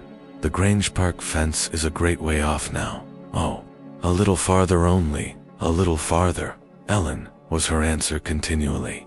"Climb to that hillock, past that bank, and by the time you reach the other side, I shall have raised the birds." But there were so many hillocks and banks to climb and pass that, at length, I began to be weary, and told her we must halt and retrace our steps. I shouted to her, as she had outstripped me a long way. She either did not hear or did not regard, for she still sprang on, and I was compelled to follow. Finally, she dived into a hollow, and before I came in sight of her again, she was 2 miles nearer Wuthering Heights than her own home, and I beheld a couple of persons arrest her, one of whom I felt convinced was Mr. Heathcliff himself. Cathy had been caught in the act of plundering, or, at least, hunting out the nests of the grouse. The Heights were Heathcliff's land, and he was "I've neither taken any nor found any," she said, as I toiled to them, expanding her hands in corroboration of the statement. "I didn't mean to take them, but Papa told me there were quantities up here, and a wish to see the eggs." Heathcliff glanced at me with an ill-meaning smile, expressing his acquaintance with the party, and consequently, his malevolence towards it, and demanded who Papa was. "Mr. Linton of Thrushcross Grange," she replied. "I thought you did not know me, or you wouldn't have spoken in that way. You suppose Papa is highly esteemed and respected, then?" he said sarcastically. "That man I've seen, and what are you?" inquired Catherine, gazing curiously on the speaker. "Before, is he your son?" She pointed to Hareton, the other individual, who had gained nothing but increased bulk and strength by the addition of 2 years to his age. He seemed as awkward and rough as ever. "Miss Cathy," I interrupted, "it will be 3 hours instead of 1 that we are out, presently. We really must go back." "No, that man is not my son," answered Heathcliff, pushing me aside. "But I have one, and you have seen him before, too. And, though your nurse is in a hurry, I think both you and she would be the better for a little rest. Will you just turn this nab of heath and walk into my house? You'll get home earlier, for the ease, and you shall receive a kind welcome." I whispered Catherine that she mustn't, on any account, accede to the proposal. It was entirely out of the question. "Why?" she asked, aloud. "I'm tired of running, and the ground is dewy. I can't sit here. Let us go, Ellen. Besides, he says I have seen his son. He's mistaken, I think, but I guess where he lives. At the farmhouse I visited in coming from Penistone Crags, don't you?" "I do. Come, Nellie, hold your tongue, it will be a treat for her to look in on us. Hareton, get forwards with the lass. You shall walk with me, Nellie. No, she's not going to any such place, I cried, struggling to release my arm, which he had seized, but she was almost at the doorstones already, scampering round the brow at full speed. Her appointed companion did not pretend to escort her. He shied off by the roadside and vanished. Very wrong, I continued. You know you mean no good, and there she'll see Linton, and all will be told as soon as ever we return, and I shall have the blame. I want her to see Linton, he answered. He's looking better these few days. It's not often he's fit to be seen, and we'll soon persuade her to keep the visit secret. Where is the harm of it? The harm of it is that her father would hate me if he found I suffered her to enter your house, and I am convinced you have a bad design in encouraging her to do so, I replied. My design is as honest as possible. I'll inform you of its whole scope, he said, that the two cousins may fall in love and get married. I'm acting generously to your master. His young chit has no expectations, and should she second my wishes, she'll be provided for at once as joint successor with Linton. If Linton died, I answered, and his life is quite uncertain, Catherine would be the heir. No, she would not, he said. There is no clause in the will to secure it so. His property would go to me. But, to prevent disputes, I desire their union, and am resolved to bring it about. And I am resolved she shall never approach your house with me again. I returned, as we reached the gate, where Miss Cathy waited our coming. Heathcliff bade me be quiet, and, preceding us up the path, hastened to open the door. My young lady gave him several looks, as if she could not exactly make up her mind what to think of him. But now he smiled when he met her eye, and softened his voice in addressing her, and I was foolish enough to imagine the memory of her mother might disarm him from desiring her injury. Linton stood on the hearth. He had been out walking in the fields, for his cap was on, and he was calling to Joseph to bring him dry shoes. He had grown tall of his age, still wanting some months of 16. His features were pretty yet, and his eye and complexion brighter than I remembered them, though with merely temporary luster borrowed from the salubrious air and genial sun. Now, who is that? Asked Mr. Heathcliff, turning to Cathy. Can you tell? Your son, she said, having doubtfully surveyed, first one and then the other. Yes, yes, answered he, but is this the only time you have beheld him? Think, huh? You have a short memory. Linton, don't you recall your cousin, that you used to tease us so with wishing to see? What? Linton? Cried Cathy, kindling into joyful surprise at the name. Is that little Linton? He's taller than I am. Are you Linton? The youth stepped forward and acknowledged himself. She kissed him fervently, and they gazed with wonder at the change time had wrought in the appearance of each. Catherine had reached her full height. Her figure was both plump and slender, elastic as steel, and her whole aspect sparkling with health and spirits. Linton's looks and movements were very languid, and his form extremely slight, but there was a grace in his manner that mitigated these defects, and rendered him not unpleasing. After exchanging numerous marks of fondness with him, his cousin went to Mr. Heathcliff, who lingered by the door, dividing his attention between the objects inside and those that lay without, pretending, that is, to observe the latter, and really noting the former alone. And you are my uncle, then, she cried, reaching up to salute him. I thought I liked you, though you were cross at first. Why don't you visit at the Grange with Linton? To live all these years, such close neighbors, and never see us, is odd. What have you done so for? I visited it once or twice too often before you were born, he answered. There, damn it. If you have any kisses to spare, give them to Linton. They are thrown away on me. Naughty Ellen, exclaimed Catherine, flying to attack me next with her lavish caresses. Wicked Ellen, to try to hinder me from entering. But I'll take this walk every morning in future. May I, uncle? and sometimes bring Papa. Won't you be glad to see us?" "Of course," replied the uncle, with a hardly suppressed grimace, resulting from his deep aversion to both the proposed visitors. "But, he continued, turning in towards the young lady ADV. "Now I think of it, I'd better tell you. Mr. Linton has a prejudice against me. We quarreled at one time of our lives, with unchristian ferocity, and, if you mention coming here to him, he'll put a veto on your visits altogether.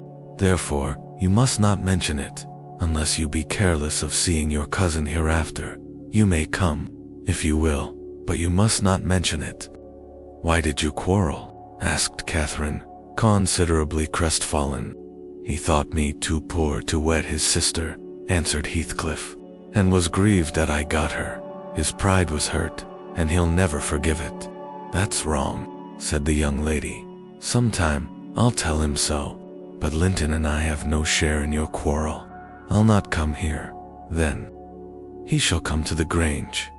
"It will be too far for me," murmured her cousin. "To walk 4 miles would kill me. No, come here, Miss Catherine, now and then, not every morning, but once or twice a week." The father launched towards his son a glance of bitter contempt. "I am afraid, Nellie, I shall lose my labor," he muttered to me. "Miss Catherine, as the ninny calls her, will discover his value and send him to the devil. Now, if it had been do you know that? 20 times a day, I covet Hareton, with all his degradation. I'd have loved the lad had he been someone else, but I think he's safe from her love. I'll pit him against that paltry creature, unless it bestir itself briskly. We calculate it will scarcely last till it is 18. Oh, confound the vapid thing. He's absorbed in drying his feet, and never looks at her." "Linton?" "Yes, father," answered the boy. "Have you nothing to show your cousin anywhere about? Not even a rabbit or a weasel's nest? Take her into the garden, before you change your shoes, and into the stable to see your horse." "Wouldn't you rather sit here?" asked Linton, addressing Cathy in a tone which expressed reluctance to move again. "I don't know," she replied, casting a longing look to the door, and evidently eager to be active. He kept his seat, and shrank closer to the fire. Heathcliff rose, and went into the kitchen, and from thence to the yard, calling out for Hareton responded, and presently the two The young man had been washing himself, as was visible by the glow on his cheeks and his wetted hair. "Oh, I'll ask you, uncle," cried Miss Cathy, recollecting the housekeeper's assertion. "That is not my cousin, is he?" "Yes," he replied, "your mother's nephew. Don't you like him?" Catherine looked queer. "Is he not a handsome lad?" he continued. The uncivil little thing stood on tiptoe, and whispered a sentence in Heathcliff's ear. He laughed. Hareton darkened. I perceived he was very sensitive to suspected slights, and had obviously a dim notion of his inferiority. But his master, or guardian, chased the frown by exclaiming, "You'll be the favorite among us, Hareton. She says, you are a what, was it? Well, something very flattering. Here, you go with her round the farm, and behave like a gentleman, mind. Don't use any bad words, and don't stare when the young lady is not looking at you, and be ready to hide your face when she is. And, when you speak, say your words slowly, and keep your hands out of your pockets. Be off, and entertain her as nicely as you can." He watched the couple walking past the window. Earnshaw had his countenance completely averted from his companion. He seemed studying the familiar landscape with a stranger's and an artist's interest. Catherine took a sly look at him, pressing small admiration. She then turned her attention to seeking out objects of amusement for herself, and tripped merrily on, lilting a tune to supply the lack of conversation. "I've tied his tongue," observed Heathcliff. "He'll not venture a single syllable all the time. Nellie, you recollect me at his age, nay, some years younger. Did I ever look so stupid, so gomless as Joseph calls it? Worse," I replied, because more sullen with it. "I've a pleasure in him," he continued, reflecting aloud. "He has satisfied my expectations. If he were a born fool, I should not enjoy it half so much. But he's no fool, and I can sympathize with all his feelings, having felt them myself. I know what he suffers now, for instance. Exactly. It is merely a beginning of what he shall suffer, though, and he'll never be able to emerge from his bathos of coarseness and ignorance. I've got him faster than his scoundrel of a father secured me, and lower, for he takes a pride in his brutishness. I've taught him to scorn everything extra-animal, as silly and weak. Don't you think Hindley would be proud of his son, if he could see him? Almost as proud as I am of mine, but there's this difference. One is gold put to the use of paving stones, and the other is tin polished to ape a service of silver. Mine has nothing valuable about 1t. Yet, I shall have the merit of making it go as far as such poor stuff can go. His had first-rate qualities, and they are lost, rendered worse than unavailing. I have nothing to regret. He would have more than any but I are aware of. And the best of it is, Hareton is damnably fond of me. You'll own that I've outmatched Hindley there. If the dead villain could rise from his grave to abuse me for his offspring's wrongs, I should have the fun of seeing the said offspring fight him back again, indignant that he should dare to rail at the one friend he has in the world. Heathcliff chuckled a fiendish laugh at the idea. I made no reply, because I saw that he expected none. Meantime, our young companion, who sat too removed from us to hear what was said, began to evince symptoms of uneasiness, probably repenting that he had denied himself the treat of Catherine's society for fear of a little fatigue, his father remarked, the restless glances wandering to the window, and the hand irresolutely extended towards his cap. "Get up, you idle boy," he exclaimed, with assumed heartiness. "Away after them. They are just at the corner, by the stand of hives." Linton gathered his energies, and left the hearth. The lattice was open, and, as he stepped out, I heard Cathy inquiring of her unsociable attendant, what was that inscription over the door? Hareton stared up, and scratched his head like a true clown. "It's some damnable writing," he answered. "Cannot read it." "I can't read it," cried Catherine. "I can read it. It's English. But I want to know why it is there." Linton giggled. The first appearance of mirth he had exhibited. "He does not know his letters," he said to his cousin. "Could you believe in the existence of such a colossal dunce?" "Is he all as he should be?" asked Miss Cathy seriously. "Or is he simple? Not right? I've questioned him twice now, and each time he looked so stupid I think he does not understand me. Can hardly understand him, I'm sure." Linton repeated his laugh, and glanced at Hareton tauntingly, who certainly did not seem quite clear of comprehension at that moment. "There's nothing the matter but laziness, is there, Earnshaw?" he said. "My cousin fancies you are an idiot. There you experience the consequence of scorning book-learning, as you would say. Have you noticed, Catherine, his frightful Yorkshire pronunciation? Why, where the devil is the use owned?" growled Hareton, more ready in answering his daily companion. He was about to enlarge further, but the two youngsters broke into a noisy fit of merriment, my giddy miss being delighted to discover that she might turn his strange talk to matter of amusement. "Where is the use of the devil in that sentence?" tittered Linton. "Papa told you not to say any bad words, and you can't open your mouth without one. Do try to behave like a gentleman, now do. If thou warrant more a lass than a lad, I'd fell thee this minute, I would." "Pitiful lath of a crater," retorted the angry boor, retreating, while his face burnt with mingled rage and mortification, for he was conscious of being insulted, and embarrassed how to resent it. Mr. Heathcliff, having overheard the conversation, as well as I, smiled when he saw him go, but immediately afterwards cast a look of singular aversion on the flippant pair, who remained chattering in the doorway, the boy finding animation enough while discussing Hareton's faults and deficiencies, and relating anecdotes of his goings-on, and the girl relishing his pert and spiteful sayings, without considering the ill nature they evinced. I began to dislike more than to compassionate Linton, and to excuse his father in some measure for holding him cheap. We stayed till afternoon. I could not tear Miss Cathy away sooner, but happily my master had not quitted his apartment, and remained ignorant of our prolonged absence. As we walked home, I would fain have enlightened my charge on the characters of the people we had quitted, but she got it into her head that I was prejudiced against them. "Aha," she cried, "you take Papa's side. Ellen, you are partial, I know, or else you wouldn't have cheated me so many years into the notion that Linton lived a long way from here. I'm really extremely angry, only I'm so pleased I can't show it. But you must hold your tongue about my uncle. He's my uncle, remember, and I'll scold Papa for quarreling with him." And so she ran on, till I relinquished the endeavor to convince her of her mistake. She did not mention the visit that night, because she did not see Mr. Linton.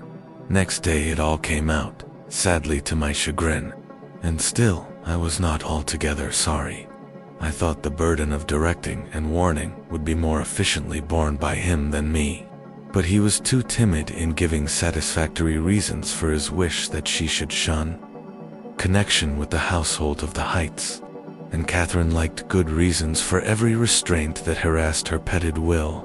"Six, Papa," she exclaimed, after the morning's salutations. "Guess whom I saw yesterday, in my walk on the moors?"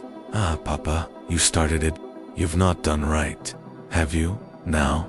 I saw, but listen, and you shall hear how I found you out, and Ellen, who is in league with you, and yet pretended to pity me so, when I kept hoping, and was always disappointed about Linton's coming back." She gave a faithful account of her excursion and its consequences, and my master, though he cast more than one reproachful look at me, said nothing till she had concluded. Then he drew her to him, and asked if she knew why he had concealed Linton's near neighborhood from her. Could she think it was to deny her a pleasure that she might harmlessly enjoy? "It was because you disliked Mr. Heathcliff," she answered. "Then you believe I care more for my own feelings than yours, Cathy," he said. "No, it was not because I disliked Mr. Heathcliff, but because Mr. Heathcliff dislikes me, and is a most diabolical man, delighting to ruin and ruin those he hates, if they give him the slightest opportunity. I knew that you could not keep up an acquaintance with your cousin without being brought into contact with him, and I knew he would detest you on my account. So for your own good, and nothing else, I took precautions that you should not see Linton again. I meant to explain this sometime as you grew older, and I'm sorry I delayed it." "But Mr. Heathcliff was quite cordial, Papa," observed Catherine, "not at all convinced, and he didn't object to our seeing each other. He said I might come to his house when I pleased, only I must not tell you, because you had quarreled with him, and would not forgive him for marrying Aunt Isabella, and you won't. You are the one to be blamed.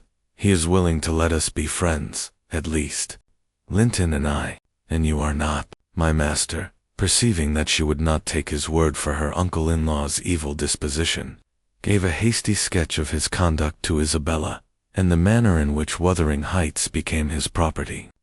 He could not bear to discourse long upon the topic, for though he spoke little of it, he still felt the same horror and detestation of his ancient enemy that had occupied his heart ever since Mrs. Linton's death. She might have been living yet, if it had not been for him, was his constant bitter reflection, and, in his eyes, Heathcliff seemed a murderer.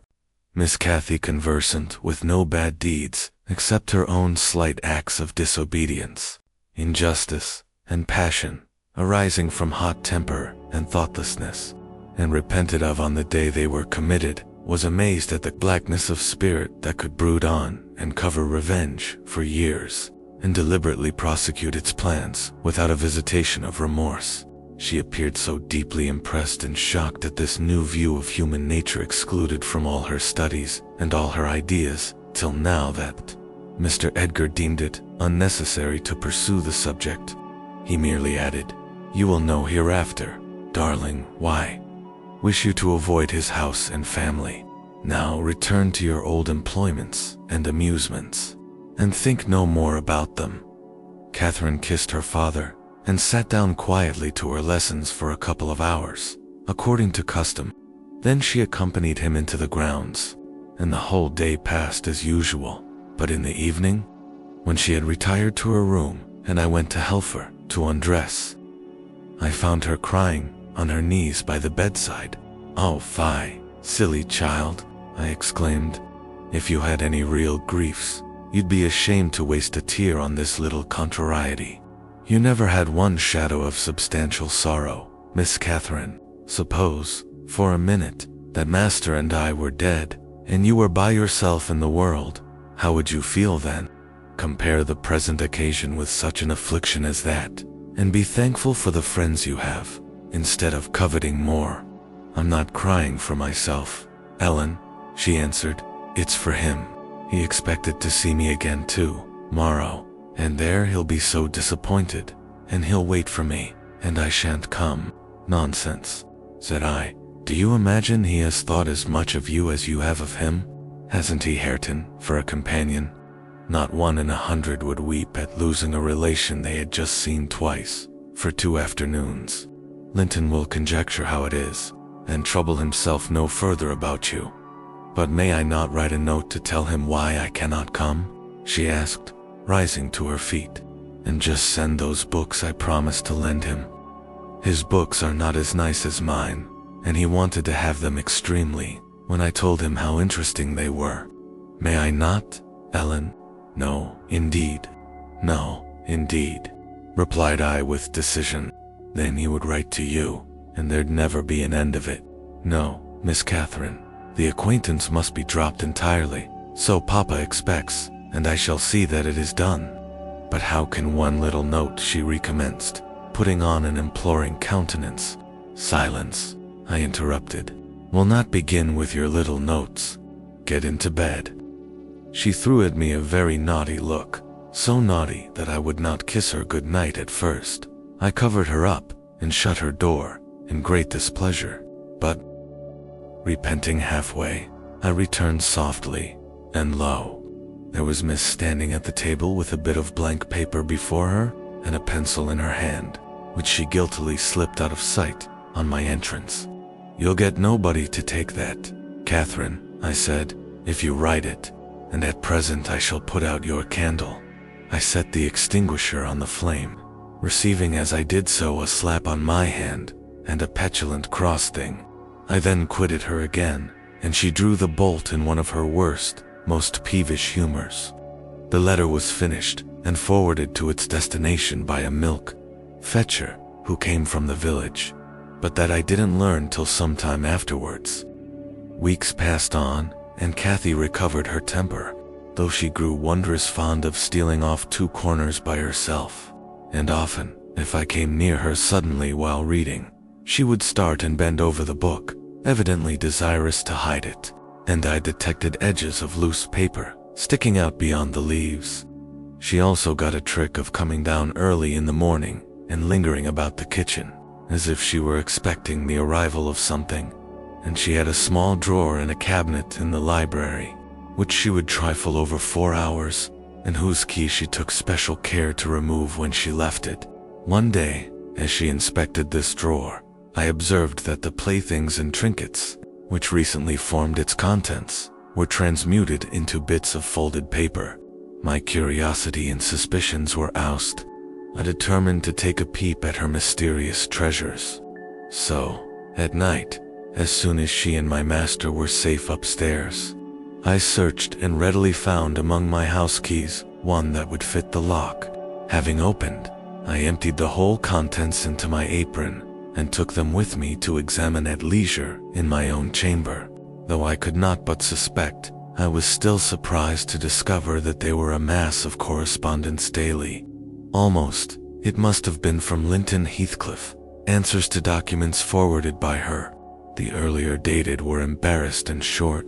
Gradually, however, they expanded into copious love letters, foolish, as the age of the writer rendered natural, yet with touches here and there which I thought were borrowed from a more experienced source.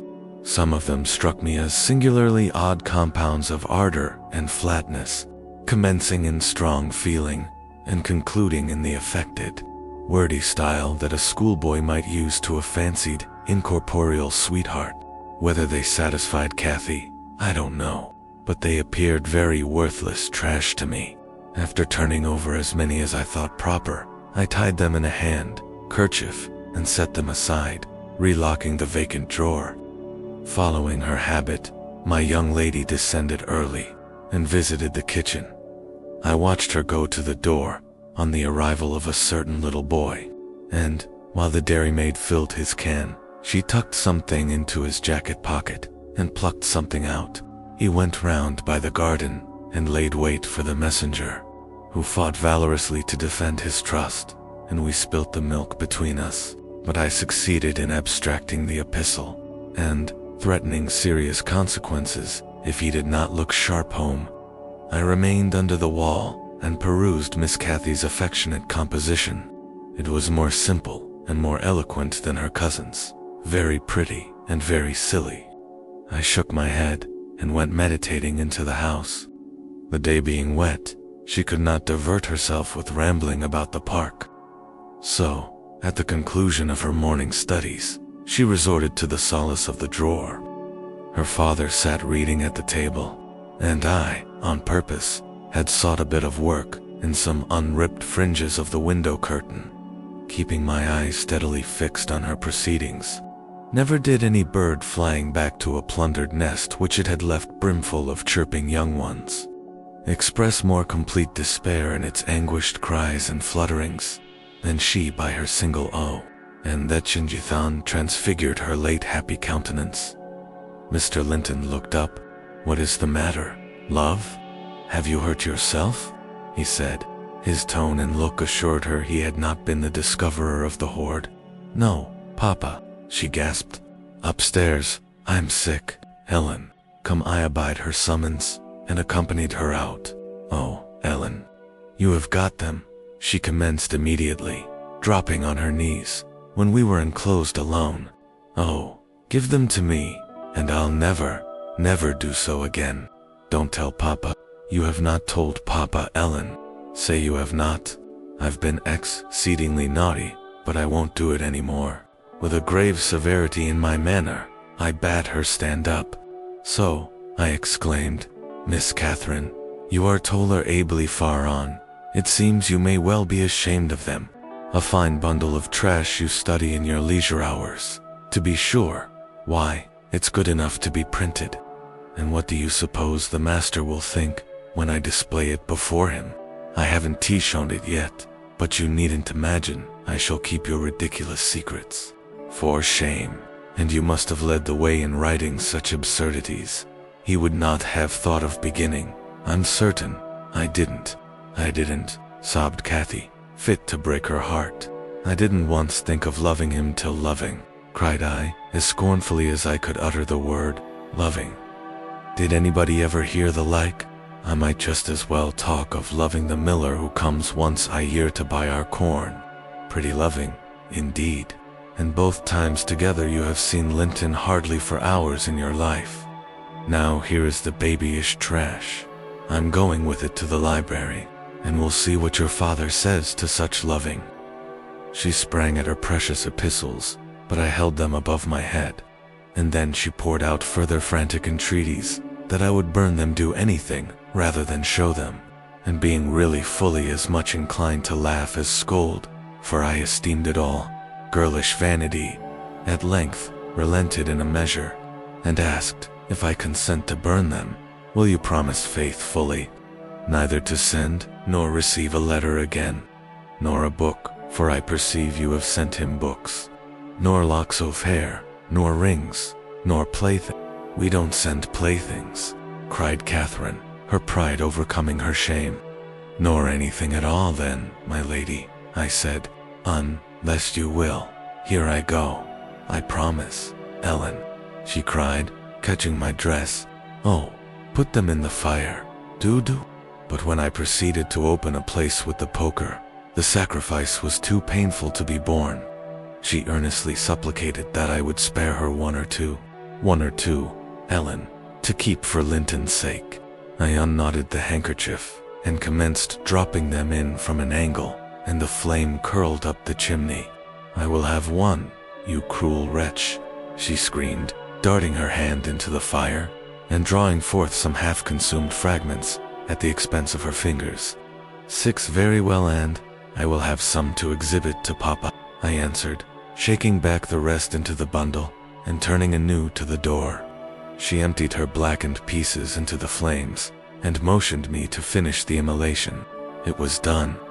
I stirred up the ashes and interred them under a shovelful of coals, and she mutely, and with a sense of intense injury, retired to her private apartment. I descended to tell my master that the young lady's qualm of sickness was almost gone, but I judged it best for her to lie down a while. She wouldn't dine, but she reappeared at tea, pale and red about the eyes, and marvelously subdued in outward aspect. Next morning, I answered the letter by a slip of paper, inscribed, "Master Heathcliff is requested to send no more notes to Miss Linton, as she will not receive them." And, thenceforth, the little boy came with vacant pockets. Chapter 22. Summer drew to an end, and early autumn.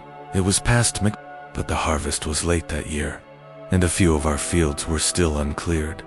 Mr. Linton and his daughter would frequently walk out among the reapers. At the carrying off the last sheaves, they stayed till dusk, in the evening happening to be chill and damp. My master caught a bad cold that settled obstinately on his lungs and confined him indoors throughout the whole of the winter, nearly without intermission. Poor Cathy, frightened from her little romance, had been considerably sadder and duller since its abandonment, and her father insisted on her reading less and taking more exercise. She had his companionship no longer.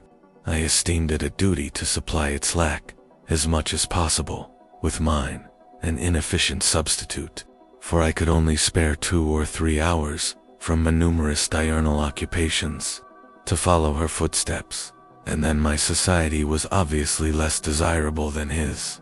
On an afternoon in October, or the beginning of November, a fresh, watery afternoon, when the turf and paths were rustling with moist, withered leaves and the cold blue sky was half hidden by clouds, dark gray streamers rapidly mounting from the west, and boding abundant rain, I requested my young lady to forego her ramble, because I was certain of showers.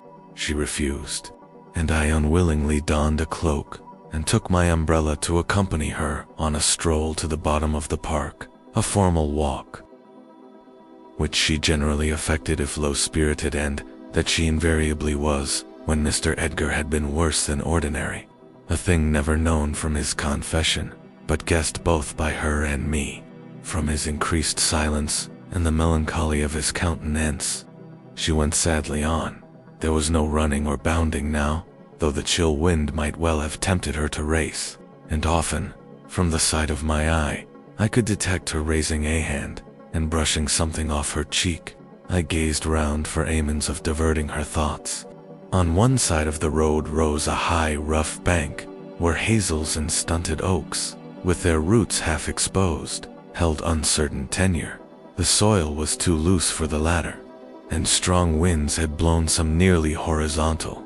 In summer, Miss Catherine delighted to climb along these trunks and sit in the branches, swinging 20 feet above the ground, and I, pleased with her agility and her light, childish heart, still considered it proper to scold every time I caught her at such an elevation, but so that she knew there was no necessity for descending.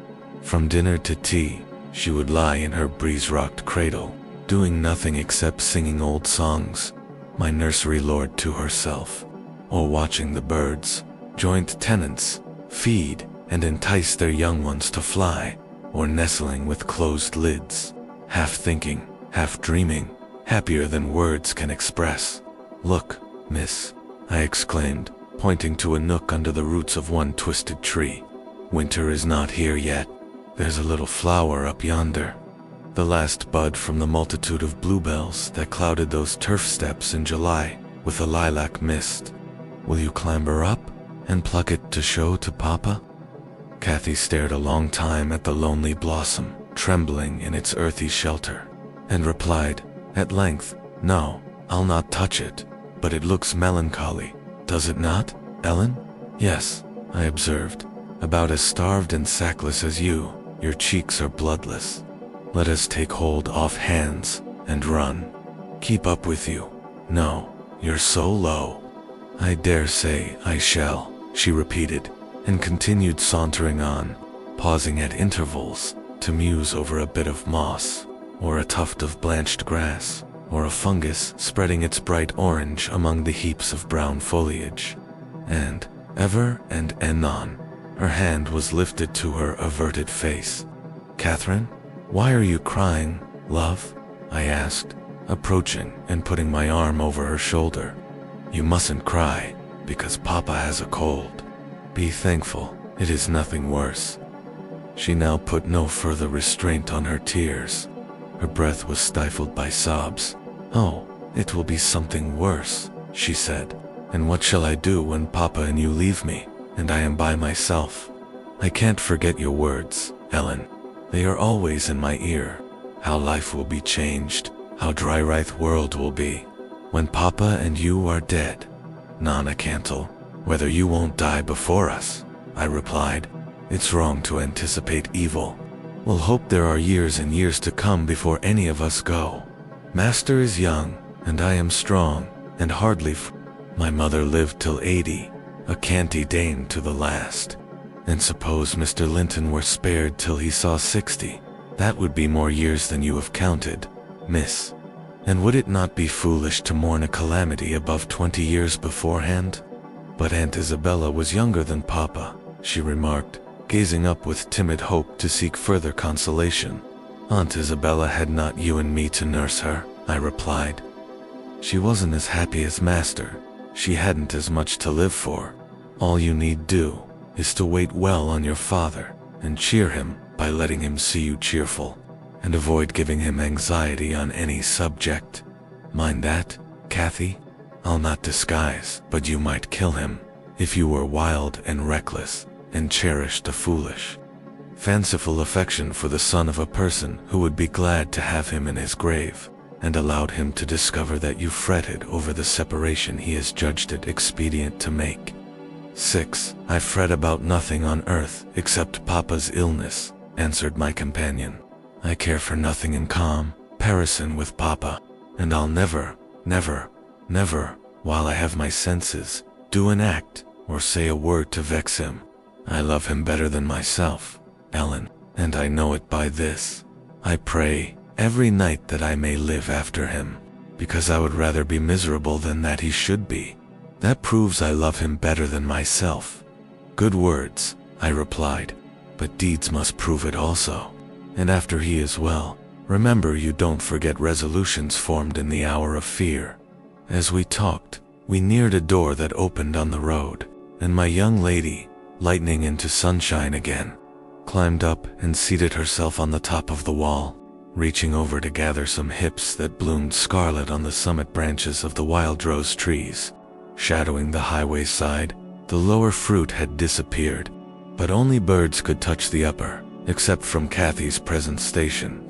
In stretching to pull them, her hat fell off, and as the door was locked, she proposed scrambling down to recover it. I bid her be cautious, lest she got a fall, and she nimbly disappeared. But the return was no such easy matter. The stones were smooth and neatly cemented, and the rose bushes and blackberry stragglers could yield no assistance in reascending. I, like a fool, didn't recollect that, till I heard her laughing and exclaim, "You'll have to fetch the key, or else I must run round to the porter's lodge. I can't scale the ramparts on this side." "Stay where you are," I answered. "I have my bundle of keys in my pocket. Perhaps I may manage to open it. If not, I'll go." Catherine amused herself with dancing to and fro before the door, while I tried all the large keys in succession. I had applied the last, and found that no one would do. So, repeating my desire that she would remain there, I was about to hurry home as fast as I could, when an approaching sound arrested me. It was the trot of a horse. Kathy's dance stopped also. "Who is that?" I whispered. "Ellen, I wish you could open the door. whispered back my companion anxiously. "Oh, Miss Linton," cried a deep voice the riders. "I'm glad to meet you.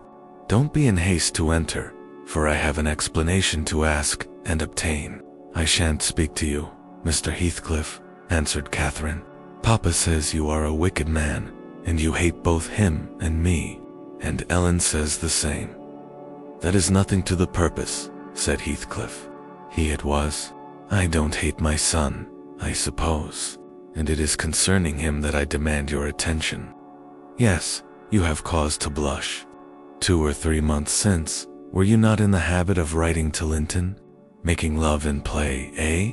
You deserved, both of you, flogging for that. You, especially, the elder. And less sensitive, as it turns out. I've got your letters, and if you give me any pertness, I'll send them to your father. I presume you grew weary of the amusement, and dropped it, didn't you? Well, you dropped Linton with it into a slough of despond. He was in earnest, in love, really, as true as I live. He's dying for you, breaking his heart at your fickleness. Not figuratively, but actually, though Hareton has made him a standing jest for 6 weeks, and I have used more serious measures and attempted to frighten him out of his idiocy. He gets worse daily, and he'll be under the sod before summer, unless you restore him. How can you lie so glaringly to the poor child?" I called from the inside. "Pray, ride on. How can you deliberately get up such paltry falsehoods? Miss Cathy, I'll knock the lock off with a stone. You won't believe that vile nonsense. You can feel in yourself. It is impossible that a person should die for love of a stranger. I was not aware there were eavesdroppers."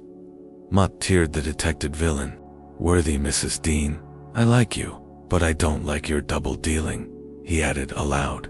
"How could you lie so glaringly as to affirm I hated the poor child, and invent bugbear stories to terrify her from my doorstep? Catherine Linton, the very name warms me, my bonny lass. I shall be from home all this week. Go and see if I have not spoken truth. Do, there's a darling. Just imagine your father in my place, and Linton in yours. Then think how you would value your careless lover if he refused to stir a step to comfort you when your father himself entreated him, and don't, from pure stupidity, fall into the same error. I swear, on my salvation, he's going to his grave, and none but you can save him." The lock gave way, and I issued out. "I swear Linton is dying," repeated Heathcliff, looking hard at me, "and grief and disappointment are hastening his death. Nellie, if you won't let her go, you can walk over yourself, but I shall not return till this time next week, and I think your master himself would scarcely object to her visiting her cousin."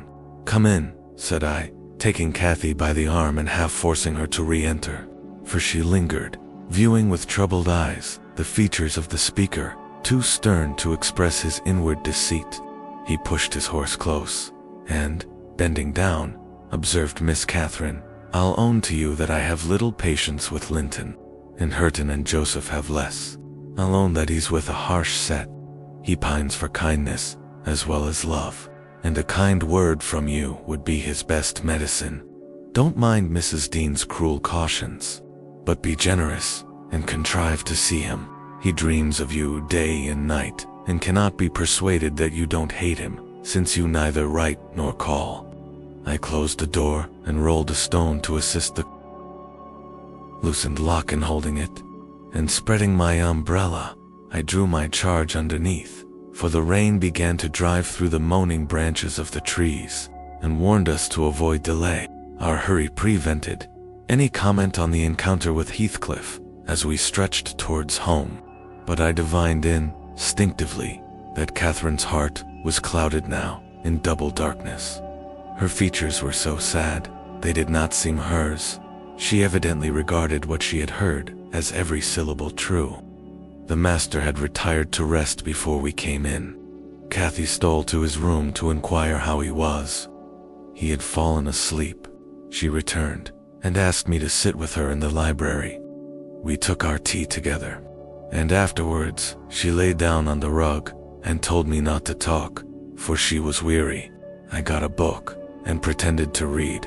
As soon as she supposed me absorbed in my occupation, she recommenced her silent weeping. It appeared, at present, her favorite diversion. I suffered her to enjoy it a while. Then I expostulated, deriding and ridiculing all Mr. Heathcliff's assertions about his son, as if I were certain she would coincide. Alas, I hadn't skill to counteract the effect his account had produced. It was just what he intended. "You may be right, Ellen," she answered, "but I shall never feel at ease till I know. And I must tell Linton it is not my fault that I don't write, and convince him that I shall not change." What use were anger and protestations against her silly credulity? We parted that night, but next day held me on the road to Wuthering Heights, by the side of my willful young mistress's pony. I couldn't bear to witness her sorrow, to see her pale, dejected countenance and heavy eyes, and I yelled it in the faint hope that Linton himself might prove, by his reception of us, how little of the tale was founded on chapter 23. The rainy night had ushered in a misty morning half-frost. Half-drizzle and temporary brooks crossed our path gurgling from the uplands. My feet were thoroughly wetted. I was cross and low. Exactly the humor suited for making the most of these disagreeable things. We entered the farmhouse by the kitchen way, to ascertain whether Mr. Heathcliff were really absent, because I put slight faith in his own affirmation. Joseph seemed sitting in a sort of Elysium alone, beside a roaring fire, a quart of ale on the table near him, bristling with large pieces of toasted oatcake, and his black, short pipe in his mouth. Catherine ran to the hearth to warm herself. I asked if the master was in. My question remained so long unanswered that I thought the old man had grown deaf, and repeated it louder. "Nay," he snarled, or rather screamed through his nose. "Na, Yamagoa, back weir, Jakum, Frau." "Joseph?" cried a peevish voice, simultaneously with me, from the inner room. "How often am I to call you? There are only a few red ashes now.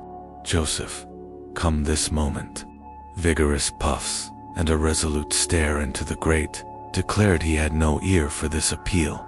The housekeeper and Hareton were invisible, one gone on an errand, and the other at his work, probably. We knew Linton's tones, and entered. "Oh, I hope you'll die in a garret." "Starved to death," said the boy, mistaking our approach for that of his negligent attendant. He stopped, on observing his error. His cousin flew to him. "Is that you, Miss Linton?" he said, raising his head from the arm of the great chair, in which he reclined. "No, don't kiss me. It takes my breath. Fact, dear me." "Papa said you would call," continued he, after recovering a little from Catherine's embrace, while she stood by looking very contrite. "Will you shut the door, if you please? You left it open, and those detestable creatures won't bring coals to the fire. It's so cold." I stirred up the cinders, and fetched a scuttleful myself. The invalid complained of being covered with ashes, but he had a tiresome cough, and looked feverish and ill, so I did not rebuke his temper. "Well, Linton," murmured Catherine, when his corrugated brow relaxed, "are you glad to see me? Can I do you any good?" "Why didn't you come before?" he asked. "You should have come, instead of writing. It tired me dreadfully, writing those long letters. I'd far rather have talked to you. Now, I can neither bear to talk, nor anything else. I wonder where Zillah is. Will you, looking at me, step into the kitchen and see?" I had received no thanks for my other service, and being unwilling to run to and fro at his behest, I replied, "Nobody is out there but Joseph. I want to drink," he exclaimed fretfully, turning away. "Zillah is constantly gadding off to Gimmerton, since Papa went. It's miserable, and I'm obliged to come down here." They resolved never to hear me upstairs. "Is your father attentive to you, Master Heathcliff?" I asked, perceiving Catherine to be checked in her friendly advances. "Attentive? He makes them a little more attentive at least," he cried. "The wretches. Do you know, Miss Linton, that brute Hareton laughs at me? I hate him. Indeed, I hate them all. They are odious beings. Kathy began searching for some water. She lighted on a pitcher in the dresser, filled a tumbler, and brought it. He bid her add a spoonful of wine from a bottle on the table, and having swallowed a small portion, appeared more tranquil, and said she was very kind. "And are you glad to see me?" asked she, reiterating her former question, and pleased to detect the faint dawn of a smile. "Yes, I am. It's something new to hear a voice like yours," he replied. "But I have been vexed, because you wouldn't come, and Papa swore it was owing to me. He called me a pitiful, shuffling, worthless thing, and said you despised me, and if he had been in my place, he would be more the master of the Grange than your father by this time. But you don't despise me, do you, miss?" "I wish you would say Catherine, or Kathy," interrupted my young lady. "Despise you? No. Next to Papa and Ellen, I love you better than anybody living. I don't love Mr. Heathcliff, though, and I dare not come when he returns. Will he stay a many days?" "Not many," answered Linton, "but he goes on to the moors, frequently, since the shooting season commenced, and you might spend an hour or two with me in his absence. Do say you will. I think I should not be peevish with you. You'd not provoke me, and you'd always be ready to help me, wouldn't you?" "Yes," said Catherine, stroking his long, soft hair. "If I could only get Papa's consent, I'd spend half my time with you. Pretty Linton, I wish you were me, Bertha, and then you would like me as well as your father," observed he, more cheerfully. "But Papa says you would love me better than him and all the world, if you were my wife, so I'd rather you were that." "No, I should never love anybody better than Papa," she returned gravely, "and people hate their wives, sometimes, but not their sisters and brothers, and if you were the latter, you would live with us, and Papa would be as fond of you as he is of me." Linton denied that people ever hated their wives, but Kathy affirmed they did, and, in her wisdom, instanced his own father's aversion to her aunt. I endeavored to stop her thoughtless tongue. Couldn't succeed till everything she knew was out. Master Heathcliff, much irritated, asserted her relation was false. Papa told me, and Papa does not tell falsehoods, she answered pertly. "My Papa scorns yours," cried Linton. "He calls him a sneaking fool." "Yours is a wicked man," retorted Catherine, "and you are very naughty to dare to repeat what he says. He must be wicked to have made Aunt Isabella leave him as she did." "She didn't leave him," said the boy. "You shan't contradict me." "She did," cried my young lady. "Well, I'll tell you something," said Linton. "Your mother hated your father. Now then." "Oh," exclaimed Catherine, too enraged to continue.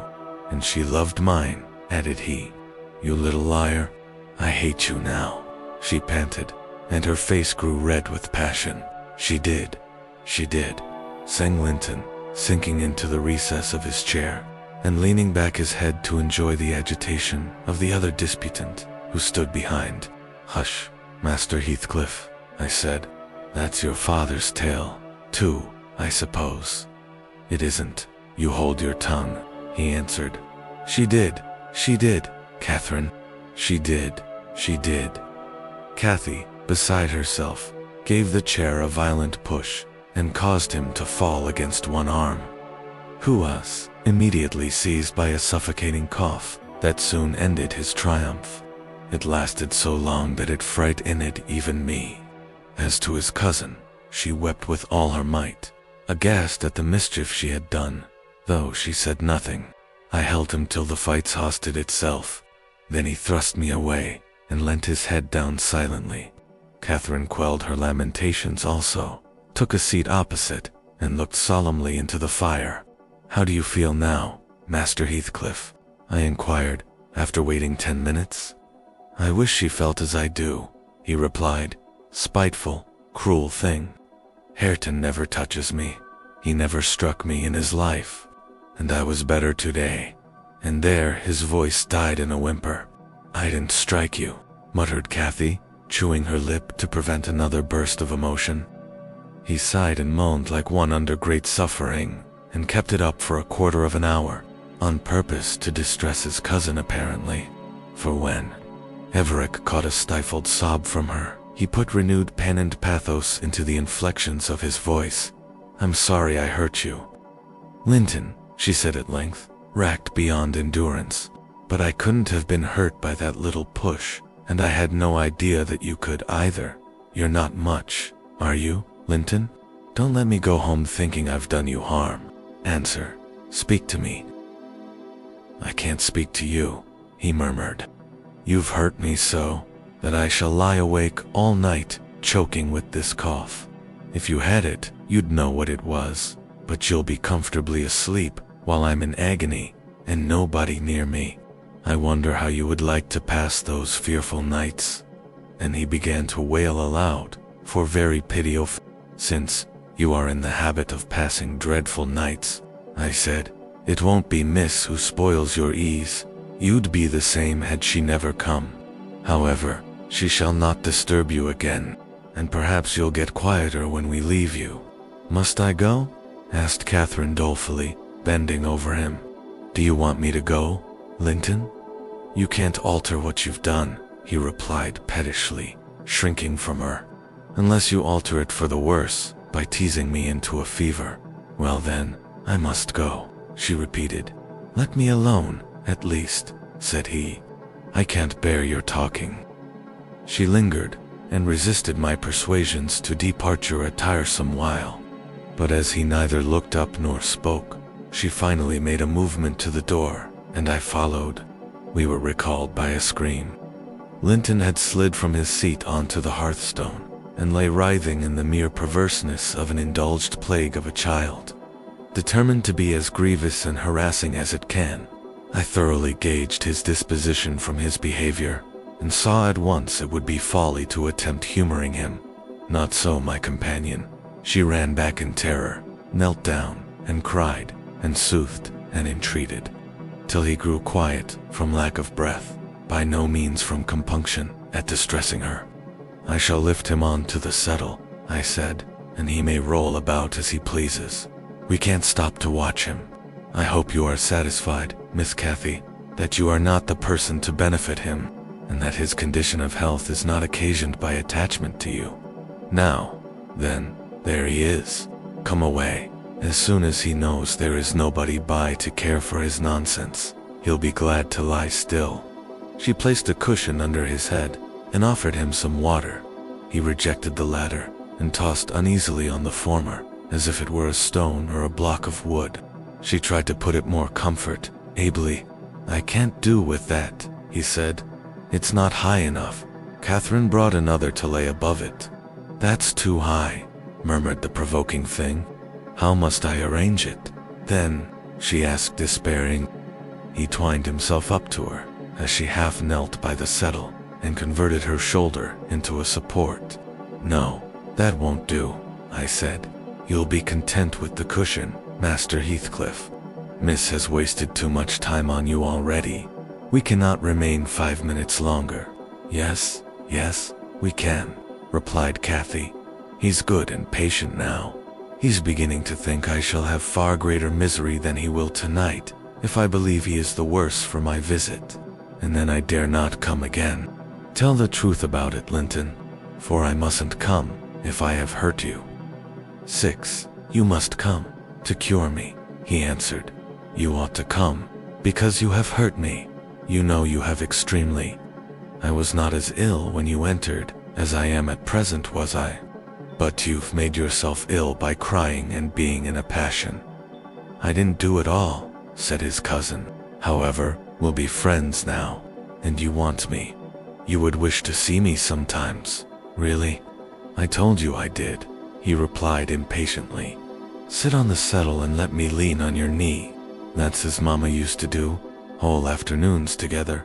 Sit quite still and don't talk, but you may sing a song, if you can sing.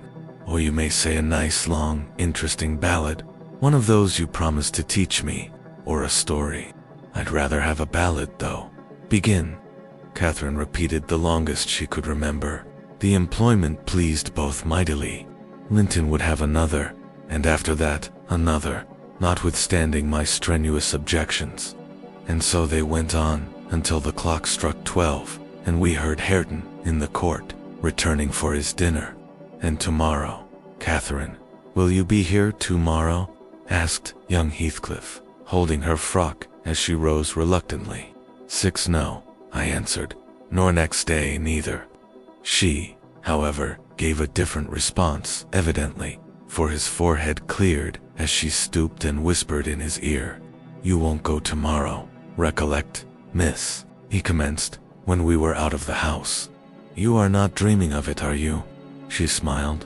Oh, I'll take good care, I continued. I'll have that lock mended, and you can escape by no way else. I can get over the wall, she said, laughing. The Grange is not a prison, Ellen, and you are not my jailer. And besides, I'm almost 17. I'm a woman, and I'm certain Linton would recover quickly if he had me to look after him. I'm older than he is, you know, and wiser, less childish, am I not? And he'll soon do as I direct him, with some slight coaxing. He's a pretty little darling when he's good. I'd make such a pet of him if he were mine. We should never quarrel, should we, after we were used to each other? Don't you like him, Ellen? Like him, I exclaimed, the worst-tempered bit of a sickly slip that ever struggled into its teens. Happily, as Mr. Heathcliff conjectured, he'll not win 20. I doubt whether he'll see spring, indeed, and small loss to his family whenever he drops off. And lucky it is for us that his father took him. The kinder he was treated, the more tedious and selfish he'd be. I'm glad you have no chance of having him for a husband, Miss Catherine. My companion waxed serious at hearing this speech. To speak of his death so regardlessly wounded her feelings. He's younger than I, she answered, after a protracted pause of meditation. And he ought to live the longest. He must live as long as I do. He's as strong now as when he first came into the north. I'm positive of that. It's only a cold that ails him, the same as Papa has. You say Papa will get better, and why shouldn't he? Well, I cried. After all, we needn't trouble ourselves. For listen, miss, and mind, I'll keep my word.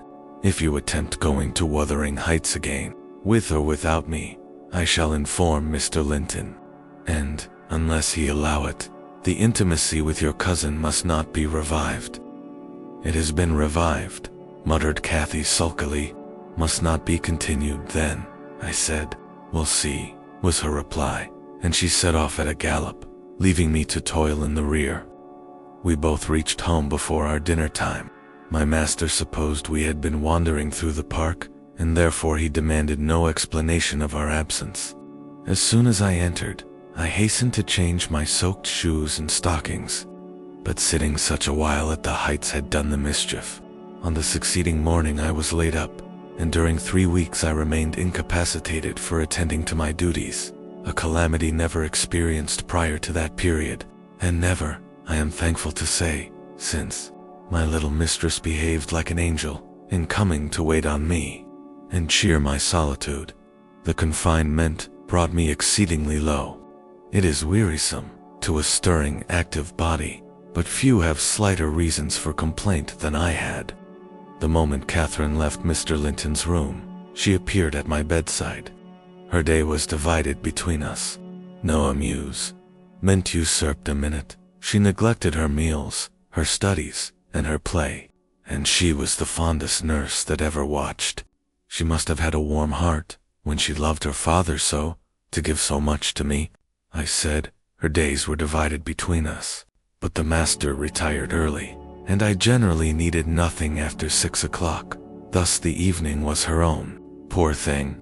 I never considered what she did with herself after tea, and though frequently, when she looked in to bid me good night, I remarked a fresh color in her cheeks and a pinkness over her slender fingers.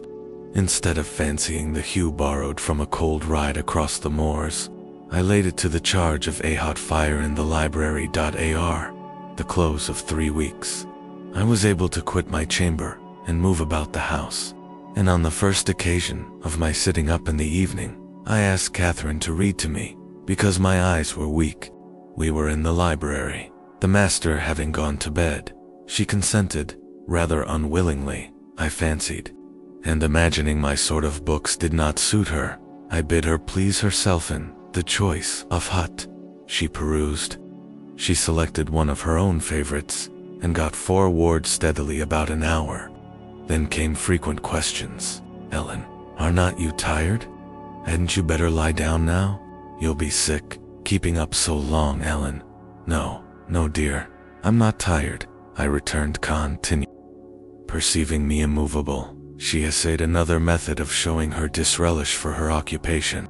It changed to yawning and stretching, and Ellen, I'm tired. Give over then, and talk. I answered, that was worse. She fretted and sighed and looked at her watch till 8, and finally went to her room, completely overdone with sleep. Judging by her peevish, heavy look and the constant rubbing she inflicted on her eyes. The following night she seemed more impatient still, and on the third from recovering my company, she complained of a headache and left me. I thought her conduct odd, and having remained alone a long while, I resolved on going and inquiring whether she were better, and asking her to come and lie on the sofa instead of upstairs in the dark. No Catherine could I discover upstairs, and none below. The servants affirmed they had not seen her. I listened at Mr. Edgar's door. All was silence. I returned to her apartment, extinguished my candle, and seated myself in the window. The moon shone bright. A sprinkling of snow covered the ground, and I reflected that she might, possibly, have taken it into her head to walk about the garden for refreshment. I did detect a figure creeping along the inner fence of the park, but it was not my young mistress. On its merging into the light, I recognized one of the grooms. He stood a considerable period, viewing the carriage road through the grounds, then started off at a brisk pace, as if he had detected something, and reappeared presently, leading Mrs. Pony, and there she was, just dismounted, and walking by its side. The man took his charge stealthily across the grass towards the stable. Kathy entered by the casement window of the drawing room, and glided noiselessly up to where I awaited her. She put the door gently to, slipped off her snowy shoes, untied her hat, and was proceeding, unconscious of my espionage, to lay aside her mantle, when I suddenly rose and revealed myself. The surprise petrified her an instant. She uttered an inarticulate exclamation and stood fixed. "My dear Miss Catherine," I began, too vividly impressed by her recent kindness to break into a scold, "where have you been riding out at this hour? And why should you try to deceive me by telling a tale? Where have you been? Speak." "To the bottom of the park," she stammered. "I didn't tell a tale, and nowhere else?" I demanded. "No," was the muttered reply. "Oh, Catherine," I cried sorrowfully, "you know you have been doing wrong, or you wouldn't be driven to uttering an untruth to me. That does grieve me. I'd rather be 3 months ill than hear you frame a deliberate lie." She sprang forward, and bursting into tears, threw her arms round my neck. "Well, Ellen, I'm so afraid of you being angry," she said. "Promise not to be angry, and you shall know the very truth. I hate to hide it." We sat down in the window seat. I assured her I would not scold, whatever her secret might be, and I guessed it, of course. So she commenced. I've been to Wuthering Heights, Ellen, and I've never missed going a day since you fell ill, except thrice before, and twice after you left your room. Gave Michael books and pictures to prepare Minnie every evening, and to put her back in the stable. You mustn't scold him either, mind. I was at the Heights by 6:30, and generally stayed till 8:30, and then galloped home. It was not to amuse myself that I went. I was often wretched all the time. Now and then I was happy, once in a week perhaps. At first, I expected there would be sad work persuading you to let me keep my word to Linton, for I had engaged to call again next day, when we quitted him. But, as you stayed upstairs on the morrow, I escaped that trouble. While Michael was refastening the lock of the park door in the afternoon, I got possession of the key and told him how my cousin wished me to visit him because he was sick and couldn't come to the Grange, and how Papa would object to me going. And then I negotiated with him about the pony. He is fond of reading, and he thinks of leaving soon to get married. So he offered if I would lend him books out of the library to do what I wished, but I preferred giving him my own, and that satisfied him better.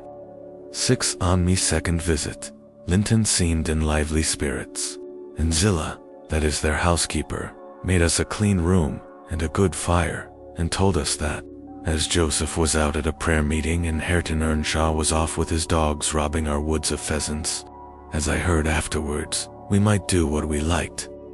She brought me some warm wine and gingerbread, and appeared exceedingly good, and Linton sat in's armchair, and I in the little rocking chair on the hearthstone, and we laughed and talked so merrily, and found so much to say. Wepland, where we would go, and what we would do in summer. I needn't repeat that, because you would call it silly.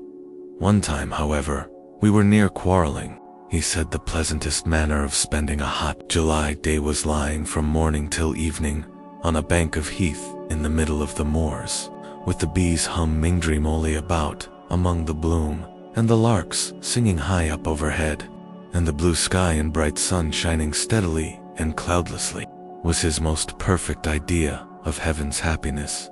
Mine was rocking in a rustling green tree, with a west wind blowing and bright white clouds flitting rapidly above, and not only larks, but throstles, and blackbirds, and linnets, and cuckoos pouring out music on every side, and the moors seen at a distance, broken into cool, dusky dells, but close by great swells of long grass undulating in waves to the breeze, and woods and sounding water, and the whole world awake and wild with joy.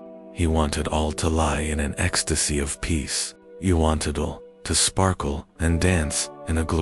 I said his heaven would be only half alive, and he said mine would be drunk. I said I should fall asleep in his, and he said he could not breathe in mine, and began to grow very At last, we agreed to try both, as soon as the right weather came, and then we kissed each other and were friends. After sitting still an hour, I looked at the great room with its smooth, uncarpeted floor, and thought how nice it would be to play in if we removed the table, and I asked Linton to call Zillah in to help us, and we'd have a game at blind man's buff. She should try to catch us. You used to, you know, Ellen. He wouldn't. There was no pleasure in it, he said, but he consented to play at ball with me. We found two in a cupboard, among a heap of old toys, tops, and hoops, and battledores, and shuttlecocks. One was marked C, and the other H. I wished to have the C, because that stood for Catherine, and the H might be for Heathcliff, his name. But the brand came out of H, and Linton didn't like it. I beat him constantly, and he got cross again, and coughed, and returned to his chair. That night, though, he easily recovered his good humor. He was charmed with 2 or 3 pretty songs, Ellen, and when I was obliged to go, he begged and entreated me to come the following evening, and I promised. Minnie and E went, flying home as light as air, and I dreamt of Wuthering Heights and my sweet, darling cousin, till morning. On the morrow I was sad, partly because you were poorly, and partly that I wished my father knew and approved of me excursions. But it was beautiful moonlight after tea, and, as I rode on, the gloom cleared. I shall have another happy evening, I thought to myself, and what delights me more, my pretty Linton will. I trotted up their garden, and was turning round to the back, when that fellow Earnshaw met me, took my bridle, and bid me go in by the front entrance. He patted Minnie's neck, and said she was a bonny beast, and appeared as if he wanted me to speak to him.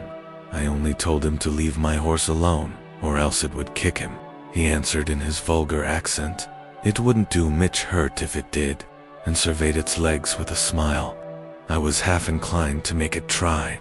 However, he moved off to open the door, and, As he raised the latch, he looked up to the inscription above and said, with a stupid mixture of awkwardness and elation, "Miss Catherine, I can read yon now." "Wonderful," I exclaimed. "Pray, let us hear you. You are grown clever." He spelt and drawled over by syllables the name Hareton Earnshaw and the figures. I cried encouragingly, perceiving that he came to a dead halt. "I cannot tell them yet," he answered. "Oh, you done," I said, laughing heartily at his failure. The fool stared, with a grin hovering about his lips, and a scowl gathering over his eyes, as if uncertain whether he might not join in my mirth, whether it were not pleasant familiarity, or what it really was, contempt.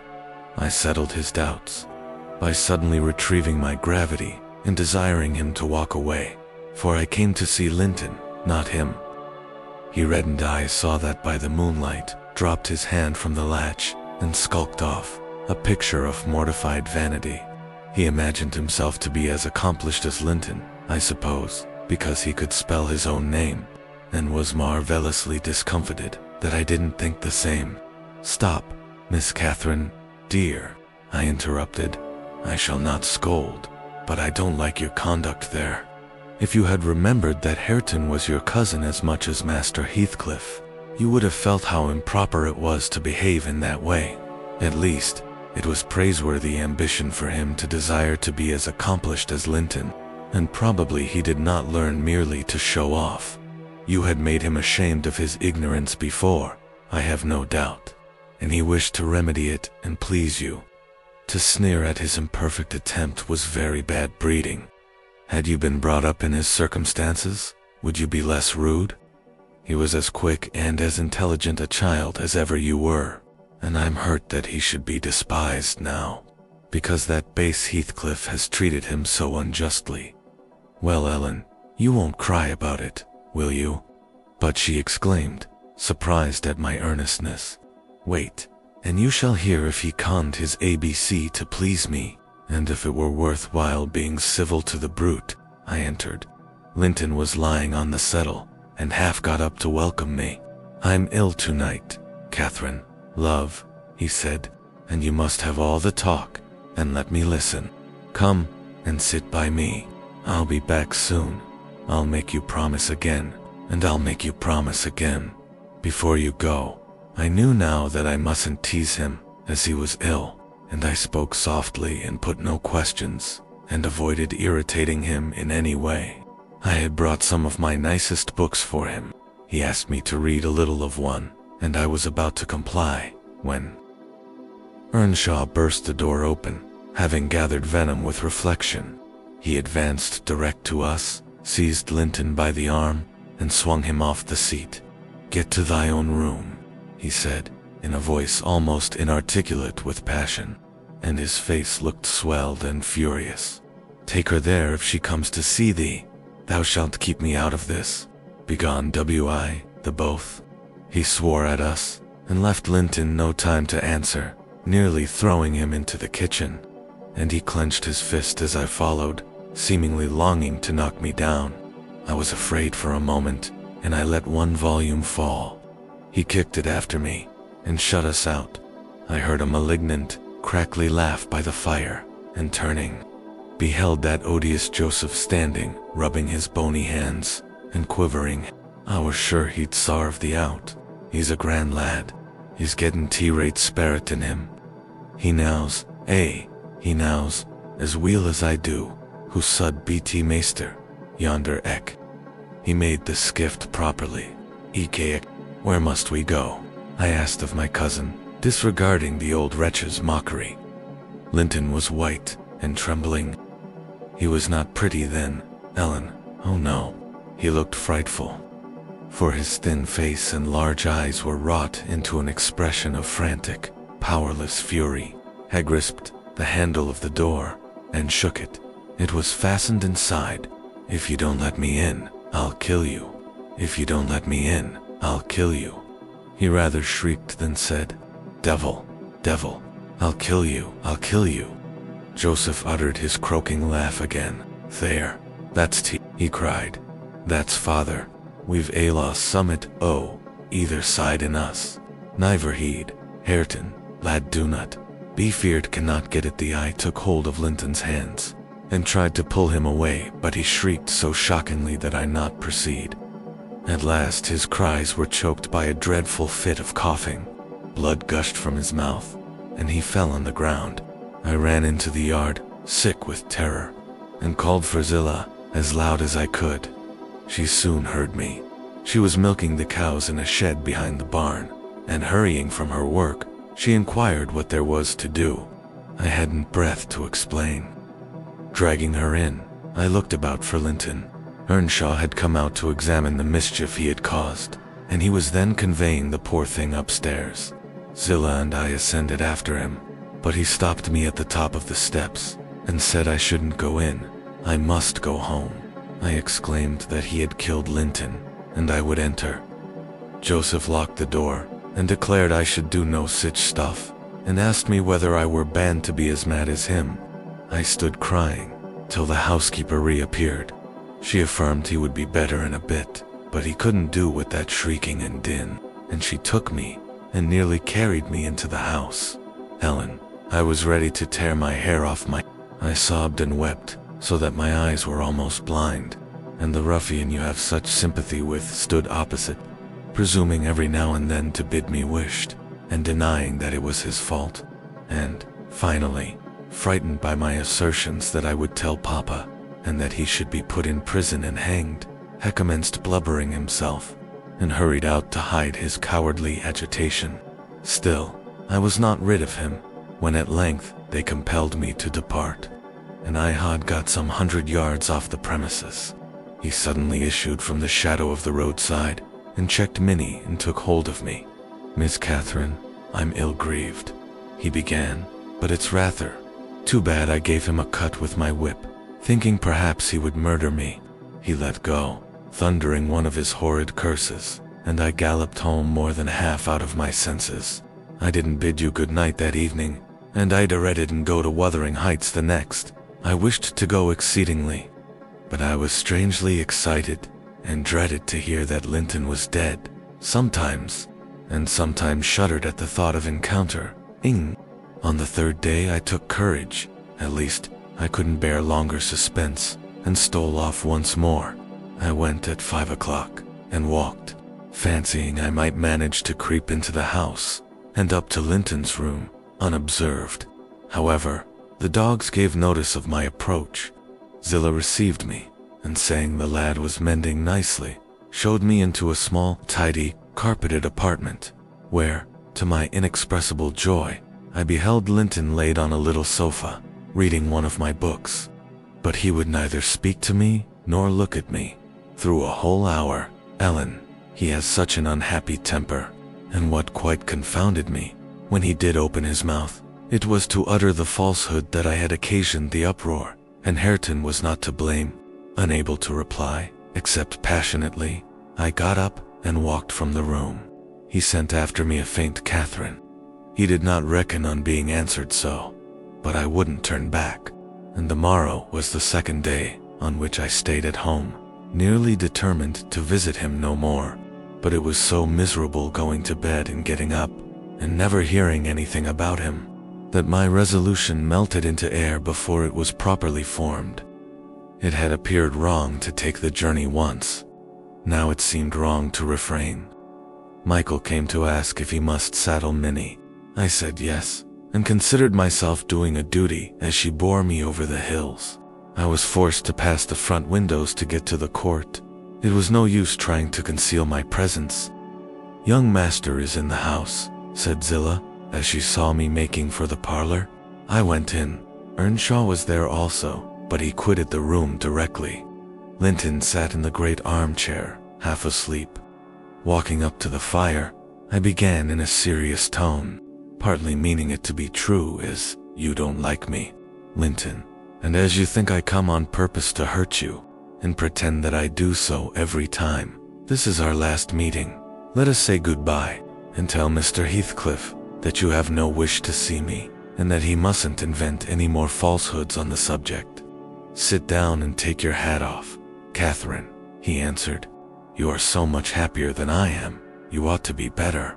Papa talks enough of my defects, and shows enough scorn of me, to make it natural I should doubt myself. I doubt whether I am not altogether as worthless as he calls me, frequently. And then I feel so cross and bitter. I hate everybody. I am worthless, and bad in temper, and bad in spirit, almost always. And, if you choose, you may say goodbye. You'll get rid of an annoyance. Only, Catherine, do me this justice. Believe that if I might be as sweet, and as kind, and as good as you are, I would be, as willingly, and more so, than as happy, and as healthy. And believe that your kindness has made me love you deeper than if I deserved your love, and though I couldn't, and can, not help showing my nature to you, I regret it, and repent it, and shall regret, and repent it, till I die. I felt he spoke the truth, and I felt I must forgive him, and, though he should quarrel the next moment, I must forgive him again. We were reconciled, but we cried, both of us, the whole time I stayed, not entirely for sorrow, yet I was sorry Linton had that distorted nature. He'll never let his friends be at ease, and he'll never be at ease himself.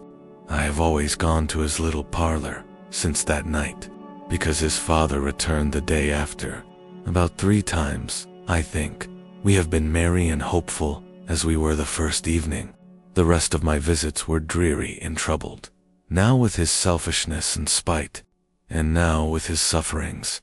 But I've learned to endure the former with nearly as little resentment as the latter. Mr. Heathcliff purposely avoids me. I have hardly seen him at all. Last Sunday, indeed, coming earlier than usual, I heard him abusing poor Linton, cruelly, for his conduct of the night before. I can't tell how he knew of it, unless he listened. Linton had certainly behaved provokingly. However, it was the business of nobody but me, and I interrupted Mr. Heathcliff's lecture by entering and telling him so. He burst into a laugh, and went away, saying he was glad I took that view of the matter. Since then, I've told Linton he must whisper his bitter things. Now, Ellen, you have heard all. I can't be prevented from going to Wuthering Heights, except by inflicting misery on 2 people, whereas, if you'll only not tell Papa me going, need disturb the tranquility of none. You'll not tell, will you? It will be very heartless, if you do. I'll make up Miment on that point by tomorrow, Miss Catherine, I replied. It requires some study, and so I'll leave you to your rest. And Guy thought it over aloud, in my master's presence, walking straight from her room to his, and relating the whole story, with the exception of her conversations with her cousin, and any mention of Hareton. Mr. Linton was alarmed and distressed, more than he would acknowledge to me. In the morning, Catherine learnt my betrayal of her confidence, and she learnt also that her secret visits were to end. In vain she wept and writhed against the interdict, and implored her father to have pity on Linton. All she got to comfort her was a promise that he would write and give him leave to come to the Grange when he pleased, but explaining that he must no longer expect to see Catherine at Wuthering Heights. Perhaps, had he been aware of his nephew's disposition and state of health, he would have seen fit to withhold even that slight consolation. Think it over. Chapter 25a. These things happened last winter, sir, said Mrs. Dean, hardly more than a year ago. Last winter, I did not think, at another 12 months' end, I should be a musing stranger to the family with relating them. Yet, who knows how long you'll be a stranger? You're too young to rest always contented, living by yourself. And I some way fancy no one could see Catherine Linton and not love her. You smile, but why do you look so lively and interested when I talk about her? And why have you asked me to hang her picture over your fireplace? And why, stop, my good friend, I cried. It may be very possible that I should love her, but would she love me? I doubt it too much to venture my tranquility by running into temptation, and then my home is not here. I'm of the busy world, and to its arms I must return. Go on. Was Catherine obedient to her father's commands? She was, continued the housekeeper. Her affection for him was still the chief sentiment in her heart, and he spoke without anger.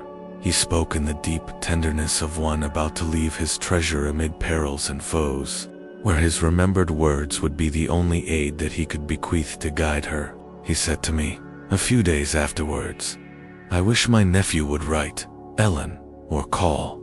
Tell me, sincerely, what you think of him. Is he changed for the better, or is there a prospect of improvement as he grows a man?" "He's very delicate, sir," I replied, "and scarcely likely to reach manhood.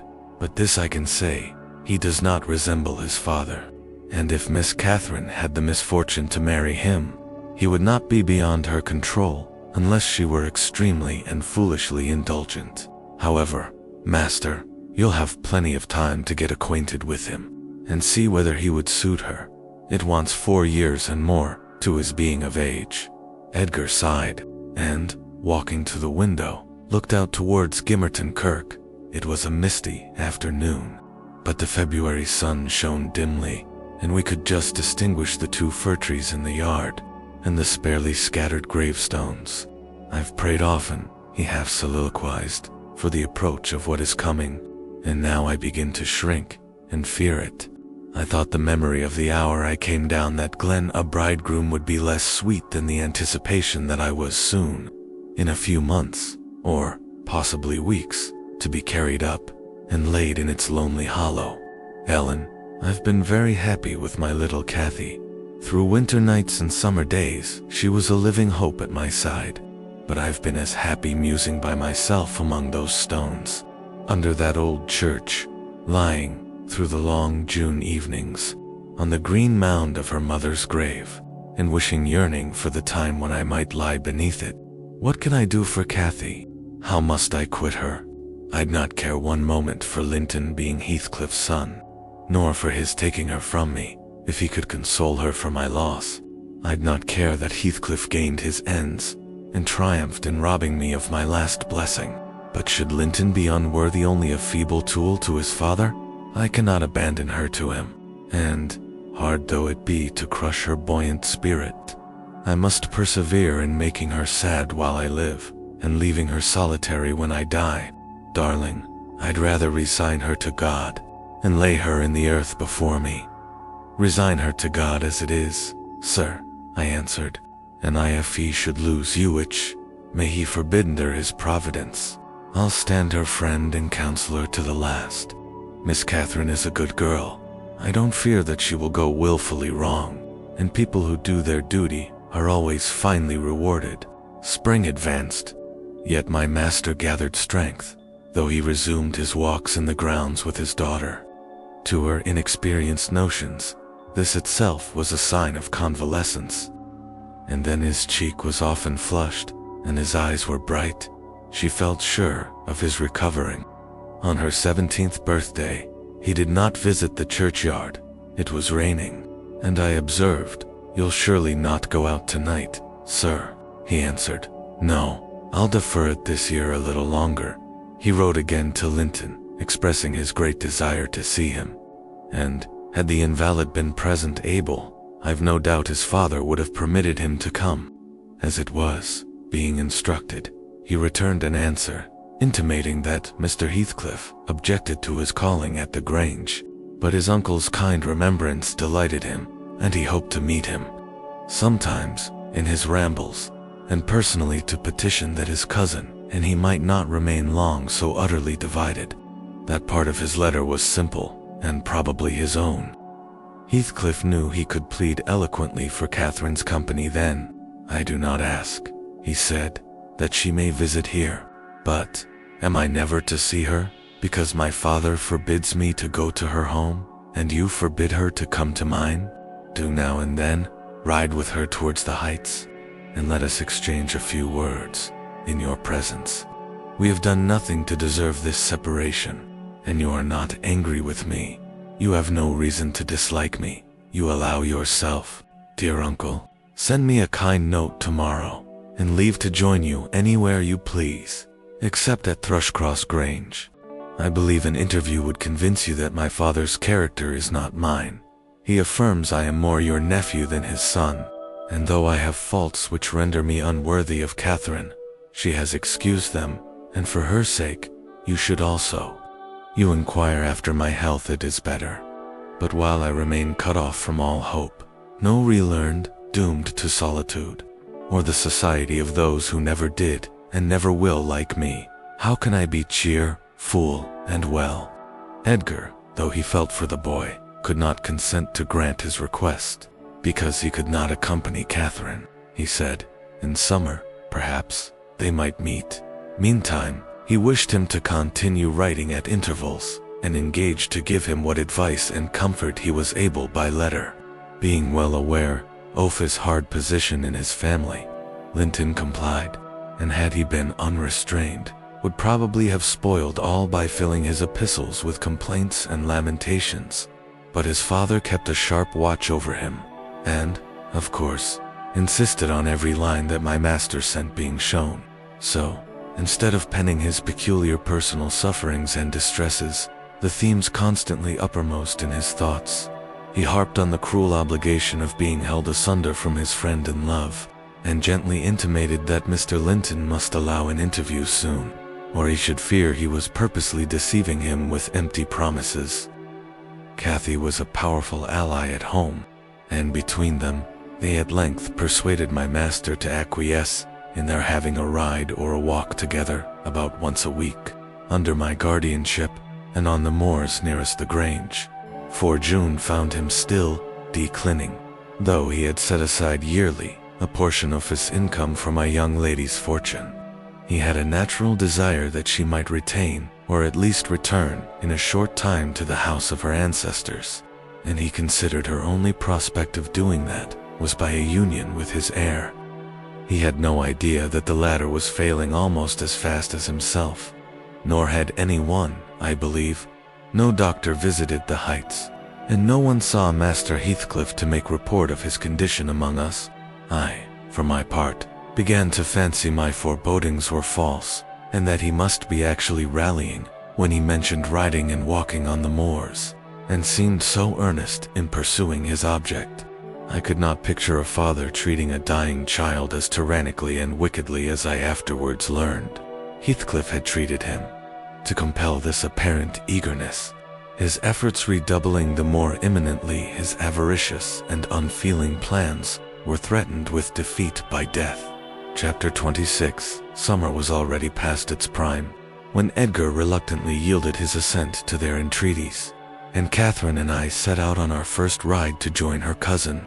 It was a close, sultry day, devoid of sunshine, but with a sky too dappled and hazy to threaten rain, and our place of meeting had been fixed at the Guidestone by the crossroads.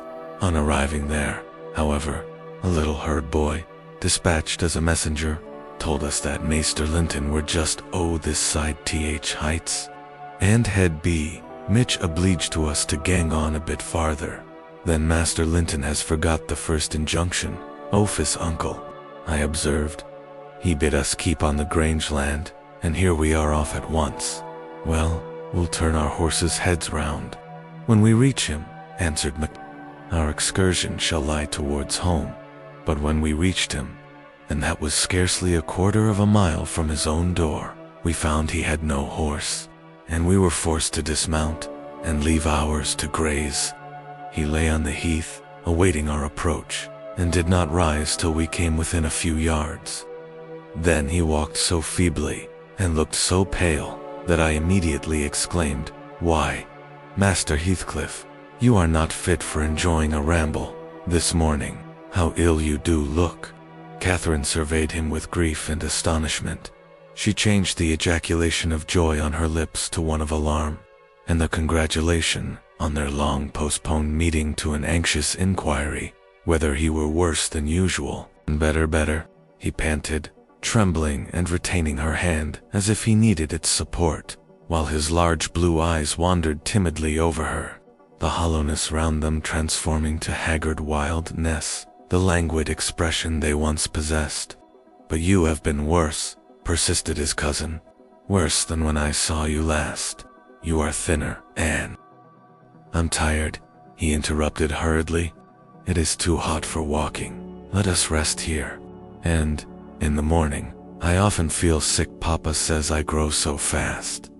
Badly satisfied, Kathy sat down, and he reclined beside her.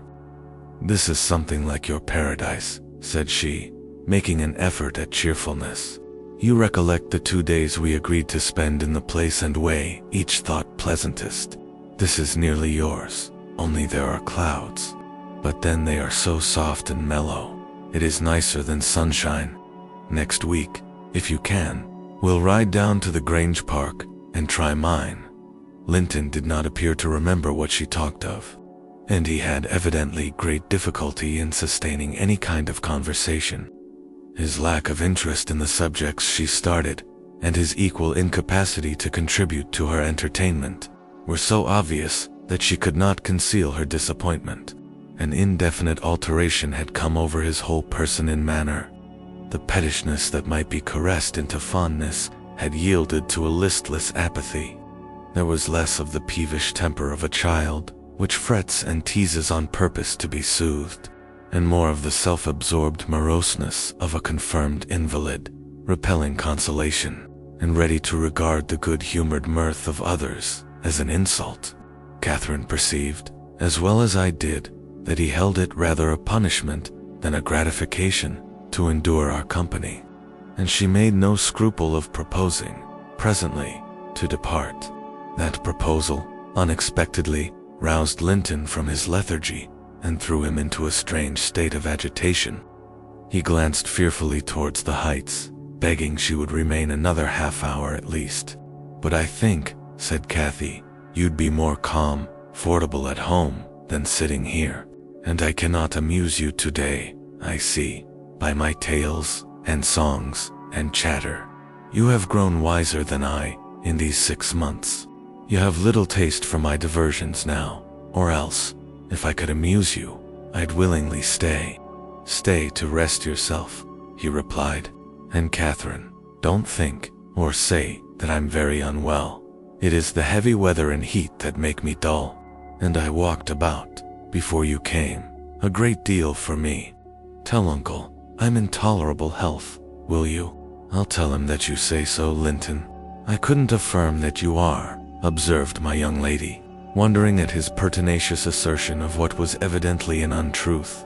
"And be here again next Thursday," continued he, shunning her puzzled gaze. "And give him my thanks for permitting you to come. My best thanks, Catherine. And, if you did meet my father, and he asked you about me, don't lead him to suppose that I've been extremely silent and stupid. Don't look sad and downcast, as you are doing. He'll be angry." "I care nothing for his anger," exclaimed Kathy, imagining she would be its object.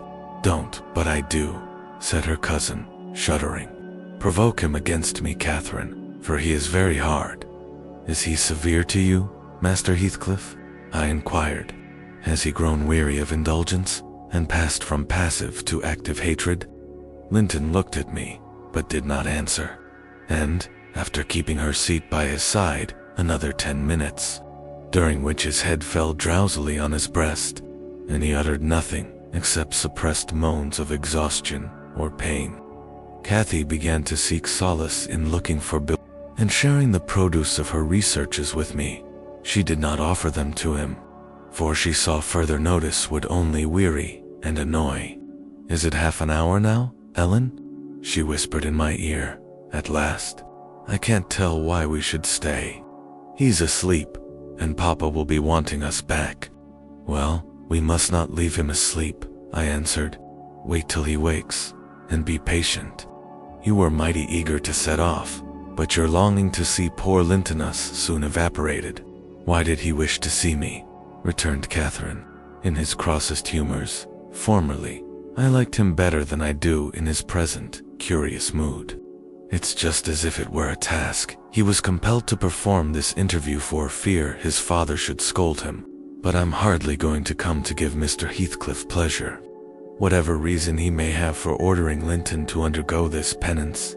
And, though I'm glad he's better in health, I'm sorry he's so much less pleasant, and so much less affectionate to me."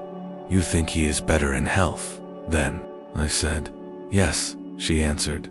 Because he always made such a great deal of his sufferings, you know. He is not tolerably well, as he told me to tell Papa, but he's better, very likely. There you differ with me, Miss Cathy, I remarked. I should conjecture him to be far worse. Linton here started from his slumber in bewildered terror, and asked if anyone had called his name. No, said Catherine, unless in dreams. I cannot conceive how you manage to doze out of doors. In the morning, I thought I heard my father, he gasped, glancing up to the frowning nab above us. Nobody spoke. Quite sure, replied his cousin. Only Ellen and I were disputing concerning your health. Are you truly stronger, Linton, than when we separated in winter? If you be, I'm certain one thing is not stronger, your regard for me. Speak, are you? The tears gushed from Linton's eyes as he answered, Yes, yes, I am. And, still under the spell of the imaginary voice, his gaze wandered up and down to detect its owner. Cathy rose. For today we must part, she said, and I won't conceal that I have been sadly disappointed with our meeting, though I'll mention it to nobody but you. Not that I stand in awe of Mr. Heathcliff. Hush, murmured Linton. For God's sake, hush. He's coming. And he clung to Catherine's arm, striving to detain her. But at that announcement, she hastily disengaged herself and whistled to Minnie, who obeyed her like a dog. I'll be here next Thursday, she cried, springing to the saddle. Goodbye, quick, Ellen. And so we left him, scarcely conscious of our departure. So absorbed was he in anticipating his father's approach. Before we reached home, Catherine's displeasure softened into a perplexed sensation of pity and regret, largely blended with vague, uneasy doubts about Linton's actual circumstances, physical and social, in which I partook, though I counseled her not to say much, for a second journey would make us better judges. My master requested an account of our ongoings. His nephew's offering of thanks was duly delivered, Miss Cathy gently touching on the rest. I also threw little light on his inquiries, for I hardly knew what to hide and what to reveal. Chapter 27. 7 days glided away, every one marking its course by the henceforth rapid alteration of Edgar Linton's state. The havoc that months had previously wrought was now emulated by the inroads of ours. Catherine, we would fain have deluded yet, but her own quick spirit refused to delude her. It divined in secret, and brooded on the dreadful probability, gradually ripening into certainty. She had not the heart to mention her ride. When Thursday came round, I mentioned it for her, and obtained permission to order her out of doors, for the library, where her father stopped a short time daily. The brief period he could bear to sit up, and his chamber had become her whole world. She grudged each moment that did not find her bending over his pillow or seated by his side. Her countenance grew wan with watching and sorrow, and my master gladly dismissed her to what he flattered himself would be a happy change of scene in society, drawing comfort from the hope that she would not now be left entirely alone after his death. He had a fixed idea, I guessed by several observations he let fall, that, as his nephew resembled him in person, he would resemble him in mind, for Linton's letters bore few or no indications of his defective character, and I, through pardonable weakness, refrained from correcting the error, asking myself what good there would be in disturbing his last moments with information that he had neither power nor opportunity to turn to account. We deferred our excursion till the afternoon, a golden afternoon of August, every breath from the hills so full of life that it seemed whoever respired it, though dying, might revive. Catherine's face was, just like the landscape shadows and sunshine flitting over it in rapid succession, but the shadows rested longer, and the sunshine was more transient, and her poor little heart reproached itself for even that passing forgetfulness of its cares. Discerned Linton, watching at the same spot he had selected before. My young mistress alighted, and told me that, as she was resolved to stay a very little while, I had better hold the pony and remain on horseback. But I dissented. I wouldn't risk losing sight of the charge committed to me a minute. So we climbed the slope of Heath together. Master Heathcliff received us with greater animation on this occasion. Not the animation of high spirits though, nor yet of joy. It looked more like fear. "It is late," he said, speaking short and with difficulty. "Is not your father very ill? I thought you wouldn't come. Why won't you be candid?" cried Catherine, swallowing her greeting. "Why cannot you say at once you don't want me? It is strange, Linton, that for the second time you have brought me here on purpose, apparently, to distress us both, and for no reason best." Linton shivered and glanced at her, half supplicating, half ashamed, but his cousin's patience was not sufficient to endure this enigmatical behavior. "My father is very ill," she said, "and why am I called from his bedside? Why didn't you send to absolve me from my promise, when you wished I wouldn't keep it? Come, I desire an explanation. Playing and trifling are completely banished out of my mind, and I can't dance attendance on your affectations now." "My affectations," he murmured. "What are they? For heaven's sake, Catherine, don't look so angry. Despise me as much as you please. I am a worthless, cowardly wretch. I can't be scorned enough, but I'm too mean for your anger. Hate my father, and spare me for contempt." "Nonsense," cried Catherine, in a passion. "Foolish, silly boy. And there, he trembles, as if I were really going to touch him. You needn't bespeak contempt, Linton. Anybody will have it spontaneously at your service. Get off. I shall return home. It is folly dragging you from the hearthstone, and pretending. What do we pretend? Let go my frock. If I pitied you for crying and looking so very frightened, you should spurn such pity. Ellen, tell him how disgraceful this conduct is. Rise, and don't degrade yourself into an abject reptile with streaming face and an expression of agony." Linton had thrown his nerveless frame along the ground. He seemed convulsed with exquisite terror. "Oh," he sobbed, "I cannot bear it. Catherine, Catherine, I'm a traitor too, and I dare not tell you. But leave me, and I shall be killed. Dear Catherine, my life is in your hands, and you have said you loved me, and if you did, it wouldn't harm you. You'll not go then. Kind, sweet, good Cath, Rhine, and perhaps you will consent, and he'll let me die with you." My young lady, on witnessing his intense anguish, stooped to raise him.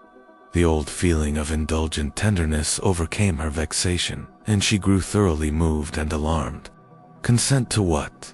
she asked. "To stay.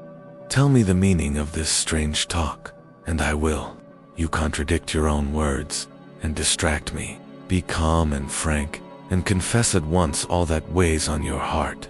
You wouldn't injure me, Linton, would you?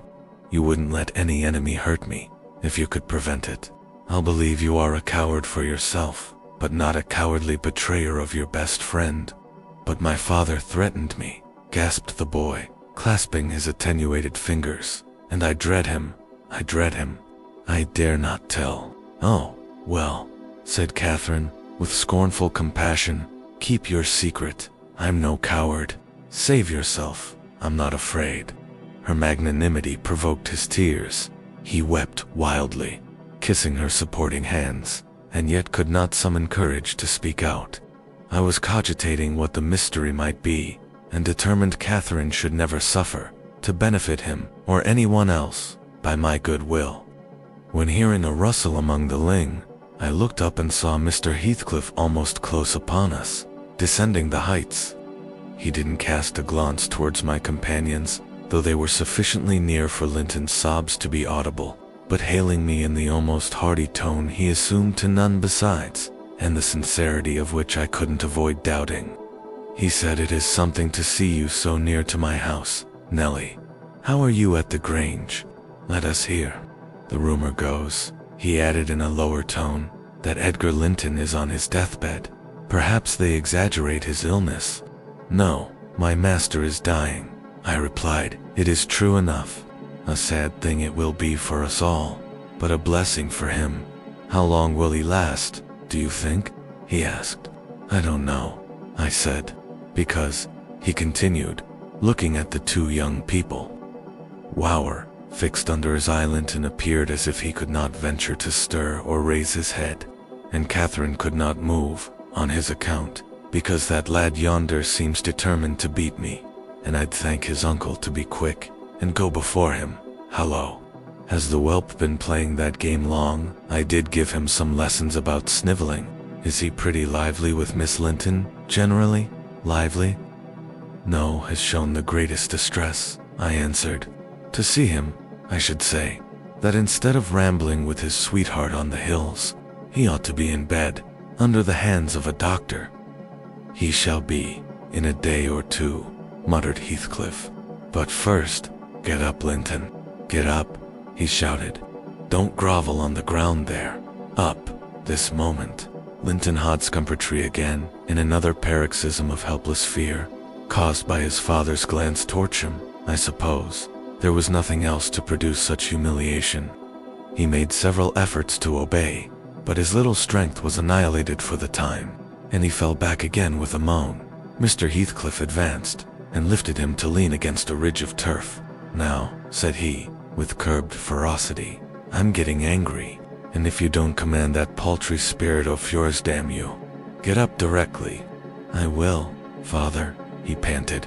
Only, let me alone, or I shall faint. I've done as you wished, I'm sure. Catherine will tell you that I have been cheerful. Ah, keep by me. Catherine, give me your hand. Take mine, said his father. Stand on your feet. There now, she lend you her arm. That's right, look at her. You would imagine I was the devil himself. Miss Linton, to excite such horror. Be so kind as to walk home with him, will you? He shudders if I touch him. Linton dear, whispered Catherine, I can't go to Wuthering Heights. Papa has forbidden me. He'll not harm you. Why are you so afraid? I can never re-enter that house, he answered. I am not to re-enter it without you. Stop, cried his father. We'll respect Catherine's filial scruples. Nellie, take him in, and I'll follow your advice concerning the doctor, without delay. You'll do well, replied I. But I must remain with my mistress to mind. Your son is not my business. You are very stiff, said Heathcliff. I know that, but you'll force me to pinch the baby and make it scream before it moves your charity. Come, then, my hero. Are you willing to return, escorted by me? He approached once more, and made as if he would seize the fragile being. But, shrinking back, Linton clung to his cousin, and implored her to accompany him, with a frantic importunity that admitted no denial. However I disapproved, I couldn't hinder her. Indeed, how could she have refused him herself? What was filling him with dread we had no means of discerning. But there he was, powerless under its gripe, and any addition seemed capable of shocking him into idiocy. We reached the threshold. Catherine walked in, and I stood waiting till she had conducted the invalid to a chair, expecting her out immediately, when Mr. Heathcliff, pushing me forward, exclaimed, My house is not stricken with the plague. Nellie and I have a mind to be hospitable today. Sit down, and allow me to shut the door. He shut and locked it also. I started. You shall have tea before you go home, he added. I am by myself. Hareton is gone with some cattle to the Leas, and Zillah and Joseph are off on a journey of pleasure. And, though I'm used to being alone, I'd rather have some interesting company, if I can get it. Miss Linton, take your seat by him. It give you what I have. The present is hardly worth accepting, but I have nothing else to offer. It is Linton, I mean. How she does stare. It's odd what a savage feeling I have to anything that seems afraid of me. Had I been born where laws are less strict and tastes less dainty, I should treat myself to a slow vivisection of those two as an evening's amusement. He drew in his breath, struck the table, and swore to himself, By hell, I hate them. I'm not afraid of you, exclaimed Catherine, who could not hear the latter part of his speech. She stepped close up, her black eyes flashing with passion and resolution. Give me that key, I will have it, she said. I wouldn't eat or drink here if I were starving. Heathcliff had the key in his hand that remained on the table. He looked up, seized with a sort of surprise at her boldness, or, possibly, reminded by her voice and glance of the person from whom she inherited it.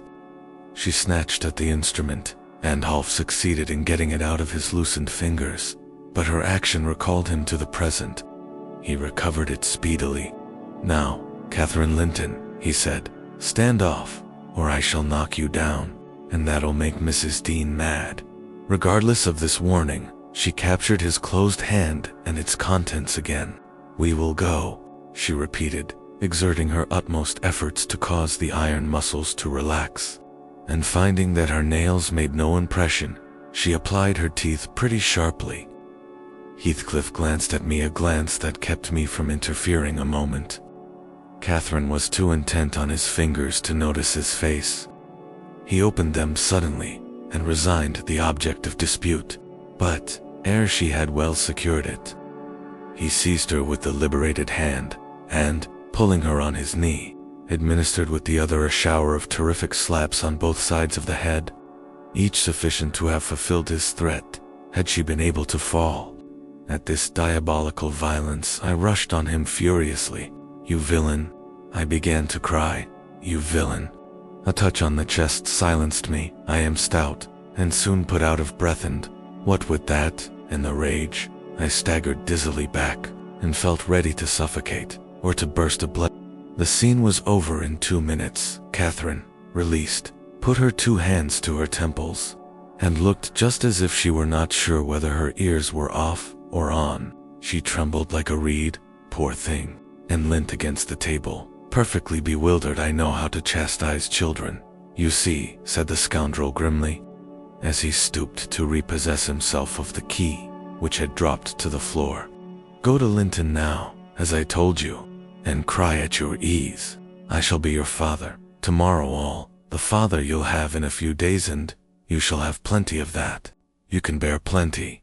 You're no weakling. You shall have a daily taste, if I catch such a devil of a temper in your eyes again." Cathy ran to me instead of Linton, and knelt down and put her burning cheek on my lap, weeping aloud.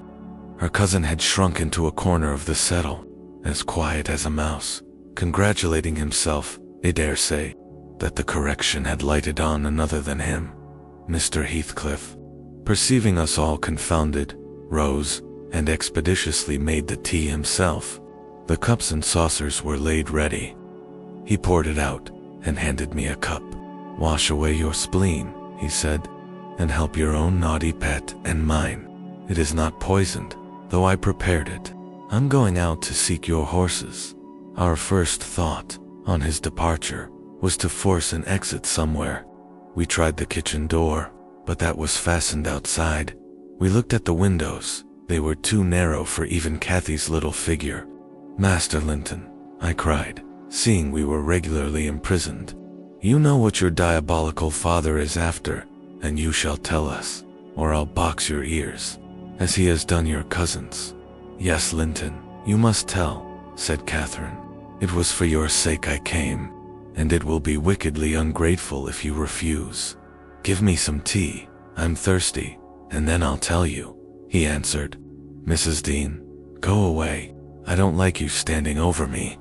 Now, Catherine, you are letting your tears fall into my cup. I won't drink that. Give me another." Catherine pushed another to him, and wiped her face. I felt disgusted at the little wretch's composure, since he was no longer in terror for himself. The anguish he had exhibited on the moor subsided as soon as ever he entered Wuthering Heights, so I guessed he had been menaced with an awful visitation of wrath if he failed in decoying us there, and, that accomplished, he had no further immediate fears. "Papa wants us to be married," he continued, after sipping some of the liquid, "and he knows your papa wouldn't let us marry now, and he's afraid of middying if we wait. So we are to be married in the morning, and you are to stay here all night, and, if you do as he wishes, you shall return home next day, and take me with you." "Take you with here, pitiful changeling," I exclaimed. "You marry? Why, The man is mad, or he thinks us fools, everyone.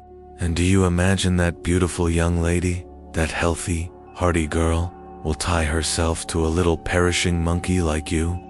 Are you cherishing the notion that anybody, let alone Miss Catherine Linton, would have you for a husband? You want whipping for bringing us in here at all, with your dastardly puling tricks. And don't look so silly, now. I've a very good mind to shake you severely for your contemptible treachery and your imbecile conceit. I did give him a slight shaking, but it brought on the cough, and he took to his ordinary resource of moaning and weeping, and Catherine rebuked me. Stay all night. No, she said, looking slowly round. Ellen, I'll burn that door down, but I'll get out. And she would have commenced the execution of her threat directly. But Linton was up in alarm for his dear self again. He clasped her in his two feeble arms, sobbing, "Won't you have me, and save me? Not let me come to the Grange. Oh, darling Catherine, you mustn't go and leave. After all, you must obey my father, you must." "I must obey my own," she replied, "and relieve him from this cruel suspense. The whole night. What would he think? He'll be distressed already. I'll either break or burn away out of the house. Be quiet, you're in no danger. But if you hinder me, Linton, I love Papa better than you." The mortal terror he felt of Mr. Heathcliff's anger restored to the boy he's coward's eloquence. Catherine was near distraught. Still, she persisted that she must go home, and tried entreaty in her turn, persuading him to subdue his selfish agony. While they were thus occupied, our jailer "Your beasts have trotted off," he said. "And now Linton, sniveling again? What has she been doing to you? Come, have done, and get to bed. In a month or two, my lad, you'll be able to pay her back her present tyrannies with a vigorous hand. You're pining for pure love, are you not? Nothing else in the world, and she shall have you. There, to bed. Zillah won't be here tonight. You must undress yourself. Hush, hold your noise. Once in your own room, I'll not come near you. You needn't fear. By chance, you've managed tolerably. I'll look to the rest." He spoke these words, holding the door open for his son to pass, and the latter achieved his exit exactly as a spaniel might, which suspected the person who attended on it of designing a spiteful squeeze. The lock was resecured. Heathcliff approached the fire, where my mistress and I stood silent. Catherine looked up, and instinctively raised her hand to her cheek. His neighborhood revived a painful sensation. Anybody else would have been incapable of regarding the childish act with sternness, but he scowled on her, and muttered, "Oh, you are not afraid of me. Your courage is well disguised. You seem damnably afraid." "I am afraid now," she replied, "because, if I stay, Papa will be miserable. And how can I endure making him miserable when he Mr. Heathcliff? Let me go home. I promised to marry Linton. Papa would like me to, and I love him. Why should you wish to force me to do what I'll willingly do of myself? Let him dare to force you," I cried. "There's law in the land, thank God.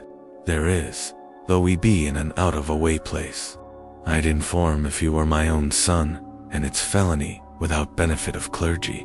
"Silence," said the ruffian. "To the devil with your clamor. I don't want you to speak. Miss Linton, I shall enjoy myself remarkably in thinking your father will be miserable. I shall not sleep for satisfaction. You could have hit on no surer way of fixing your residence under my roof for the next 24 hours than informing me that such an event would follow.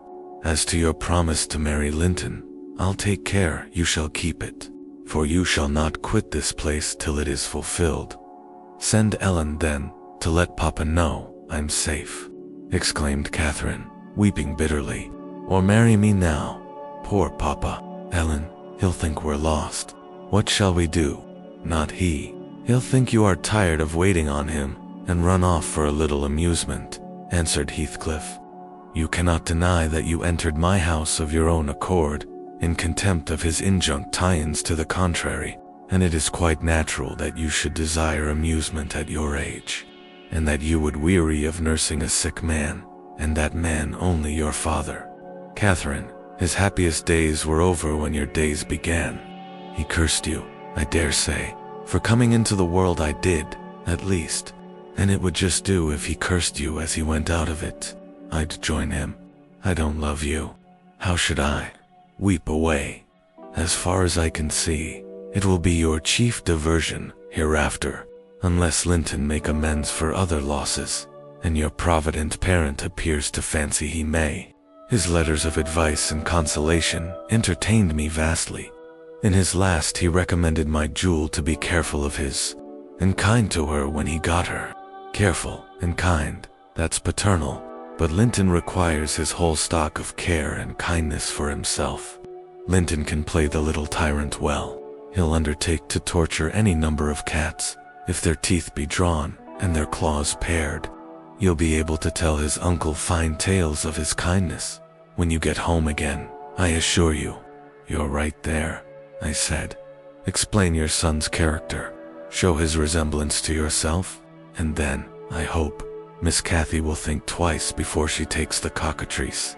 I don't much mind speaking of his amiable qualities now, he answered, because she must either accept him or remain a prisoner, and you, along with her, till your master dies.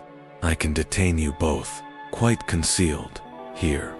If you doubt, encourage her to retract her word, and you'll have an opportunity of judging. I'll not retract my word, said Catherine. I'll marry him within this hour, if I may go to Thrushcross Grange afterwards. Mr. Heathcliff, you're a cruel man, but you're not a fiend, and you won't, from mere malice, destroy irrevocably all my happiness. If Papa thought I had left him on purpose, and if he died before I returned, could I bear to live? I've given over crying, but I'm going to kneel here, at your knee, and I'll not get up, and I'll not take my eyes from your face till you look back at me. No, don't turn away. Do look. You'll see nothing to provoke you. I don't hate you. I'm not angry that you struck me. Have you never loved anybody in all your life, uncle? Never? Ah, you must look once. I'm so wretched, you can't help being sorry and pitying me. Keep your FT's fingers off, and move, or I'll kick you, cried Heathcliff, brutally repulsing her. I'd rather be hugged by a snake. How the devil can you dream of fawning on me? I detest you. He shrugged his shoulders, shook himself indeed, as if his flesh crept with aversion, and thrust back his chair, while I got up and opened my mouth to commence a downright torrent of abuse. But I was rendered dumb in the middle of the first sentence by a threat that I should be shown into a room by myself. The very next syllable I uttered. It was growing dark. We heard a sound of voices at the garden gate. Our host hurried out instantly. He had his wits about him. We had not. There was a tea. I thought it had been your cousin, Hareton, I observed, to Catherine. I wish he would arrive. Who knows but he might take our part. It was 3 servants sent to seek you from the Grange, said Heathcliff, overhearing me. You should have opened the lattice and called out, but I could swear that chit is glad you didn't. She's glad to be obliged to stay, I'm certain. At learning the chance we had missed, we both gave vent to our grief without control, and he allowed us to wail on till 9 o'clock. Then he bade us go upstairs, through the kitchen, to Zilla's chamber, and he whispered my companion to obey. Perhaps we might contrive to get through the window there, or into a garret, and out by its skylight.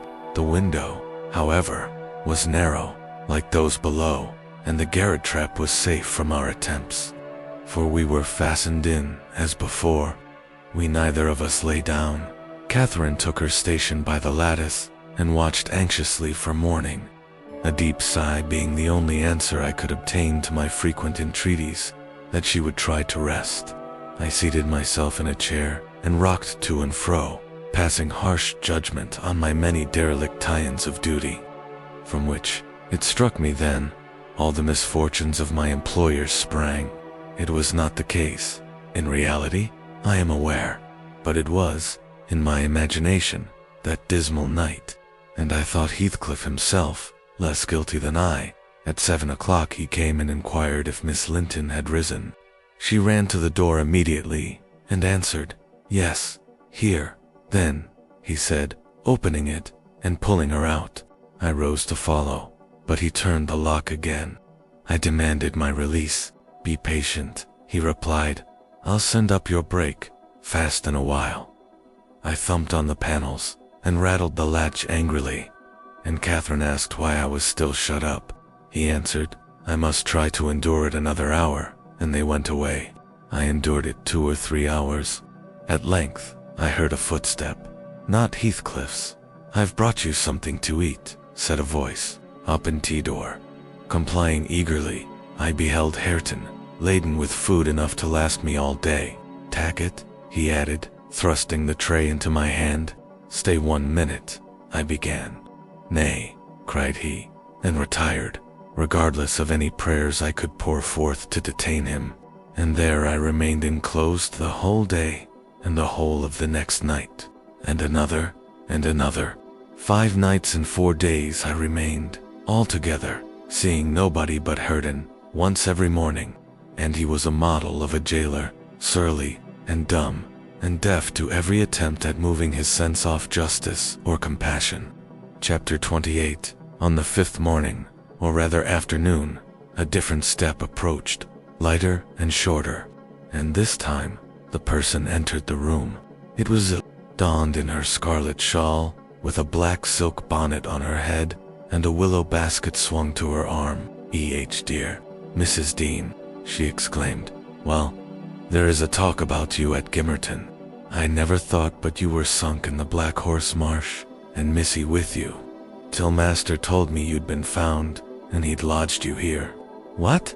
And you must have got on an island, sure? And how long were you in the hole? Did Master save you, Mrs. Dean? But you're not so thin, you've not been so poorly, have you?" "Your master is a true scoundrel," I replied, "but he shall answer for it. He needn't have raised that tale. It shall all be laid bare." "What do you mean?" asked Zillah. "It's not his tale. They tell that in the village about your being lost in the marsh, and I calls to Earnshaw when I come in. They's queer things, Mr. Hareton, happened since I went off. It's a sad pity of that likely young lass, and Kent Nellie Dean." He stared. I thought he had not heard aught, so I told him the rumor. The master listened, and he just smiled to himself and said, "If they have been in the marsh, they are out now. Nellie Dean is lodged, at this minute, in your room. You can tell her to flit when you go up. Here is the key."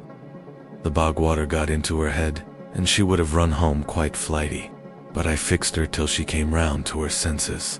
"You can bid her go to the Grange at once, if she'll be able, and carry a message from me, that her young lady will follow in time to attend the squire's funeral." "Mr. Edgar is not dead," I gasped. "Oh, Zillah, no. Sit you down, my good mistress," she replied. "You're right, sickly yet. He's not dead. Dr. Kenneth thinks he may last another day." I met him on the road and asked, seemed at hand. Instead of sitting down, I snatched my outdoor things and hastened below, for the way was free. On entering the house, I looked about for someone to give information of Catherine. The place was filled with sunshine, and the door stood wide open, but nobody seen as I hesitated whether to go off at once, or return and seek my mistress. A slight cough drew my attention to the hearth. Linton lay on the settle, sole tenant, sucking a stick of sugar candy, and pursuing my movements with apathetic eyes. "Where is Miss Catherine?" I demanded sternly, supposing I could frighten him into giving intelligence by catching him thus, alone.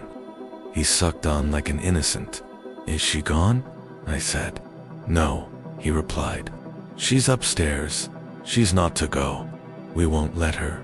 "You won't let her, little idiot?" I exclaimed. "Direct me to her room immediately, or I'll make you sing out sharply." "Papa won't make you sing out, if you attempted to get there," he answered. "He says I'm not to be soft with Catherine. She's my wife, and it's shameful that she should wish to leave me. He says, she hates me and wants me to die, that she may have my money. But she shan't have it, and she shan't go home. She'll never shall. She may cry and be sick as much as she pleases. He resumed his former occupation, closing his lids, as if he meant to drop asleep. Master Heathcliff, I resumed, have you forgotten all Catherine's kindness to you last winter, when you affirmed you loved her, and when she brought you books and sung you songs, and came many a time through wind and snow to see you? She wept to miss one evening, because Yow'd be disappointed, and you felt then that she was 100 times too good to you, and now you believe the lies your father tells, though you know he detests you both, and you join him against her. That's fine gratitude, is it not? The corner of Linton's mouth fell, and he took the sugar candy from his lips. Did she come to Wuthering Heights because she hated you? I continued. Think for yourself. As to your money, she does not even know that you will have any, and you say she's sick, and yet you leave her alone, up there in a strange house. You who have felt what it is to be so neglected, you could pity your own sufferings, and she pitied them, too. But you won't pity hers. I shed tears, Master Heathcliff. You see an elderly woman, and a servant, merely in you, after pretending such affection, and having reason to worship her, almost. Store every tear you have for yourself, and lie there quite at ease. Ah, you're a heartless, selfish boy. I can't stay with her, he answered crossly. I'll not stay by myself. She cries, so I can't bear it. And she won't give over, though I say I'll call my father. I did call him once, and he threatened to strangle her if she was not quiet. But she began again rained the instant he left the room, moaning and grieving all night long, though I screamed for vexation that I couldn't sleep. Is Mr. Heathcliff out? I inquired, perceiving that the wretched creature had no power to sympathize with his cousin's mental tortures. He's in the court, he replied, talking to Dr. Kenneth, who says uncle is dying, truly, at last. I'm glad, for I shall be master of the Grange after him. Catherine always spoke of it as her house. It isn't hers, it's mine. Papa says everything she has is mine. All her nice books are mine. She offered to give me them, and her pretty birds, and her pony Minnie, if I would get the key of our room, and let her out. But I told her she had nothing to give. They were all mine. And then she cried, and took a little picture from her neck, and said I should have that. 2 pictures in a gold case, on one side her mother, and on the other, uncle, when they were young. That was yesterday. Said they were mine too, and tried to get them from her.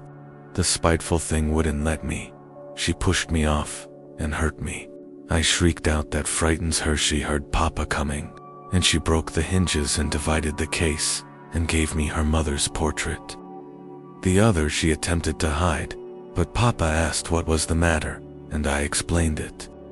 He took the one I had away, and ordered her to resign hers to me. She refused, and he struck her down, and wrenched it off the chain, and crushed it with his foot. And were you pleased to see her struck? I asked, having my designs and encouraging his talk. I winked, he answered. I winked to see my father strike a dog or a horse. He does it so hard. Yet I was glad.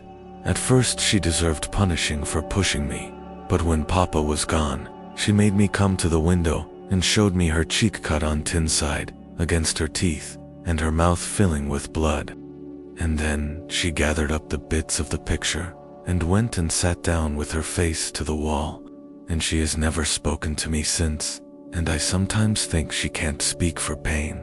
I don't like to think so, but she's a naughty thing for crying continually, and she looks so pale and wild. I'm afraid of her, and you can get the key if you choose, I said.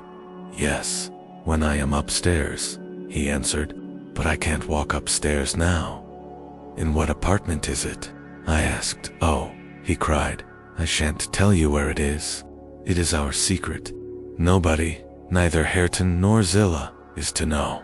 There, you've tired me. Go away. Go away." And he turned his face onto his arm and shut his eyes again. I considered it best to depart without seeing Mr. Heathcliff and bring a rescue for my own lady from the Grange. On reaching it, the astonishment of my fellow servants to see me, and their joy also, was intense, and when they heard that their little mistress was safe, 2 or 3 were about to hurry up and shout the news at Mr. Edgar's door, but I bespoke the announcement of it myself.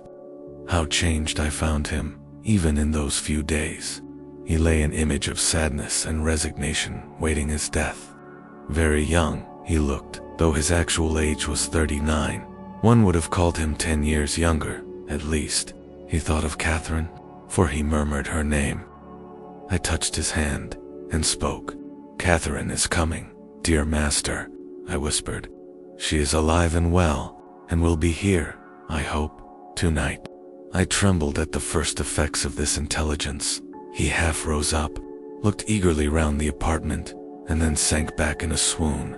As soon as he recovered, I related our compulsory visit and Tyone at the Heights. I said, "Heathcliff forced me to as possible against Linton." Nor did I describe all his father's brutal conduct, my intentions being to add no bitterness, if I could help it, to his already overflowing cup.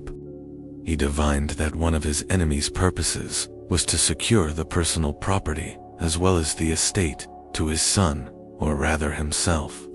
Yet why he did not wait till his decease was a puzzle to my master, because ignorant how nearly he and his nephew would quit the world together. However, he felt that his will had better be altered, instead of leaving Catherine's fortune at her own disposal. He determined to put it in the hands of trustees for her use during life, and for her children, if she had any, after her. By that means, it could not fall to Mr. Heathcliff should Linton die.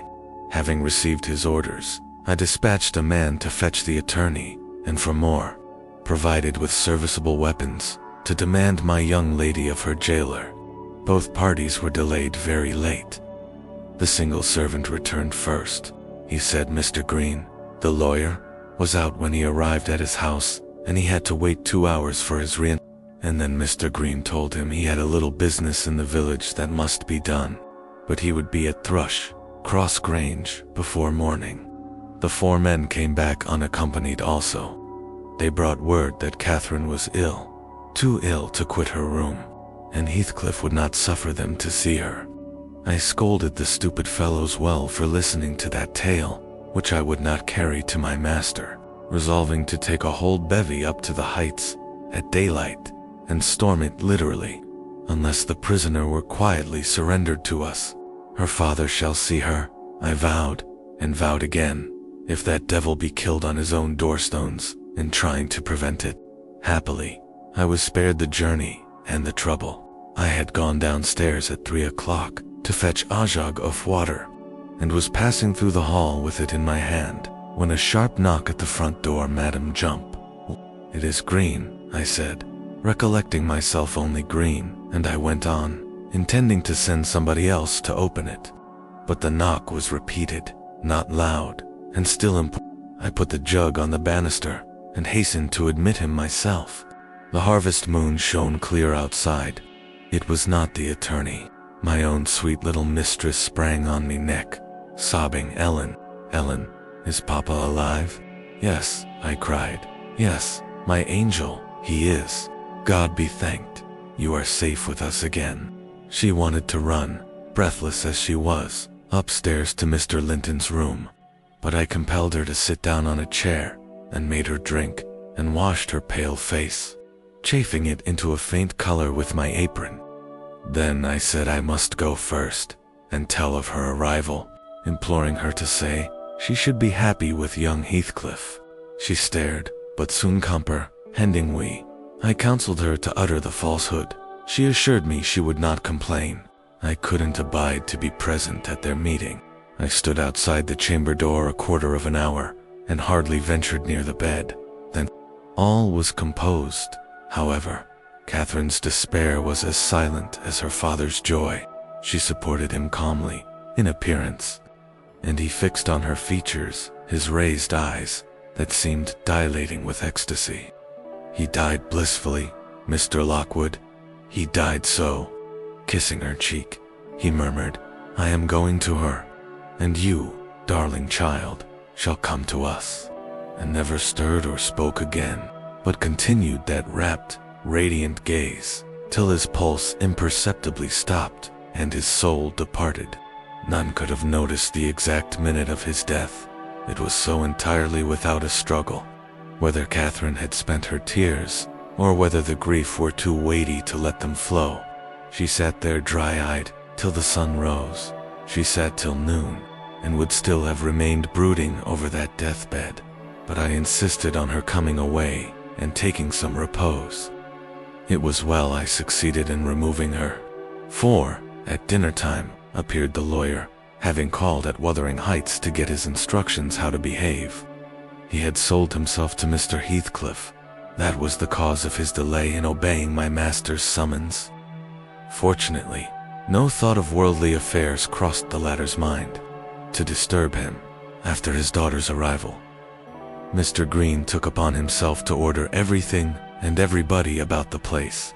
He gave all the servants, but me, notice to quit. He would have carried his delegated authority to the point of insisting that Edgar Linton should not be buried beside his wife, but in the chapel, with his family. There was the will, however, to hinder that, and my loud protestations against any infringement of its direct tie-ons. The funeral was hurried over. Catherine, Mrs. Linton, Heathcliff now, was suffered to stay at the Grange till her father's corpse had quitted it. She told me that her anguish had at last spurred Linton to incur the risk of liberating her. She heard the men I sent disputing at the door, and she gathered the sense of Heathcliff's answer. It drove her desperate. Linton, who had been conveyed up to the little parlor soon after I left, was terrified into fetching the key before his father reascended. He had the cunning to unlock and relock the door without shutting it, and when he should have gone to bed, he begged to sleep with Hareton, and his petition was granted for once. Catherine stole out before break of day. She dare not try the doors, lest the dogs should raise an alarm. She visited the empty chambers and examined their windows, and, luckily, lighting on her mother's, she got easily out of its lattice, and on to the ground, by means of the fir tree close by. Her accomplice suffered for his share in the escape, notwithstanding his timid contrivances. Chapter 29. The evening after the funeral, my young lady and I were seated in the library, now musing mournfully, one of us despairingly on our loss, now venturing conjectures as to the gloomy future. We had just agreed the best destiny which could await Catherine would be a permission to continue resident at the Grange, at least during Linton's life, he being allowed to join her there, and I too remain as housekeeper.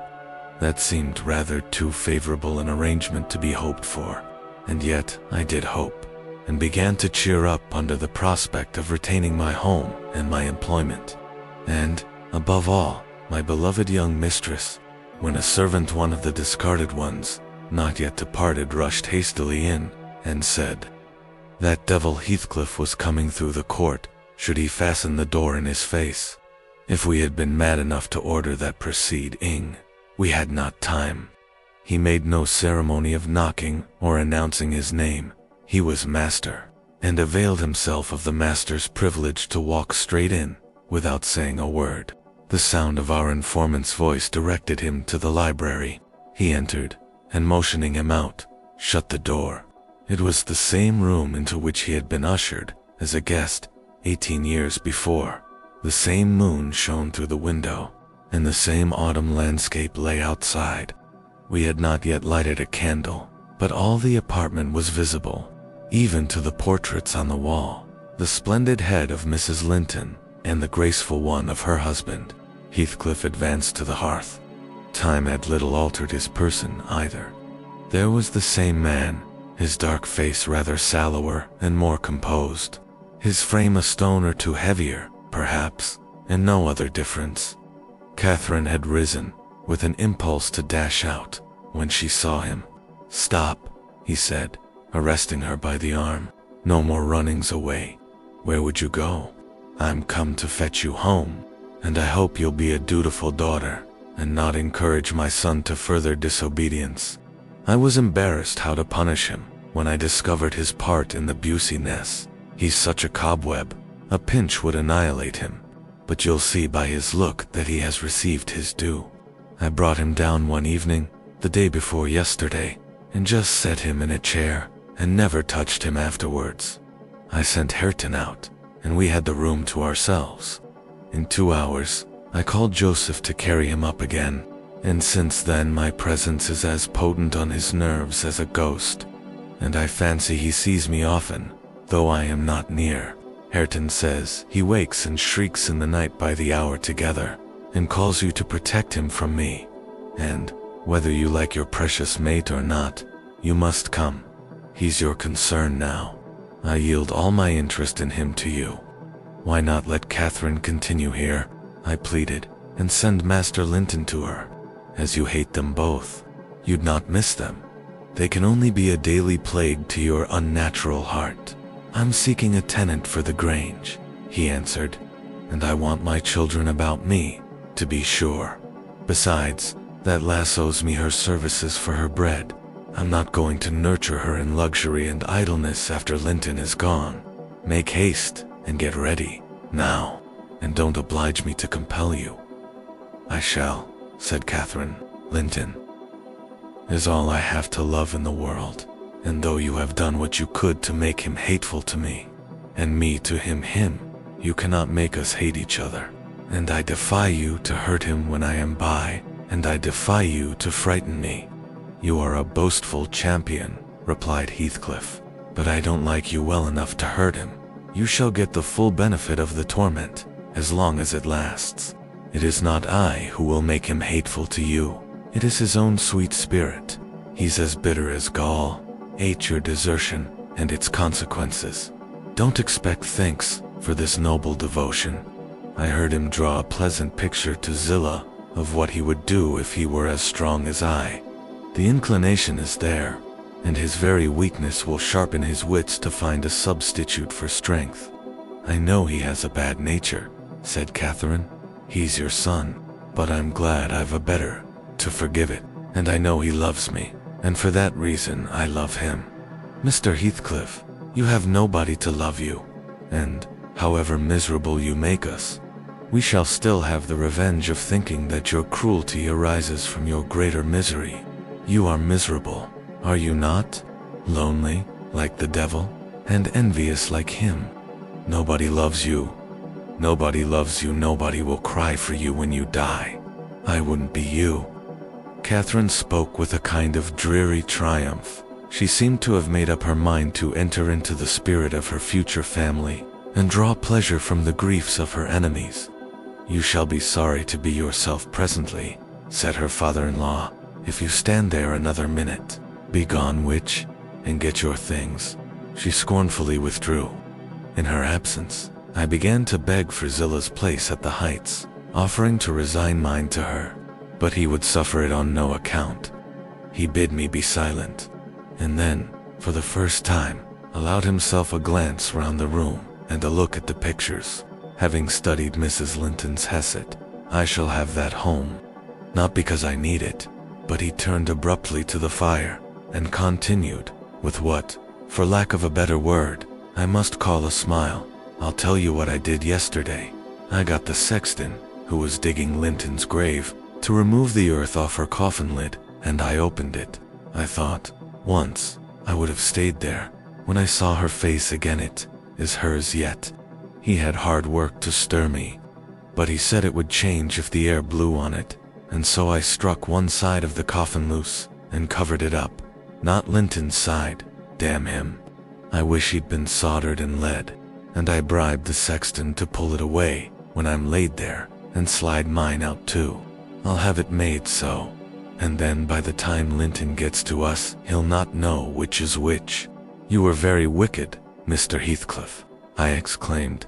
"Were you not ashamed to disturb the dead?" "I disturbed nobody, Nellie," he replied, and I gave some ease to myself. I shall be a great deal more comfortable now, and you'll have a better chance of keeping me underground when I get there." Disturbed her? No. She has disturbed me, night and day, through 18 years, incessantly, remorselessly, till yesternight. And yesternight I was tranquil. I dreamt I was sleeping the last sleep by that sleeper, with my heart stopped and my cheek frozen against hers. And if she had been dissolved into earth, or worse, what would you have dreamt of then? I said. Of dissolving with her, and being more happy still, he answered.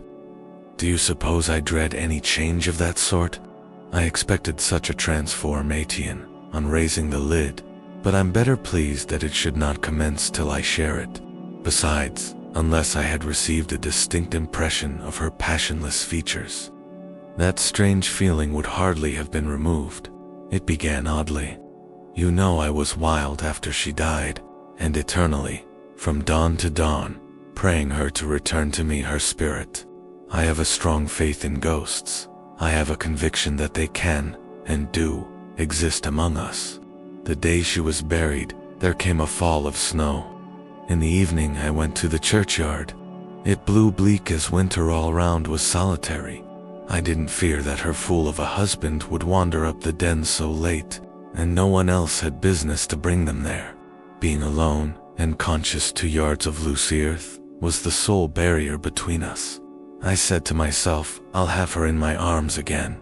If she be cold, I'll think it is this north wind that chills me, and if she'll be motionless, it is sleep.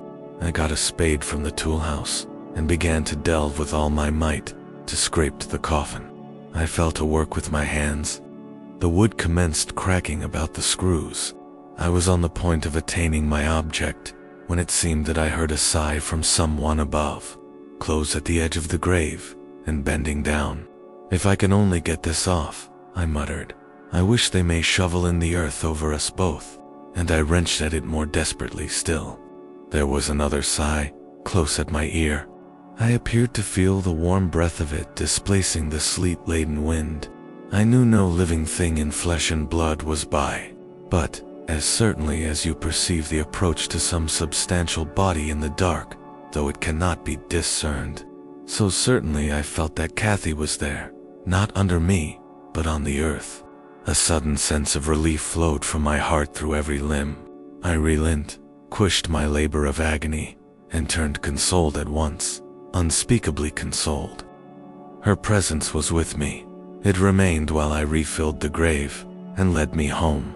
You may laugh, if you will, but I was sure I should see her there. I was sure she was with me, and I could not help talking to her. Having reached the heights, I rushed eagerly to the door. It was fastened, and I remember that accursed Earnshaw and my wife opposed my entrance. I remember stopping to kick the breath out of him, and then hurrying upstairs to my room and hers. I looked round impatiently. I felt her by me. I could almost see her, and yet I could not. I ought to have sweat blood then, from the anguish of my yearning, from the fervor of my supplications to have but one glimpse. I had not one. She showed herself, as she often was in life, a devil to me, and, since then, sometimes more and sometimes less, I've been the sport of that intolerable torture. Infernal, keeping me nerves at such a stretch, that, if they had not resembled cat, they would long ago have relaxed to the feebleness of Linton's. When I sat in the house with Hareton, it seemed that on going out I should meet her. When I walked on the moors, I should meet her coming in. When I went from home, I hastened to return. She must be somewhere at the heights, I was certain, and when I slept in her chamber, I was beaten out of that. I couldn't lie there. For the moment I closed my eyes, she was either outside the window, or sliding back the panels, or entering the room, or even resting her darling head on the same pillow as she did when a child. And I must open my lids to see. And so I opened and closed them 100 times a night, to be always disappointed. It racked me. I've often groaned aloud, till that old rascal Joseph no doubt believed that my conscience was playing the fiend inside of me. Now, since I've seen her, I'm pacified a little. It was a strange way of killing, not by inches, but by fractions of hairbreadths, to beguile me with the specter of a hope through 18 years. Mr. Heathcliff paused and wiped his forehead. His hair clung to it, wet with perspiration. His eyes were fixed on the red embers of the fire, the brows not contracted, but raised next the temples, diminishing the grim aspect of his countenance, but imparting a peculiar look of trouble and a painful appearance of mental tension towards one absorbing subject. He only half addressed me, and I maintained silence. I didn't like to hear him talk. After a short period, he resumed his meditation on the picture, took it down and leant it against the sofa to contemplate it at better advantage. And while so occupied, Catherine entered, announcing that she was ready when her pony should be saddled. "Send that over tomorrow," said Heathcliff to me. Then turning to her, he added, "You may do without your pony. It is a fine evening, and you'll need no ponies at Wuthering Heights. For what journeys you take, your own feet will serve you. Come along." "Goodbye, Ellen," whispered my dear little mistress. As she kissed me, her lips felt like ice. "Come and see me, Ellen. Don't forget." "Take care you do no such thing, Mrs. Dean," said her new father. "When I wish to speak to you, I'll come here. I want none of your prying at my house." He signed her to precede him, and casting back a look that cut my heart, she obeyed.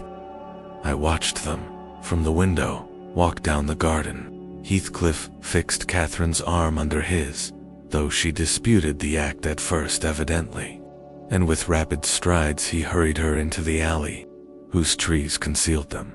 Chapter 30. I have paid a visit to the Heights, but I have not seen her since she left. Joseph held the door in his hand when I called to ask after her, and wouldn't let me pass. He said Mrs. Linton was straying, and the master was not in. "Zillah has told me something of the way they go on, otherwise I should hardly know who was dead and who living. She thinks Catherine haughty, and does not like her. I can guess by her talk. My young lady asked some aid of her when she first came, but Mr. Heathcliff told her to follow her own business, and let his daughter-in-law look after herself.